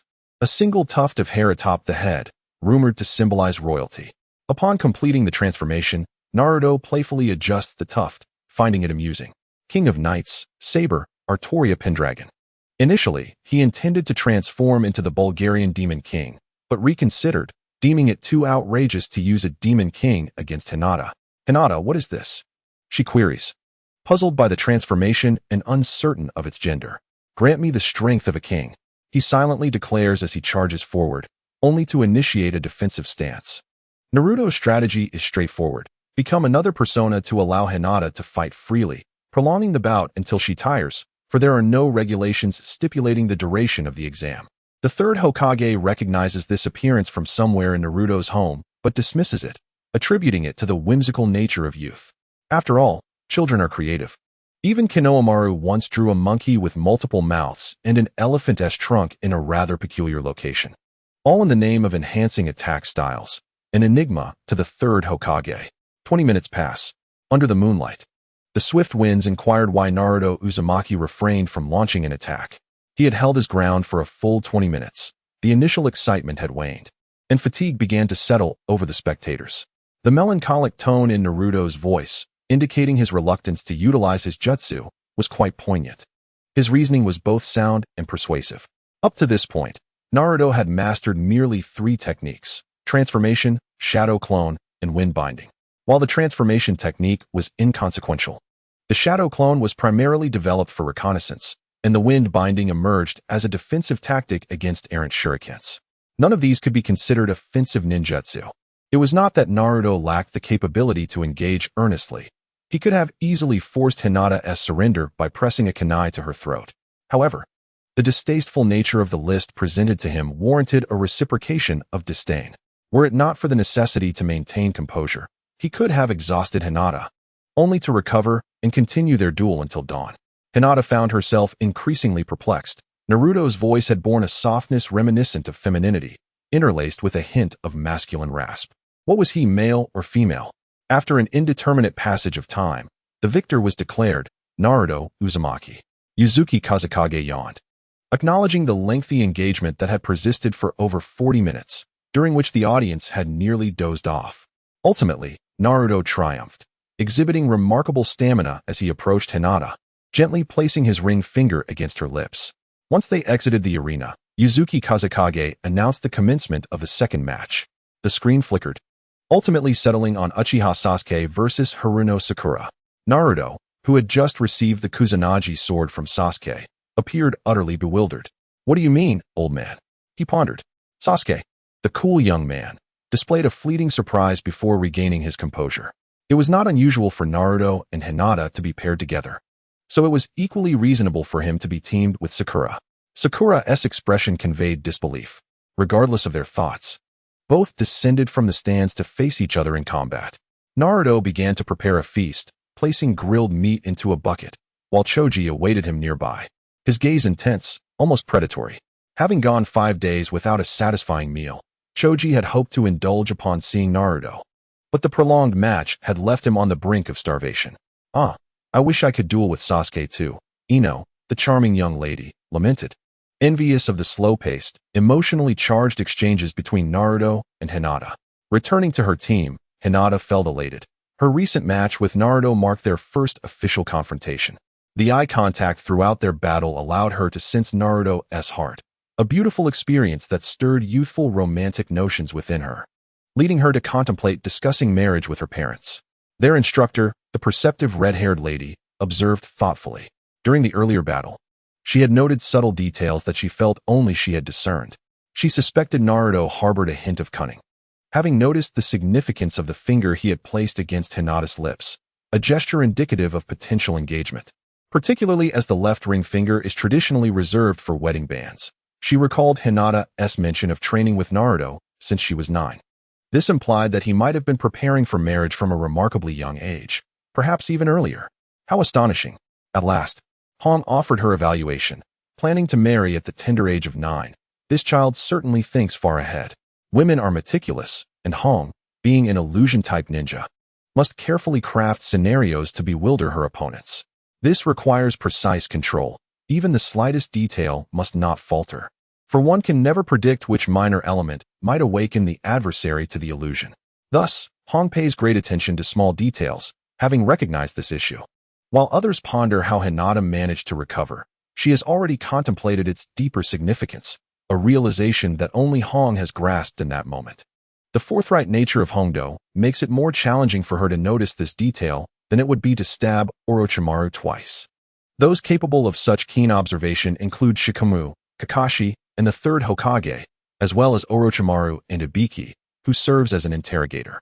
Shikamaru is preoccupied only with his brother, occasionally glancing at Sasuke.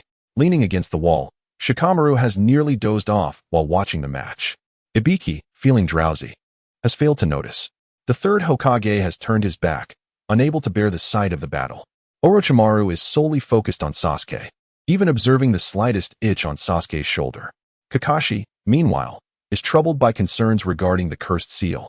Only Hong, as Hinata's superior, attentively watches the entire match and, with her meticulous nature, discerns the problem.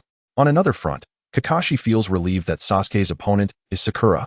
sparing him the worry of facing a formidable adversary that might compel Sasuke to rely on the power of the cursed seal. However, he remains anxious for Sakura, fearing that Sasuke might lose control under the influence of the seal. In contrast, he harbors no concerns about Naruto's match. Their relationship is so close it borders on an engagement, making any serious conflict unlikely. "Oh, Kakashi, your subordinates are battling each other," Guy remarked, approaching Kakashi with a knowing look. "What did you say?" Kakashi replied, having not heard him, as he had been contemplating the cursed seal. Guy's expression stiffened as he struck an inspirational pose, exclaiming, "As expected of my eternal rival, Kakashi. Let us, huh?" Kakashi turned, puzzled by his words. The tall man greeted Naruto, who waved back, as Guy had taught him to do. "Oh, it's you," Kakashi finally realized who Naruto was after a moment's thought. Were it not for Naruto's unique identity as the Nine-Tails Jinchuriki, he might have forgotten. Despite having previously informed Lee and the others that Naruto was the most hard-working individual in Konoha, limited only to recognizing him as a person without recalling his appearance. With one hand holding a skewer of grilled meat and the other resting on his forehead, Naruto seemed rather muscle-bound. "Naruto-kun, I am the magnificent Azure Beast," Rock Lee announced, a figure resembling a miniature version of Guy as he approached Naruto for an introduction. "My teacher, Guy, has told me that you are the most diligent person in Konoha, and I would love to challenge you." He bowed slightly while expressing his desire to challenge Naruto, displaying humility. "Hello, my name is Uzumaki Naruto. It's a pleasure to meet you, and I accept your challenge," Naruto introduced himself, genuinely eager to gauge Lee's prowess and experience the might of the Eight Gates. Watching an anime is one thing, but experiencing a kick firsthand is far more profound. "Wouldn't you agree?" "I am Ten, pleased to meet you," chimed in a young girl with a Chinese-inspired bun, introducing herself. Naruto yearned to cling to Tintin's leg in hopes of borrowing a touch of her fortune, yet he refrained. Mindful of his wife's line of sight and the presence of his brother-in-law nearby, he pondered whether the esteemed European figure might lend him a fragment of their luck. Lamenting the lack of SSR characters in the game, this sentiment encapsulated Naruto's inner turmoil. Hinata's cousin Neji cast a skeptical glance at Naruto, though he was internally astonished. "Delighted to meet you all," he mused, recognizing that his brother-in-law exuded an air of aloofness, but he dared not meet Neji's gaze for fear of revealing his trepidation.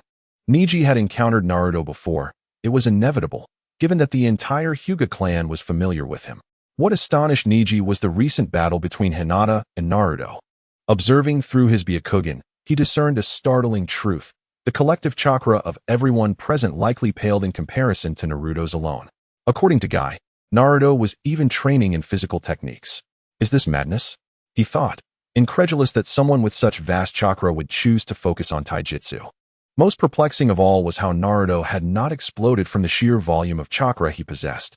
Indeed, Naruto's chakra was abundant, bolstered by dragon meat and eggs. Rigorous training and confrontations with formidable foes, bringing him close to the chakra levels of the original series protagonist at the age of 15 or 16. He was not far off, considering he was merely 12, and his physique had yet to fully develop.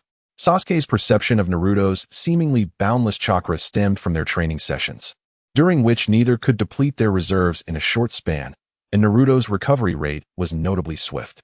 In the first part of their journey, Kakashi remarked that Naruto had enough chakra to execute 4 or 5 right-on techniques. Naruto was uncertain how many Chidori Kakashi could perform, but it surely wasn't many. Furthermore, it was improbable that Sasuke could unleash hundreds of Chidori in one go. Naruto's chakra could hardly sustain Sasuke's network without ninjutsu to practice with. Naruto's chakra was largely superfluous, plentiful, but of little practical use, save for ruffling the feathers of the Hyuga family. Hence, Neji's belief that the gathered individuals could not rival Naruto was understandable, given the presence of the elderly, the ailing, and the young. The third Hokage, despite his strength, was aged and physically diminished, lacking in chakra. Orochimaru, afflicted by his own ailments, was not in control of his body, and Sasuke could also be categorized among the ailing. The few powerful individuals in the room possessed limited chakra, with only Gaara rivaling Naruto in that regard. Guy abruptly pulled Kakashi closer, resting a hand on his shoulder. "Kakashi, doesn't this remind you of our youth? I feel the fire of our youthful passion igniting." He then playfully shoved Kakashi away, gesturing oddly towards the others who were engaged in introductions. Naruto barely dodged a thumb aimed at his face, turning just in time to glimpse a peculiar glint in Guy's expression. He quickly stepped back, feeling out of place among their exuberance, as he was not inclined towards such flamboyance. Tintin and Niji turned away, unable to face Naruto, sensing the embarrassment of the moment. Lee seemed to burn with fervor. "Oh," Kakashi said dismissively, gazing at the arena. "The Moonlight Gale has confirmed both competitors are ready. The match is officially underway." Meanwhile, Naruto had prepared the barbecue, and Choji began to feast. Despite his hunger, Choji never reached for the food until invited, displaying remarkable politeness. "Shikamaru," Naruto called to the pineapple-haired boy feigning sleep beside him. "What are you doing?" Shikamaru, as expected, was not asleep. "Please hold this for me," Naruto said as he handed over the Kusanagi sword, needing to relieve himself after a prolonged battle. After finishing his grilled meat, Choji prepared to head to the restroom. He was hesitant to let anyone else hold it, fearing that Orochimaru might send a snake to steal it, and he did not wish to carry it himself lest Orochimaru block his path. Returning home posed its own risks, as he worried about Orochimaru sending someone to infiltrate his house. The only place he felt secure was within this room, knowing Orochimaru would not dare to act. Reluctantly, Shikamaru accepted the sword, albeit with some complaints. Meanwhile, Sakura, like Ino, fantasized about engaging in a battle with Sasuke akin to the one between Naruto and Hinata. Sasuke, however, had already accelerated to position himself behind Sakura, poised to deliver a swift strike to her neck and incapacitate her. The sound of impact was merely a substitution. Spectators were astonished by Sasuke's speed. While Naruto and Hinata had not fought earnestly and their pace had been moderate, Sasuke's swiftness appeared remarkably pronounced in comparison. Despite her daydreaming, Sakura was well aware of Sasuke's nature. He was not one to hold back like Naruto, prompting her to prepare a substitution technique in advance. Sasuke, taken aback, swiftly redirected his course towards Sakura's substitute. "Excuse me for a moment. I have something to attend to." Naruto excused himself to the group. He was indifferent to the skirmish between Sasuke and Sakura, knowing that if Sasuke were to lose, Naruto would have the audacity to remove his Sharingan and implant it in his own eye socket. He was certain Sasuke would not employ excessive force. In the blink of an eye, Sasuke positioned a kunai against Sakura's throat. "The victor is Uchiha Sasuke," he declared with the speed of a gale. The names began to flicker on the large screen. The lengthy duration of Naruto's first match led the third Hokage to decide to expedite the process. Nara Shikamaru versus Temari. Before Naruto could depart, he noticed the match list had been revealed, causing him a headache. He was on the verge of bursting. "Old man, I came to participate in the Chunin exams, not to go on a blind date. Please stop meddling," he lamented. "Women are the most troublesome." Shikamaru grumbled as he handed the sword to Naruto and stepped off the stage. He felt cornered, as Asuma had forbidden him from conceding. With a sigh, he felt as if he were an octogenarian. "Excuse me, tall uncle, could you please hold this for me? I have a matter to attend to," Naruto requested, handing the sword over to Guy for safekeeping. It felt inappropriate to ask the three he had just met for assistance, and he didn't want to burden Ino and Sakura with such a dangerous weapon.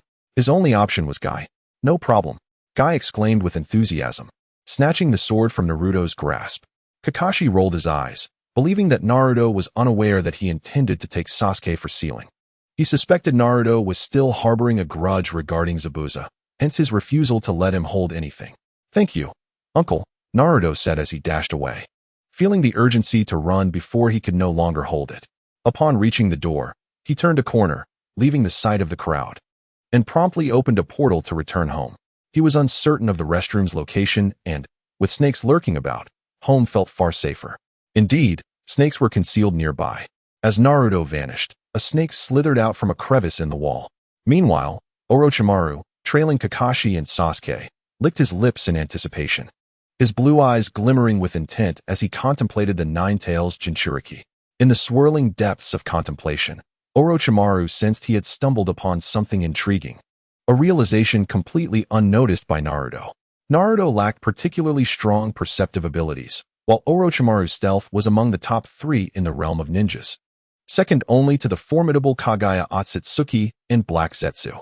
Orochimaru, who had brazenly stood beside the third Hokage without detection, found Naruto's current awareness lacking. Meanwhile, after returning home and attending to his needs, Naruto summoned a shadow clone and resumed his artistic endeavor, preparing to sculpt a figure reminiscent of a certain 2B. Although the character was a robot and Naruto had little understanding of its internal mechanics, he felt confident in molding its exterior. With years of experience crafting figurines, he believed even a novice could achieve mastery over such creations with time. Having organized his workspace, Naruto teleported back to the arena. On the other side, Kakashi was engaged in sealing Sasuke's cursed mark, drawing intricate sealing patterns that formed a circle around Sasuke, who sat in the center, clad only in his shorts. His expression one of embarrassment as he felt exposed. "Are you ready?" Kakashi inquired after completing the final seal. "Yes," Sasuke replied. Kakashi had come to discuss the sealing of the cursed mark, and Sasuke had quickly agreed, spurred on by Naruto's guidance to gradually harness the volatile power within. Sasuke, fiercely proud, believed that if Naruto could control such chaotic energy, so could he. He pondered deeply the philosophical implications of becoming a monster to kill Itachi. Was it the monster that killed him, or was it himself? If one were to argue that a monster did the deed, it was his own body that was used, yet if it were deemed his own act, the will behind it was not his own. This conundrum caused him considerable mental strain, nearly prompting him to slap himself in realization that he had, in essence, killed himself. Simultaneously, Sasuke activated his Sharingan, scrutinizing the sealing techniques and Kakashi's hand signs. This sealing technique was impressive, and he thought, in the next moment, it shall be mine. The Sharingan was indeed remarkable. Sasuke did not seek to show off by replicating this technique. He recalled Naruto's warning that a breach in the seal could lead to the monster controlling him. However, he reassured himself, "I possess the Sharingan, capable of replication. I will memorize this, and when the curse is released, I shall seal it once more." Kakashi, with an air of confidence, uttered the name of the sealing technique before placing his hand upon the cursed mark. The pain from the sealing procedure nearly caused Sasuke to clench his teeth in agony. Yet he remained steadfast, unlike the original narrative, where Sasuke faced numerous battles that left him physically exhausted. This time he had enjoyed ample food and rest prior to the exam, facing an opponent like Sakura, who posed little threat. His condition was remarkably good. The sealing patterns traveled along Sasuke's body, culminating in a circle around the cursed mark. "All done," Kakashi announced, withdrawing his hand. Sasuke took a few deep breaths, gradually rising to his feet and beginning to dress. Years of rigorous training and consumption of dragon meat had endowed him with a robust physique, enabling him to endure the ordeal without losing consciousness. "My admiration for you continues to grow," as Sasuke emerged from the shadows, akin to a serpent poised to pounce upon its unsuspecting prey. Indeed, he is a serpent. Sasuke brandished his kunai with vigilance. Truly, he is the disciple of the fourth Hokage, as he possesses knowledge of sealing techniques. Observing the style of the seal, it seems to belong to the Uzumaki clan, Orochimaru remarked, dismissing the two before him with an air of arrogance, revealing a hint of pride in his earlier discovery. "Orochimaru," Kakashi exclaimed, beads of sweat forming on his brow. He understood the implications behind Orochimaru's words, yet time was of the essence. He sensed that a confrontation with Orochimaru would surely lead to his demise, while the latter would emerge with mere injuries. Holding his kunai, Sasuke cast a scornful glance at Kakashi. "You're so frightened that you've become paralyzed. Look at Naruto, he charges in without hesitation." Sasuke pondered Orochimaru's earlier words. Kakashi is indeed a disciple of the fourth, and the Uzumaki clan must be a significant lineage. What of Naruto's kin? He recalled Naruto's previous mention of hereditary talents, leading him to believe that Naruto was aware of his familial ties. Why, then, did he not seek out his relatives? At that moment, Naruto's only two remaining kin were occupied. One sat by the roadside, lost in thoughts of the boy who had once saved him, while the other contemplated how to inflict suffering upon the world, or at the very least, deliver some anguish to Mother Earth. Sasuke's mind raced, and he again shot Kakashi a disdainful glare. It was indeed disgraceful for the disciple of the fourth to be so intimidated. "What remarkable eyes you possess," Orochimaru remarked in admiration. "Why do you seek Sasuke?" Kakashi inquired. Orochimaru did not divert his gaze, still fixated on Sasuke. "You are fortunate. You have already obtained it." "Could it be that you?" Kakashi gasped, his hands swiftly forming seals. Meanwhile, Naruto, having just entered the arena, was taken aback. His thoughts could be summarized in two statements. Where is the arena? How could such a vast space have vanished? Upon entering, he witnessed Temari engaged in combat with Shikamaru. The once grand arena lay in ruin, with wind blades swirling chaotically. The statue of seals within the arena was shattered, while Shikamaru cowered behind the remnants. Trembling like a novice, Naruto hurriedly made his way to the center of the fray to observe the contest. Accepting a sword from Guy, he expressed his gratitude before turning to Sakura. "Sakura, how is the battle progressing?" In the presence of outsiders, he refrained from calling her Sakura-chan, recognizing that she, too, was a young lady deserving of respect. The match commenced with the sand ninja girl attacking like a rabid dog. After testing the waters with a couple of strikes, Shikamaru took refuge behind the statue, and Sakura lamented that her description of Temari had been quite poor, recalling how Temari had once fixated on Sasuke. Naruto nodded, concluding that his assumptions were correct. "Hinata," he called, as she rushed to join him, accompanied by her teammates, Kiba and their teacher, Ino. "Hinata-chan," Naruto said, taking her small hand in his. Ino exchanged a knowing smile with Asuma, while Kiba felt overwhelmed by the abundance of affection surrounding him. Naruto produced an apple, sharing it with Hinata as they watched the match unfold. Hinata, ever eager, consumed as much as she could. "Hinata-chan, who do you think will win?" Naruto asked mischievously. Naruto dares to pledge his future happiness on the certainty of Shikamaru's victory. His intellect is simply too formidable. Naruto feels that even if he were to engage in battle with Shikamaru, victory is not guaranteed.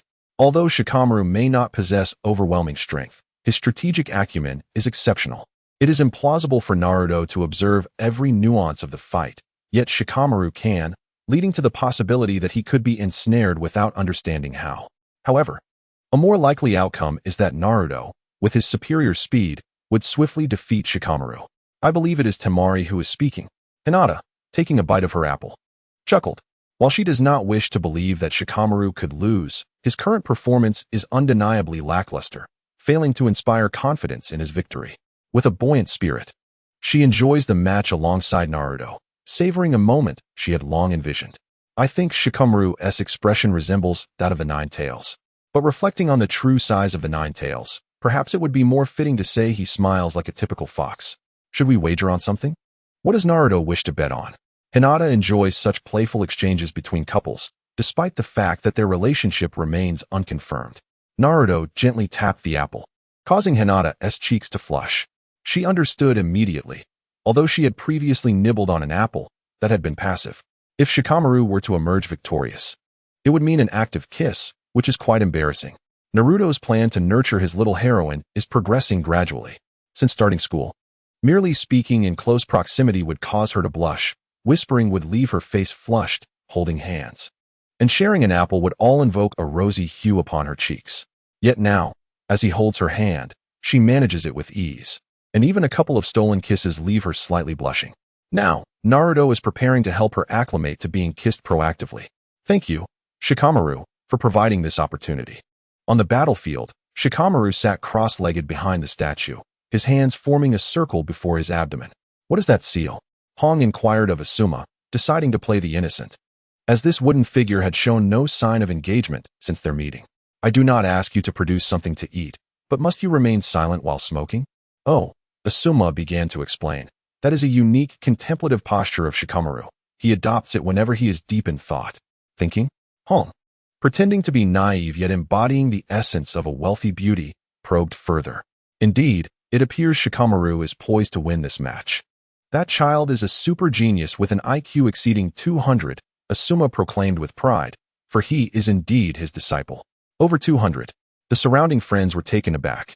Naruto recalled researching on Baidu, where the average IQ appeared to range from 90 to 115, calculated on a 200-point scale. He could not help but reflect on a saying.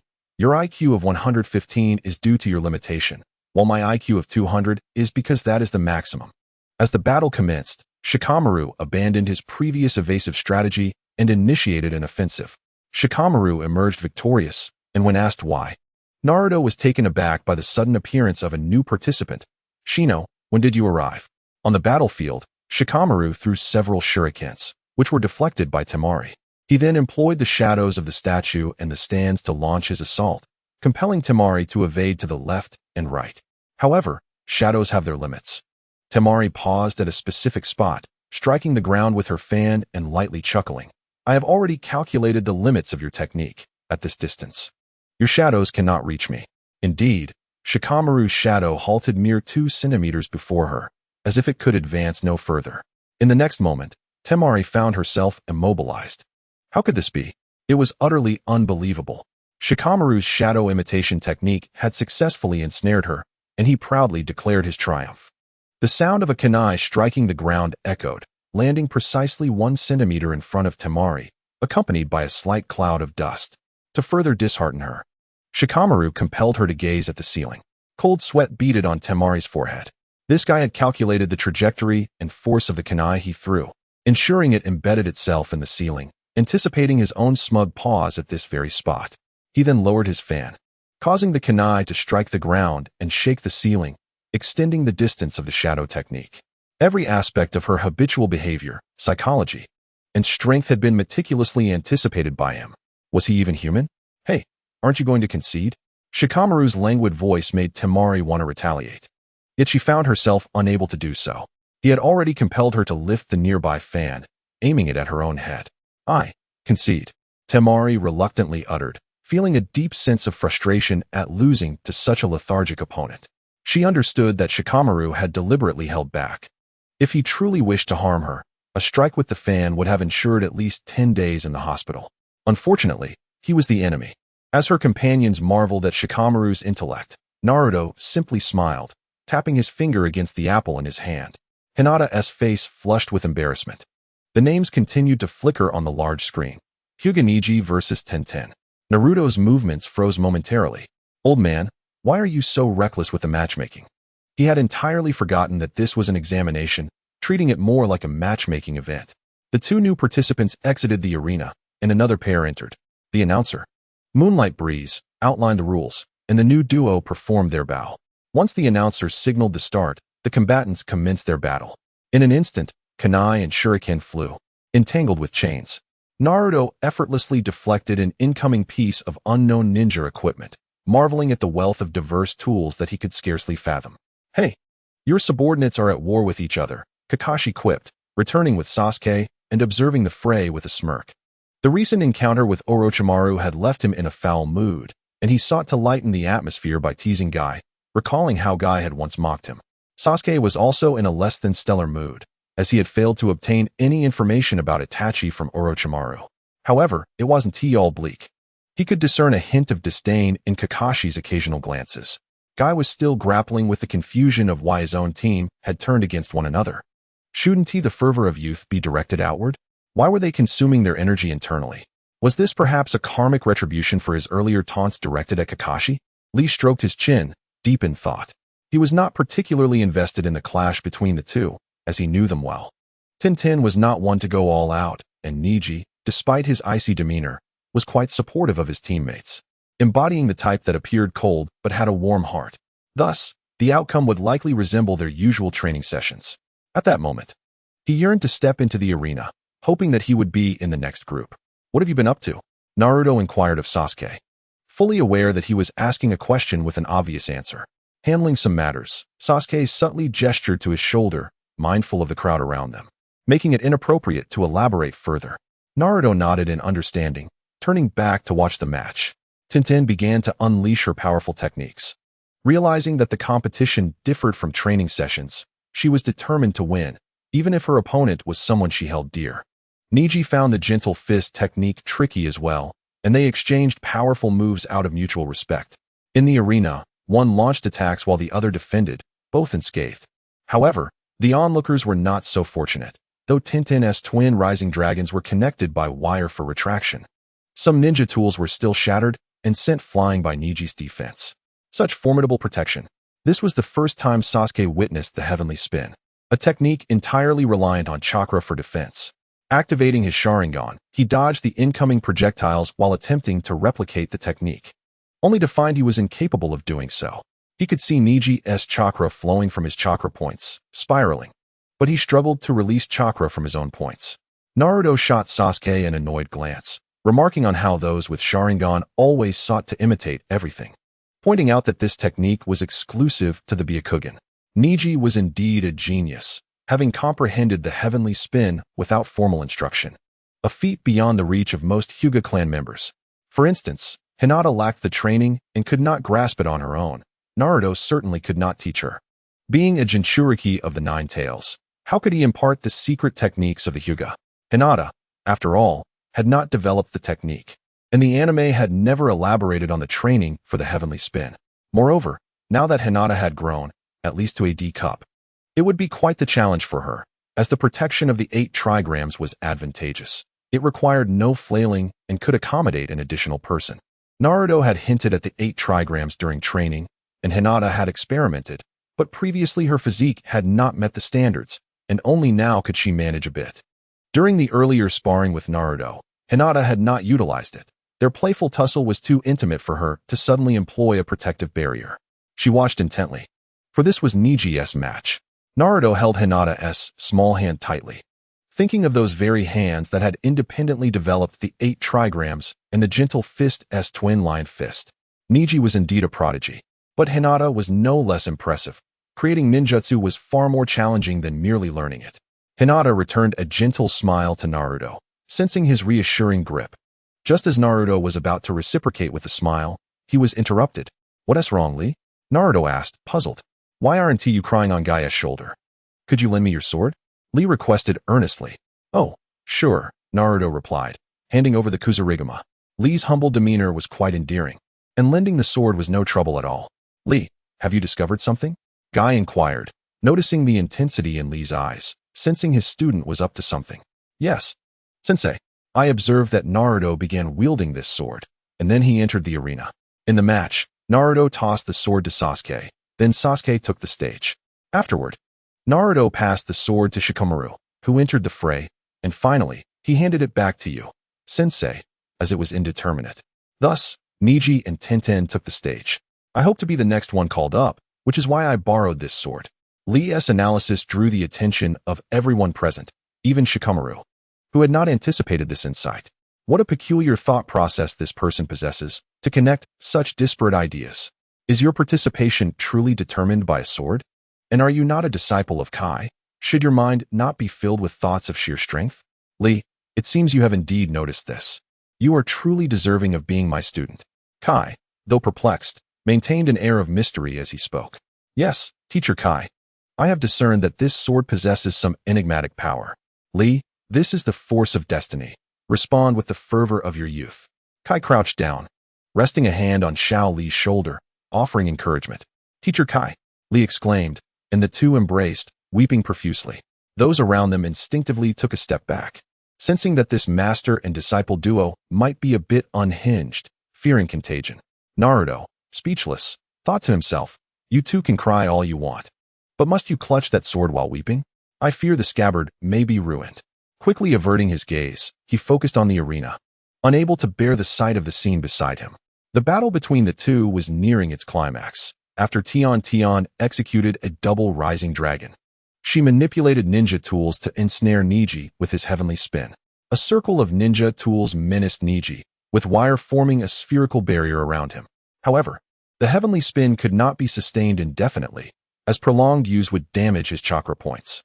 Niji ceased the technique, swaying his body to evade the onslaught of ninja tools, then swiftly darted through the wires with movements resembling those of a spy evading infrared beams. The all-encompassing vision and observation afforded by his Byakugan enabled Niji to navigate the surrounding obstacles while simultaneously maintaining his heavenly spin.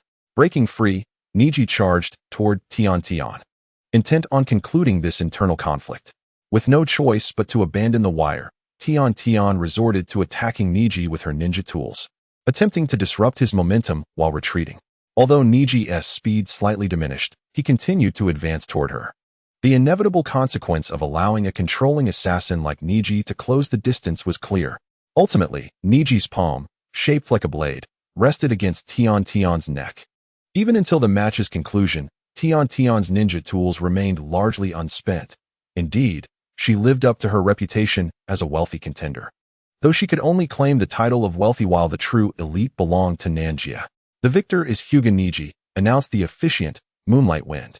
The large screen continued to display the names scrolling by, Rock Lee versus Gaara. At this revelation, the crowd was left in a state of shock. Even Xiao Li's expression seemed altered. How could this be possible? Could this sword truly possess some mystical power? I shall step forward, Xiaoli declared, his posture straightening and his gaze resolute. Go forth, Li. Unleash all your youthful vigor in response to the whims of fate. Kai raised his thumb in encouragement, confident that Li would not falter. Only Naruto appeared contemplative, his expression betraying a sense of unease regarding the notion of fate. The two competitors took their positions in the arena, the atmosphere thick with tension.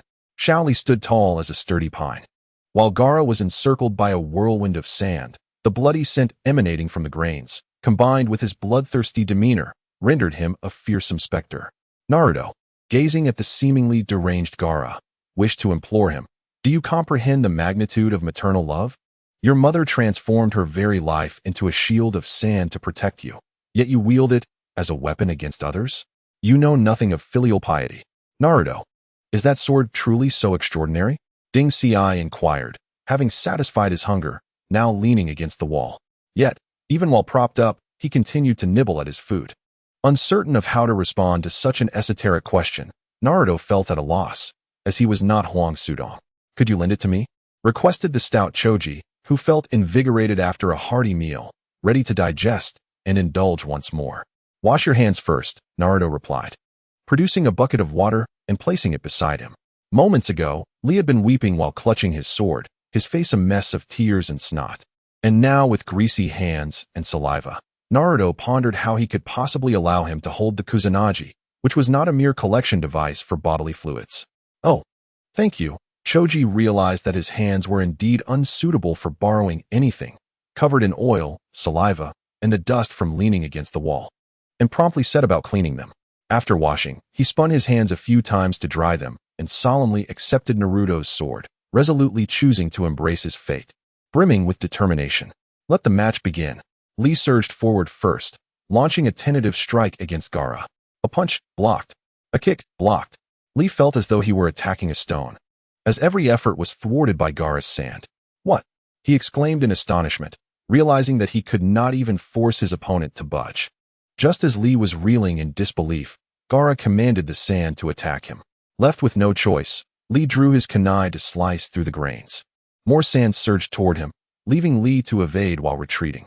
However, Gaara had already laid a trap of sand behind him. As Li stepped back, he found himself ensnared and was flung against the wall. "Why isn't he using ninjutsu?" Choji, trembling as he leaned against the wall, inquired. He had observed the previous battles, each one a display of minimal risk. Even the match between Shikamaru and Temari had ended without a scratch on either of them. Now, with someone already injured, he felt a surge of anxiety at the thought of his own impending turn. It's not that he refuses to use ninjutsu. It's that he simply cannot.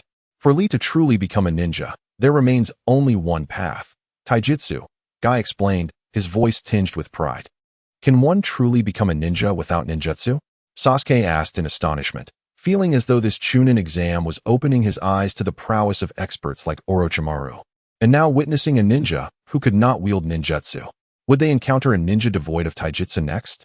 Indeed, and a remarkable ninja at that, Guy exclaimed, giving a thumbs up to Li in the arena. "Go ahead, Li, remove it." "But, sensei," Li hesitated. "I permit it, so go ahead," Guy insisted. "Li, unleash all your youth," he urged proudly. Sitting cross-legged, Li rolled up his pant legs to reveal his weights. Gaara made no move to attack, simply watching as Li shed the weights, hoping his opponent would grow stronger, for there was a thrill in defeating the powerful, was there not, mother? Li organized the weights neatly, not discarding them, for the statue had been shattered by Temari. Is that training method akin to Naruto's? Sasuke glanced at Naruto before returning his gaze to the arena, eager to compare Li's speed to Naruto's renowned pace. Naruto too observed Li, intrigued by the prospect of a speed comparison. Kai called out to Li with an encouraging wave. Li sprang into action, moving with such swiftness that Gaara barely had time to perceive it. The sand instinctively formed a defense. Yet, the thin layer of sand could not withstand the force of Li's strike. It merely redirected the attack. Li's fist pierced through the sand, grazing Gaara's cheek, the gust of his blow tousling Gaara's crimson hair. "How incredibly fast!" Sasuke exclaimed, astonished. Li's speed, after shedding his weights, surpassed even Naruto's. Just how heavy are those weights? Kakashi noted this remarkable speed as well. A total of 500 kilograms. Kai replied with pride. Naruto's weights are 600 kilograms, and despite that grueling training regimen, this child is even swifter. Kakashi mused, this boy is a genius. Naruto, too, recognized that Lee was faster than himself. Although he possessed the wind release technique to enhance his speed, Lee had the 8 gates. Indeed, Lee was gifted, albeit in a manner distinct from others. Nonetheless, Naruto believed he would ultimately prevail in combat. Having removed his weights, he would outpace Lee with his wind release, and even if Lee activated the 8 gates against him, he was confident he would sustain minimal injury. But how long could Lee maintain the 8 gates? If he could manage 5 minutes, it would be a testament to his extraordinary talent. In contrast, Naruto's wind release could be measured in hours, a true reflection of the Uzumaki lineage. In the arena, Lee had already struck Gaara's chin, propelling him higher with a series of kicks. Within his mental realm, Naruto quietly retrieved a box, placing it beneath the 9 tails. He mentally reassured himself that it was Newton's coffin. The weight of this hefty creature should suffice to contain it. Hey, what are you doing? The box was too small for the 9 tails to even notice. It's nothing, Naruto replied, feeling a twinge of frustration. Witnessing Lee's defiance of gravity and disregard for Newton's third law was indeed a challenge to his worldview. Lee continued his relentless assault, while Kai began to pray fervently for Lee's safety, aware that Lee was about to employ the Lotus technique, which exacted a toll on the body even as it inflicted damage on the opponent. For a fleeting moment, Lee faltered under the burden of the Lotus. And in that instant, Gaara seized the opportunity, utilizing the sand clone technique. With a pained resolve, Lee bound Gaara with bandages, channeling an unfathomable strength to spin the mummified Gaara headfirst towards the ground. The impact was thunderous as the mummy crashed down, while Lee, employing an inexplicable force, leapt away just before his own descent. Naruto contemplated retrieving the box to hammer in 2 nails before returning it. He feared even the 9 tails might not be able to contain it. Kai witnessed Gaara being smashed to the ground, a smile forming on his face. However, the smile faded swiftly as Gaara transformed into an empty shell, beginning to collapse. A substitution. When did that happen? While you were praying, Kakashi observed with his Sharingan, having witnessed Gaara's use of the substitution technique with clarity. Another Sharingan user, Sasuke, also watched intently, yet his internal monologue was likely quite different from Kakashi's. This object is acceptable, let us copy it down. This one works too, and this, the timing of this substitute, is impeccable. In the arena, sand begins to gather, ultimately coalescing into the figure of Gaara, while the remaining sand surges toward Lee. In the midst of the battle, Lee, exhausted from utilizing the body flicker technique, can only resort to passive defense. He raises his hands, managing to block the sand's assault, but is pushed back several meters. Once he stabilizes his stance, the veins on Lee's forehead bulge, and chakra erupts from his body. That move, is it the 8 gates? Kakashi exclaims in astonishment. You actually taught him that technique. That boy is indeed a diligent genius. Kai is quite pleased with his beloved disciple. Naruto, Sasuke, Neji, I cannot fall here without challenging you. Lee declares, 8th gate. The opening of life, open. With a loud roar, chakra surges forth from Lee's entire being, stirring the surrounding air and causing his hair to stand on end. His hair rises, his complexion flushes, and an emerald glow emanates from him. Not enough. Now is the time to embody my ninja way. 4th gate, the opening of wounds. Open. An even more potent chakra explodes forth, shattering the stone floor beneath him, which is then swept up by the chakra. The Byakugan and Sharingan activate simultaneously at Naruto's side. Hinata and Neji both awaken their Byakugan, while Sasuke reactivates his Sharingan, which he had previously closed when he thought Lee was about to lose. Naruto, frustrated, mutters under his breath, what is the meaning of opening your abilities in front of me? Aren't you afraid of being labeled? If you have your abilities, so do I. Within his mental space, Naruto gazes at the 9 tails, who is sipping a drink, and says, help me out. What technique is that? Sasuke exclaims in shock, witnessing a peer's speed surpassing even Naruto's full throttle. Furthermore, upon attempting to replicate Lee's movements, he finds himself unable to do so. While he had previously accepted that Neji's heavenly spin was due to the Byakugan's unique capabilities, it was astounding that Lee, an ordinary individual, could perform actions beyond his reach. This technique, referred to as the 8 gates by Kakashi, is incredibly powerful. Kakashi finally remembers he is a teacher and begins to explain the meridian system of chakra flow in the human body, detailing the 8 gates, the opening of the door, The opening of rest, the opening of life, the opening of wounds, the opening of dread, the opening of view, the opening of shock, and the opening of death. These gates typically restrict the flow of chakra within the body, but the 8 gates technique forcibly removes these limitations, unleashing a strength exponentially greater than normal. In a state of all 8 gates open, one can temporarily attain a power surpassing that of the Hokage, albeit at the cost of the user's life. Naruto scoffs. The Hokage? That old man wouldn't stand a chance against a full-powered kick from the 8 gates. He has witnessed the might of Gai's 8 gates in the anime. It represents the pinnacle of human strength, and its offensive capability ranks among the most formidable in the series, yet the opponent is not human. Initially, Sasuke is enticed by the prospect of wielding power beyond that of a Kage, desiring to learn the technique, which, unlike cursed seals, does not impair one's mind and is incredibly potent. However, upon hearing that it guarantees death, he hesitates.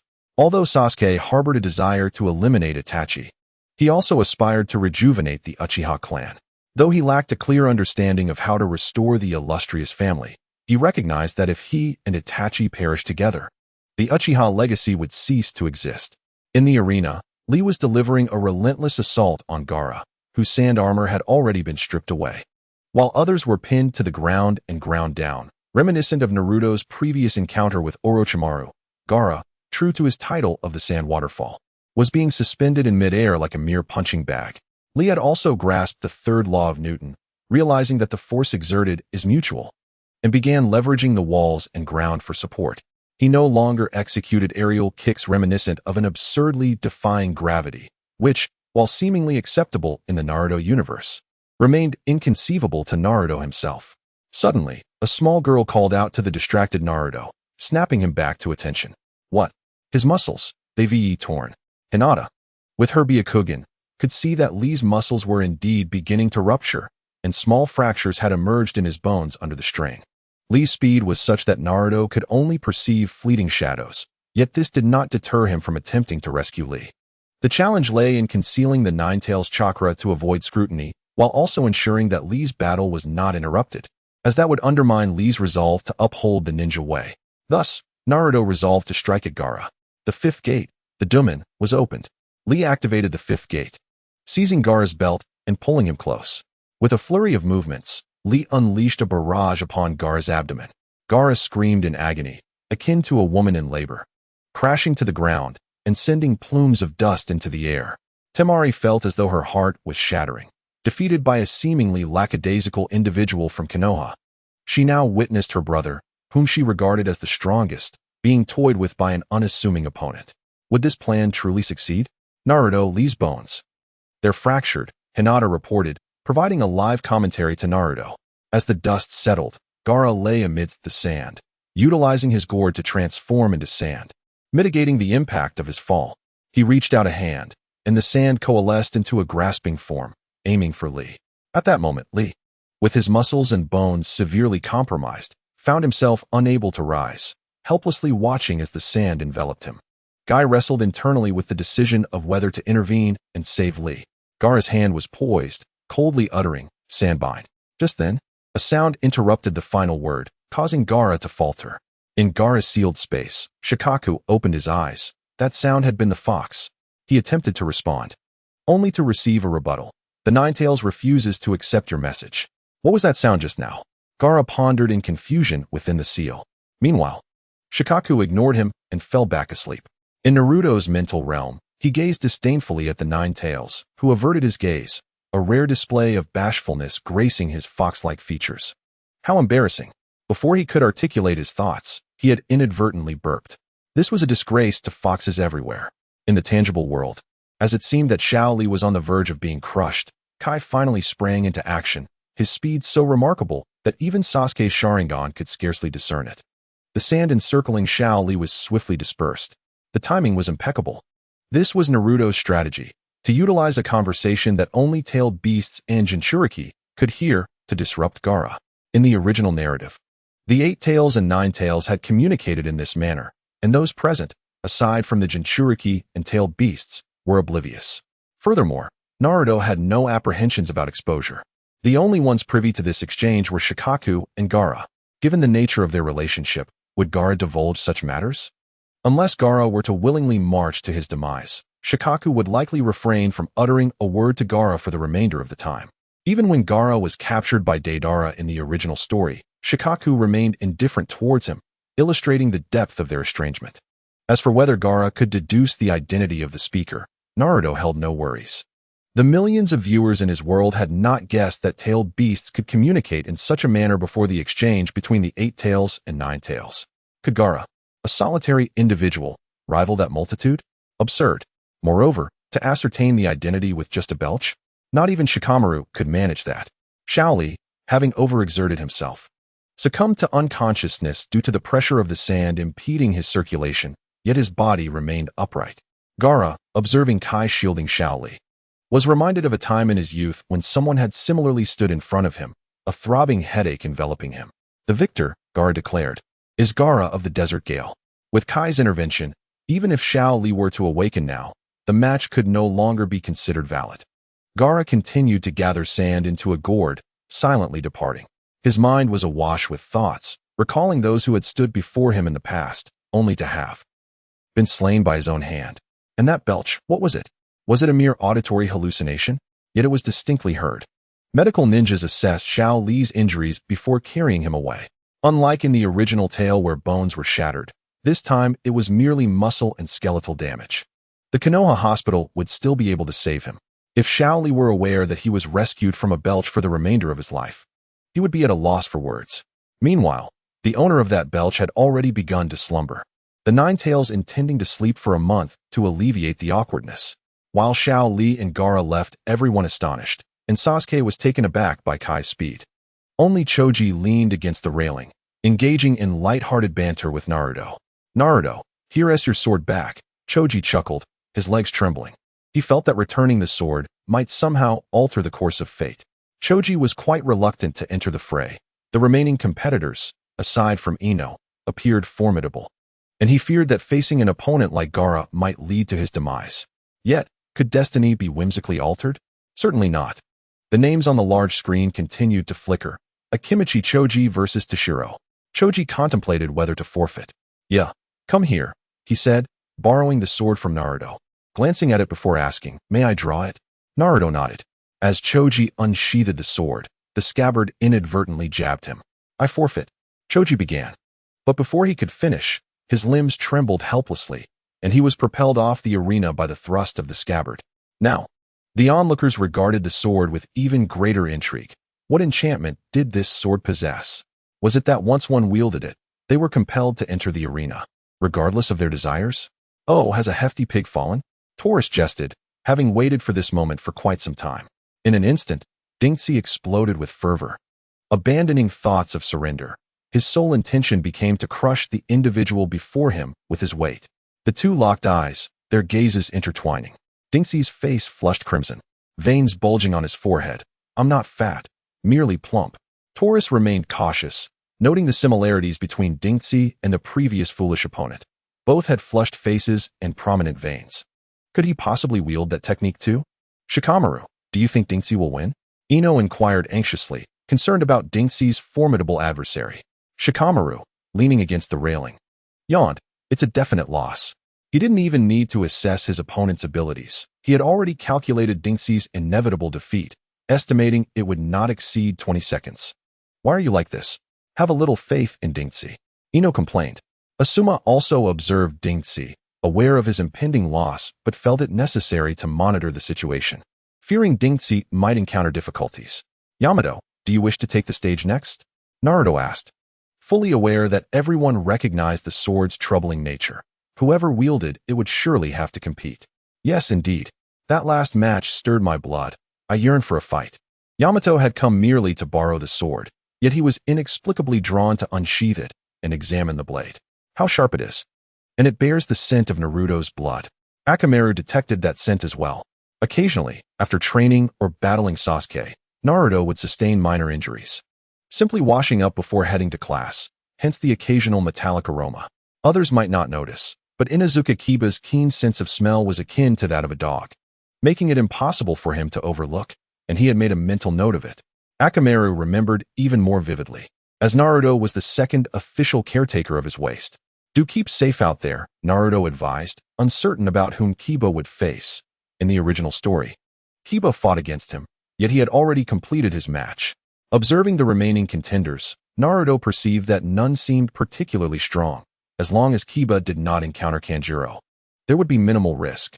Fear not, I am quite strong, Kiba declared, sheathing the sword with a flourish. In the arena, under the swift moonlight, the match commenced. Dingxi had awaited the proclamation of begin for quite some time and promptly activated his family's secret technique. Oh, has the pig grown even fatter? Taurus continued to mock. Naruto contemplated adopting his technique, admiring the steadiness of his taunts. I am merely plump. Meatball tank. Dingxi retracted his limbs and head into a spherical form, transforming entirely into a ball. Chakra surged forth, propelling the meatball towards Taurus with relentless momentum. Taurus effortlessly leaped aside. Then, Dingxi rolled to the wall, clutching his mouth, feeling the urge to vomit. The innocent chubby boy believed that the barbecue was a gift from Naruto and could not allow himself to be sick. So he pressed his mouth shut. Simultaneously, he raised his hand to signal his surrender, too frightened to utter a word, fearing he might not be able to contain it. That foolish Shikamaru rolled his eyes. Having stuffed himself before the match, he should have refrained from using the meatball tank. What is happening? Ino exclaimed, bewildered. Her teammate was proving to be quite the embarrassment. Indeed, Asuma found himself in a bewildering situation. Prior to the match, he had noticed the state of Dingxi. Yet he felt powerless to intervene, fully aware that no one could prevent a member of the Akimichi clan from indulging in food. Since the establishment of Konoha, there had not been a single successful case. The victor, Taurus, spent the entire time mocking his opponent before effortlessly leaping to victory. On the arena, Dingxi was carried away by 4 medical ninjas, while only 2 were required to lift Lee. The competition continued with the next match. The names on the big screen danced before finally settling on Inuzuka Kiba versus Saku. It was indeed my turn to take the stage. Kiba returned the sword to Naruto, placing a hand on the railing before jumping down, brimming with vitality. Simultaneously, Saku also leaped into the arena. Naruto couldn't help but smile, noticing the similarity in their personalities and even their movements. Years of cultivation had brought them to this moment, truly a fateful connection. As the match commenced, the 2 fiery personalities clashed like thunder and fire, diving into battle without hesitation. Kiba unleashed his signature move, the Fong over Fong, and within seconds, both combatants initiated their most powerful techniques. Kiba and Akamaru transformed into a whirlwind, charging towards Saku, who countered by expelling a powerful gust of wind from his hands, creating a strong opposing force against the dual tornadoes. The collision of winds stirred up the already battered arena, leaving the spectators in disarray. Naruto instinctively retrieved a frying pan, shielding himself and Hinata from the debris. The stones clattered against the pan, but the 2 behind it remained unscathed, not even a speck of dust upon them. The frying pan truly lived up to its reputation as a top-tier defensive gear, unfazed by the obscured view of the match. Naruto knew Hinata's Byakugan would provide a live broadcast of the unfolding events. Just as he turned to gauge how others were faring, he spotted Sasuke and Sakura right behind him, with Ino and Shikamaru a bit further back. Tintin also brandished a shield, with several others seeking refuge behind her. What was the outcome? Naruto gently scratched Hinata's palm. The arena was enveloped in dust, rendering visibility impossible, so he had to inquire about the situation. Hinata remained tense, her body rigid and neck unwilling to turn. Such subtle gestures were not foreign to her, but under the scrutiny of the Byakugan, she was acutely aware of the many eyes upon her, including Sasuke's Sharingan. Additionally, Neji, over there, had activated his Byakugan as well. How utterly embarrassing. Had it not been for Naruto's guidance over the years, she might have fainted from humiliation. As the dust settled, both competitors emerged unscathed. Not bad, kid, Sokka complimented, having exerted 80% of his air pressure, yet still achieving a stalemate. You're quite impressive yourself, Kiba replied, sharing a moment of mutual respect. Kiba then produced a food pill, tossing it to Akamaru, who swallowed it and transformed, his body turning a vibrant red. It's you, Red Dog. Naruto recalled his university roommate's rants about a character in a dungeon game, despite never having played himself. The exclamations of that stupid red dog echoed in his mind, clearly expressing his roommate's frustration. Inuzuka style, human-beast hybrid transformation, double-headed wolf. Kiba and Akamaru morphed into a towering two-headed wolf, one head red and the other white. Now, here comes my strongest move. I hope you can withstand one of my wolf heads, Kiba declared, his voice still recognizable. Bring it on. Who's afraid? Garo Garo. The void-cutting extreme wave, 100%. Naruto resumed his musical reverie behind the iron pot, only to catch sight of Hinata's smile. Hinata began to broadcast the spectacle. Essentially, the opponent hurled a rapidly spinning two-headed canine towards him. Zack was unable to catch it, resulting in his hands being bitten off and subsequently being propelled by the dog's hind legs. Zack was launched against the wall, rendered unconscious, his hands severed. The victor, Inuzuka Kiba. Upon hearing the verdict, the colossal dog leaped onto the spectator stand, separating into a person and a dog, with the human leaning against the wall, and the canine lying down. The preceding attack from the opponent had emitted ultrasonic waves, making it arduous for Kiba to maintain his footing. Yet, Kiba was resolute in not succumbing on the battlefield. If Lee could endure, and Shikamaru had lost without falling, how could he yield? Are you all right? Inquired the concerned crimson-haired lady. Kiba waved his hand dismissively, signaling his well-being, then gazed at Naruto, who was cradling Akamaru, soothing him.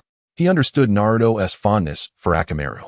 Should he advance to the Chunin exams, perhaps he could request a small favor from his sister to assist in selecting a dog for Naruto. Kiba recalled Naruto's passion for pet ownership. Yes, that would be the plan. If he did not advance, he could always lean on his sister for support. Kiba was aware of his limitations in choosing a suitable dog, thus he would rely on his sister's expertise. Subsequently, Kiba began to contemplate how to articulate Naruto's preferences to his sister. First, the appearance. He glanced at Naruto, noting his blue eyes and the faint dark circles caused by several nights of sleeping uncomfortably away from home. Next, the personality, occasionally quirky, sometimes reserved. Indeed, Kiba perceived Naruto's character as playful. For instance, at that moment, Naruto was affectionately ruffling Akamaru's fur while murmuring about how a tighter hairstyle looks more appealing, or placing his hand on Akamaru's neck, uttering something about grasping the fate of destiny. Kiba found it somewhat perplexing, attributing it to Naruto's whimsical nature. Finally, he retrieved a scroll and pen to jot down his thoughts, fearing he might forget in his current state. Black and white fur, blue eyes, dark circles, occasionally quirky, yet sometimes silent, with abundant vitality. Every companion knew that Naruto exclusively donned black and white attire. Kiba had also observed the match between Naruto and Hinata. Hinata had collapsed from exhaustion, while Naruto appeared unscathed, evidencing his remarkable stamina. Yes, he would ensure his sister chose wisely. Meanwhile, the names on the large screen continued to flicker. Ino, the petite beauty, was fervently praying.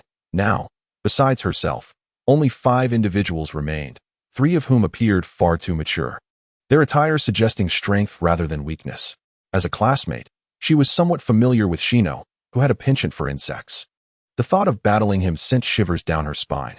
Thus, she prayed for them to deplete their energies, leaving her a weaker opponent. Akamichi Choji versus Kanjiro. Ino exhaled in relief, as indeed, without a sword, she would not enter the fray. Naruto, may I borrow your sword? Ino did not intend to be the final contestant. She felt overwhelmed by the prospect. She was acutely aware of her capabilities. Without allies, her combat prowess was nearly non-existent, inferior even to the geese raised by the neighboring Tenkawa family. Beside her, Asuma smiled and nodded in understanding, agreeing with Ino's strategy, acknowledging that the pressure of a climactic performance would be too burdensome for her. Naruto was at a loss for words as he handed the sword to her. As the competition progressed, not only their companions, but even the supervising teacher began to believe in the extraordinary capabilities of this sword. Moments ago, a few had engaged in a lively discussion about its principles. Thank you, Naruto said cheerfully to Ino, feeling confident about her chances. As long as you're happy, Naruto replied, having relinquished all hope and resigned himself to merely enjoying the company of his canine friends. Simultaneously, within his mental realm, he began to engage with the fox, relishing the dual sensations. The tailed beast certainly lived up to its name. Its tactile experience surpassed that of ordinary animals. Thus far, none of the creatures Naruto had encountered in 2 lifetimes compared to the Ninetales in terms of tactile pleasure. The Ninetales was a fox of its word. When it promised to sleep for a month, it indeed slumbered for that duration without deceit. However, Naruto found it perplexing that the fox would occasionally hold a straw while sipping cola during its slumber, having lived for over 1,000 years.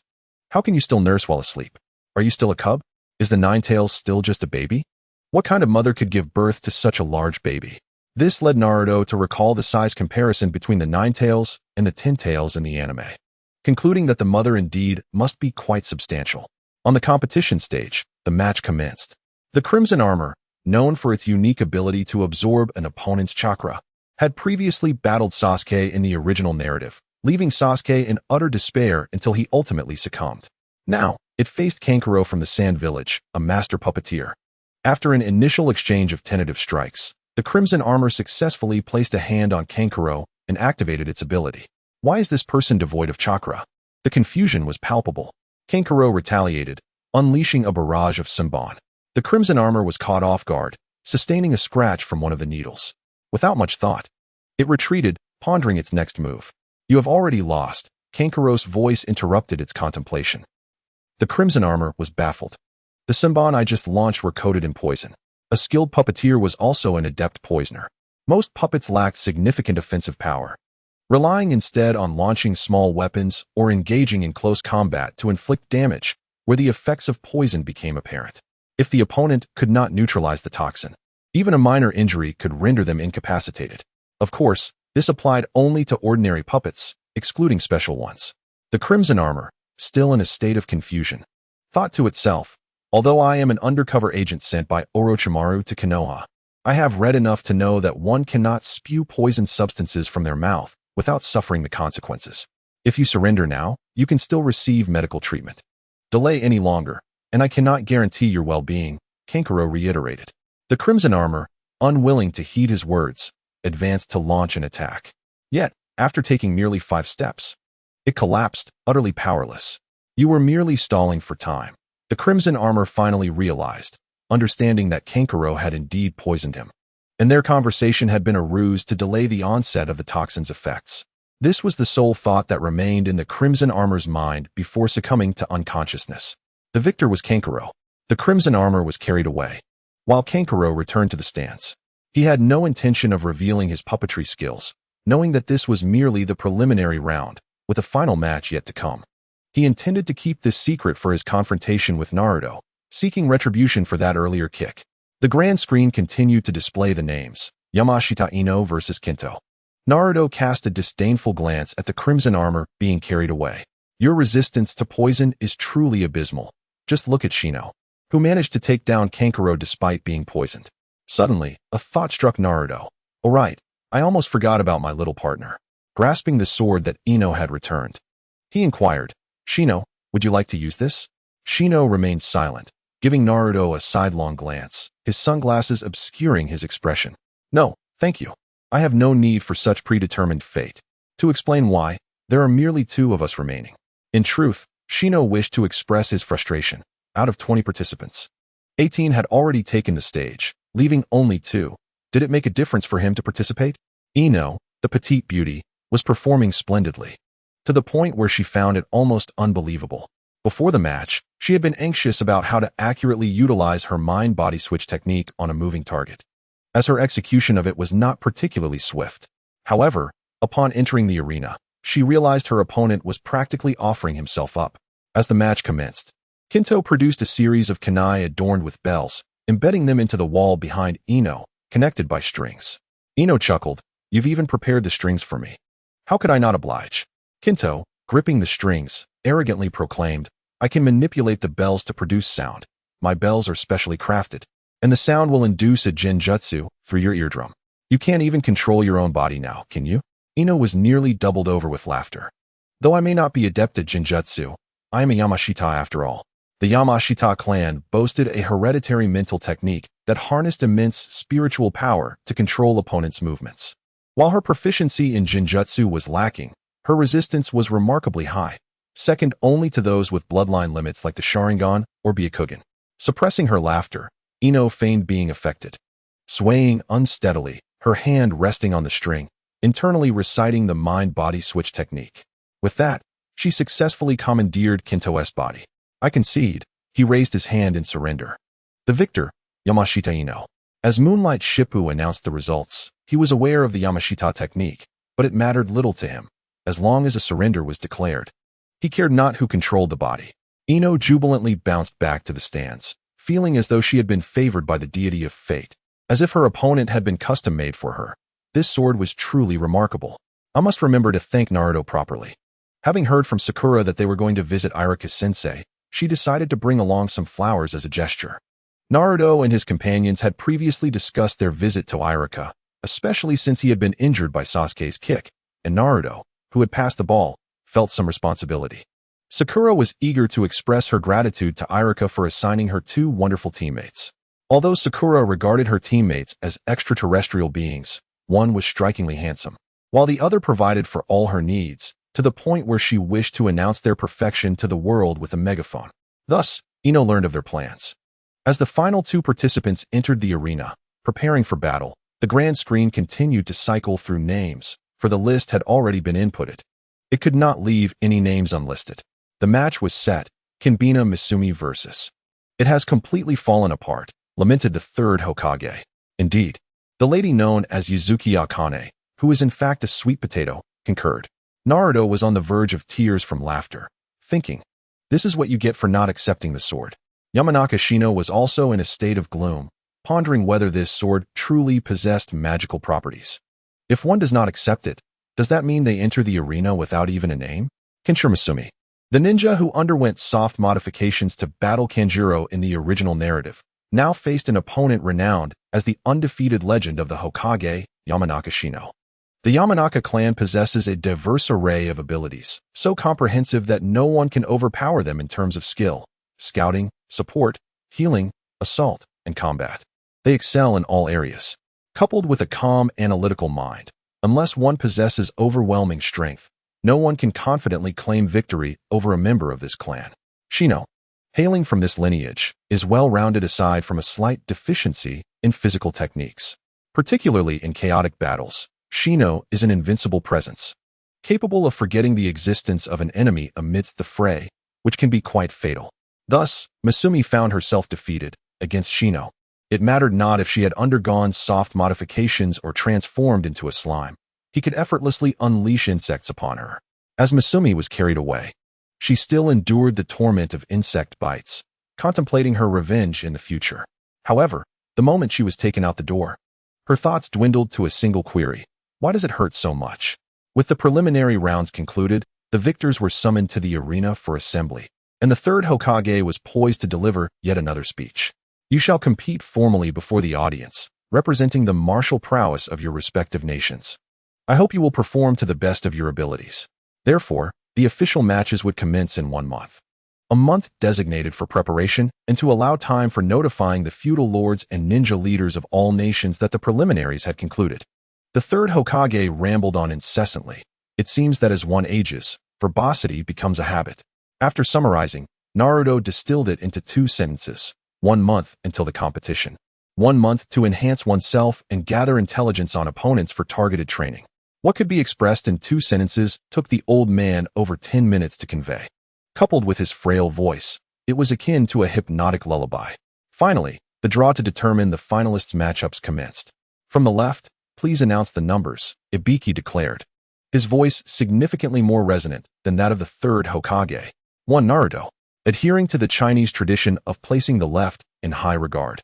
Naruto felt that as the first number, he naturally belonged on the far left.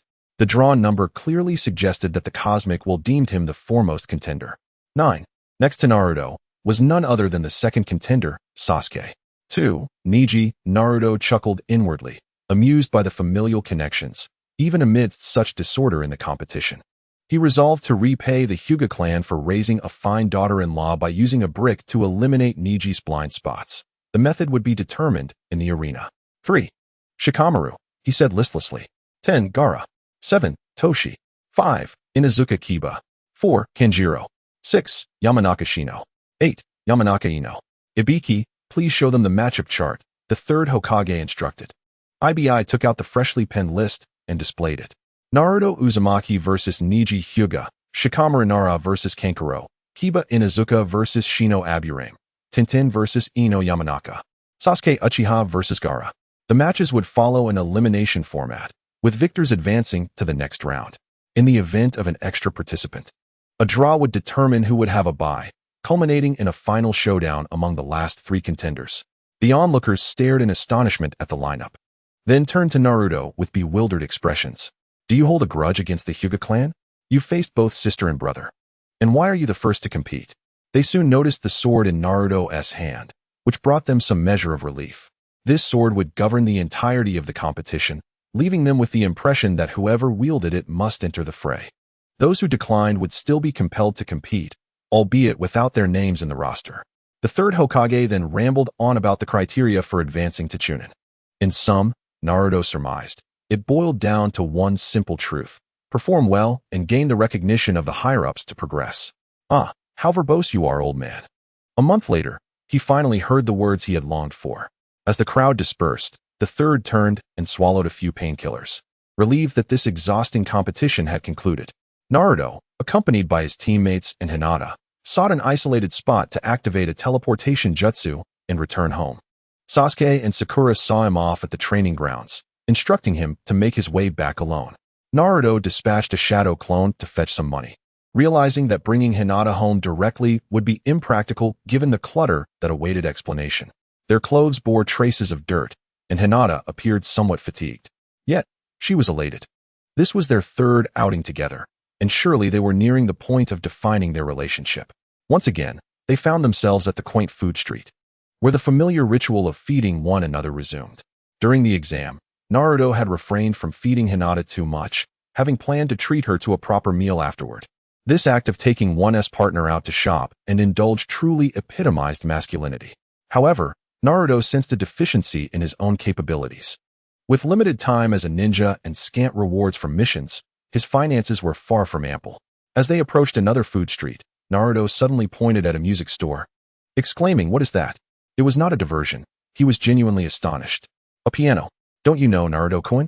Hinata felt compelled to take him out more often, for his monotonous lifestyle had stripped him of some basic knowledge. I know it's a piano, but don't you find it odd? Don't you feel the strangeness of your world's technological advancements? No cars, yet there are wireless headphones. No telephones, yet television and cinema exist. And while cameras resemble relics from the Qing dynasty, camcorders have emerged. As Naruto pondered this, he found solace in the thought that even Killer Bee used a microphone and speaker during his performances, so what was so unusual about a piano? Are you really interested, Naruto-kun? Hinata observed, surprised to see him so captivated, even more so than with that mystical sword. Indeed, Naruto wished to play the piano. In his previous life, his family had been of modest means, unable to afford such luxuries. Exactly, just play, not practice. In my household, the philosophy is to indulge in play. To what extent does one indulge? Perhaps it can be likened to the scenes witnessed in videos. Naruto once encountered his father, Su-fu, in a compilation of humorous failures and another series titled Your Grandfather is Still Your Grandfather. Su-fu, who nearly met a tragic end while indulging in alcohol and motorcycle riding, has his share of eccentricities. He became addicted to a game called Call of the Wild, rummaging through the house for a toy gun, crouching under a tree for 3 hours in pursuit of a mere bird, only to end up hospitalized for half a month due to mosquito bites, with the bird ultimately devoured by the family cat. After watching a documentary about the Eskimos, he piled the snow in the yard during winter to construct an igloo, where he and his 3 children enjoyed hot pot inside. If not for Suma returning home early, the family might have ended up in dire straits. His siblings each possessed their own legendary experiences. As a child, Naruto, needing light to sleep, lit a candle on the furniture, nearly incinerating the entire house.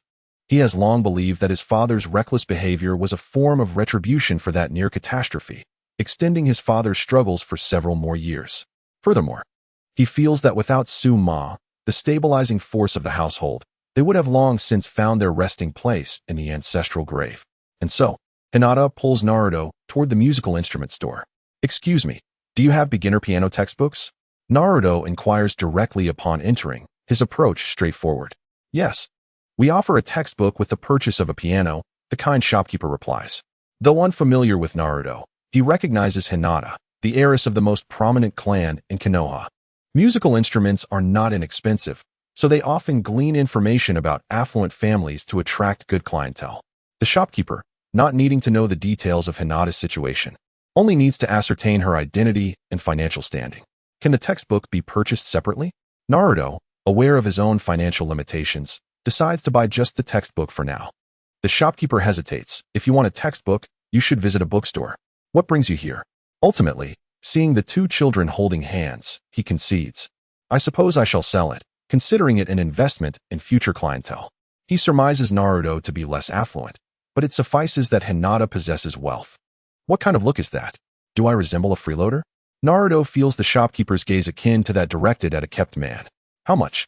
2,500. The shopkeeper replies. Not exorbitant, it pales in comparison to Asuma's bounty, but it is still worth 3 to 4 bowls of Ichiraku ramen.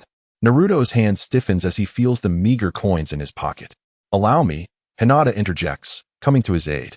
With her Byakugan activated, she can discern even the few coins Naruto possesses, and she intends to spare him any embarrassment. She recalls a story she once watched at home, a wife saving money to send her husband to the big city for education. The husband returning to toil diligently to support the family, and thus, they lived harmoniously. Hinata once envied such tales, and now perceives an opportunity to experience it herself, feeling a profound sense of happiness. Yet, she remains oblivious to the fact that in Naruto's world, such stories often conclude with the husband falling into despair in the big city, ultimately being recognized for his talents by a young lady, leading to a tumultuous confrontation with his wife. Naruto, in his destitute state, struggled to excel, even with his shadow clone technique, which was hardly a remarkable talent.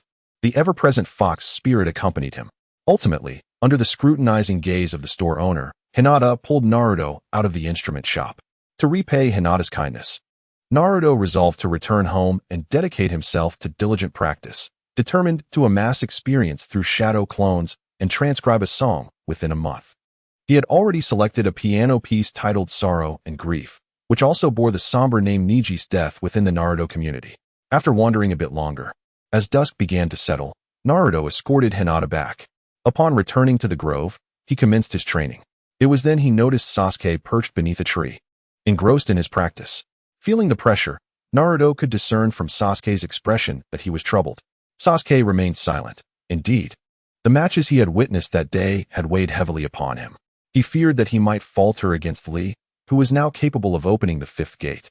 And his upcoming battle against Gaara loomed ominously as well. Most troubling was the prospect of continuing his winning streak, which would inevitably lead him to confront this peculiar blonde-haired rival. Sasuke understood Naruto well. As long as he refrained from decapitating him or thrusting a Chidori through a vital organ, it would be as if he had launched no attack at all, merely expending chakra. Perhaps I should seek guidance from Kakashi tomorrow, Sasuke mused. Is Kakashi truly formidable? He pondered, recalling the laid-back demeanor of the man who had once allowed White to escape and had been rendered immobile by Orochimaru's presence. It hardly painted him as a powerhouse in Sasuke's eyes. What about that guy in the green jumpsuit? Naruto inquired. Sasuke recalled the bushy-browed man Kakashi referred to as Guy, whom he had initially dismissed as a mere comic figure. However, after witnessing the speed with which Guy had rescued Lee, Sasuke's disdain had dissipated. He recognized the shadows of Orochimaru's speed, yet Guy remained inscrutable. Very strong, Sasuke replied candidly, understanding that not being able to perceive an opponent's movements often meant one would be struck before they even realized it. Though his Sharingan was not fully developed, could that man truly have utilized such extreme speed? Naruto admitted that he and Kakashi were evenly matched. Even if you summoned Kaguya, Kakashi would still be on par. He stated honestly. Though he might one day wield the Sage Mode buff, the Nine Tails Chakra, and the Six Paths power, he still felt uncertain about defeating Kakashi. Kakashi's singular buff was the principle of equality among all beings. I've heard you possess remarkable skills, he teased, but the next moment, I shall match your prowess. A savior to the weak and a nemesis to the strong. That was Kakashi. Unbelievable, Sasuke remarked.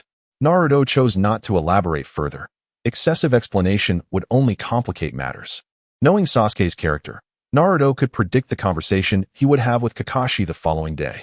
Most likely, Sasuke would awkwardly approach Kakashi with, I have some questions I wish to ask. The reasoning behind such inquiries would remain a mystery, for Kakashi was never one to provide clear explanations, often driving those with obsessive tendencies to despair. Kakashi regarded Sasuke as a personal disciple, with the Sharingan, lightning affinity, and being one of the last two remaining members of Obito's clan. It was certain that should Sasuke inquire, Kakashi would undoubtedly impart some knowledge to him. Regardless of whether Sasuke becomes stronger, Naruto remains indifferent. If Sasuke could attain the strength to single-handedly overpower the Otsutsuki clan, Naruto would find immense joy in that, allowing him to comfortably stay at home, indulging in video games and drawing manga. Naruto also yearns to learn from Kakashi, yet their compatibility falls short. Throughout the entire narrative of Naruto, Kakashi has utilized earth, lightning, and water release techniques more frequently than the combined leaders of those three villages. However, he has only employed fire release once, the Great Fireball technique, during the test involving the original series Prince and Sakura.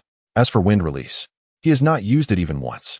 The Rasengan, a jutsu of significant personal meaning, is also beyond his capacity to teach.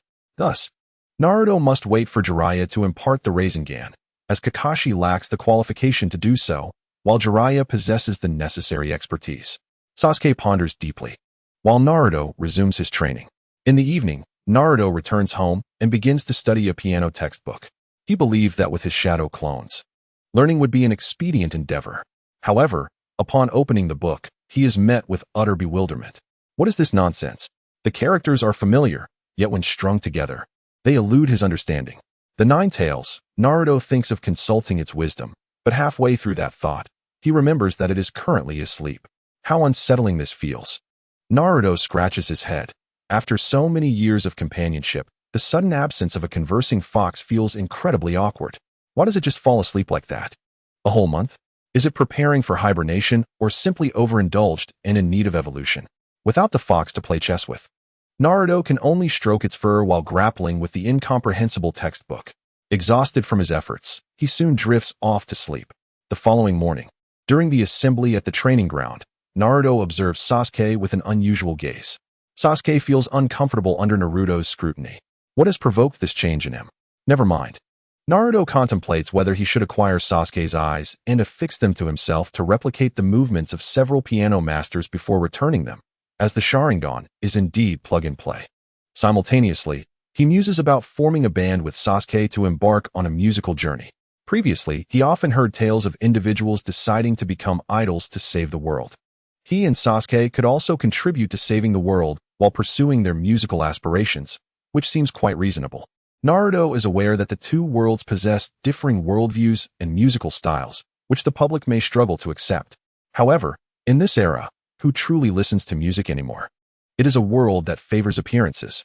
With Sasuke's attributes, standing with a guitar would guarantee a packed concert. Would the audience speculate that he is more handsome than Sasuke while wearing a mask? Should Itachi be invited as the lead vocalist? Naruto abruptly slaps his forehead, breaking the train of whimsical thoughts. The two brothers are currently entangled in national grievances and cannot indulge in his fanciful pursuits.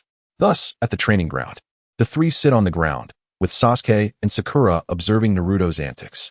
Sasuke is perplexed but refrains from inquiring, having become accustomed to Naruto's peculiarities. He knows such scenes are common, and Naruto is likely lost in yet another fanciful idea. Meanwhile, Sakura wonders if this is a means of relaying intelligence about Sasuke to their home planet, feeling guilt for betraying her teammate. As the three harbor their thoughts, Kakashi arrives fashionably late. "Ah, you're all here. Good morning, lazy fish," he remarks. "Good morning, Kakashi-sensei. Due to the Chunin exams, there are no missions this month, so everyone is focusing on their training." Kakashi pulled out a book, reading as he spoke. "Do you have any plans?" Sakura eagerly raised her hand. "Kakashi-sensei, do you have any acquaintances at the hospital?" "Indeed," Kakashi replied, having spent a fair amount of time there due to his unique circumstances. He had made quite a few friends in the hospital. "Then could you take us there later?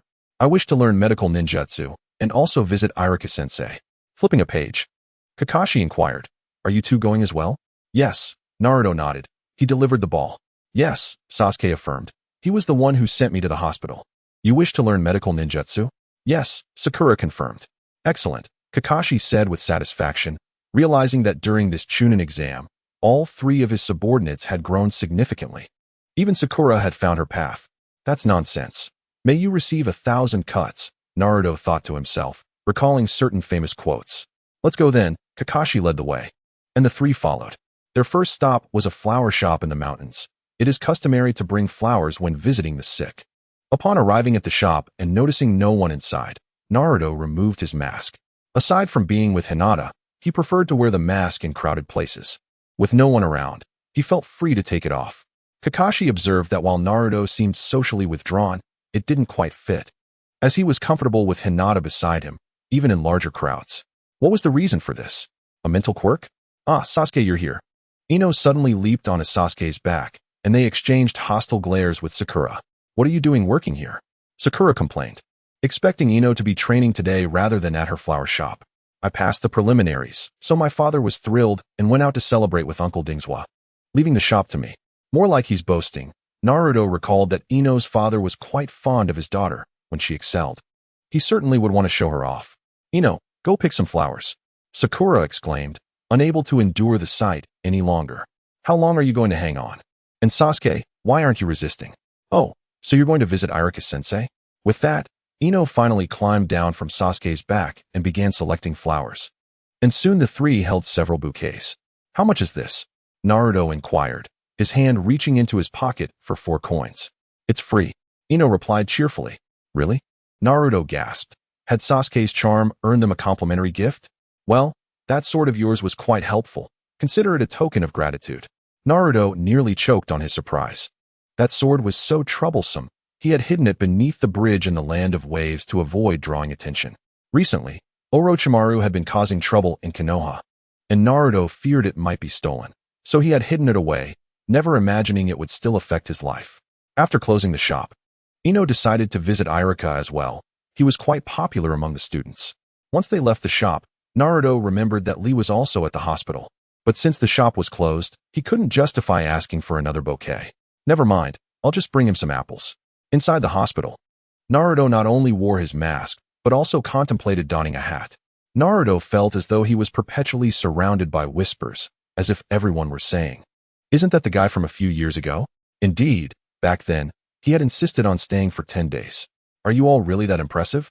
Can you recognize me just because I'm wearing a mask?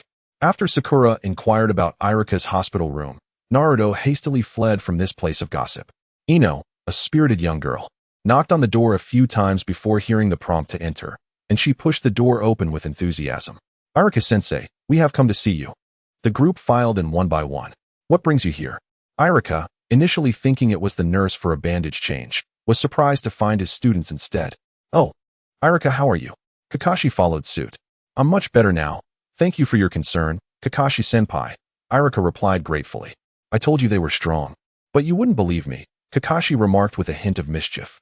Indeed, they are quite formidable, Irika acknowledged, feeling reassured. He had heard about the Chunin exams.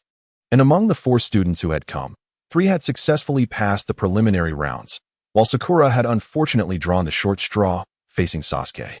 Here, let me place the flowers, Naruto said as he arranged them carefully, with Sasuke following suit, both boys wearing somewhat awkward expressions. Just leave them there, Irika instructed. Sasuke, Naruto, both of you have graduated and become ninjas, and you possess considerable strength. However, I must remind you that the ninja world is vast and perilous. If you encounter an adversary beyond your capabilities, do not engage recklessly. And Ino, Sakura, I sincerely hope you all can live your lives safely. Irika, a deeply caring teacher, expressed concern for his students' futures even while lying in a hospital bed. Understood, Sensei, Naruto replied promptly. The usually taciturn cool guy speaks up, Kakashi quipped. Got it, Irika-sensei. Sakura chimed in, though inwardly she was amused. You mentioned earthlings, but these 2 aren't, she added. Ino was busy adjusting the flowers since Naruto and Sasuke had placed them incorrectly. Kakashi smirked. Expecting these 2 not to clash is as futile as hoping they might actually write something on their exams.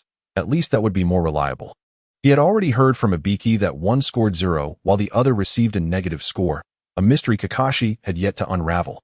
Just as Irika was about to continue his words, a commotion erupted at the entrance, and a shadow tumbled in.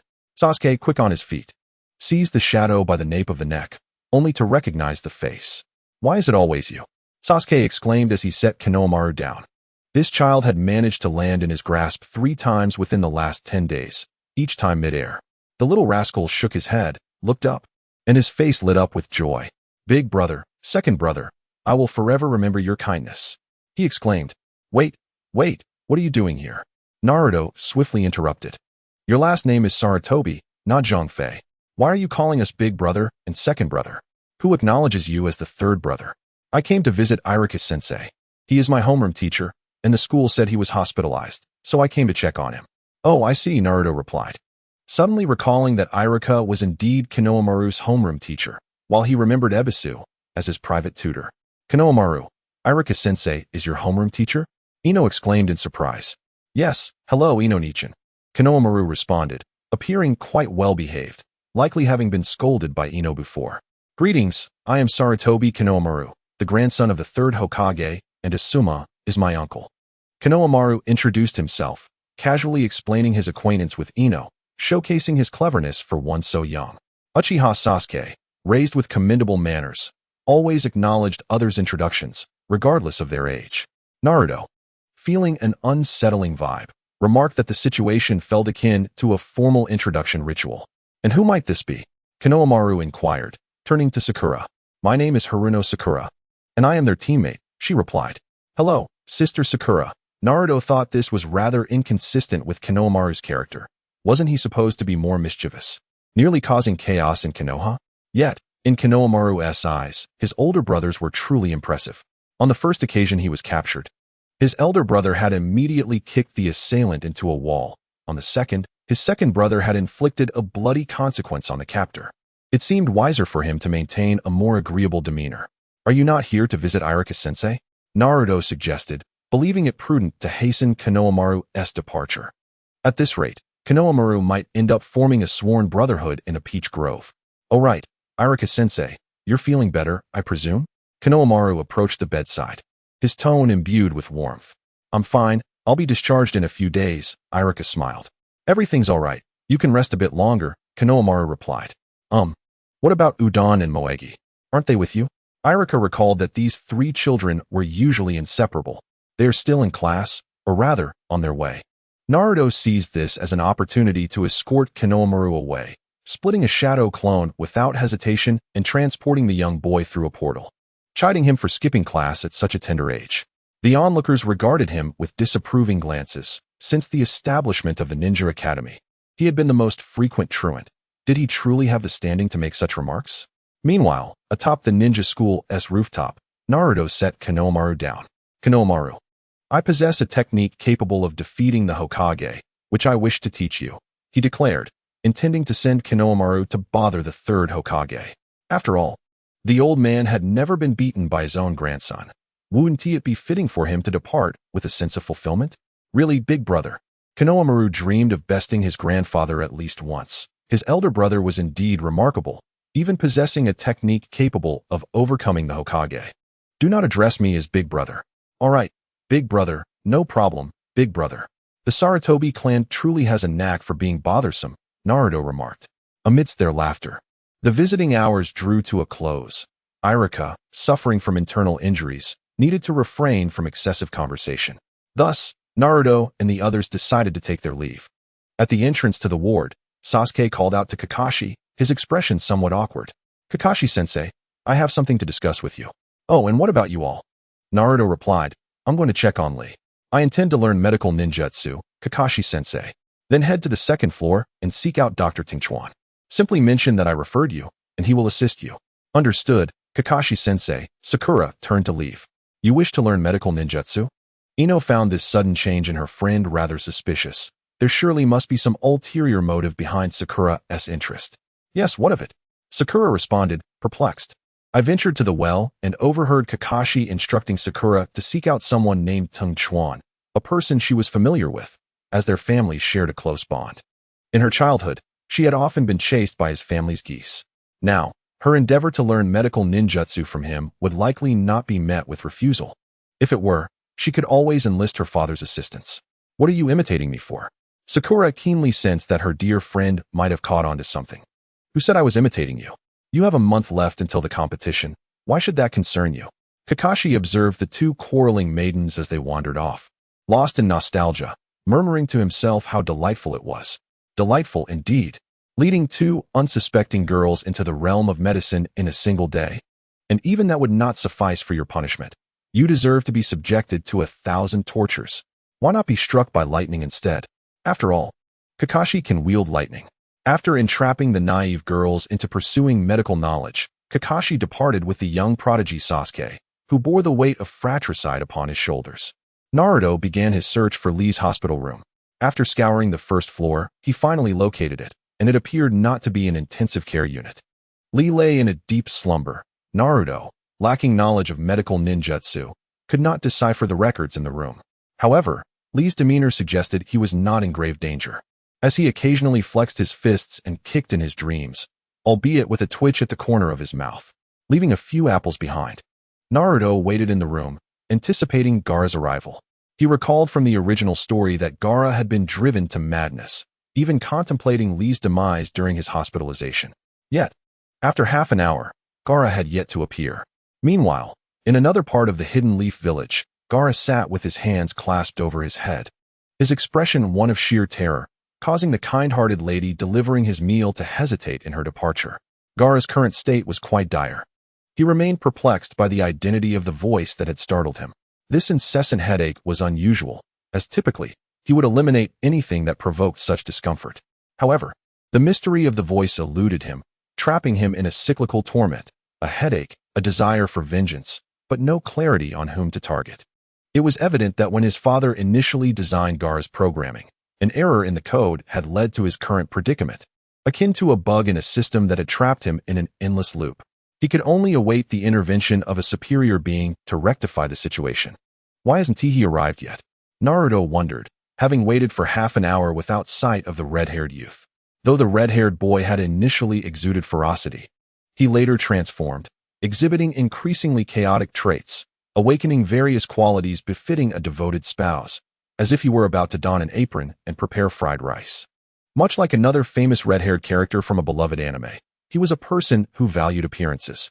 During the 5 Kage summit, Gaara implored the Tsuchikage, "Grant me this favor and establish a ninja coalition," to which the Tsuchikage acquiesced.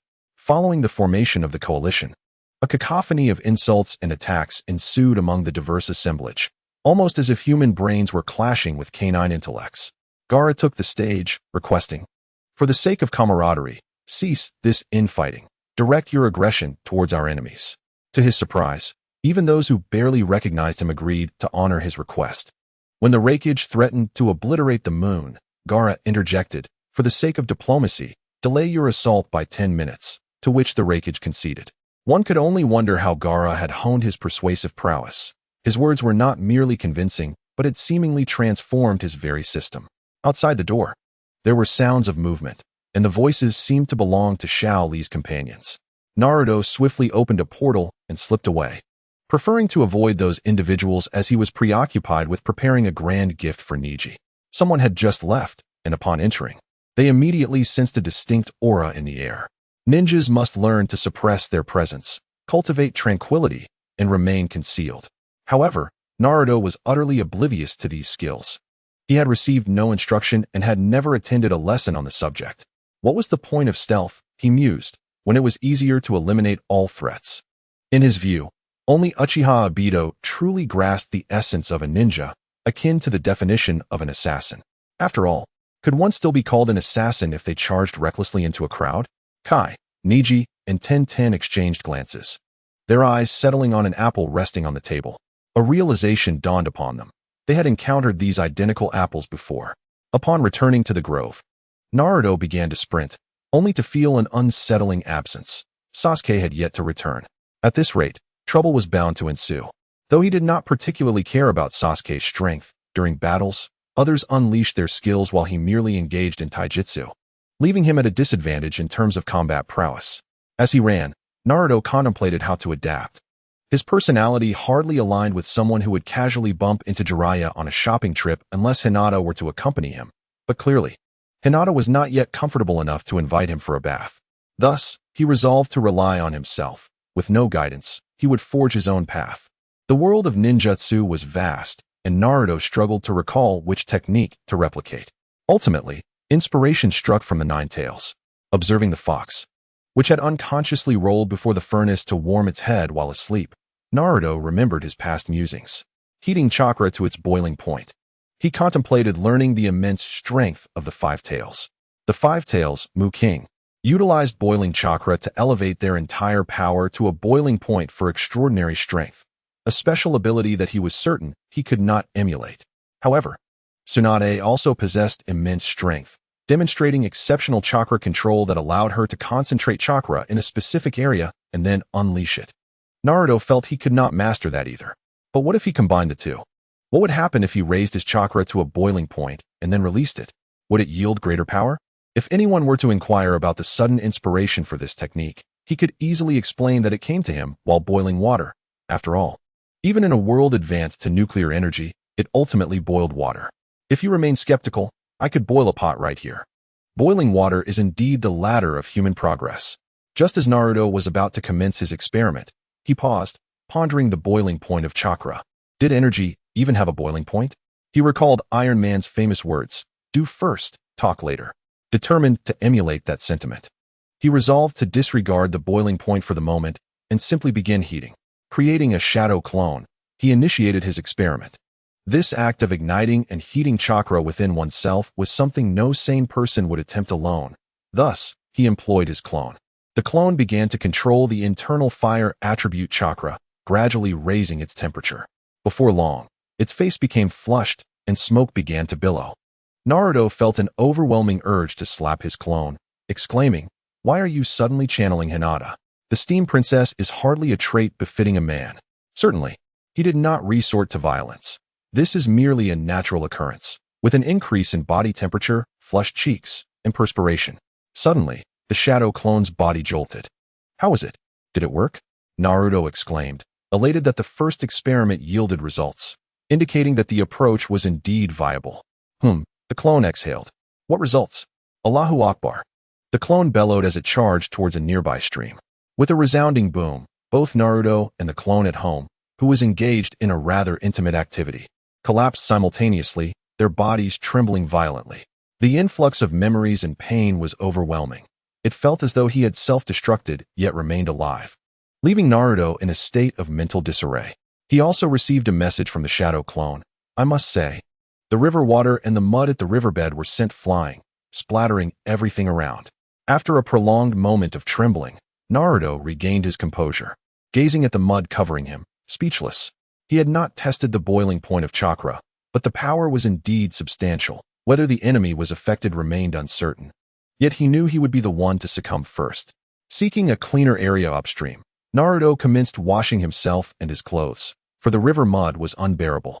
As he soaked in the water, he surveyed the large pit created by the explosion of his clone, which had begun to fill with water. Naruto divided his chakra into 3 shadow clones, each receiving 1/3. Although the efficiency was not optimal, the power was considerable.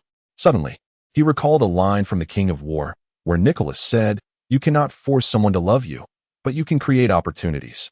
Transforming into a beautiful woman to attract Jiraiya and learn the Rasengan seemed too crass for Naruto, and the intention was all too evident.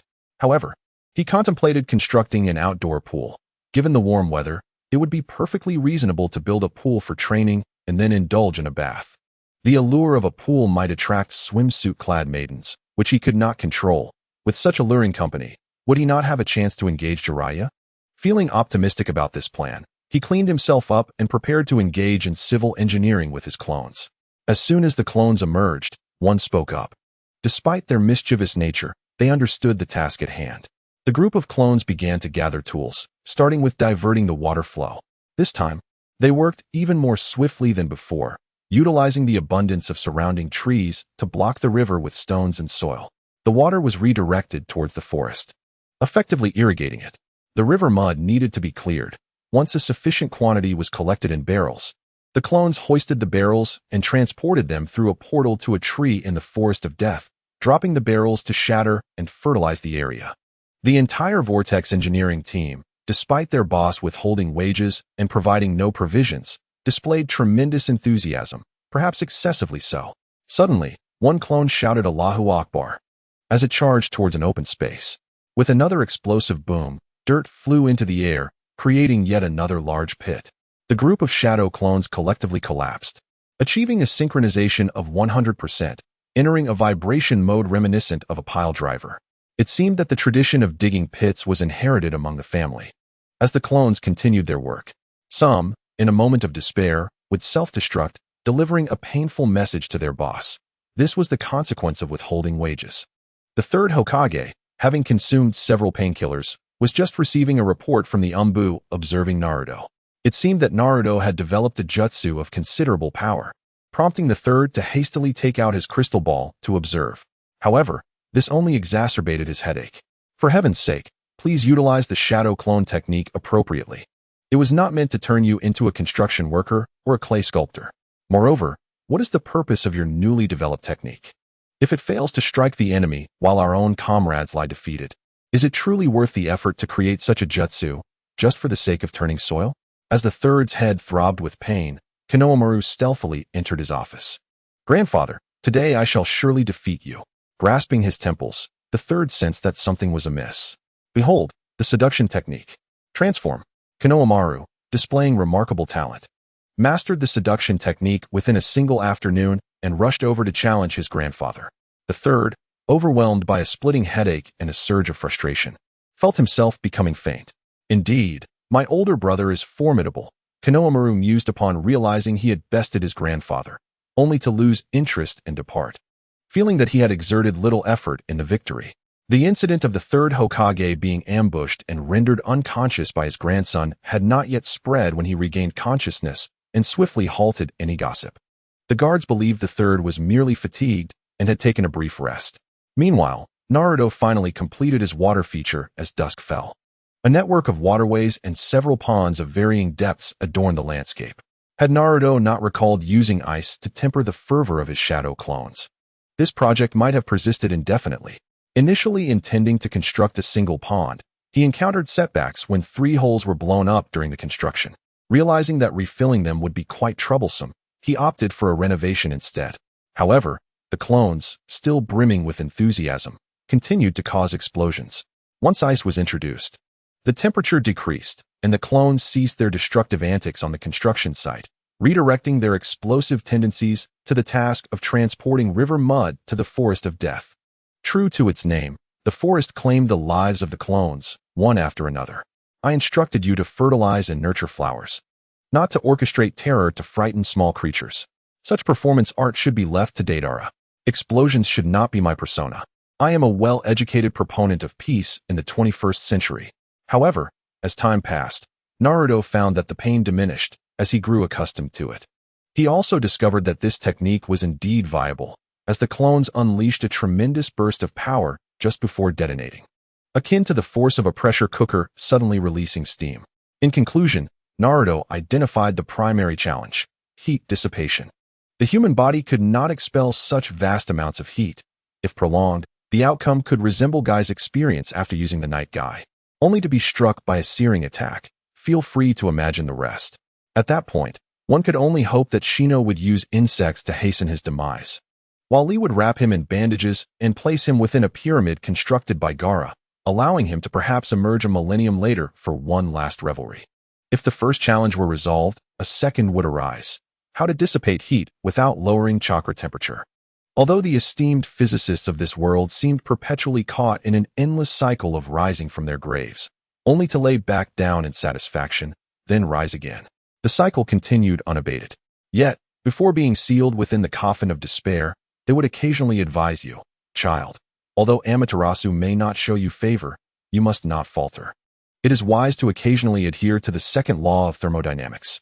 This simultaneous heat dissipation and elevation of temperature is utterly contrary to humanity. After addressing the first 2 challenges, one confronts the third: the limits of physical endurance. The strength derived from heat can lead to an accumulation of pressure within the body. As heat dissipates inadequately, ultimately, a resounding explosion serves as a reminder: hero, please return after resurrection. These 3 interlinked issues left Naruto pondering, even wishing to learn from his shadow clones, when suddenly, silence enveloped him. As a proponent of peace, Naruto, clad in oversized shorts and floating atop the water, hurried to quell his restless spirit, disturbed by thoughts of how to resolve the aforementioned dilemmas. Transforming his beliefs from Marxist philosophy to such behaviors was best avoided in the future. Wait, avoided? Shouldn't it be refrained from entirely? Naruto clutched his head, splashing water everywhere. These shadow clones must be toxic, their influence so profound. As his frustration mounted, he ultimately dispatched a clone into the forest of death. A painful jolt returned, calming Naruto's tumultuous thoughts. What was I just doing? He lamented. In the end, Naruto sank beneath the water, hoping the cool river would soothe his tumultuous emotions. Once his feelings stabilized, he emerged from the water, ready to continue his training. He gazed into a mirror, feeling as if a fresh bath had transformed him into a more handsome version of himself. Recalling some classic scenes from movies, he shook his hair under the golden sunlight, sending two streams of water cascading from his ears. Was his previous contemplation clouded by waterlogged thoughts? With that realization, Naruto ceased further reflection, donned his attire, and commenced his evening training regimen. Upon returning home that night, due to the Ninetales' influence, he found himself unable to engage in chess for an entire month, prompting him to take up beginner piano lessons instead. However, anxiety soon gripped him again. This endeavor proved exceedingly difficult, and after 2 nights, he still struggled to comprehend it. Human beings, when overwhelmed by negative emotions, often seek outlets for their frustrations. As the saying goes, one either erupts in silence or perishes in silence. And Naruto, in his tumult, faced the brink of demise. Meanwhile, while his shadow clones joyfully turned the soil in the forest of death, Naruto felt as though he was beginning to understand music. The book seemed to make sense at last. Before drifting off to sleep, one thought lingered in Naruto's mind. What transpired today? I merely wished to construct a pond, yet it devolved into this chaos. The following morning, he awoke and transported himself to the pond for a refreshing cold shower to awaken his senses. With a healthy body, he feared not the cold. He sent another shadow clone into the forest of death, creating a commotion to rouse the creatures, imparting the lesson that the early bird catches the worm. Though his ninjutsu had strayed from its original intent, practice was still essential. This technique was not without merit, even in its explosive moments. A punch could still be delivered before the clone detonated. Whether the enemy was killed by the blow or the explosion was of little consequence, as long as the enemy met their demise. Just like a budget of 3,000 for a computer, which swelled to 98,000, the process was inconsequential, as long as the purchase was made. In a whimsical twist, the explosive version of Saitama's shadow clone technique unfolds. As Naruto activates his trembling mode in the water, he feels he has finally achieved half of his long-cherished dream, sending his enemies flying with a single punch, followed by a magnificent explosion, as he coolly turns away amidst the flames. During his morning training, Naruto noticed a passing young woman who had stumbled upon this not-so-secret summer retreat. Situated within the Hidden Leaf Village, his training ground occasionally attracted passers-by. After all, it was not the Death Forest, where one might expect solitude. The village was bustling. Even the training grounds were frequented by those seeking leisure. The young woman lingered by the pool's edge, seemingly assessing whether anyone was around, for the pool was clearly man-made, albeit with a haphazard design. Of course, it lacked order. After all, the shadow clones would detonate at random spots, not like a carefully laid minefield. Upon confirming the absence of any immediate company, she playfully tested the water with her hand, her face lighting up with delight. She flung off one of her flip-flops and dipped her foot in, all the while keeping a vigilant eye on Naruto hidden among the trees. Teetering on the edge of excitement, she soon discerned that Naruto was indeed a ninja, engrossed in his training. However, ninjas were not an unfamiliar sight in the Hidden Leaf. From a height, one could easily splash water onto a dozen unsuspecting souls, 7 of whom would likely be ninjas. Therefore, she observed Naruto's training closely, ready to flee if he employed any large-scale ninjutsu, as it could be perilously hazardous. After an hour of scrutiny, she realized he was merely dragging something along and, having already soaked in the pool for quite some time without being shooed away, her spirits lifted. This pool must have been constructed by the diligent ninja. It was perfectly reasonable to build a place to cool off after such strenuous training in this sweltering heat. If he had noticed her presence but chose not to drive her away, it was clear he wouldn't mind her company. After all, how could anyone resist someone as charming and lovely as herself? Pain, what did you just say? With a heart full of joy, she rushed back to summon her friends. Planning an afternoon of fun, she envisioned the moment when Naruto would emerge, glistening with sweat, and how she would regale her friends with the tale. After all, how could they not want to meet such a fit, youthful man? If she could strike up a connection, who knows what delightful adventures awaited. Due to the distance, She couldn't quite discern what Naruto was dragging, but it hardly mattered, as long as it wasn't a bundle of explosive tags. She was determined to enjoy the water that afternoon. Naruto, having noticed the young woman, chose not to intervene. This was all part of his plan. It was a mutually beneficial arrangement. She could revel in her play, while he could fish for his beloved Jiraiya, provided she didn't disturb him.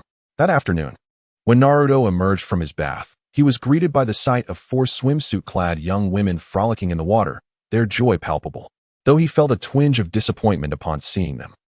Naruto wore a perplexed expression. Why did they seem so disheartened by his presence? The young women, too, felt a sense of letdown, but then watched as Naruto found a spot in the pool, lying back with closed eyes, drifting off into a nap. Indeed, he was still just a child. Despite their disappointment, the young women pondered the idea of nurturing a bond with him. Such a sprightly boy, blessed with remarkable stamina. Imagine how formidable he would become as he matured. They could see clearly. They had spent the entire afternoon playing while Naruto dashed through the woods, his stamina exhilarating to contemplate. Such is the nature of young maidens. Had they been more mature, they would have already scooped Naruto up for a sprint home. Naruto paid little heed to the young ladies, accustomed as he was to the sight of numerous swimsuit-clad beauties at Golden Sands Beach. As he lounged in the water, relishing its coolness and the melodious laughter of the maidens, he felt that life was exceptionally splendid, and soon drifted off to sleep. The 4 swimsuit-clad girls were left speechless. Here they were, a group of lovely young women in swimsuits, and he could still fall asleep. Surely there was something amiss with him. Upon reflection, it was indeed plausible. After all, he was still just a child. They did not recognize Naruto, as the villagers had scarcely seen him. He had been a recluse since birth. Even if rumors circulated, what good were they after so many years? Words alone were useless. They needed to encounter the person themselves. Would it be better to buy a storybook rather than concocting tales from scratch? The following day, an elderly white-haired man wandered aimlessly and spotted a few young girls chatting and laughing as they walked by. Their beauty and figure compelled him to steal glances. With decades of experience, he discerned a swimsuit strap peeking out of one girl's bag. Understanding their intent, he swallowed hard and chose to follow them. The girls remained blissfully unaware of their pursuer. Today, 2 more young ladies joined the group, all from the same social circle, their attractiveness undeniable. With everyone else occupied, they frolicked with abandon, either from affluent families or those with substantial landholdings. The old man crouched in the grass, salivating, his binoculars hanging around his neck, occasionally lifting them to peer through, trembling with excitement as he muttered to himself, "A black one." He noticed individuals training in the distance, obscured by trees, and could sense several shadowy figures lurking in protective silence, though he could not discern their affiliation with the Umbu. The Umbu did not monitor openly. They remained concealed, and for a casual glance to reveal their presence was impressive indeed. Why not use the binoculars? They were essential for gathering material. As he licked his lips, the moisture was almost lost to the ground before he sucked it back in. It's Kakashi," he murmured, spotting 2 figures crouched behind the grass, engaged in quiet conversation. Jiraiya was not surprised. He had returned to the village days ago, and if the 3rd Hokage had not noticed, he could consider himself retired. However, he was taken aback that it was Kakashi who had reached out to him. Jiraiya had no desire to meet the 3rd, while the Hokage understood. Seeing him crouched next to the Jinchuriki made it impossible to feign ignorance. Kakashi produced a letter, the 3rd's personal correspondence, and handed it to Jiraiya. Upon receiving and opening the letter, Jiraiya felt reluctant to meet the 3rd, but he could not ignore the written words. Clenching the crumpled letter in his hand, he gazed into the distance at a flash of yellow, filled with nostalgia and regret. "The Uzumaki." "Yes, the Uzumaki," he said, sharing the same expression as Kakashi. They fondly remember a shared acquaintance, one with golden locks, as warm as the sun, and the other with fiery red hair, brimming with passion. Tragically, he departed this world at the tender age of 24. Each harbored their own thoughts, occasionally exchanging a few words, until Naruto swaggered over to a nearby pool, clad only in his shorts, and immersed himself in the water. The young lady beside him feigned indifference. Jiraiya and Kakashi were left dumbfounded. Jiraiya was astounded by Naruto's audacity, while Kakashi was taken aback by the absence of his mask. Is beauty a privilege? Their reverie was shattered by a chorus of excited shrieks, prompting Jiraiya to gaze at the exhilarated young women, further perplexed. Is handsomeness truly a privilege? Why are you here? Naruto, jolted awake by the screams, found Sasuke standing beside the pool, looking down at him. He had come over, albeit with little efficiency. "Brother, I implore you, can you speak properly? Just tell me Kakashi has left and that no one is here to guide my practice. Will I perish from inefficiency?" Speaking of Kakashi, where had he gone? Unbeknownst to Naruto, two lurking perverts nearby were honing their stealth skills. In Konoha, only Kakashi could establish a connection with Jiraiya, as he had been dispatched by the third Hokage to liaise with him.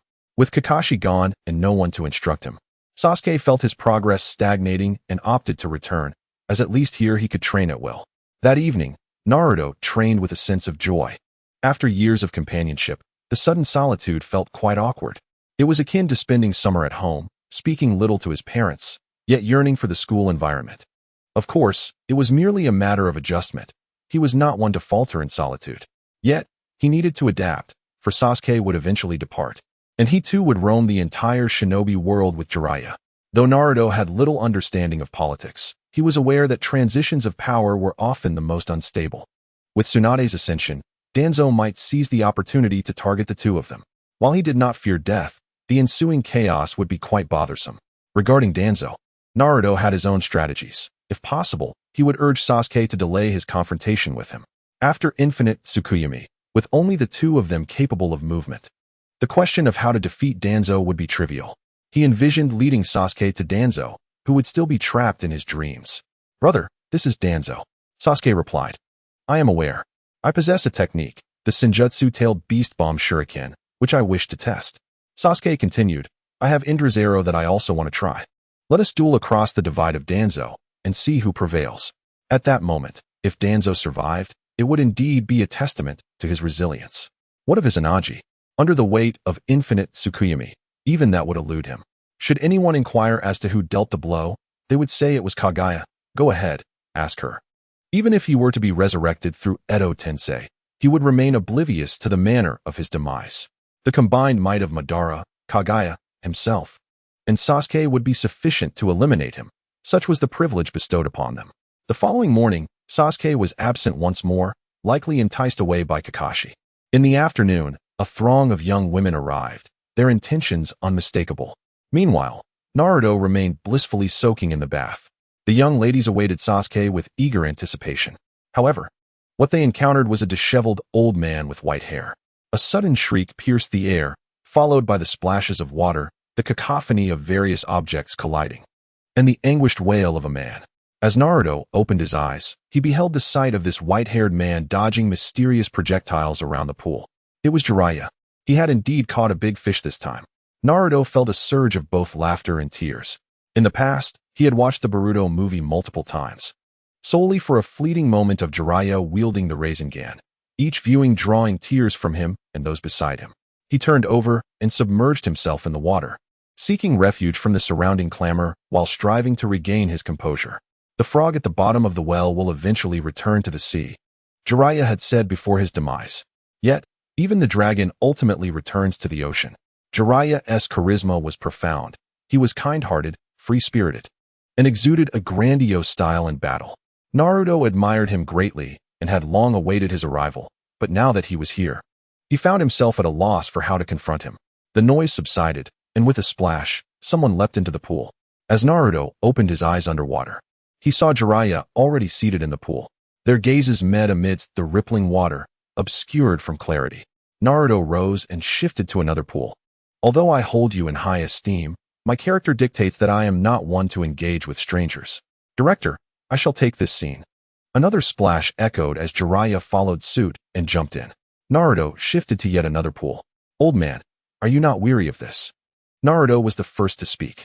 Old man." Jiraiya's hand gripped the edge of the pool, his poise jumped faltering as he tumbled into the water, flailing about. Just as Naruto was about to chuckle, he stifled it. Character, if I do not perform well, there will be no meal," he repeatedly admonished himself, finally managing to adopt a look of impatience. After floundering for a while, Jiraiya propped himself against the pool's edge, lifted his head, and expelled a stream of water into the downstream pool. "That was close," he exclaimed, patting his chest as if still in shock. "Old man, I implore you, do not jest with me. I can scarcely hold it in any longer. I still wish to add a drumstick to my meal." Naruto struggled to suppress his laughter. Jiraiya could easily discern which muscles in Naruto were tensing. Just yesterday, he had discussed Naruto's personality with Kakashi. He was not fond of strangers in smaller gatherings. He was somewhat at ease, but in larger crowds, he would disappear or don a mask. However, once familiar, he seemed like an entirely different person. He loved to play, thriving even alone, but with good friends, he flourished further. Yet, the presence of strangers would alter him drastically. He was whimsical, often engaging in peculiar antics and inexplicable endeavors. He fought with unwavering determination until the end, among other nuanced traits. Thus, Jiraiya made his entrance in a bizarrely lecherous manner, driving away the surrounding strangers while employing humor to alleviate the childish wariness. Would one of the legendary Sannin truly fall into the water merely because of a quip about being an old man? Could they nearly drown in a pool less than half a meter deep? Such was all intentional. In other words, Jiraiya was also performing at this moment, albeit superficially, with exaggerated expressions that bordered on the theatrical. "Old man, who are you?" Naruto stifled a laugh, adopting an impatient tone. "That's an excellent question." Jiraiya leaped from the pool onto the rocky ground, fortuitously landing on his discarded wooden clogs. One cannot underestimate the prowess of a ninja. Few in that world could leap from the water to the shore with such ease. Yet, for a ninja, it was effortless. With a slap of his hands on the ground, a toad, roughly Naruto's height, materialized beneath Jiraiya's feet. Jiraiya tossed his long hair back and firmly stepped on the toad's head, causing it to flinch slightly. "I am the sage of Mount Mayaboku, known as the Toad Sage. I look forward to your guidance." Naruto, seated in the shallow pool, replied, "Indeed, I am sitting. This pool is so shallow that Jiraiya's display seems a touch exaggerated." "Oh." Jiraiya stumbled, the toad vanished, and he fell back into the water, sputtering as he surfaced. "Vortex Naruto," he replied, providing his name. "Hey, Naruto, how did you manage that?" Jiraiya leered mischievously. "What?" Naruto questioned, puzzled. "Are you really that brazen? Do we know each other so well? I mean, I'm just lounging in the pool with a group of lovely young ladies frolicking about." Jiraiya expressed with a dreamy look, his admiration genuine. This was Jiraiya's tactic for engaging Naruto. By pressing forward, one becomes familiar over time. Of course, Jiraiya was unaware of the idiom but grasped its essence. "Is that so strange?" Naruto rolled over into another pool, lounging as he spoke. His performance was still on point. They had just met. And how could they be comfortable enough for a bath together? "Isn't it odd?" Jiraiya remained in the water, resting at the pool's edge, observing Naruto. He had achieved his goal for the day. A brief introduction would suffice, ideally with a few exchanges. "I'm still a child," Naruto mused. Perplexed as to why the young ladies lingered, their gazes tinged with excitement and a hint of disappointment. "Should I try becoming a child next time?" Jiraiya asked lewdly. "Old man, why are you so lecherous?" Naruto exclaimed, astonished. "You even think about transforming into a child to approach women. Are you even normal? Why not turn into a fish? That would be even closer. That's not lechery, it's resourcefulness. Do you understand?" "Not really." "Is this your excuse for being lecherous at such an old age? Life is short. One must seize joy while they can understand." "Understood." The two actors were engrossed in their initial encounter, fully embodying their roles, emotions spilling forth authentically. Thus, the recipient of the Best Actor award at the Golden Horse Awards is Kurama. A fox vividly portrayed a slumbering orange pig, full of life and without a hint of awkwardness, even without a single line. Under the sway of two seasoned actors, Kurama conveyed the essence of his character, plump, orange, and substantial, authentically reflecting the life of an orange pig. "Lecherous old man, I'm leaving," Naruto declared, deciding to forego training for the evening, granting himself a brief respite. "It's the sage, the lecherous sage. I'm off." Naruto concluded their first meeting, scampering into the grove and stepping through a portal. Jiraiya rested his hands on the edge of the pool, body splayed as he reflected on their earlier exchange. He could sense that Naruto harbored a fondness for him, and his wariness was not as pronounced as Kakashi had suggested. Could it be a matter of fate? Jiraiya narcissistically caressed his cheek, convinced of his own handsomeness. Naruto teleported directly to the edge of the shadow rock, gazing down upon the entirety of Konoha, his view expansive and his spirits lifted. He took out paper and pen, beginning to scribble and sketch. That evening, Konoha erupted in commotion. The villagers in the streets looked up at the sky. "What is that? Dear, come see the sky. What are you doing, darling?" As the crowd, initially apprehensive, realized there was no danger, they began to enjoy the spectacle, engaging in lively conversation. Kakashi, having just washed his hands and about to settle into bed with a book, was interrupted by a knock at the door. "What is it?" Reluctantly, Kakashi opened the door to find members of the Umbu standing there. "The third Hokage is looking for you." Kakashi followed, sensing that this matter was undoubtedly related to Naruto. He recognized the luminous orbs in the sky. Upon arriving at the Hokage's office, Kakashi saw a group of familiar faces gathered around the third's crystal ball. The crystal ball was positioned by the window, which was wide open, allowing a view of the flickering lights throughout the village. As Kakashi approached, he saw Naruto standing atop the statue of the first Hokage, a book on a nearby stand, with small branches in hand, waving them about. "Let us share our thoughts," the third Hokage said, occasionally popping painkillers, fearing that if he didn't tea, he might miss his chance entirely. His head was throbbing. What on earth was this little rascal up to? The group exchanged bewildered glances, utterly at a loss for words, especially Guy, who felt particularly confused. "Why was I called here for such a discussion?" The third Hokage had summoned Guy because of his unconventional thought process, hoping to see if he could decipher Naruto's logic. "Lord Hokage, has Naruto recently purchased or received anything related to music?" Nara Shikaku, known as the brain of Konoha, with his high intelligence, felt he was on the verge of an insight, but lacking sufficient information, he could not be certain. He leaned over to inquire of the nearby Umbu, and the third nodded, "A beginner's piano textbook. Such minor purchases typically don't require reporting. Otherwise, the Umbu would have no other tasks. Spending 20 minutes just to note Naruto's outings for snacks with Hinata. Therefore, when reporting Naruto's whereabouts, the Umbu generally provided a brief account, detailing only the duration of his shopping trips, as long as he didn't acquire explosive tags or large quantities of ninja tools. On the day Naruto shopped, the third had been exceedingly busy, with no time to sneak a glance at the crystal ball. It was as he suspected. Nara Shikaku clenched his left fist into his right palm, having already deduced the outcome. "Did you discover something, Shikaku?" The third was pleased, indeed. Shikaku was the village's intellect, capable of comprehending even Naruto's thought processes. "Naruto is playing the piano," Shikaku exclaimed in astonishment. "This child has such a grand heart." The room was filled with expressions of confusion. "Lord Third, look at the distribution of these luminous orbs," Shikaku said, laying a map of Konoha on the table and beginning to draw circles. Once he had completed his task, the map bore 88 circles, in both white and purple. "Although I am not well versed in music, I possess a certain understanding of the piano. A standard piano comprises 88 keys, 52 of which are white and 36 are black."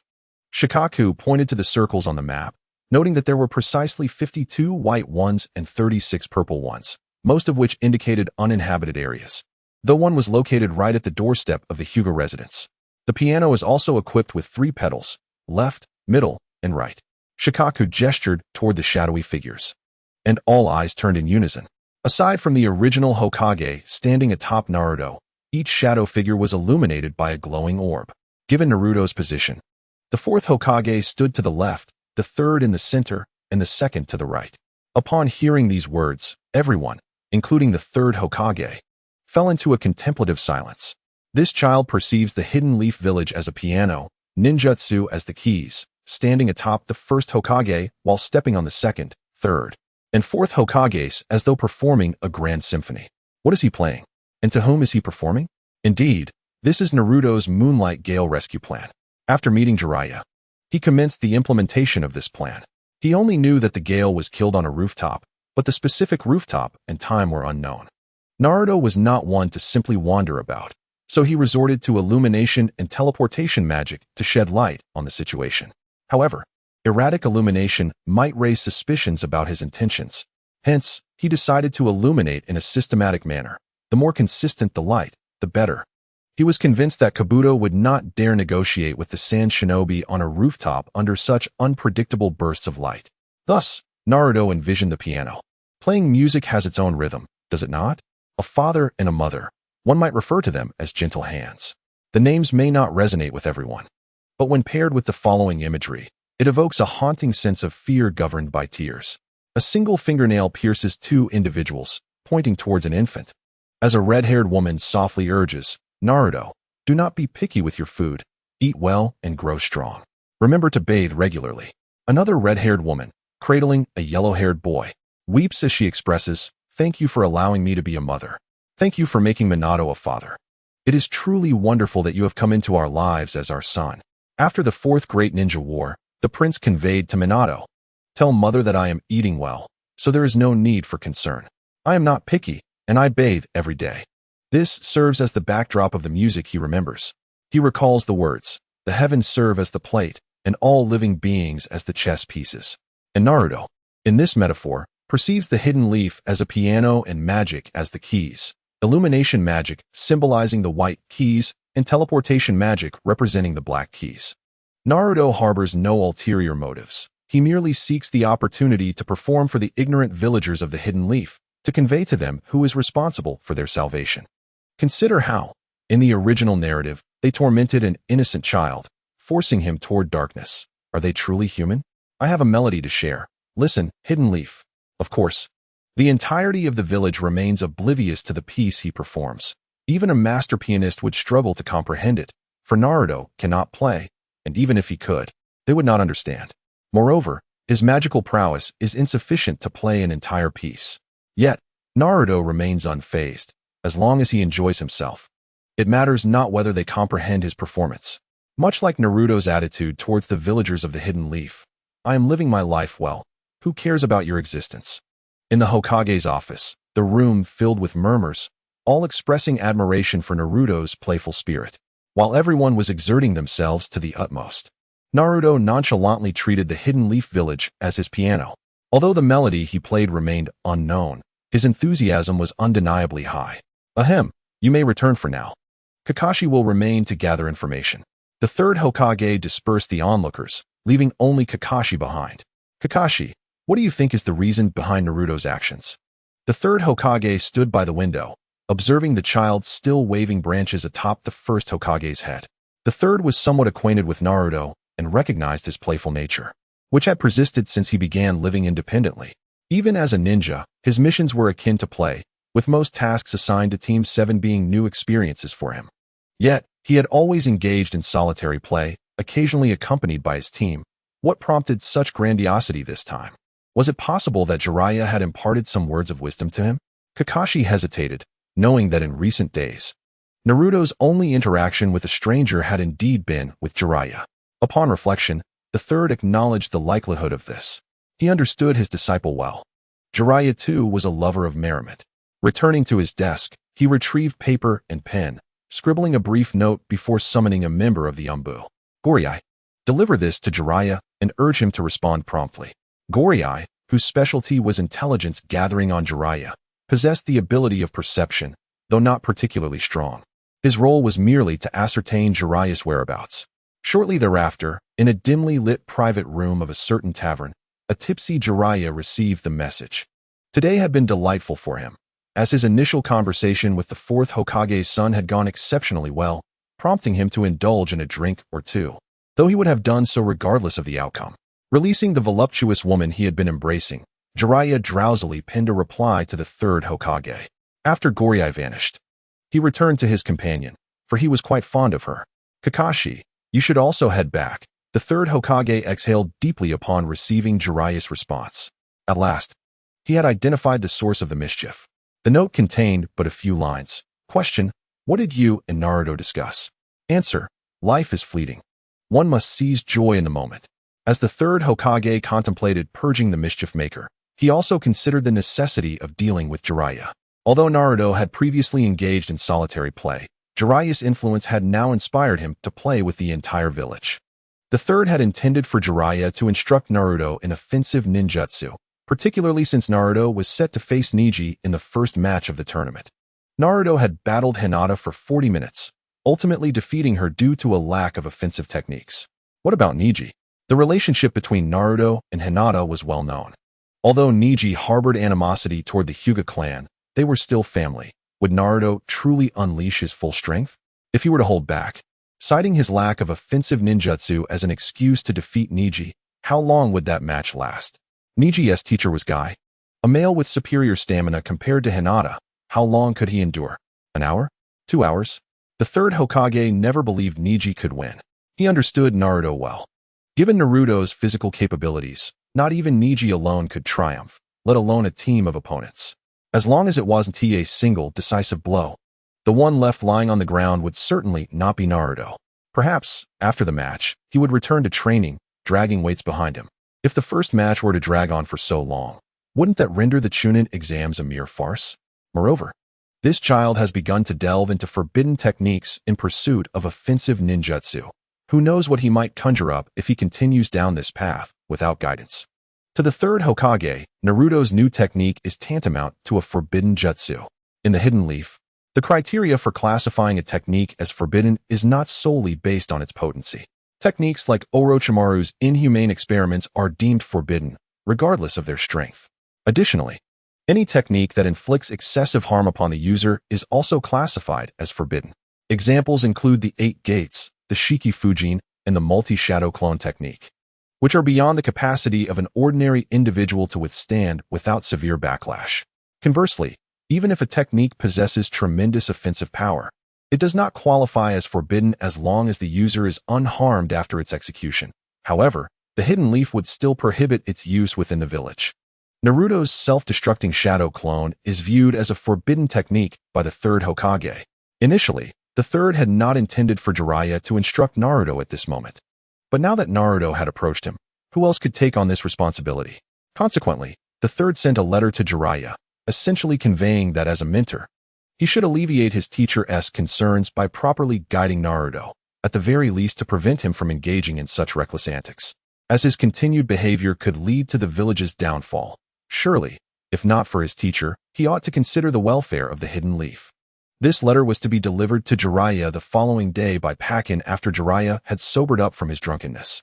Bright and early the next day, a refreshed Naruto transported himself to the small grove to commence breakfast. The previous day had been exceedingly enjoyable. What had begun as a mere plan turned out to be far more exhilarating in practice. Naruto felt as though he had unlocked the door to a new realm of possibilities. He resolved to return and immerse himself in learning musical instruments and singing. At the very least, to serenade 10,000 white zetsu with a rendition of The World in My Heart. Yes, the theme song from the Lotus Lantern would suit black zetsu perfectly. After all, the interplay between black and white zetsu is inseparable. However, he would need to learn how to adapt the lyrics into Japanese. As he was savoring his meal, he noticed Jiraiya approaching, who then proceeded to snatch Naruto's breakfast and indulge in it. "Old man, have you no shame? Are we that familiar?" Naruto pulled his food closer, making his intentions clear. This was his. "Naruto, why must you be so stingy?" Jiraiya retorted with an unabashed grin that made one want to punch him. "Are we really that close? It's a case of first-time strangers, second-time acquaintances, isn't it?" Jiraiya continued, seizing a bun to consume. "What the hell do you mean by first-time strangers, second-time acquaintances? Am I some kind of host for you? Should I be giving you extra time for free?" Naruto sniffed, detecting the scent of alcohol and perfume. Evidently, Jiraiya had not conducted himself well the previous night and was still reeling from the effects. Upon waking that morning, Jiraiya had intended to use the restroom, but was intercepted by Pakin, who handed him a letter. While seated on the toilet, he read it and realized what Naruto had been up to the night before. Yet, upon reflection, it seemed to stem from his own influence.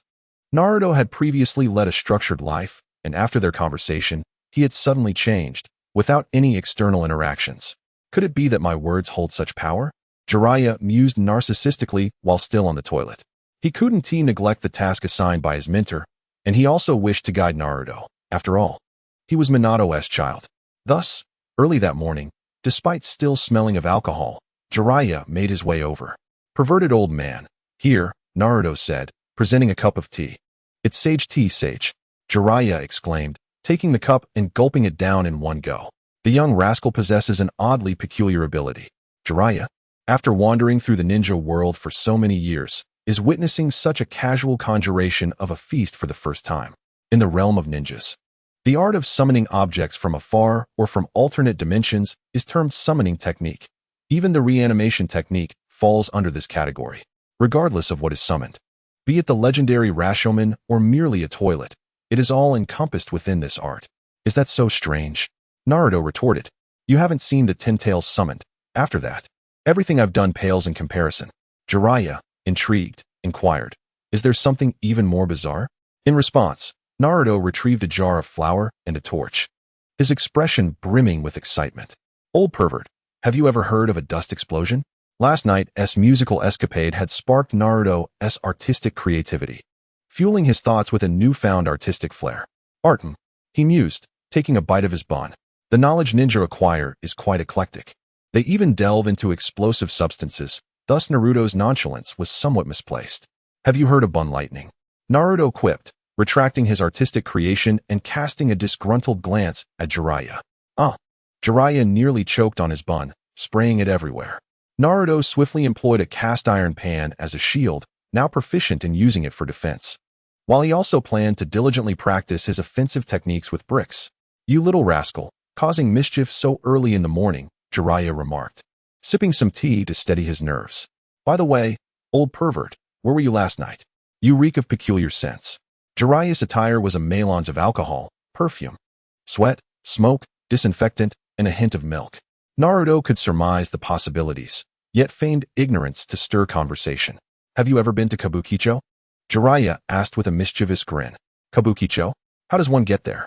Naruto admitted he had never ventured there, not even by chance. Hee. Jiraiya wore an expression that suggested he was the right person to ask. Did you see that statue of the third Hokage? He pointed towards the Hokage rock. Of course. Such a colossal figure is unmistakable to anyone with sight. The statue's eyes, where their gazes intersected, was located in that very vicinity. Naruto dropped his chopsticks, as if he had stumbled upon a momentous revelation. Jiraiya reminisced. Back in the day, several proprietors went bankrupt due to the war and came to Konoha, hoping to make a comeback. They were acquaintances of mine, so they sought my assistance in selecting a location. Choosing this area symbolized flourishing business under the watchful eye of the Hokage. Surprisingly, years have passed, and the scale has indeed grown immensely. Naruto, wide-eyed, forgot to retrieve his chopsticks. Is it truly right to exploit your master like this? And are you certain the business thrived under the Hokage's vigilant gaze rather than his direct involvement? After their meal, Naruto indulged in a cold bath, as it was said that cold water increases one's resistance. He emerged from the water, scrutinizing his body. His current physique exhibited remarkable resilience, with wounds healing rapidly. On a grand scale, it was the chakra of the Nine Tails combined with a physique akin to that of a sage. But on a microscopic level, was it akin to Wolverine's healing factor, or was it simply an abundance of platelets facilitating swift recovery? If it were a healing factor, what would it look like? Or was it merely accelerated cellular division that mended his wounds? Sasuke is absent. How I wish he were here. With his Sharingan, he could discern whether the self-healing factor, an abundance of platelets, or rapid cell division is at play. Little one, what occupies your thoughts? Jiraiya has come to join in the bath, indeed. The scent he carries is somewhat overwhelming, even unpleasant to himself. The name Sasuke slipped from Naruto's lips in a moment of distraction. Jiraiya, taken aback, inquired, what do you mean by thinking of a man while bathing? He had seen Sasuke before, a rather fair-skinned youth, yet that hardly justifies such thoughts in the bath. You lecherous old man, what is the true nature of Kabukicho? Naruto, realizing his verbal misstep, hastily shifted the subject. Now, Jiraiya was even more bewildered. Your thoughts of men while bathing and inquiries about Kabukicho, what precisely do you mean? Hey, you lecherous old man. I am a sage, I say. Jiraiya chuckled lewdly, embodying the very essence of his character. Naruto, indeed curious, had never ventured into such places in both his lives. He had merely heard tales. Jiraiya carefully crafted his words. Discussing such matters with a child required a more nuanced approach. Beneath the glimmering lights and intoxicating allure, men disheveled and drenched in sweat, and women clad enticingly, exhibiting their talents. What are you even talking about? Naruto questioned. Jiraiya, with a mysterious smile, seemed to embody the wisdom of a seasoned traveler. Do you understand? Naruto, though oblivious to what kind of vehicle this seasoned traveler operated, felt successful in diverting the conversation. Do you truly comprehend? Jiraiya pressed on, revving the metaphorical engine. And then, the seasoned traveler departed, heading towards Kabukicho, leaving Naruto in a state of confusion. Wait, I haven't even boarded the vehicle. Jiraiya found this place lacking in excitement, with only a mere child present, devoid of any amusement. Yesterday, during his drinking escapades, he had gathered intelligence, following the Nine Tails incident in Konoha. A number of widows had emerged, most of them having recently married at that time. 12 years have passed, and they are now ripe for new beginnings. Some have remarried, while others have not.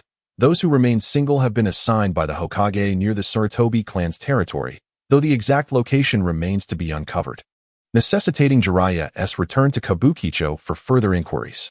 Naruto continued to soak for a while longer before rising to exercise, adhering to his routine of mastering nature transformation and ninjutsu in the morning.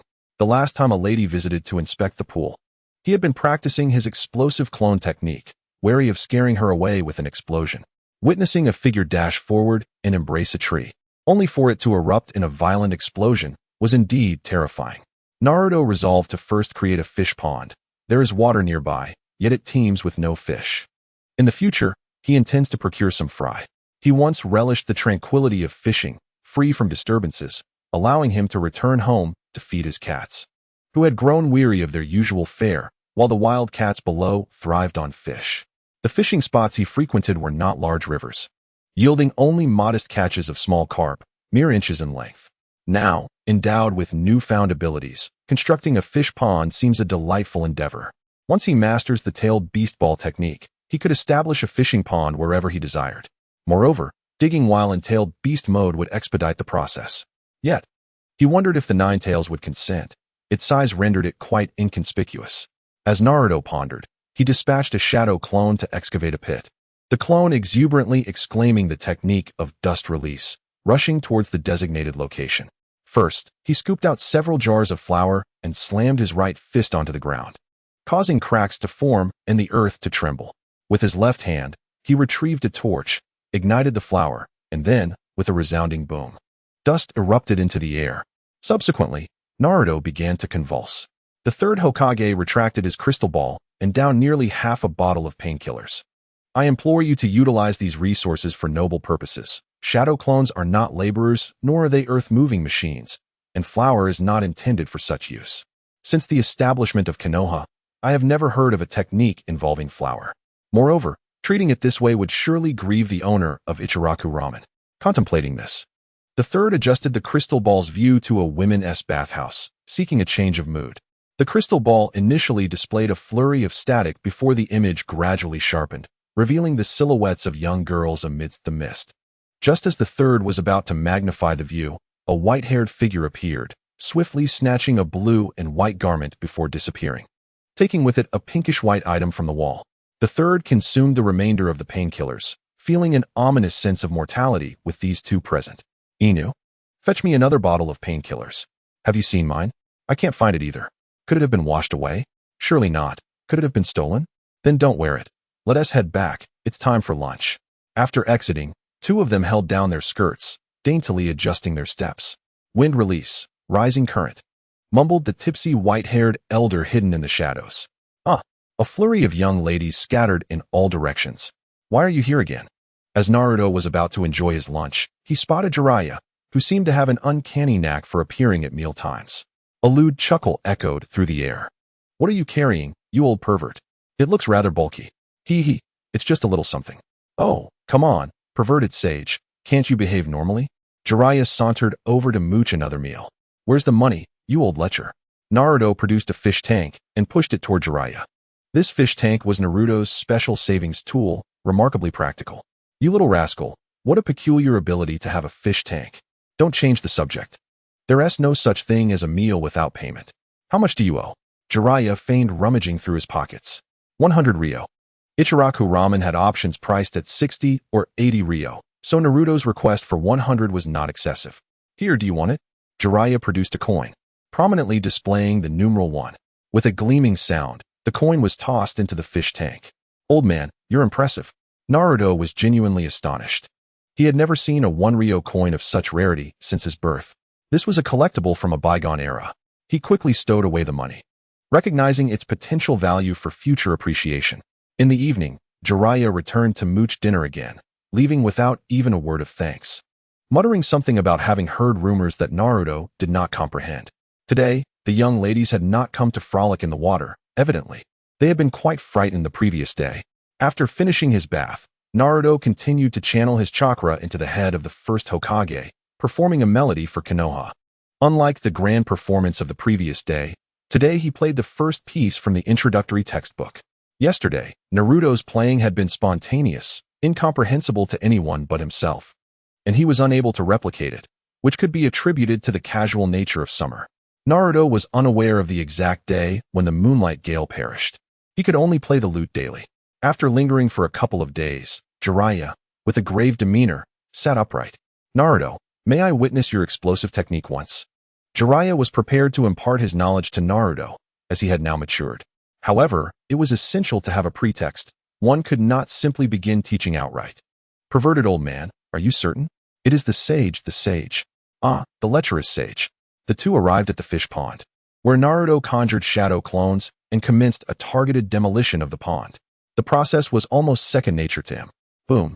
The shadow clones joyfully concluded their brief existence. Jiraiya fell into contemplation. Setting aside the self-detonation for a moment, the force of this punch bore a striking resemblance to Tsunade's monstrous strength. Both delivered a singular, shattering blow. Though Tsunade's power was somewhat greater, yet Tsunade did not expel smoke from her 7 orifices. Naruto, what inspired this technique? Boiling water. Boiling water? Jiraiya exclaimed, astonished. When did boiling water require such vigor? How does this child's mind conceive such ninjutsu? Look at others who create techniques. They observe the world, like sage mode, admire the sun and moon, or develop human limits, such as the 8 gates, and even the least of them draws inspiration from profound symbols, like the Leaf Village's willow blade technique. How did this child end up battling in the kitchen, tossing flour and boiling water? Surely, this attack sequence wasn't conceived during the making of steamed buns. Reluctantly, Naruto elucidated the principles and drawbacks of his technique. However, the source of inspiration was difficult to articulate. He merely revised it to reflect the force of pressing down a pot lid and then releasing it. Jiraiya was at a loss for words. It resembled the process of steaming buns even more. Naruto, if you wish to continue practicing this technique, I have a solution. What solution? Encase your entire chakra network with a membrane that provides both pressure and insulation. Do you understand? Is it that simple? The headache that plagued me for days with the One-Punch Man mode can be resolved with merely a membrane? Simple? Jiraiya chuckled. To my knowledge, no one in the ninja world has ever achieved such control over chakra. This chakra-based membrane must be robust, pressure-resistant, and insulative, while also enabling the internal chakra to be heated through the membrane. Jiraiya felt that achieving such a level of control might be even more challenging than forming a Rasengan within one's chakra network. He had never encountered anyone capable of it. Not a single person? Naruto exclaimed, realizing that Jiraiya was acquainted with Tsunade, whose chakra control was already at the pinnacle of the ninja realm. None. Naruto felt dejected. Was his dream of becoming One-Punch Man limited to a mere self-detonation version? Jiraiya noticed Naruto's despondency. How about this? I feel a bit guilty for having eaten your food for several days. I can't assist with your technique, but I can teach you an offensive ninjutsu as a form of payment. What do you think? Wait a moment. Naruto scrutinized Jiraiya, sensing a peculiar familiarity with the situation. Could it be that your surname is Hong, and you are the 7th of your family? Your nickname isn't Mad Demon, but Northern Beggar, right? You're not a hero. You are the 7th master. Am I not Uzumaki Naruto, but rather Uzumaki Jing, or perhaps Naruto? Why has no one ever called me Big Brother Naruto? A wave of exasperation washed over him, yet Naruto found himself filled with anticipation. The perverse sage, what kind of power did he wield? If it were insignificant, he had no desire to learn. Naruto harbored a fear that Jiraiya might teach him yet another technique akin to the Great Fireball. He felt an inherent discord with that jutsu. Ideally, he aspired to master the Rasengan. If that proved impossible, he could settle for the futon, Gokakyu no Jutsu. As he possessed both wind and fire chakra, and oil was already at his disposal. Jiraiya extended his hand before Naruto, producing a small blue sphere of chakra. As Jiraiya infused it with chakra, the sphere expanded, the chakra within swirling in various directions. How beautiful, Naruto marveled. The azure sphere, coupled with the flowing chakra within, was indeed a sight to behold. Jiraiya then thrust the Rasengan against a tree, the spiraling force carving out splinters, until with a thunderous boom, the trunk exploded from the impact, teetering precariously before collapsing in a resounding crash. Naruto gestured towards the crater created by his shadow clone, his meaning unmistakable. The power was lacking. Inferior even to the shadow clone technique. How about this?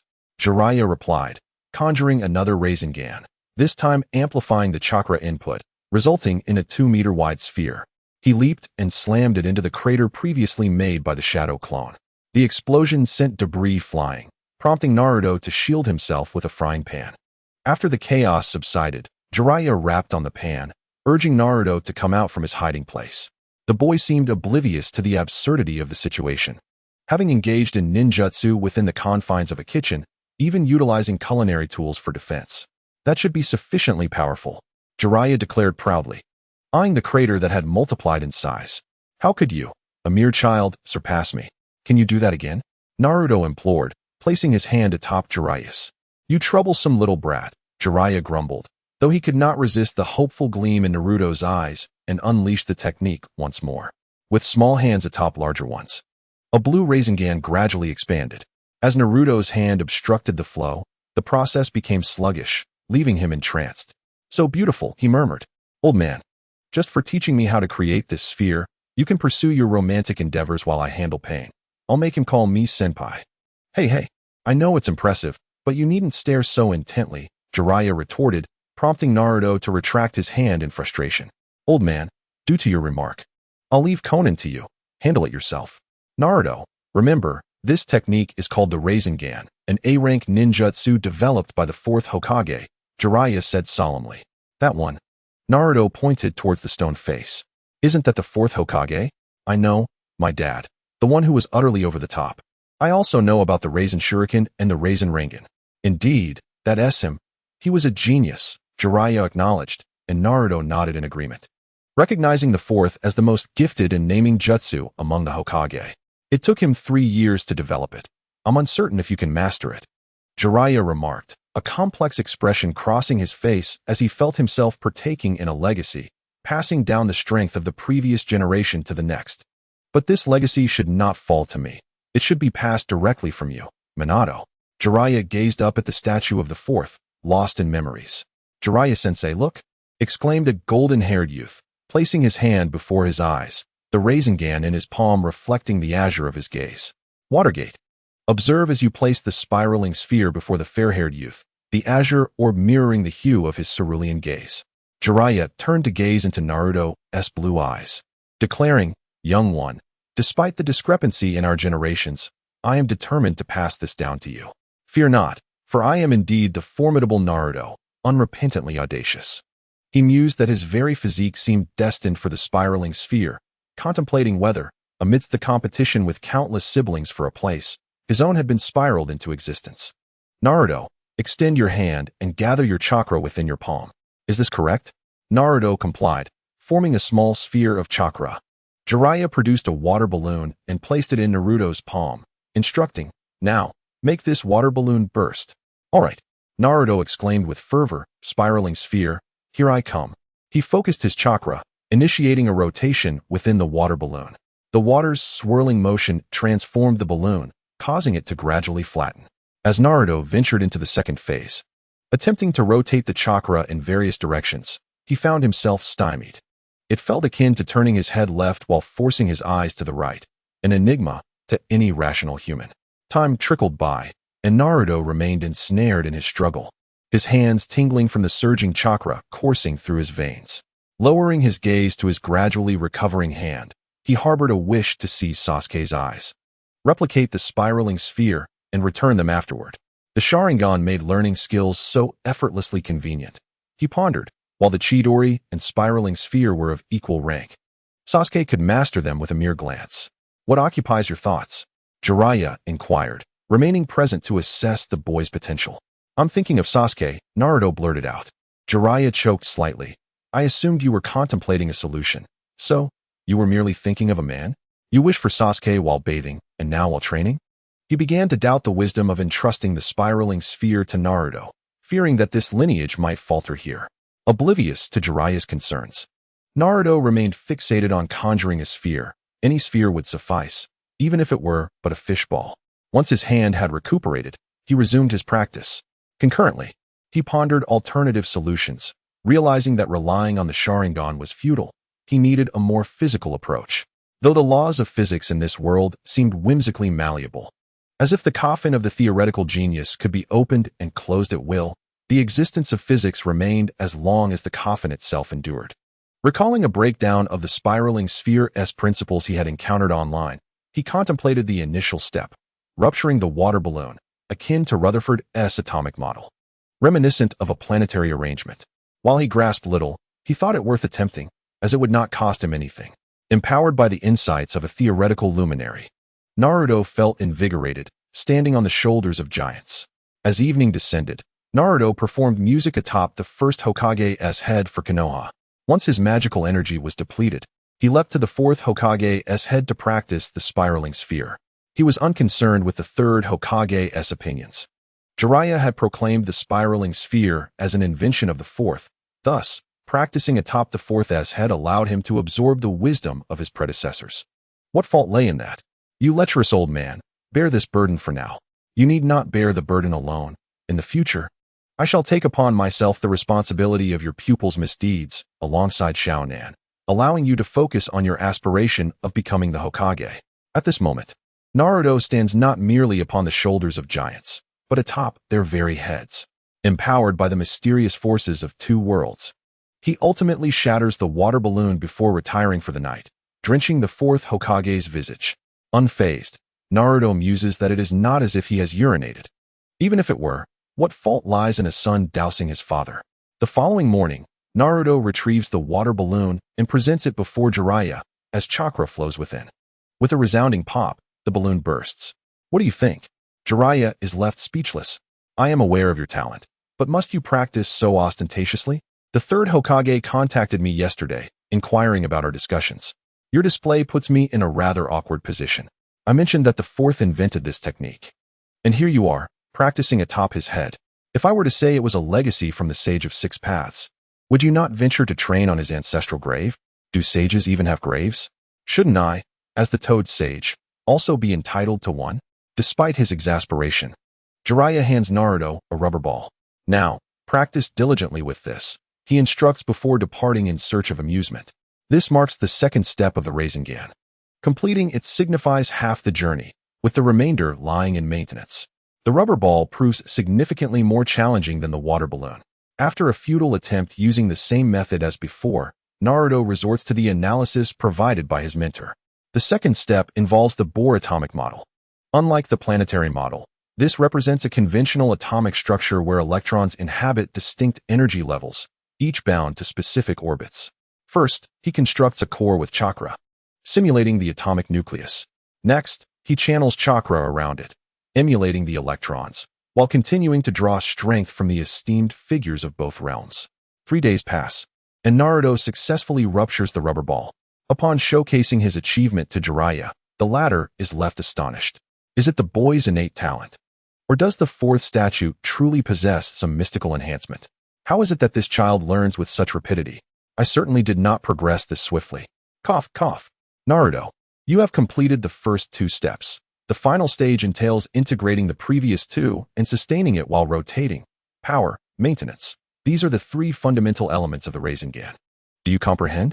I do, replies Naruto, relieved that his past obsession with the Rasengan has not entirely been in vain. The third step revolves around the Pauli exclusion principle, which asserts that no 2 electrons within an atom can share identical spatial and spin states within the same electron shell and subshell. In this case, the Rasengan substitutes chakra for the atomic nucleus and electrons. After another 3 days of practice, Naruto has crossed the threshold into the realm of the Rasengan. He can sense that his next release will undoubtedly be a Rasengan, and a one-handed variant at that. Approaching Jiraiya, who is indulging in a post-lunch soak, Naruto extends his hand. Look, perverted sage, he exclaims, as chakra flows and a blue Rasengan materializes above his palm. Beneath the sunlight, Jiraiya gazes into Naruto's azure eyes and the cerulean sphere, ready to express his pride, only to witness the Rasengan in Naruto's hand begin to shift erratically in color. What is this thing? Jiraiya exclaimed. Though the Rasengan emitted only a faint glow, its brilliance was overwhelming.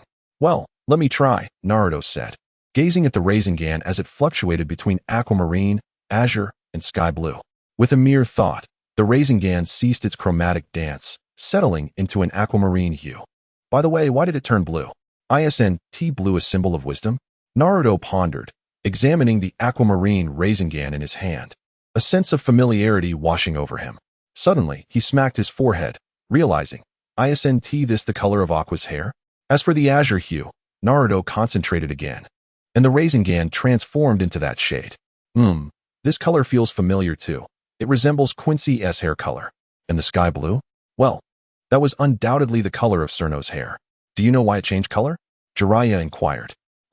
It seems to change with my emotions, Naruto replied uncertainly. It was merely a hypothesis, and he lacked conviction. Jiraiya coughed up a mouthful of blood, exclaiming, in all my years traversing the ninja world, I've seen fire techniques change color with increasing power, and earth techniques shift hues with varying components. But I've never heard of ninjutsu changing colors based on emotions. Why? Jiraiya pressed. I don't know, Naruto admitted, equally puzzled. This Rasengan was unlike anything he had imagined. Contemplating the reason behind the color change, Naruto realized that the Rasengan was formed from chakra. But what set his chakra apart from others? He soon discovered that his chakra indeed felt different from that of others. His physical body belonged to this world, while his soul or spiritual energy was from a previous realm. The dragon meat and dragon eggs were from the game world, and years of consumption likely influenced him. Magic, too, was infused into earth and stone through either physical or spiritual means. The chakra of the nine tails within him gradually merged with his own. Azura chakra, alongside Kagaya's, since all chakra originated from her. So Rasengan, do you not recognize your own color? However, possessing 7 powers does not equate to being rainbow-colored, and your hues clearly exceed those 7. Are you capable of freely combining colors? Jiraiya, the lecherous sage, decided to test its power, his head aching with thoughts. Regardless, Naruto resolved to ascertain whether the color change affected its strength. Jiraiya was eager to discover the power of this multicolored Rasengan.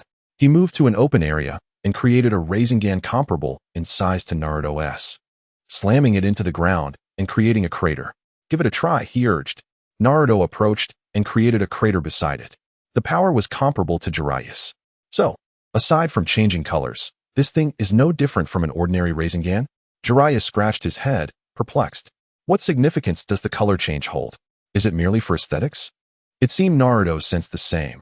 The color change appeared to be just that, an alteration of hue, unrelated to strength. No other changes? Jiraiya asked. To which Naruto recalled that the Rasengan was said to encompass all things.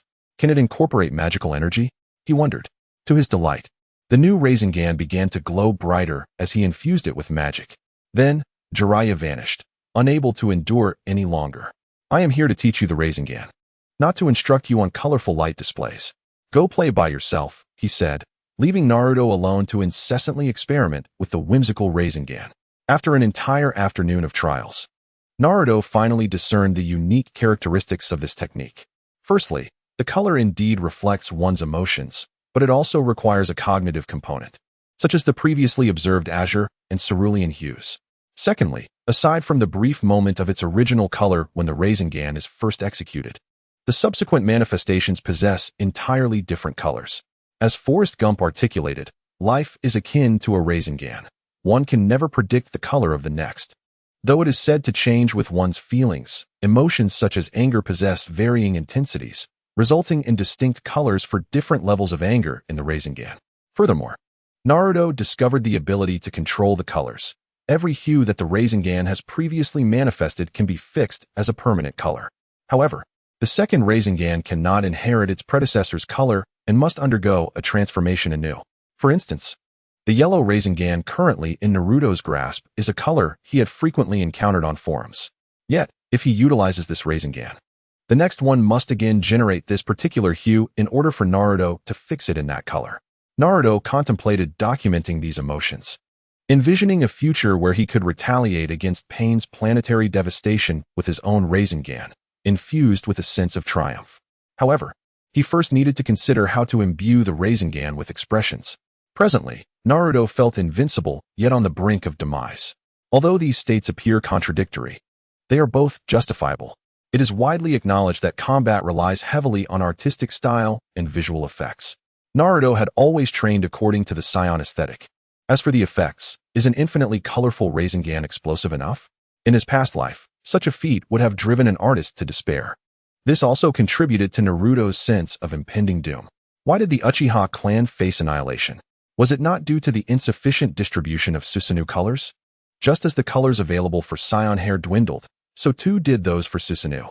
Thus, both of these formidable clans are now sparse in numbers, nearly facing extinction. The scarcity of colors necessitates reserving them for the elite. Nevertheless, Naruto felt that this Rasengan had its merits. For instance, the previously mentioned disco on a grave could now be realized. He could create the stage, summon a band with shadow clones. And now he had the lighting. Would that not lead to an explosive celebration? Setting aside his imaginative musings, Naruto began to contemplate the practical applications of the Rasengan. Now that he had mastered it, it was time to put it to use, as it proved quite functional. However, he still needed to devise a method of application. Gazing at the half-exploded fish pond, inspiration struck him. As the Azura of this generation, he ought to pay homage to the first Azura, learning from his predecessor by first digging a well. Konoha boasts a hot spring, and there should be underground water veins. He could excavate a hot spring for Hinata to enjoy baths, while cold water could sustain fish. If he miscalculates and fails to uncover water, he could simply repurpose it as a bomb shelter.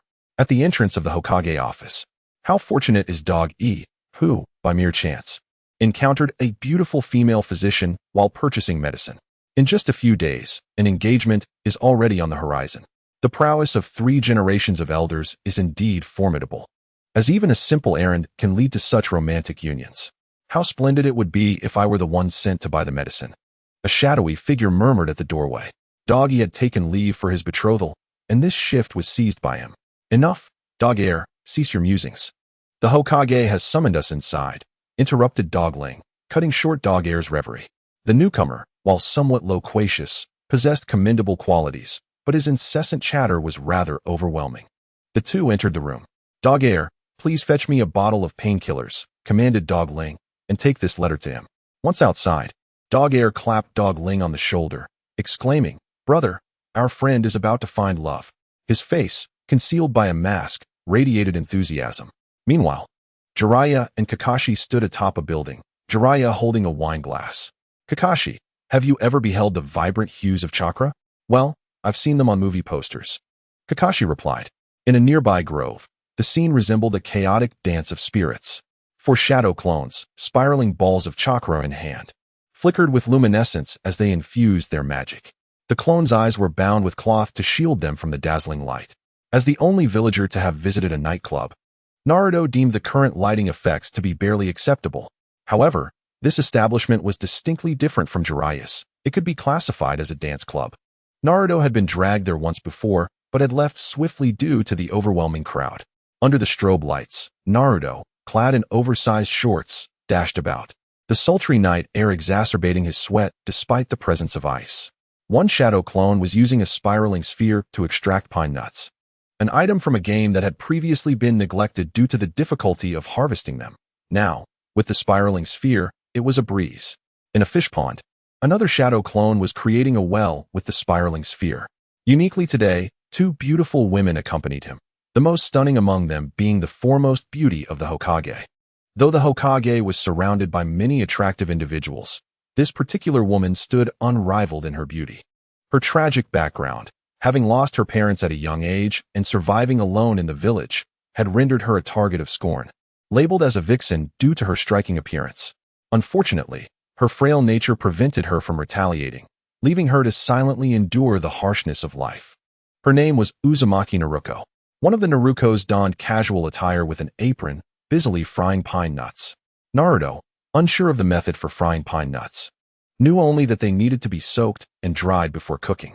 Nevertheless, he decided to employ the technique for frying sunflower seeds from home, and if that failed, he would resort to the street vendor's method of caramelizing chestnuts. The pine nuts were intended as a gift for Hinata, known for their benefits to the eyes, albeit greasy. The other Naruto, clad in an oversized white shirt, sat before a wooden piano model, practicing diligently.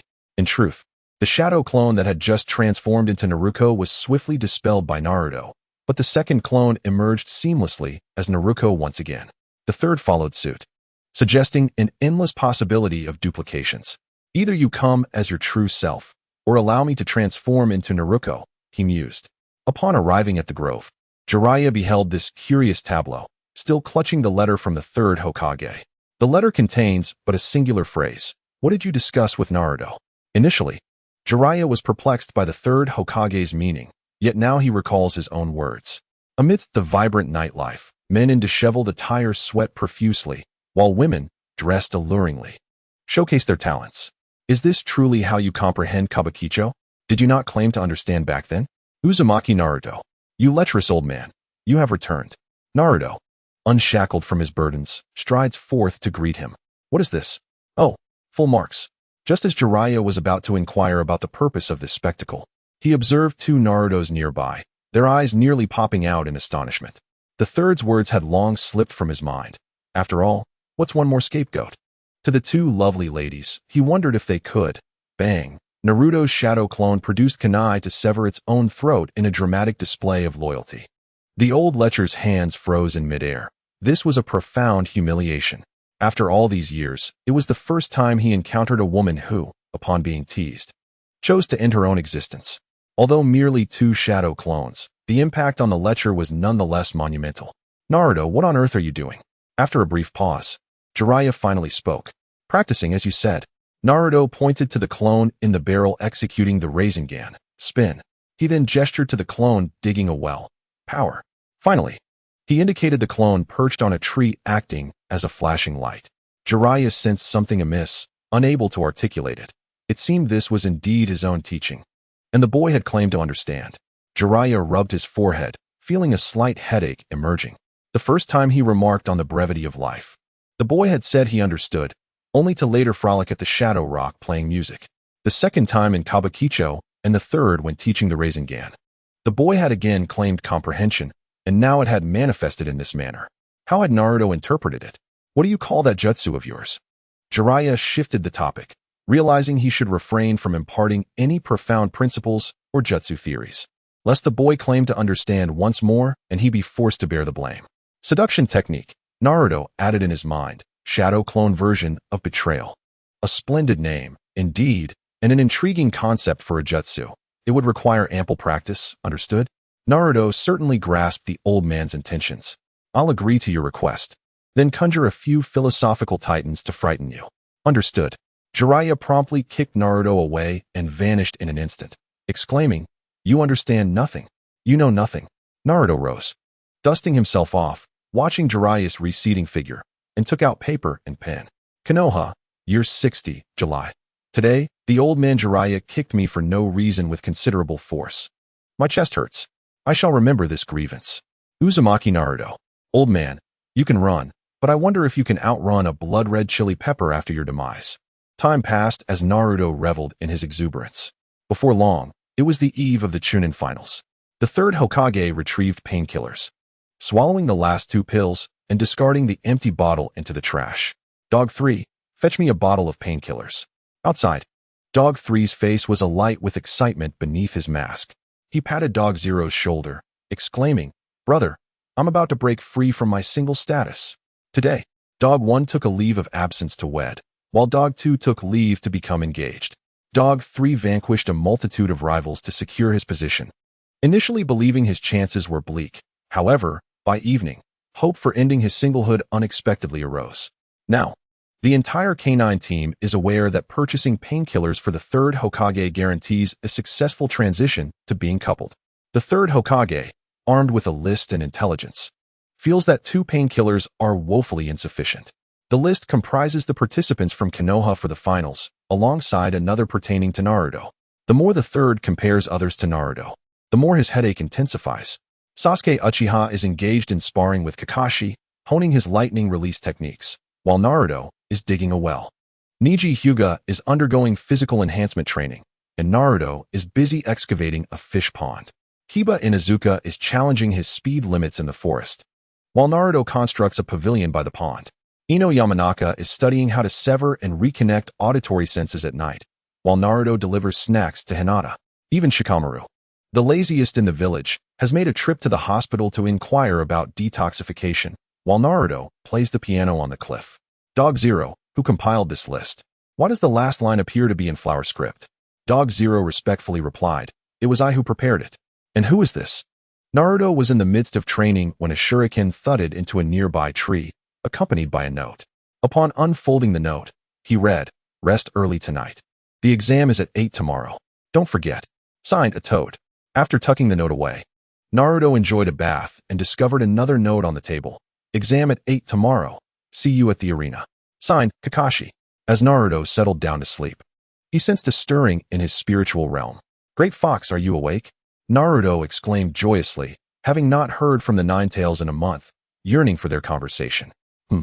Naruto conjured a Rasengan, asking, "Do you want to dance?" His attempt to dance with the fox, holding its waist under the lights, ultimately met with failure, as Naruto could not locate its waist. Yet, the fox showed no shame in its corpulence, awakening to indulge heartily in a feast. The following morning, when Naruto arrived at the competition venue, the other 9 candidates were already assembled, including Shiranui Gunma, who stood tall with a senbon in his mouth, all silent. "Good morning, everyone," chirped a person whose demeanor starkly contrasted with the rest of the shinobi world. Naruto, at that moment, was cracking open pine nuts, discarding the shells into a small spatial refuse. "Good morning, Naruto. No need to crack them. Thank you," came the reply. Suddenly, the atmosphere in the arena shifted dramatically. "Silence. Stand straight and face the audience. Today is your stage to showcase your best selves," Gunma interjected, sensing the discord. "Puffed," Naruto scoffed. "What a so-called best stage this is. Let me show you how to perform a mixed duo against Kaguya. I fear you may not dare to watch." Naruto was indifferent to the audience's perceptions. He was not there for the competition, but rather to confront his brother-in-law. On the platform, the third Hokage rose. "Esteemed guests, I sincerely thank you for attending the Chunin selection exam hosted by Konohagakure." Naruto observed the third from the stands, pondering, "Old man, do you realize that sitting beside you is Orochimaru? Now, let us commence the official matches with the 10 contestants who have advanced through the preliminaries. Please enjoy the spectacle." The third speech was brief, likely to keep the audience from losing interest. "Listen closely," Nara Shikamaru, with his hands in his pockets and a toothpick between his lips, spoke casually. "Although the arena differs from the preliminaries, there are still no rules, until one party is either dead or concedes. However, I will terminate the match when I deem the outcome decided, and resistance is not permitted. Understood?" A silence fell over the crowd. The first match featured Naruto Uzumaki against Neji Hyuga, while the others returned to the resting area. Naruto scanned the arena for Hinata, and after a couple of laps, he finally spotted her. Hinata was munching on pine nuts, a small box resting on her lap, containing the snack that Naruto had prepared for her, which she adored. In the arena, the two contenders faced each other, their gazes locking. "You seem to think you will win?" Neji inquired. "Is that why you look at me as if you've already met your demise?" Naruto was speechless. Neji's Byakugan indeed possessed remarkable insight. "You noticed my concealed intentions?" Neji's eyes were bloodshot as he assumed a soft stance. "Do not harbor any illusions. My eyes can perceive your fate, and today you shall fall beneath their gaze." Neji estimated Naruto's strength to be greater than that of Lee, but lesser than that of Lee when he opened the 8 gates, and his stamina was formidable. Though his estimation was relatively accurate, it also had its flaws. Kakashi might share Naruto's capabilities with Guy, but Guy would never disclose them to Neji. Guy was straightforward, not foolish. He understood this was an examination, and the students needed to rely on their own merits, thus refraining from sharing Naruto's information with Neji. "Dear brother-in-law, could you refrain from being so fatalistic? Superstition is unwise. If you truly wish to alter your destiny, lean in closer, and I shall grant you a red buff. After 5 years of rest, you may reverse your fate." Naruto felt a sense of déjà vu regarding Neji's words, recalling someone who claimed their Byakugan could foresee destiny, only to be defeated by the prince in a flurry of Wing Chun strikes, leaving remnants scattered in the cosmos. With this thought, Naruto assumed a Wing Chun stance reminiscent of Donnie Yen in IP Man.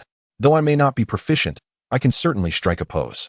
Moreover, he recalled reading online comments about Wing Chun, noting that it involved grabbing an arm to strike the head.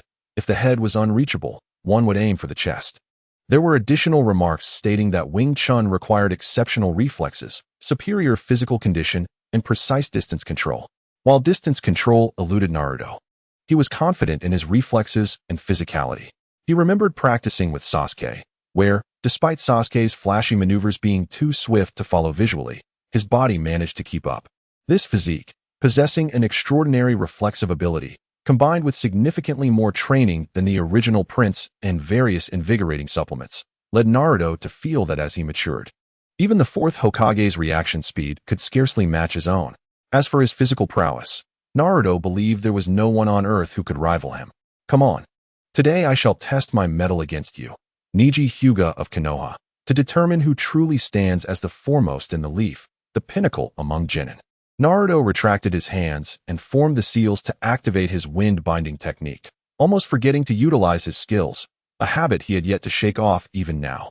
He feared that if he continued in this manner, he might one day become so excited during a battle with Madara that he would forget to enter his tailed beast mode.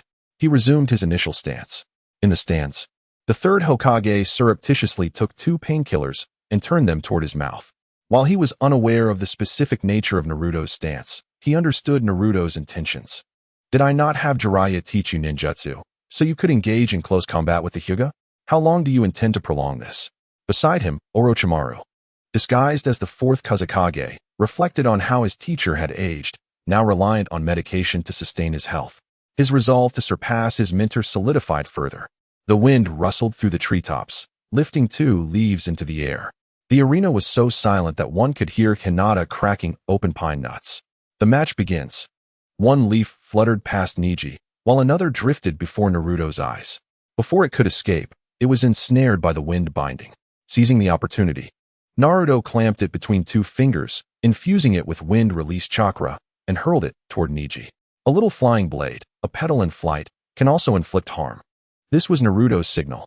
Neji gathered chakra in his palm and struck to send the leaf soaring away. His Byakugan revealed the chakra attached to it.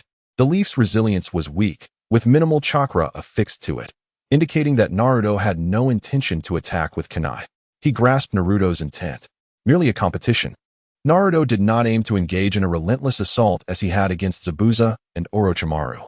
As Neji prepared to strike, Naruto transitioned into a Tai Chi-like stance. He then employed his own interpretation of Wing Chun to engage Neji. The third Hokage consumed 2 more painkillers. Although he didn't fully comprehend the situation, it was evident that 2 distinct techniques were at play. What purpose does this posture serve? He pondered, noting his teacher's declining health. Naruto's swift reflexes, paired with Neji's ability to alter the wind's direction through his wind binding, allowed him to sense and counter most of Neji's attacks. The close-quarters combat, enhanced by the Hyuga's taijutsu techniques, rendered the spectators spellbound, hesitant to even blink. Dodging Neji's strike, Naruto seized his elbow with his left hand while grasping his wrist with his right, pulling back while simultaneously driving his shoulder into Neji's chest.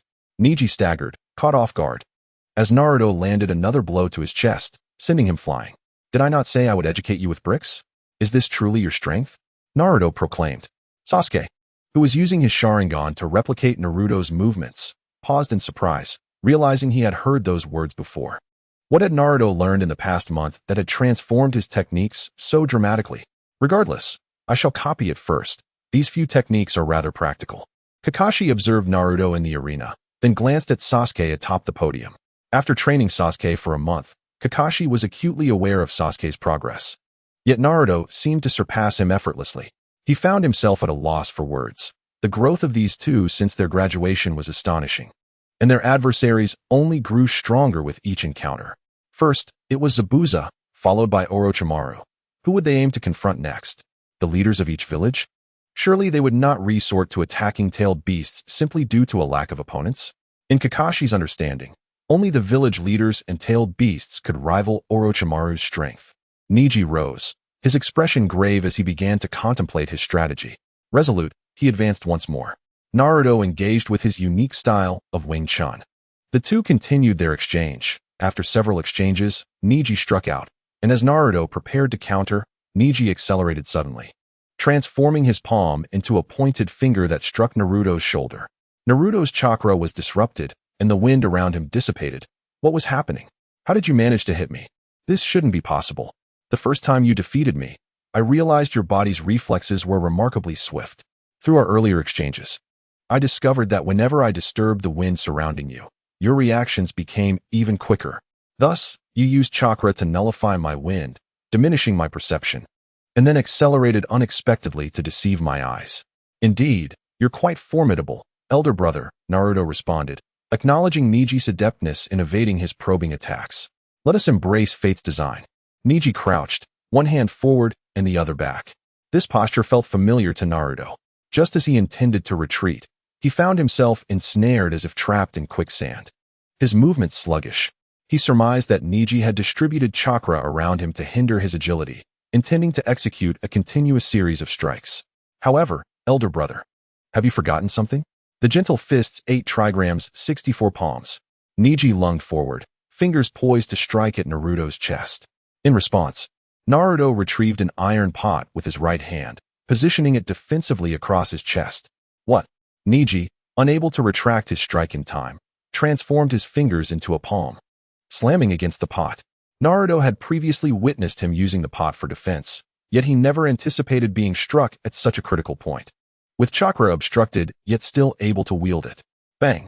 With only one hand on the pot, Naruto was unable to withstand the force and was pushed back 2 steps. The pot remained unscathed. Aside from a jolt in his wrist, Naruto was otherwise unharmed. Retrieving the pot, he then scattered flour at Niji's feet. Niji swiftly retreated.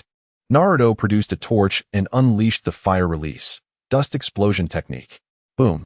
Niji had already distanced himself from the explosion's range, lying low to the ground, forming a chakra shield to protect his back. Since he was not within the direct area of damage, Niji chose not to employ the heavenly spin, as it consumed considerable chakra. While his opponent could afford to waste chakra, he could not. Naruto had no intention of concluding the battle with just a few bags of flour. He was merely buying time to break through Niji's chakra points. He pulled out several bricks, preparing to execute the little Naruto flying brick technique. Niji rolled to the right twice to evade the bricks, performing a nimble flip to regain his footing, and struck a brick into pieces with his palm. With his Byakugan activated, he discerned that Naruto's chakra points had indeed opened. Could it be that an abundance of chakra grants one boundless freedom? Although the more chakra one possesses after being struck at a pressure point, the greater the control and the faster the release. Your speed is simply astonishing. Niji, I concede your prowess, Naruto remarked. Indeed, my esteemed uncle is formidable. He can discern even the slightest shift in response speed due to the application of the wind release technique. One must admit, his intellect is sharp. Naruto extended his hand, summoning a pale green Rasengan, which he solidified before it could change hue. The green symbolized embarrassment. Indeed, Naruto felt a tinge of awkwardness, having prepared a song for Niji, only to nearly be swept away by a single sequence. Both Shihwa Shinkai and Orochimaru, masquerading as the Kazekage, were taken aback. They had witnessed the Rasengan before. But what was this green variant? Snapping back to reality, Shihwa Shinkai bit down hard on his kunai, nearly shattering his teeth. That hair, those eyes, this orb, it all felt so familiar, albeit the color of the orb was slightly altered. The Rasengan. Chakra surged beneath Naruto's feet as he grasped the ground, accelerating in an instant. Heavenly return. Naruto's speed was so rapid that evasion was impossible, and this technique appeared to transcend mere physical endurance, forcing Niji to employ his defense. The Rasengan collided with the heavenly return, resulting in a clash of spiraling chakras, ultimately sending the Rasengan flying. Damn it! Naruto nearly cursed aloud. How could it still soar? Next time, I must hold on to you to prevent slipping. Boom. Naruto's Rasengan made its initial appearance by creating a crater in the ground. In the stands, Sasuke displayed a hint of frustration, realizing that his Chidori could not replicate such a crater, and even after imitating the technique, he found himself unable to execute it due to insufficient chakra control. In the arena, Naruto pondered strategies against the swirling heavenly return. 1. Dig underground and launch a direct assault on the individual within. 2. Dive into the center of the heavenly return with a Rasengan from above. 3. Infuse ropes with chakra and ensnare Niji in spirals.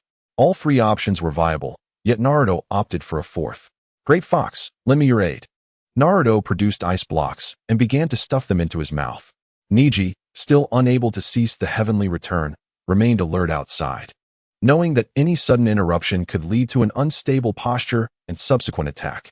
Then Niji observed the chakra within Naruto flowing at an increasingly rapid pace. Naruto's body began to flush red, steam rising from the corners of his mouth. He crouched, prepared, and ran.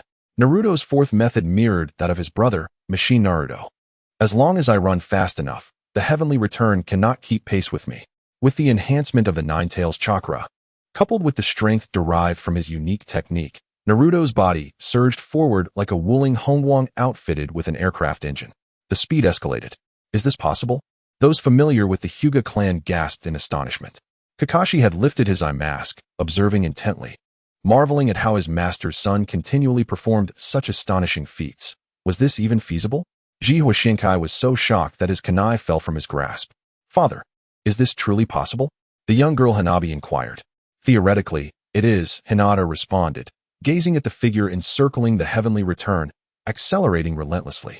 Since its inception, no one had ever contemplated such a method to counter the heavenly return. In a moment of sheer astonishment, Neji could only perceive Naruto's chakra emanating from his lower body.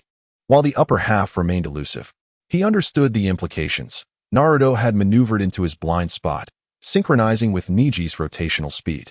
The temperature of the chakra within surged, and Naruto's velocity escalated. Hey, big brother, let me show you something special.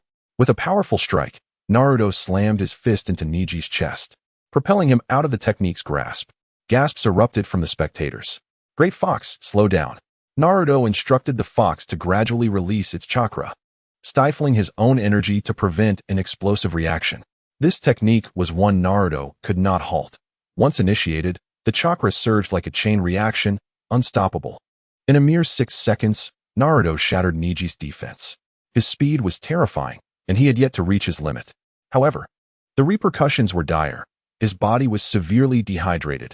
Every cell seemed to drum a warning for hydration, and his leg muscles felt as though they were tearing apart. Even with his resilience, recovery would take at least a couple of hours. If he pushed for 9 or 10 seconds, he felt certain he would meet his demise. The victor was Uzumaki Naruto. Hinata Hyuga approached to restrain Neji, who was attempting to rise. Several ribs were fractured. Any further movement could lead to a punctured lung or heart, resulting in certain death. This was the outcome of Naruto's restraint. At that speed, he could have easily killed Neji with a single blow. Naruto could have forced Neji to rely on his technique, ultimately exhausting him, but that held no significance.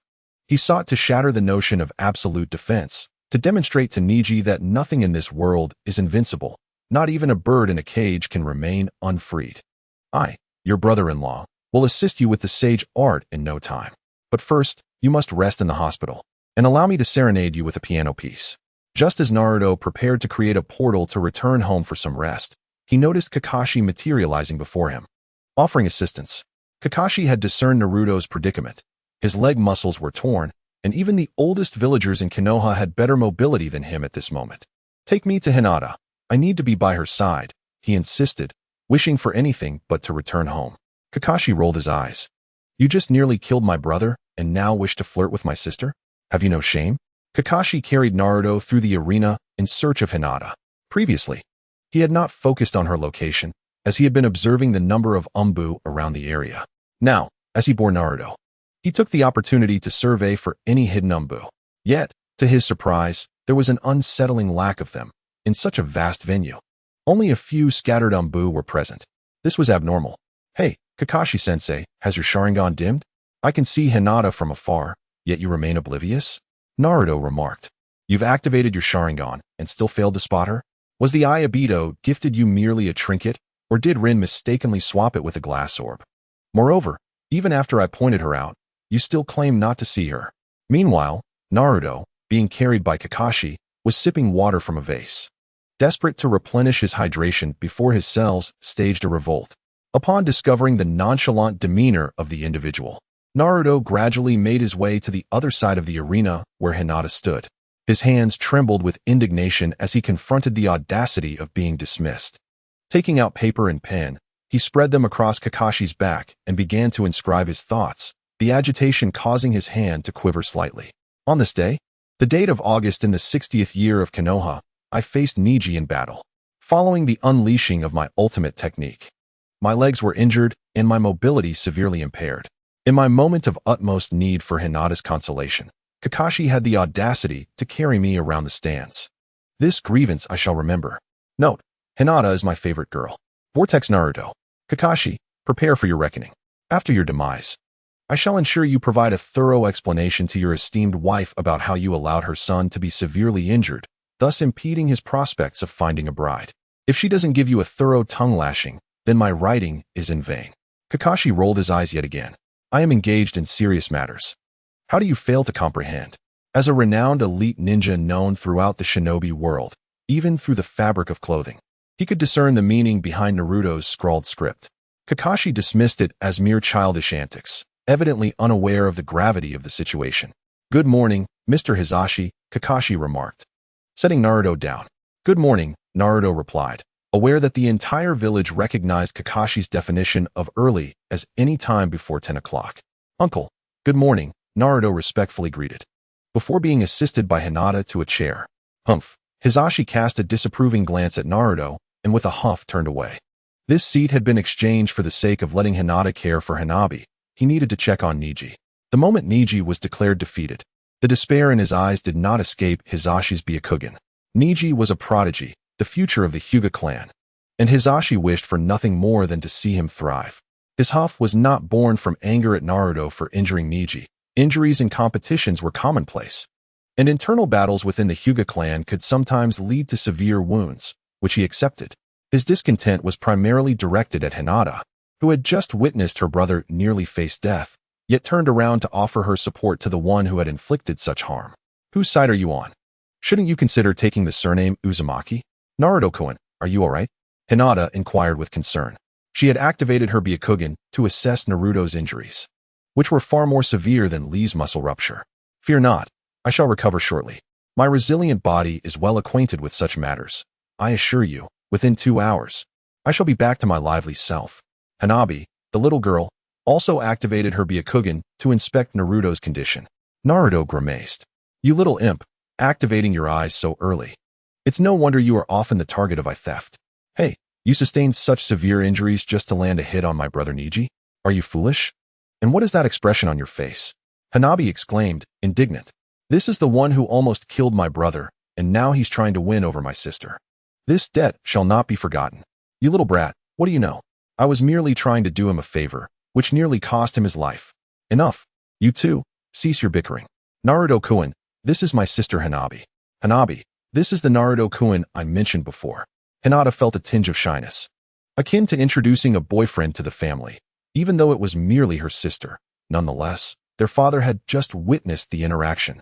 Sister, the grievances of the little girl could fill an entire arena.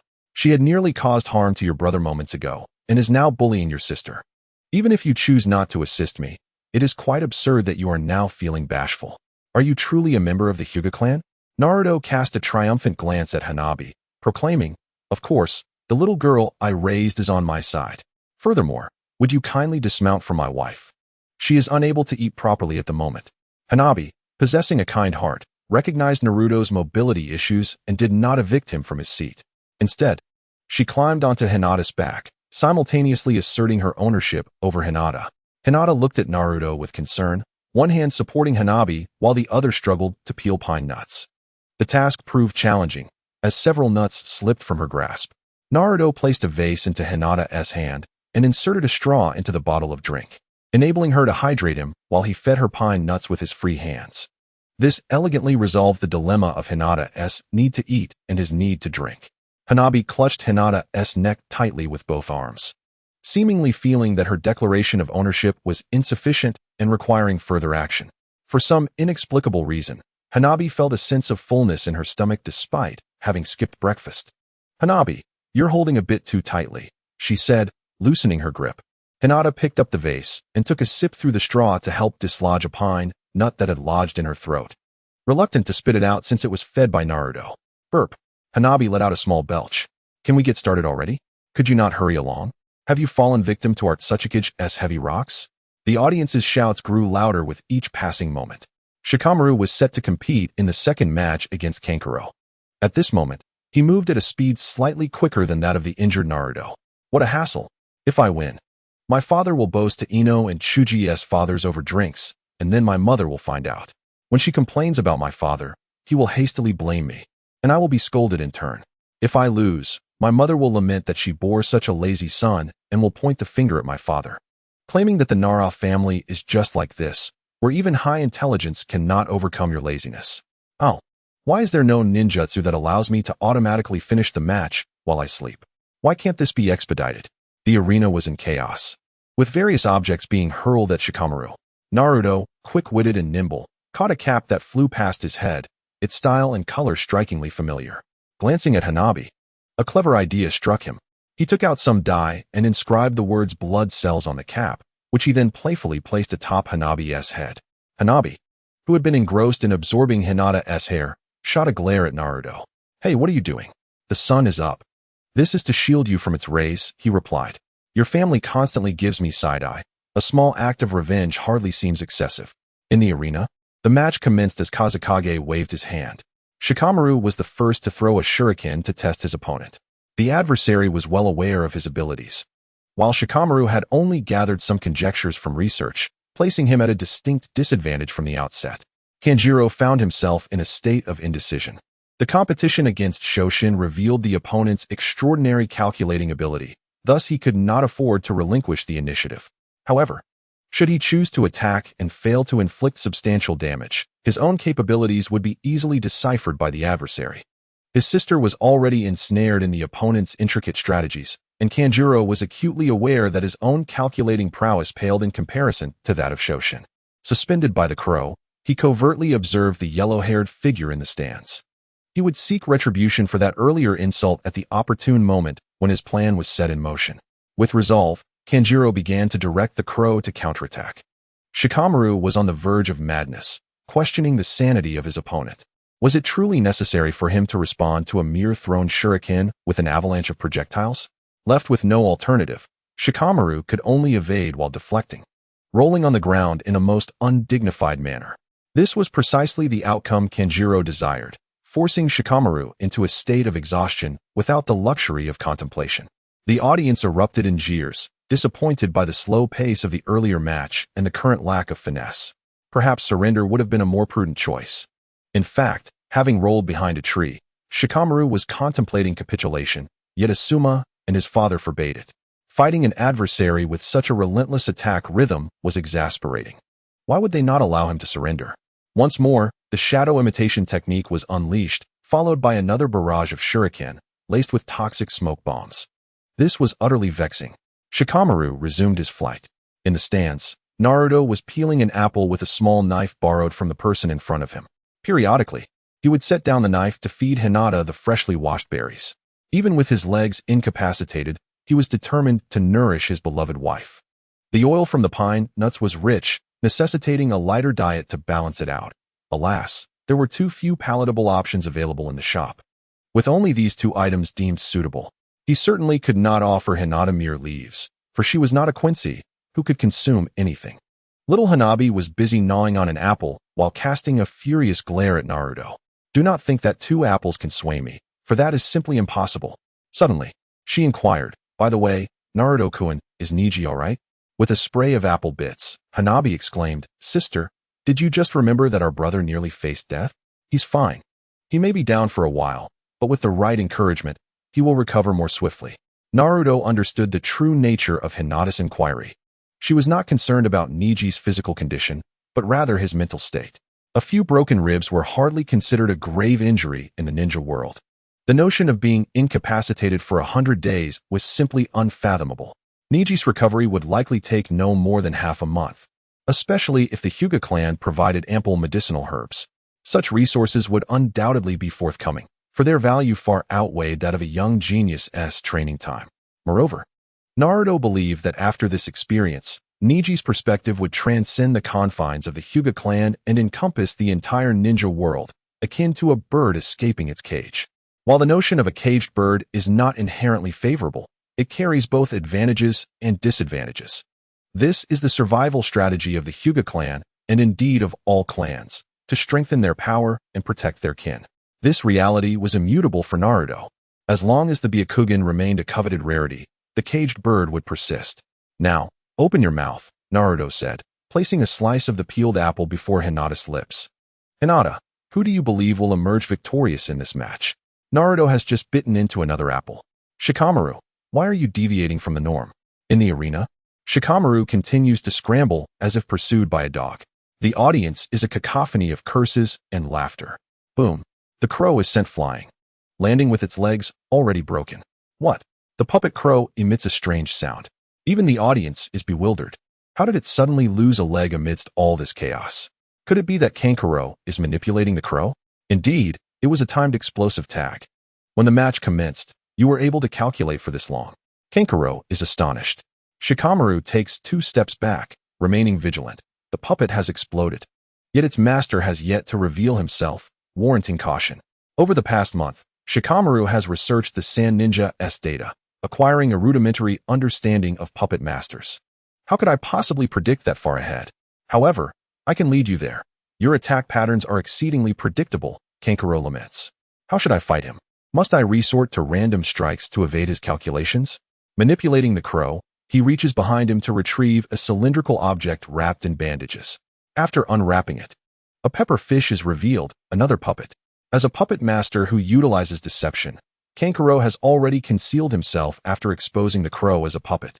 Is his main body still absent? Shikamaru scrutinizes the 2 puppets, contemplating a strategy. The crow, with its leg blown off, cannot move, but its limbs can separate, transforming into controllable shurikens. Its head can also detach, extending a long, conical blade from its mouth, dripping with purple venom.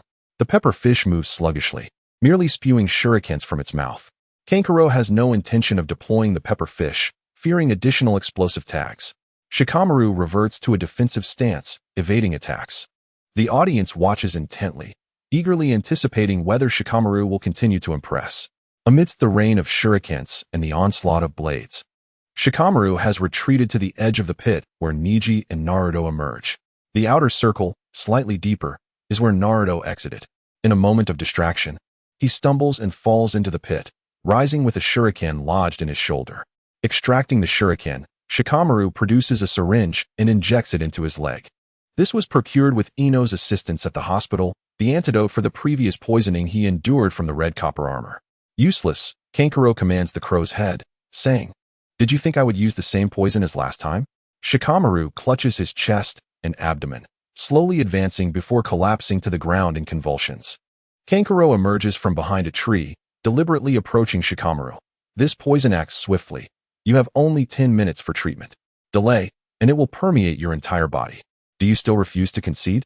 Observing Shikamaru, who grits his teeth and struggles to crawl out of the pit, Kankuro feels a twinge of respect. This poison inflicts excruciating pain, one that most would not withstand. Referee, will you not declare the verdict? Kankuro inquires. Nara Shikaku glances at Shikamaru with a complex expression, then casts a sidelong glance at Kankuro, remaining silent, pondering whether he finds this distasteful. At this moment, it is not noon. The sunlight does not shine directly, and the ring from which Naruto emerged retains a hint of shadow. From the depths of the pit, a shadow surged forth with astonishing speed, striking Kankuro before he could even react. The shadow imitation technique was a resounding success. Shikamaru rose, declaring, "You're not poisoned?" Kankuro attempted to command his puppet, only to realize he couldn't move a single finger. "No," Shikamaru replied, guiding Kankuro toward a tree. "What about that 1,000 needles on your shoulder?" Kankuro could only move his mouth at this point. That S from the examiner's match. "Wait, I concede." Kankuro was compelled to surrender. His hands controlled and resting against the tree, his head tilted back. If he didn't concede, he would collide with it. The victor is Nara Shikamaru. TCH. I still want to continue fighting. This is so troublesome. Shikamaru recalled the rules. If he didn't draw against Naruto in the next match, he would have to face him. Oh, I can forfeit the next match, right? They don't allow forfeits against outside villages, but surely it's acceptable in our own village, especially since Neji lost. My forfeiture is quite reasonable. Kankuro stored away his puppet, casting a disdainful glance at Shikamaru, realizing he had previously held him in a certain awe, which now seemed utterly foolish. If only he knew that Shikamaru had brought an explosive tag with him, and even the syringe was a ruse. Such knowledge would surely infuriate him. The real syringe lay safely in his bag. Since I'm not poisoned, why would I inject something peculiar into my body? Shikamaru pondered simplistically. This was a battle destined to be forgotten by the world. Years later, when people reminisced about this match, they would only recall a young man named Inuzuka Kiba, who engaged in a battle of wits with his dog and the air around him. In the arena, Inuzuka Kiba and Yamanaka Shino had already entered. Naruto was still busy feeding his wife, Hinata, who graciously accepted everything offered to her. Naruto had developed a newfound appreciation for Hinata's appetite. He now suspected it was not merely a question of how much she could consume, but rather how long she could continue eating. This reminded him of the previous Chunin exams eating contest, where others could barely manage 30 bowls before giving up, while Hinata devoured 46 bowls, and that was not even her limit. The time for the contest had simply run out. As he touched the collection of trinkets around his neck, Naruto felt a deep-seated gratitude for his fortunate charm. It was the coin given to him by Jiraiya, a one-tail piece with a hole, which he had strung around his neck. His dream was not to become Hokage. Perhaps he simply could not attain Tsunade's cursed necklace. Although the charm he wore was somewhat inferior to the necklace that the prince in the original story wore, it was still a gift from one of the legendary Sannin. Was it not? Originally, Naruto had 4 such coins, but he had utilized them to send shadow clones to purchase spoons. When the shadow clones first emerged, they wore expressions of resentment. While the others were having a blast, he was tasked with shopping. In a fit of anger, he transformed into a different version of himself upon leaving. He retrieved berries soaked in ice water from a barrel and placed them into a teacup, adding ice cubes and crushing everything together to create a bowl of slush. He inserted a spoon and handed it to Hinata, who passed it on to Hanabi. Hanabi accepted the slush, turning her face away to indulge in it. Naruto picked up another spoon, sharing bites with Hinata. Little Hanabi scraped a spoonful into her mouth, her eyes curving under her hat like crescent moons. You think this will win me over? Not nearly enough. Humph. Naruto held the spoon to Hinata's lips, preparing to set up another playful scheme. Hinata, who do you think will lose? What does Naruto-kun think? Hinata retorted, unable to respond to Naruto's words. Both were teammates, making it difficult to declare a victor. I speculate that Kiba's moment of shattering Shino's undefeated legacy has yet to arrive. Shino will surely prevail. Then I surmise Shino will win, as Hinata gently brushed away the slush from Hanabi's lips. What shall we wager next? What do you think we should bet on? Naruto-kun?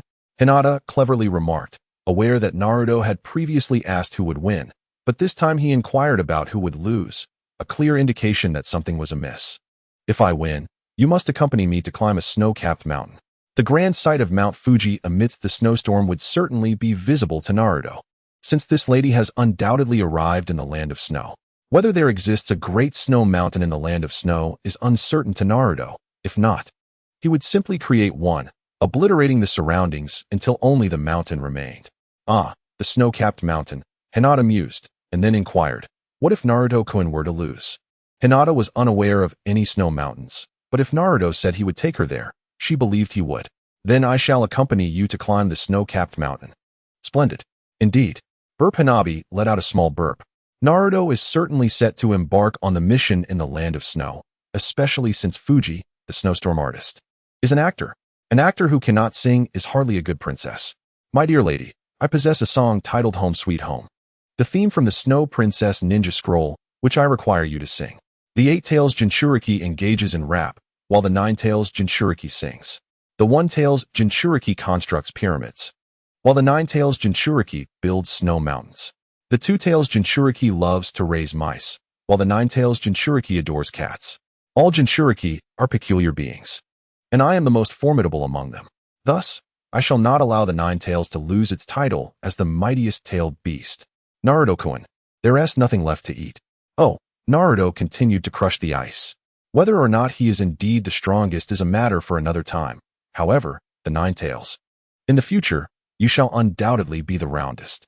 In the arena, the two had completed their tentative exchanges and commenced utilizing ninjutsu. The secret technique, insect manipulation, saw Shino launch a swarm of insects. Ino silently hoped for Shino's defeat, should Shino win. Her next match would be a nightmare if luck in the draw did not favor her. Shino, such feeble antics cannot best me. Kiba dodged the swarm and extracted 2 insects from his body. Akamaru also bit out a few from his own form. Having spent considerable time together, Kiba remembered Shino's scent, even recalling the odor of a portion of the insects within Shino's body for this match. Is that so? Shino replied, unfazed. Prepare yourself. Shino, Kiba declared as he unleashed dual torrents of wind, spinning towards Shino from either side. However, Shino merely stepped back a few paces, allowing the winds to pass closely by him. This technique is futile against me. The reason being, I am far too familiar with your attack patterns. Shino maintained his calm demeanor. Kiba, grinning with his mouth agape amidst the swirling winds, exclaimed, "Shino, I have prepared a special gift for you." The two winds intertwined in the air, and then Kiba and Akamaru, transformed into a canine form, grasped each other's hands. Wolf Fang Hurricane. Kiba and Akamaru spun in unison, crashing down vertically upon Shino. This technique was inspired by observing Li's primary lotus, practiced in secret for this very moment against Shino. What? The sudden change in direction, coupled with the rapid speed of the winds, caught Shino off guard, and he was struck. Shino, it is I, the clone of the insect. Despite having clearly locked onto your scent, how could this happen? The ground beside me shattered, revealing Shino concealed beneath the earth. I knew you would remember my scent, even the scent of the insects. I was uncertain which one you recalled, so I replaced the insects within me to create this clone, although it consumed a significant amount of chakra and time. When Shikamaru's explosive tag detonated, I mentioned to you to head to the restroom. It was from that moment that the replacement began, though I suspect you may have forgotten. The secret technique. The insect clone manipulated the insects, enveloping Kiba and Akamaru. Oh no! Kiba and Akamaru jumped, narrowly evading the attack, yet some insects remained clinging to them. As Kiba landed, cracks began to form in the ground. During my time underground, I had also made some preparations. Shino adjusted his glasses. Akamaru, Kiba shouted, and just before the ground collapsed, he delivered a double kick with Akamaru. However, as the duo fell to the ground, more cracks echoed around them. This time, it was even faster. Kiba and Akamaru had no leverage to escape, and both tumbled into the pit. The walls of the pit were teeming with insects, and Akamaru had reverted to his original form, barking in fright. Shino raised his hands, commanding the insects to encircle Kiba and Akamaru, to be precise. There were many preparations in place. Damn it, I concede. Kiba recognized that Shino had intentionally restrained the insects from attacking, and understanding the outcome of this maneuver, he had no choice but to surrender. The victor, Shino Aburame. No, Ino felt more distressed than Kiba. Irika glanced at the list. Now, we move to the next match. Ino Yamanaka versus TOS.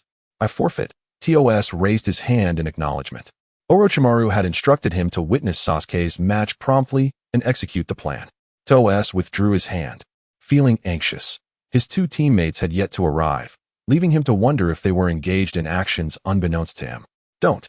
Ino's desperate cry reverberated throughout the arena. Irika glanced at the list again. Now, we proceed to the next match, Sasuke Uchiha versus Gaara. A shadow flashed, and the cool Sasuke stood at the center of the arena. Sand began to gather slowly, as Gaara made his entrance simultaneously. The two combatants commenced their duel. Naruto continued to feed Hinata, cutting the grilled meat into small pieces and skewering them with toothpicks for her. Large pieces were too cumbersome, and she politely declined them. The little girl Hanabi was also eating, occasionally casting glances at Naruto. Enough of this. I won't stoop to your level, Hanabi thought, aware that her sister enjoyed food regardless of its taste. Yet this blonde boy could summon food, which felt utterly unfair. Today, Hanabi witnessed her sister smile with such joy, a smile distinct from the usual ones shared at home. It radiated a sense of true happiness. While Naruto continued his feeding, his eyes fixated on the arena, internally urging Sasuke on. Yes, kick him in the stomach. Let him feel the love of a mother. However, the protective sand, embodying the will of Gaara's mother, enveloped him like an egg, shielding him within. Sasuke was now using Chidori to peel away the protective shell. He drew inspiration from Naruto's remarkable performance during the Return of the Heavens, realizing that if he could move faster than the gathering sands, he could indeed break through. After calculating his chakra reserves, Sasuke commenced his endeavor. By slicing through the opposition, victory would be his. Once he exhausted his chakra, he could replenish it thereafter. Naruto watched in astonishment as Sasuke, executing moves more intricate than those in rhythmic gymnastics, deftly avoided the sands while simultaneously carving through large sections of it. Brother, who taught you to be so straightforward? Does Itachi know? Naruto mused, earning a disapproving glance from Hinata. Naruto resumed his task of preparing meat for consumption, momentarily distracted by Sasuke, who was still peeling away at the sandy barrier. He chuckled quietly, encouraging Sasuke, keep it up, there's a reward for cracking the egg. The layer of sand had grown thin, allowing Sasuke to glimpse what lay within. Suddenly, a large hand burst through the sandy layer, sending Sasuke flying. The illusion technique. Nirvana's refuge was unleashed amidst the crowd, casting a wide-ranging ninjutsu. Concurrently, smoke erupted from the observation platform where the third Hokage was situated, signaling the onset of the Konoha collapse plan. Feathers floated down from the sky as the audience, entranced by the illusion, succumbed to slumber. Disguised sound ninjas sprang into action, launching an assault on the leaf ninjas. Naruto stood up, creating a portal. Bring me Hanabi. The three had little to worry. Those two possessed Byakugan, and Naruto had the nine-tailed fox. Even without the fox's power, the Jinjutsu held no sway over him. Hinata handed Naruto a young girl. Hey, what are you doing? Hanabi, caught in Naruto's grasp, began to squirm. Don't fuss. I'm taking you home. Hanabi was too young to fend for herself in such chaos, so she had to be escorted first. As long as he intended to marry Hinata, Hanabi must remain safe. If anything happened to the little girl, the entire Hyuga clan would undoubtedly oppose the union. At the back gate of the Hyuga estate, a vigilant guard eyed Naruto with suspicion. Releasing Hanabi, he instructed, "You go in first, I'll fetch your sister." The little girl shot him an exasperated glance before he turned and teleported back to the arena. Upon his return, he found Kakashi and Sakura standing beside Hinata. All set? Kakashi inquired. Yes, Naruto replied, summoning shadow clones. Hinata, you should return home, and Sakura, you ought to go to the Hyuga household as well. After considering, he decided that there was no safer place than the Hyuga estate, treating it as an early visit from the future in-laws. But Naruto, be a good girl, he said, employing his signature head-patting technique. Hinata could not afford to be in danger either. Who would he marry if something happened to her? Sakura, I can perform medical ninjutsu. I should be able to assist. She insisted, reluctant to leave with Sasuke still in the arena. You can go to the hospital after it's over. But Sasuke, rest assured. The two clones guided his wife and future mother-in-law away. In truth, Sakura could have been taken to the safest place in Konoha, the Shadow Rock. But Naruto feared she might wander off. He reflected on what life would be like as an ordinary citizen of Konoha, sitting atop the Shadow Rock, watching the spectacle unfold, only to camp there until hearing the news of Jiraiya's demise, eventually witnessing the total destruction of Konoha.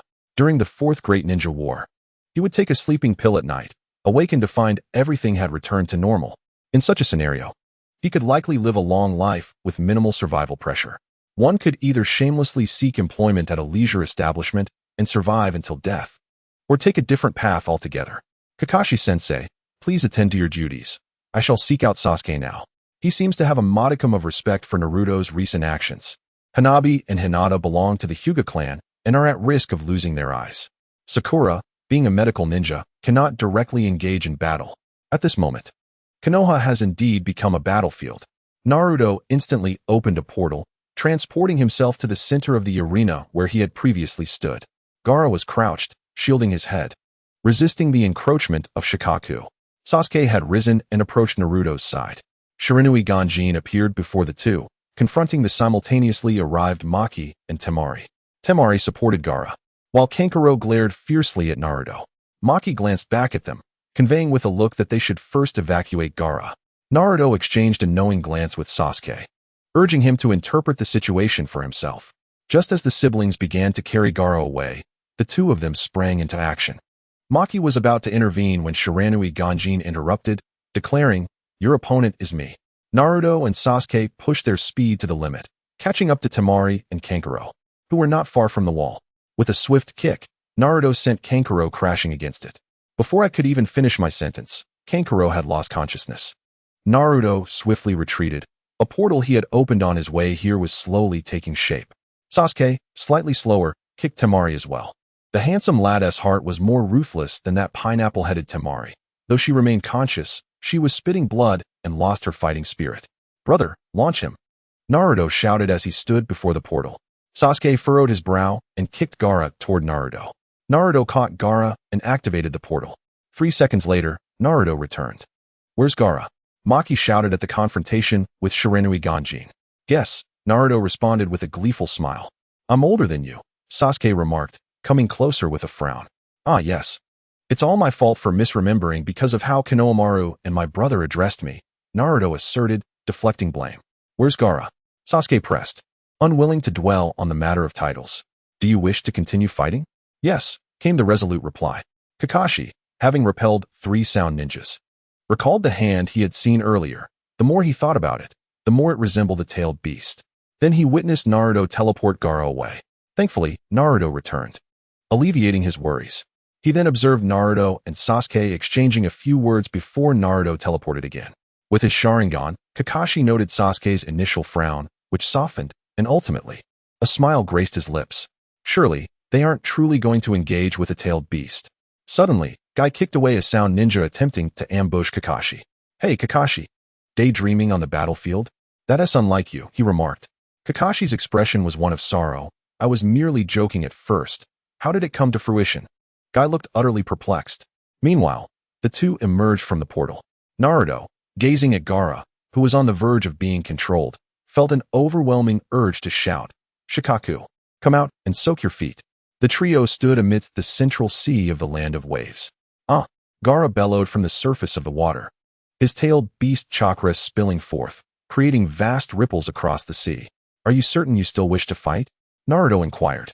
Yes, Sasuke affirmed with unwavering resolve. In the previous two encounters with the elusive Orochimaru, both he and Sasuke experienced a tinge of trepidation. Should he find himself facing an adversary of similar age this time? How could he ever hope to grow stronger? Clearly, Sasuke was yet unaware of what he was truly meant to confront. You go ahead. I shall observe Konohamaru, Naruto remarked, compelled to resort to a strategy of subterfuge against this eager ADC. Brother, you take the lead and draw out Gaara's ultimate technique first. Sasuke recalled the little rascal he had caught thrice, the one who persistently called him Big Brother, much to his annoyance. Upon teleporting back to the rooftop, Naruto spotted Iruka seated on a bench, surrounded by a group of children racing around the playground. Without hesitation, he leaped from the rooftop. Konohamaru, my dear brother? What brings you here? Where is your elder brother? Naruto, exasperated, felt an urge to send the boy flying each time he heard him call. You are Sarutobi Konohamaru. Not Sarutobi da. Could you refrain from always thinking of yourself as the youngest sibling? Naruto, what brings you here? Iruka inquired, surprised, as it was expected for Naruto to be at the competition grounds. In a seamless display of teleportation, which took less than 2 minutes, Iruka had yet to receive any news. The arena has been attacked by the sand and sound ninjas. I feared it was unsafe, so I came to retrieve Konohamaru. The arena has been attacked? Iruka exclaimed, his shock palpable. Then, in the distance, they beheld a colossal three-headed serpent crashing through the village walls, barreling into Konoha. With no time for explanations, Naruto opened a portal and swiftly whisked Konohamaru away. He returned shortly after. Iruka-sensei, shall we go together? Naruto queried. Where to? Iwagakure. It is deserted, and the enemy is unlikely to strike there. Naruto could only teleport to 3 secure locations, Iwagakure, Ichiraku Ramen, or the Land of Waves. The latter 2 were unsuitable, leaving Iwagakure as the sole option. May I first escort the children? Iruka's instinct was to prioritize his students. He remembered the location of the refuge near Iwagakure, which would serve as a safe haven for the children. With Naruto capable of creating shadow clones, he could easily carry a few more children without losing face. Iruka began to soothe the students.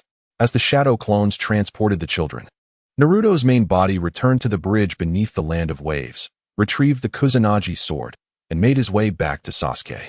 At last, Orochimaru would be unable to interfere, and he could finally reveal his prowess in peace.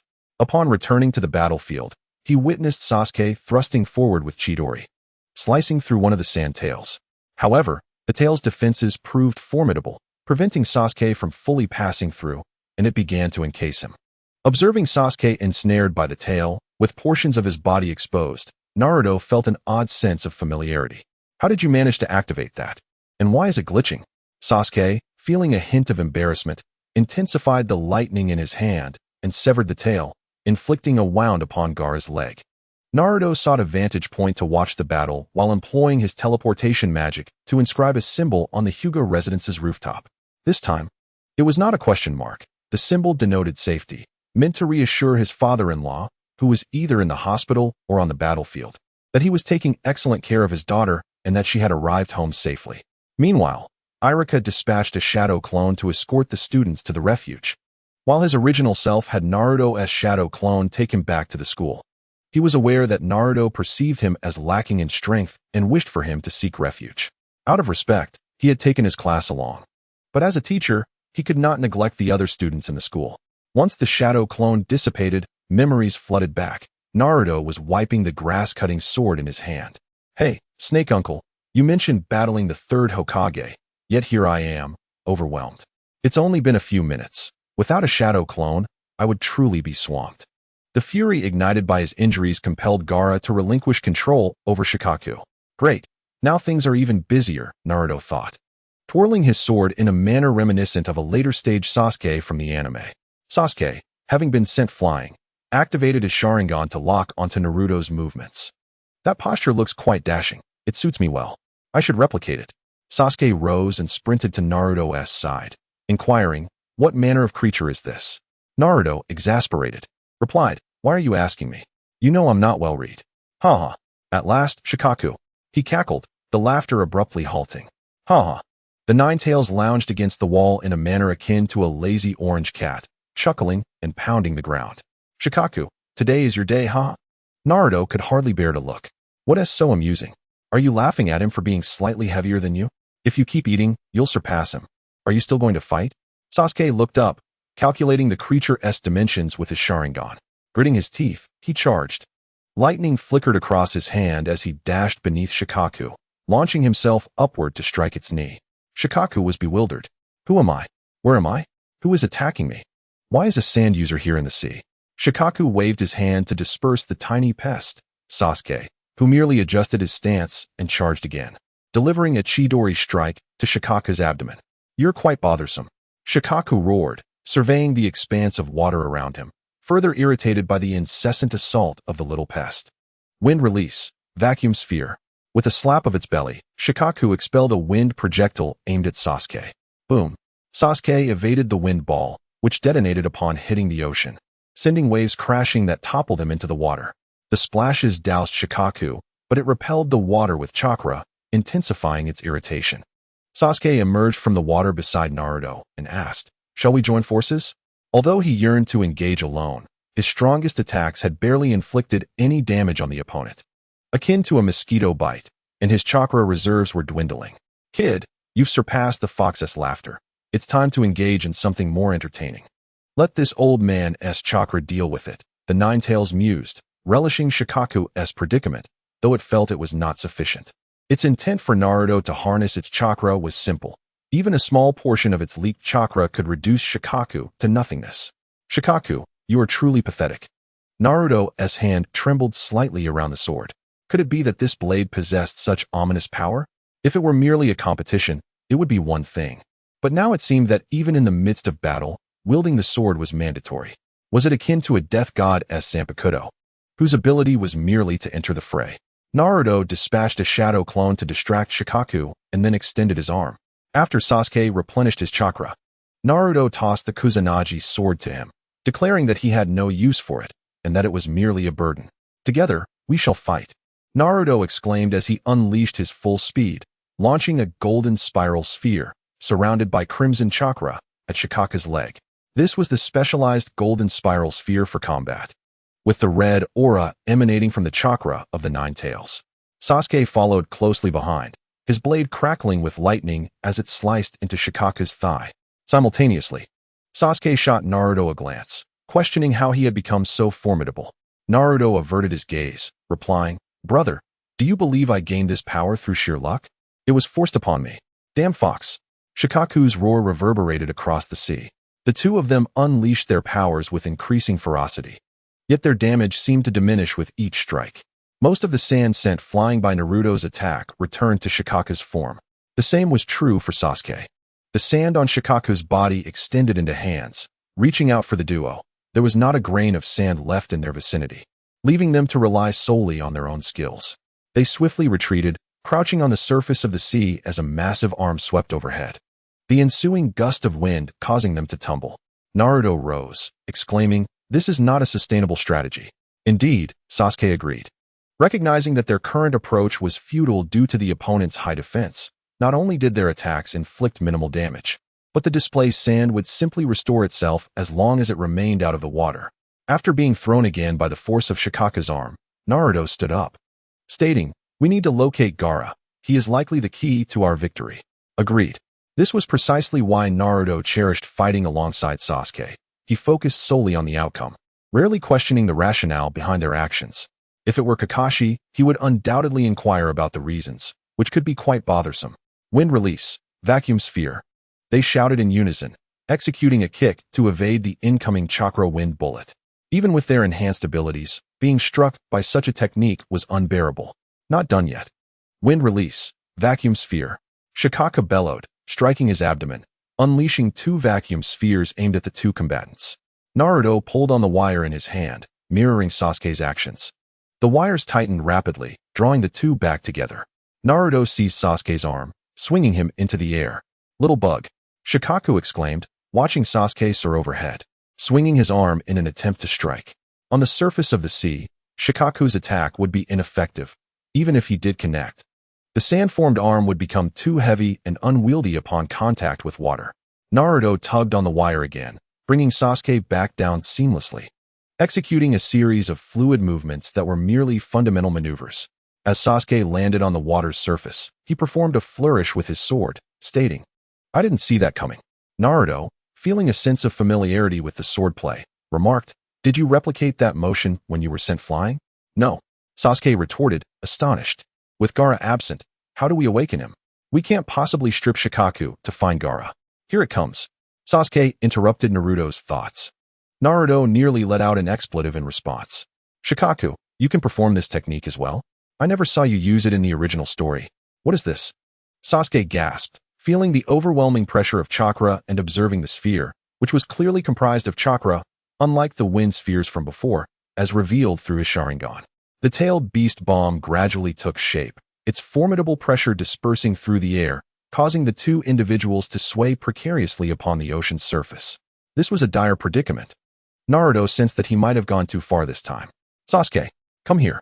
He summoned shadow clones to pursue the retreating Shikaku while simultaneously opening a portal. The portal formed at a sluggish pace, much like the tailed beast bomb itself. "Die, tailed beast bomb." Shikaku's piercing voice was laced with fury. Moments ago, he had been toyed with by these 2 youngsters as if he were a mere dog, a profound humiliation. Most significantly, one of them was the host of the foul fox, and that detestable creature had undoubtedly witnessed the farce. Thus, Shikaku resolved to annihilate the host of the wretched fox. If the host perished, it would be as though Shikaku had vanquished the fox itself, thereby stripping it of the right to mock him. Although the tailed beast bomb would inflict pain upon Shikaku as well, the prospect of defeating the fox even once made it worthwhile. The tailed beast bomb passed through the 2,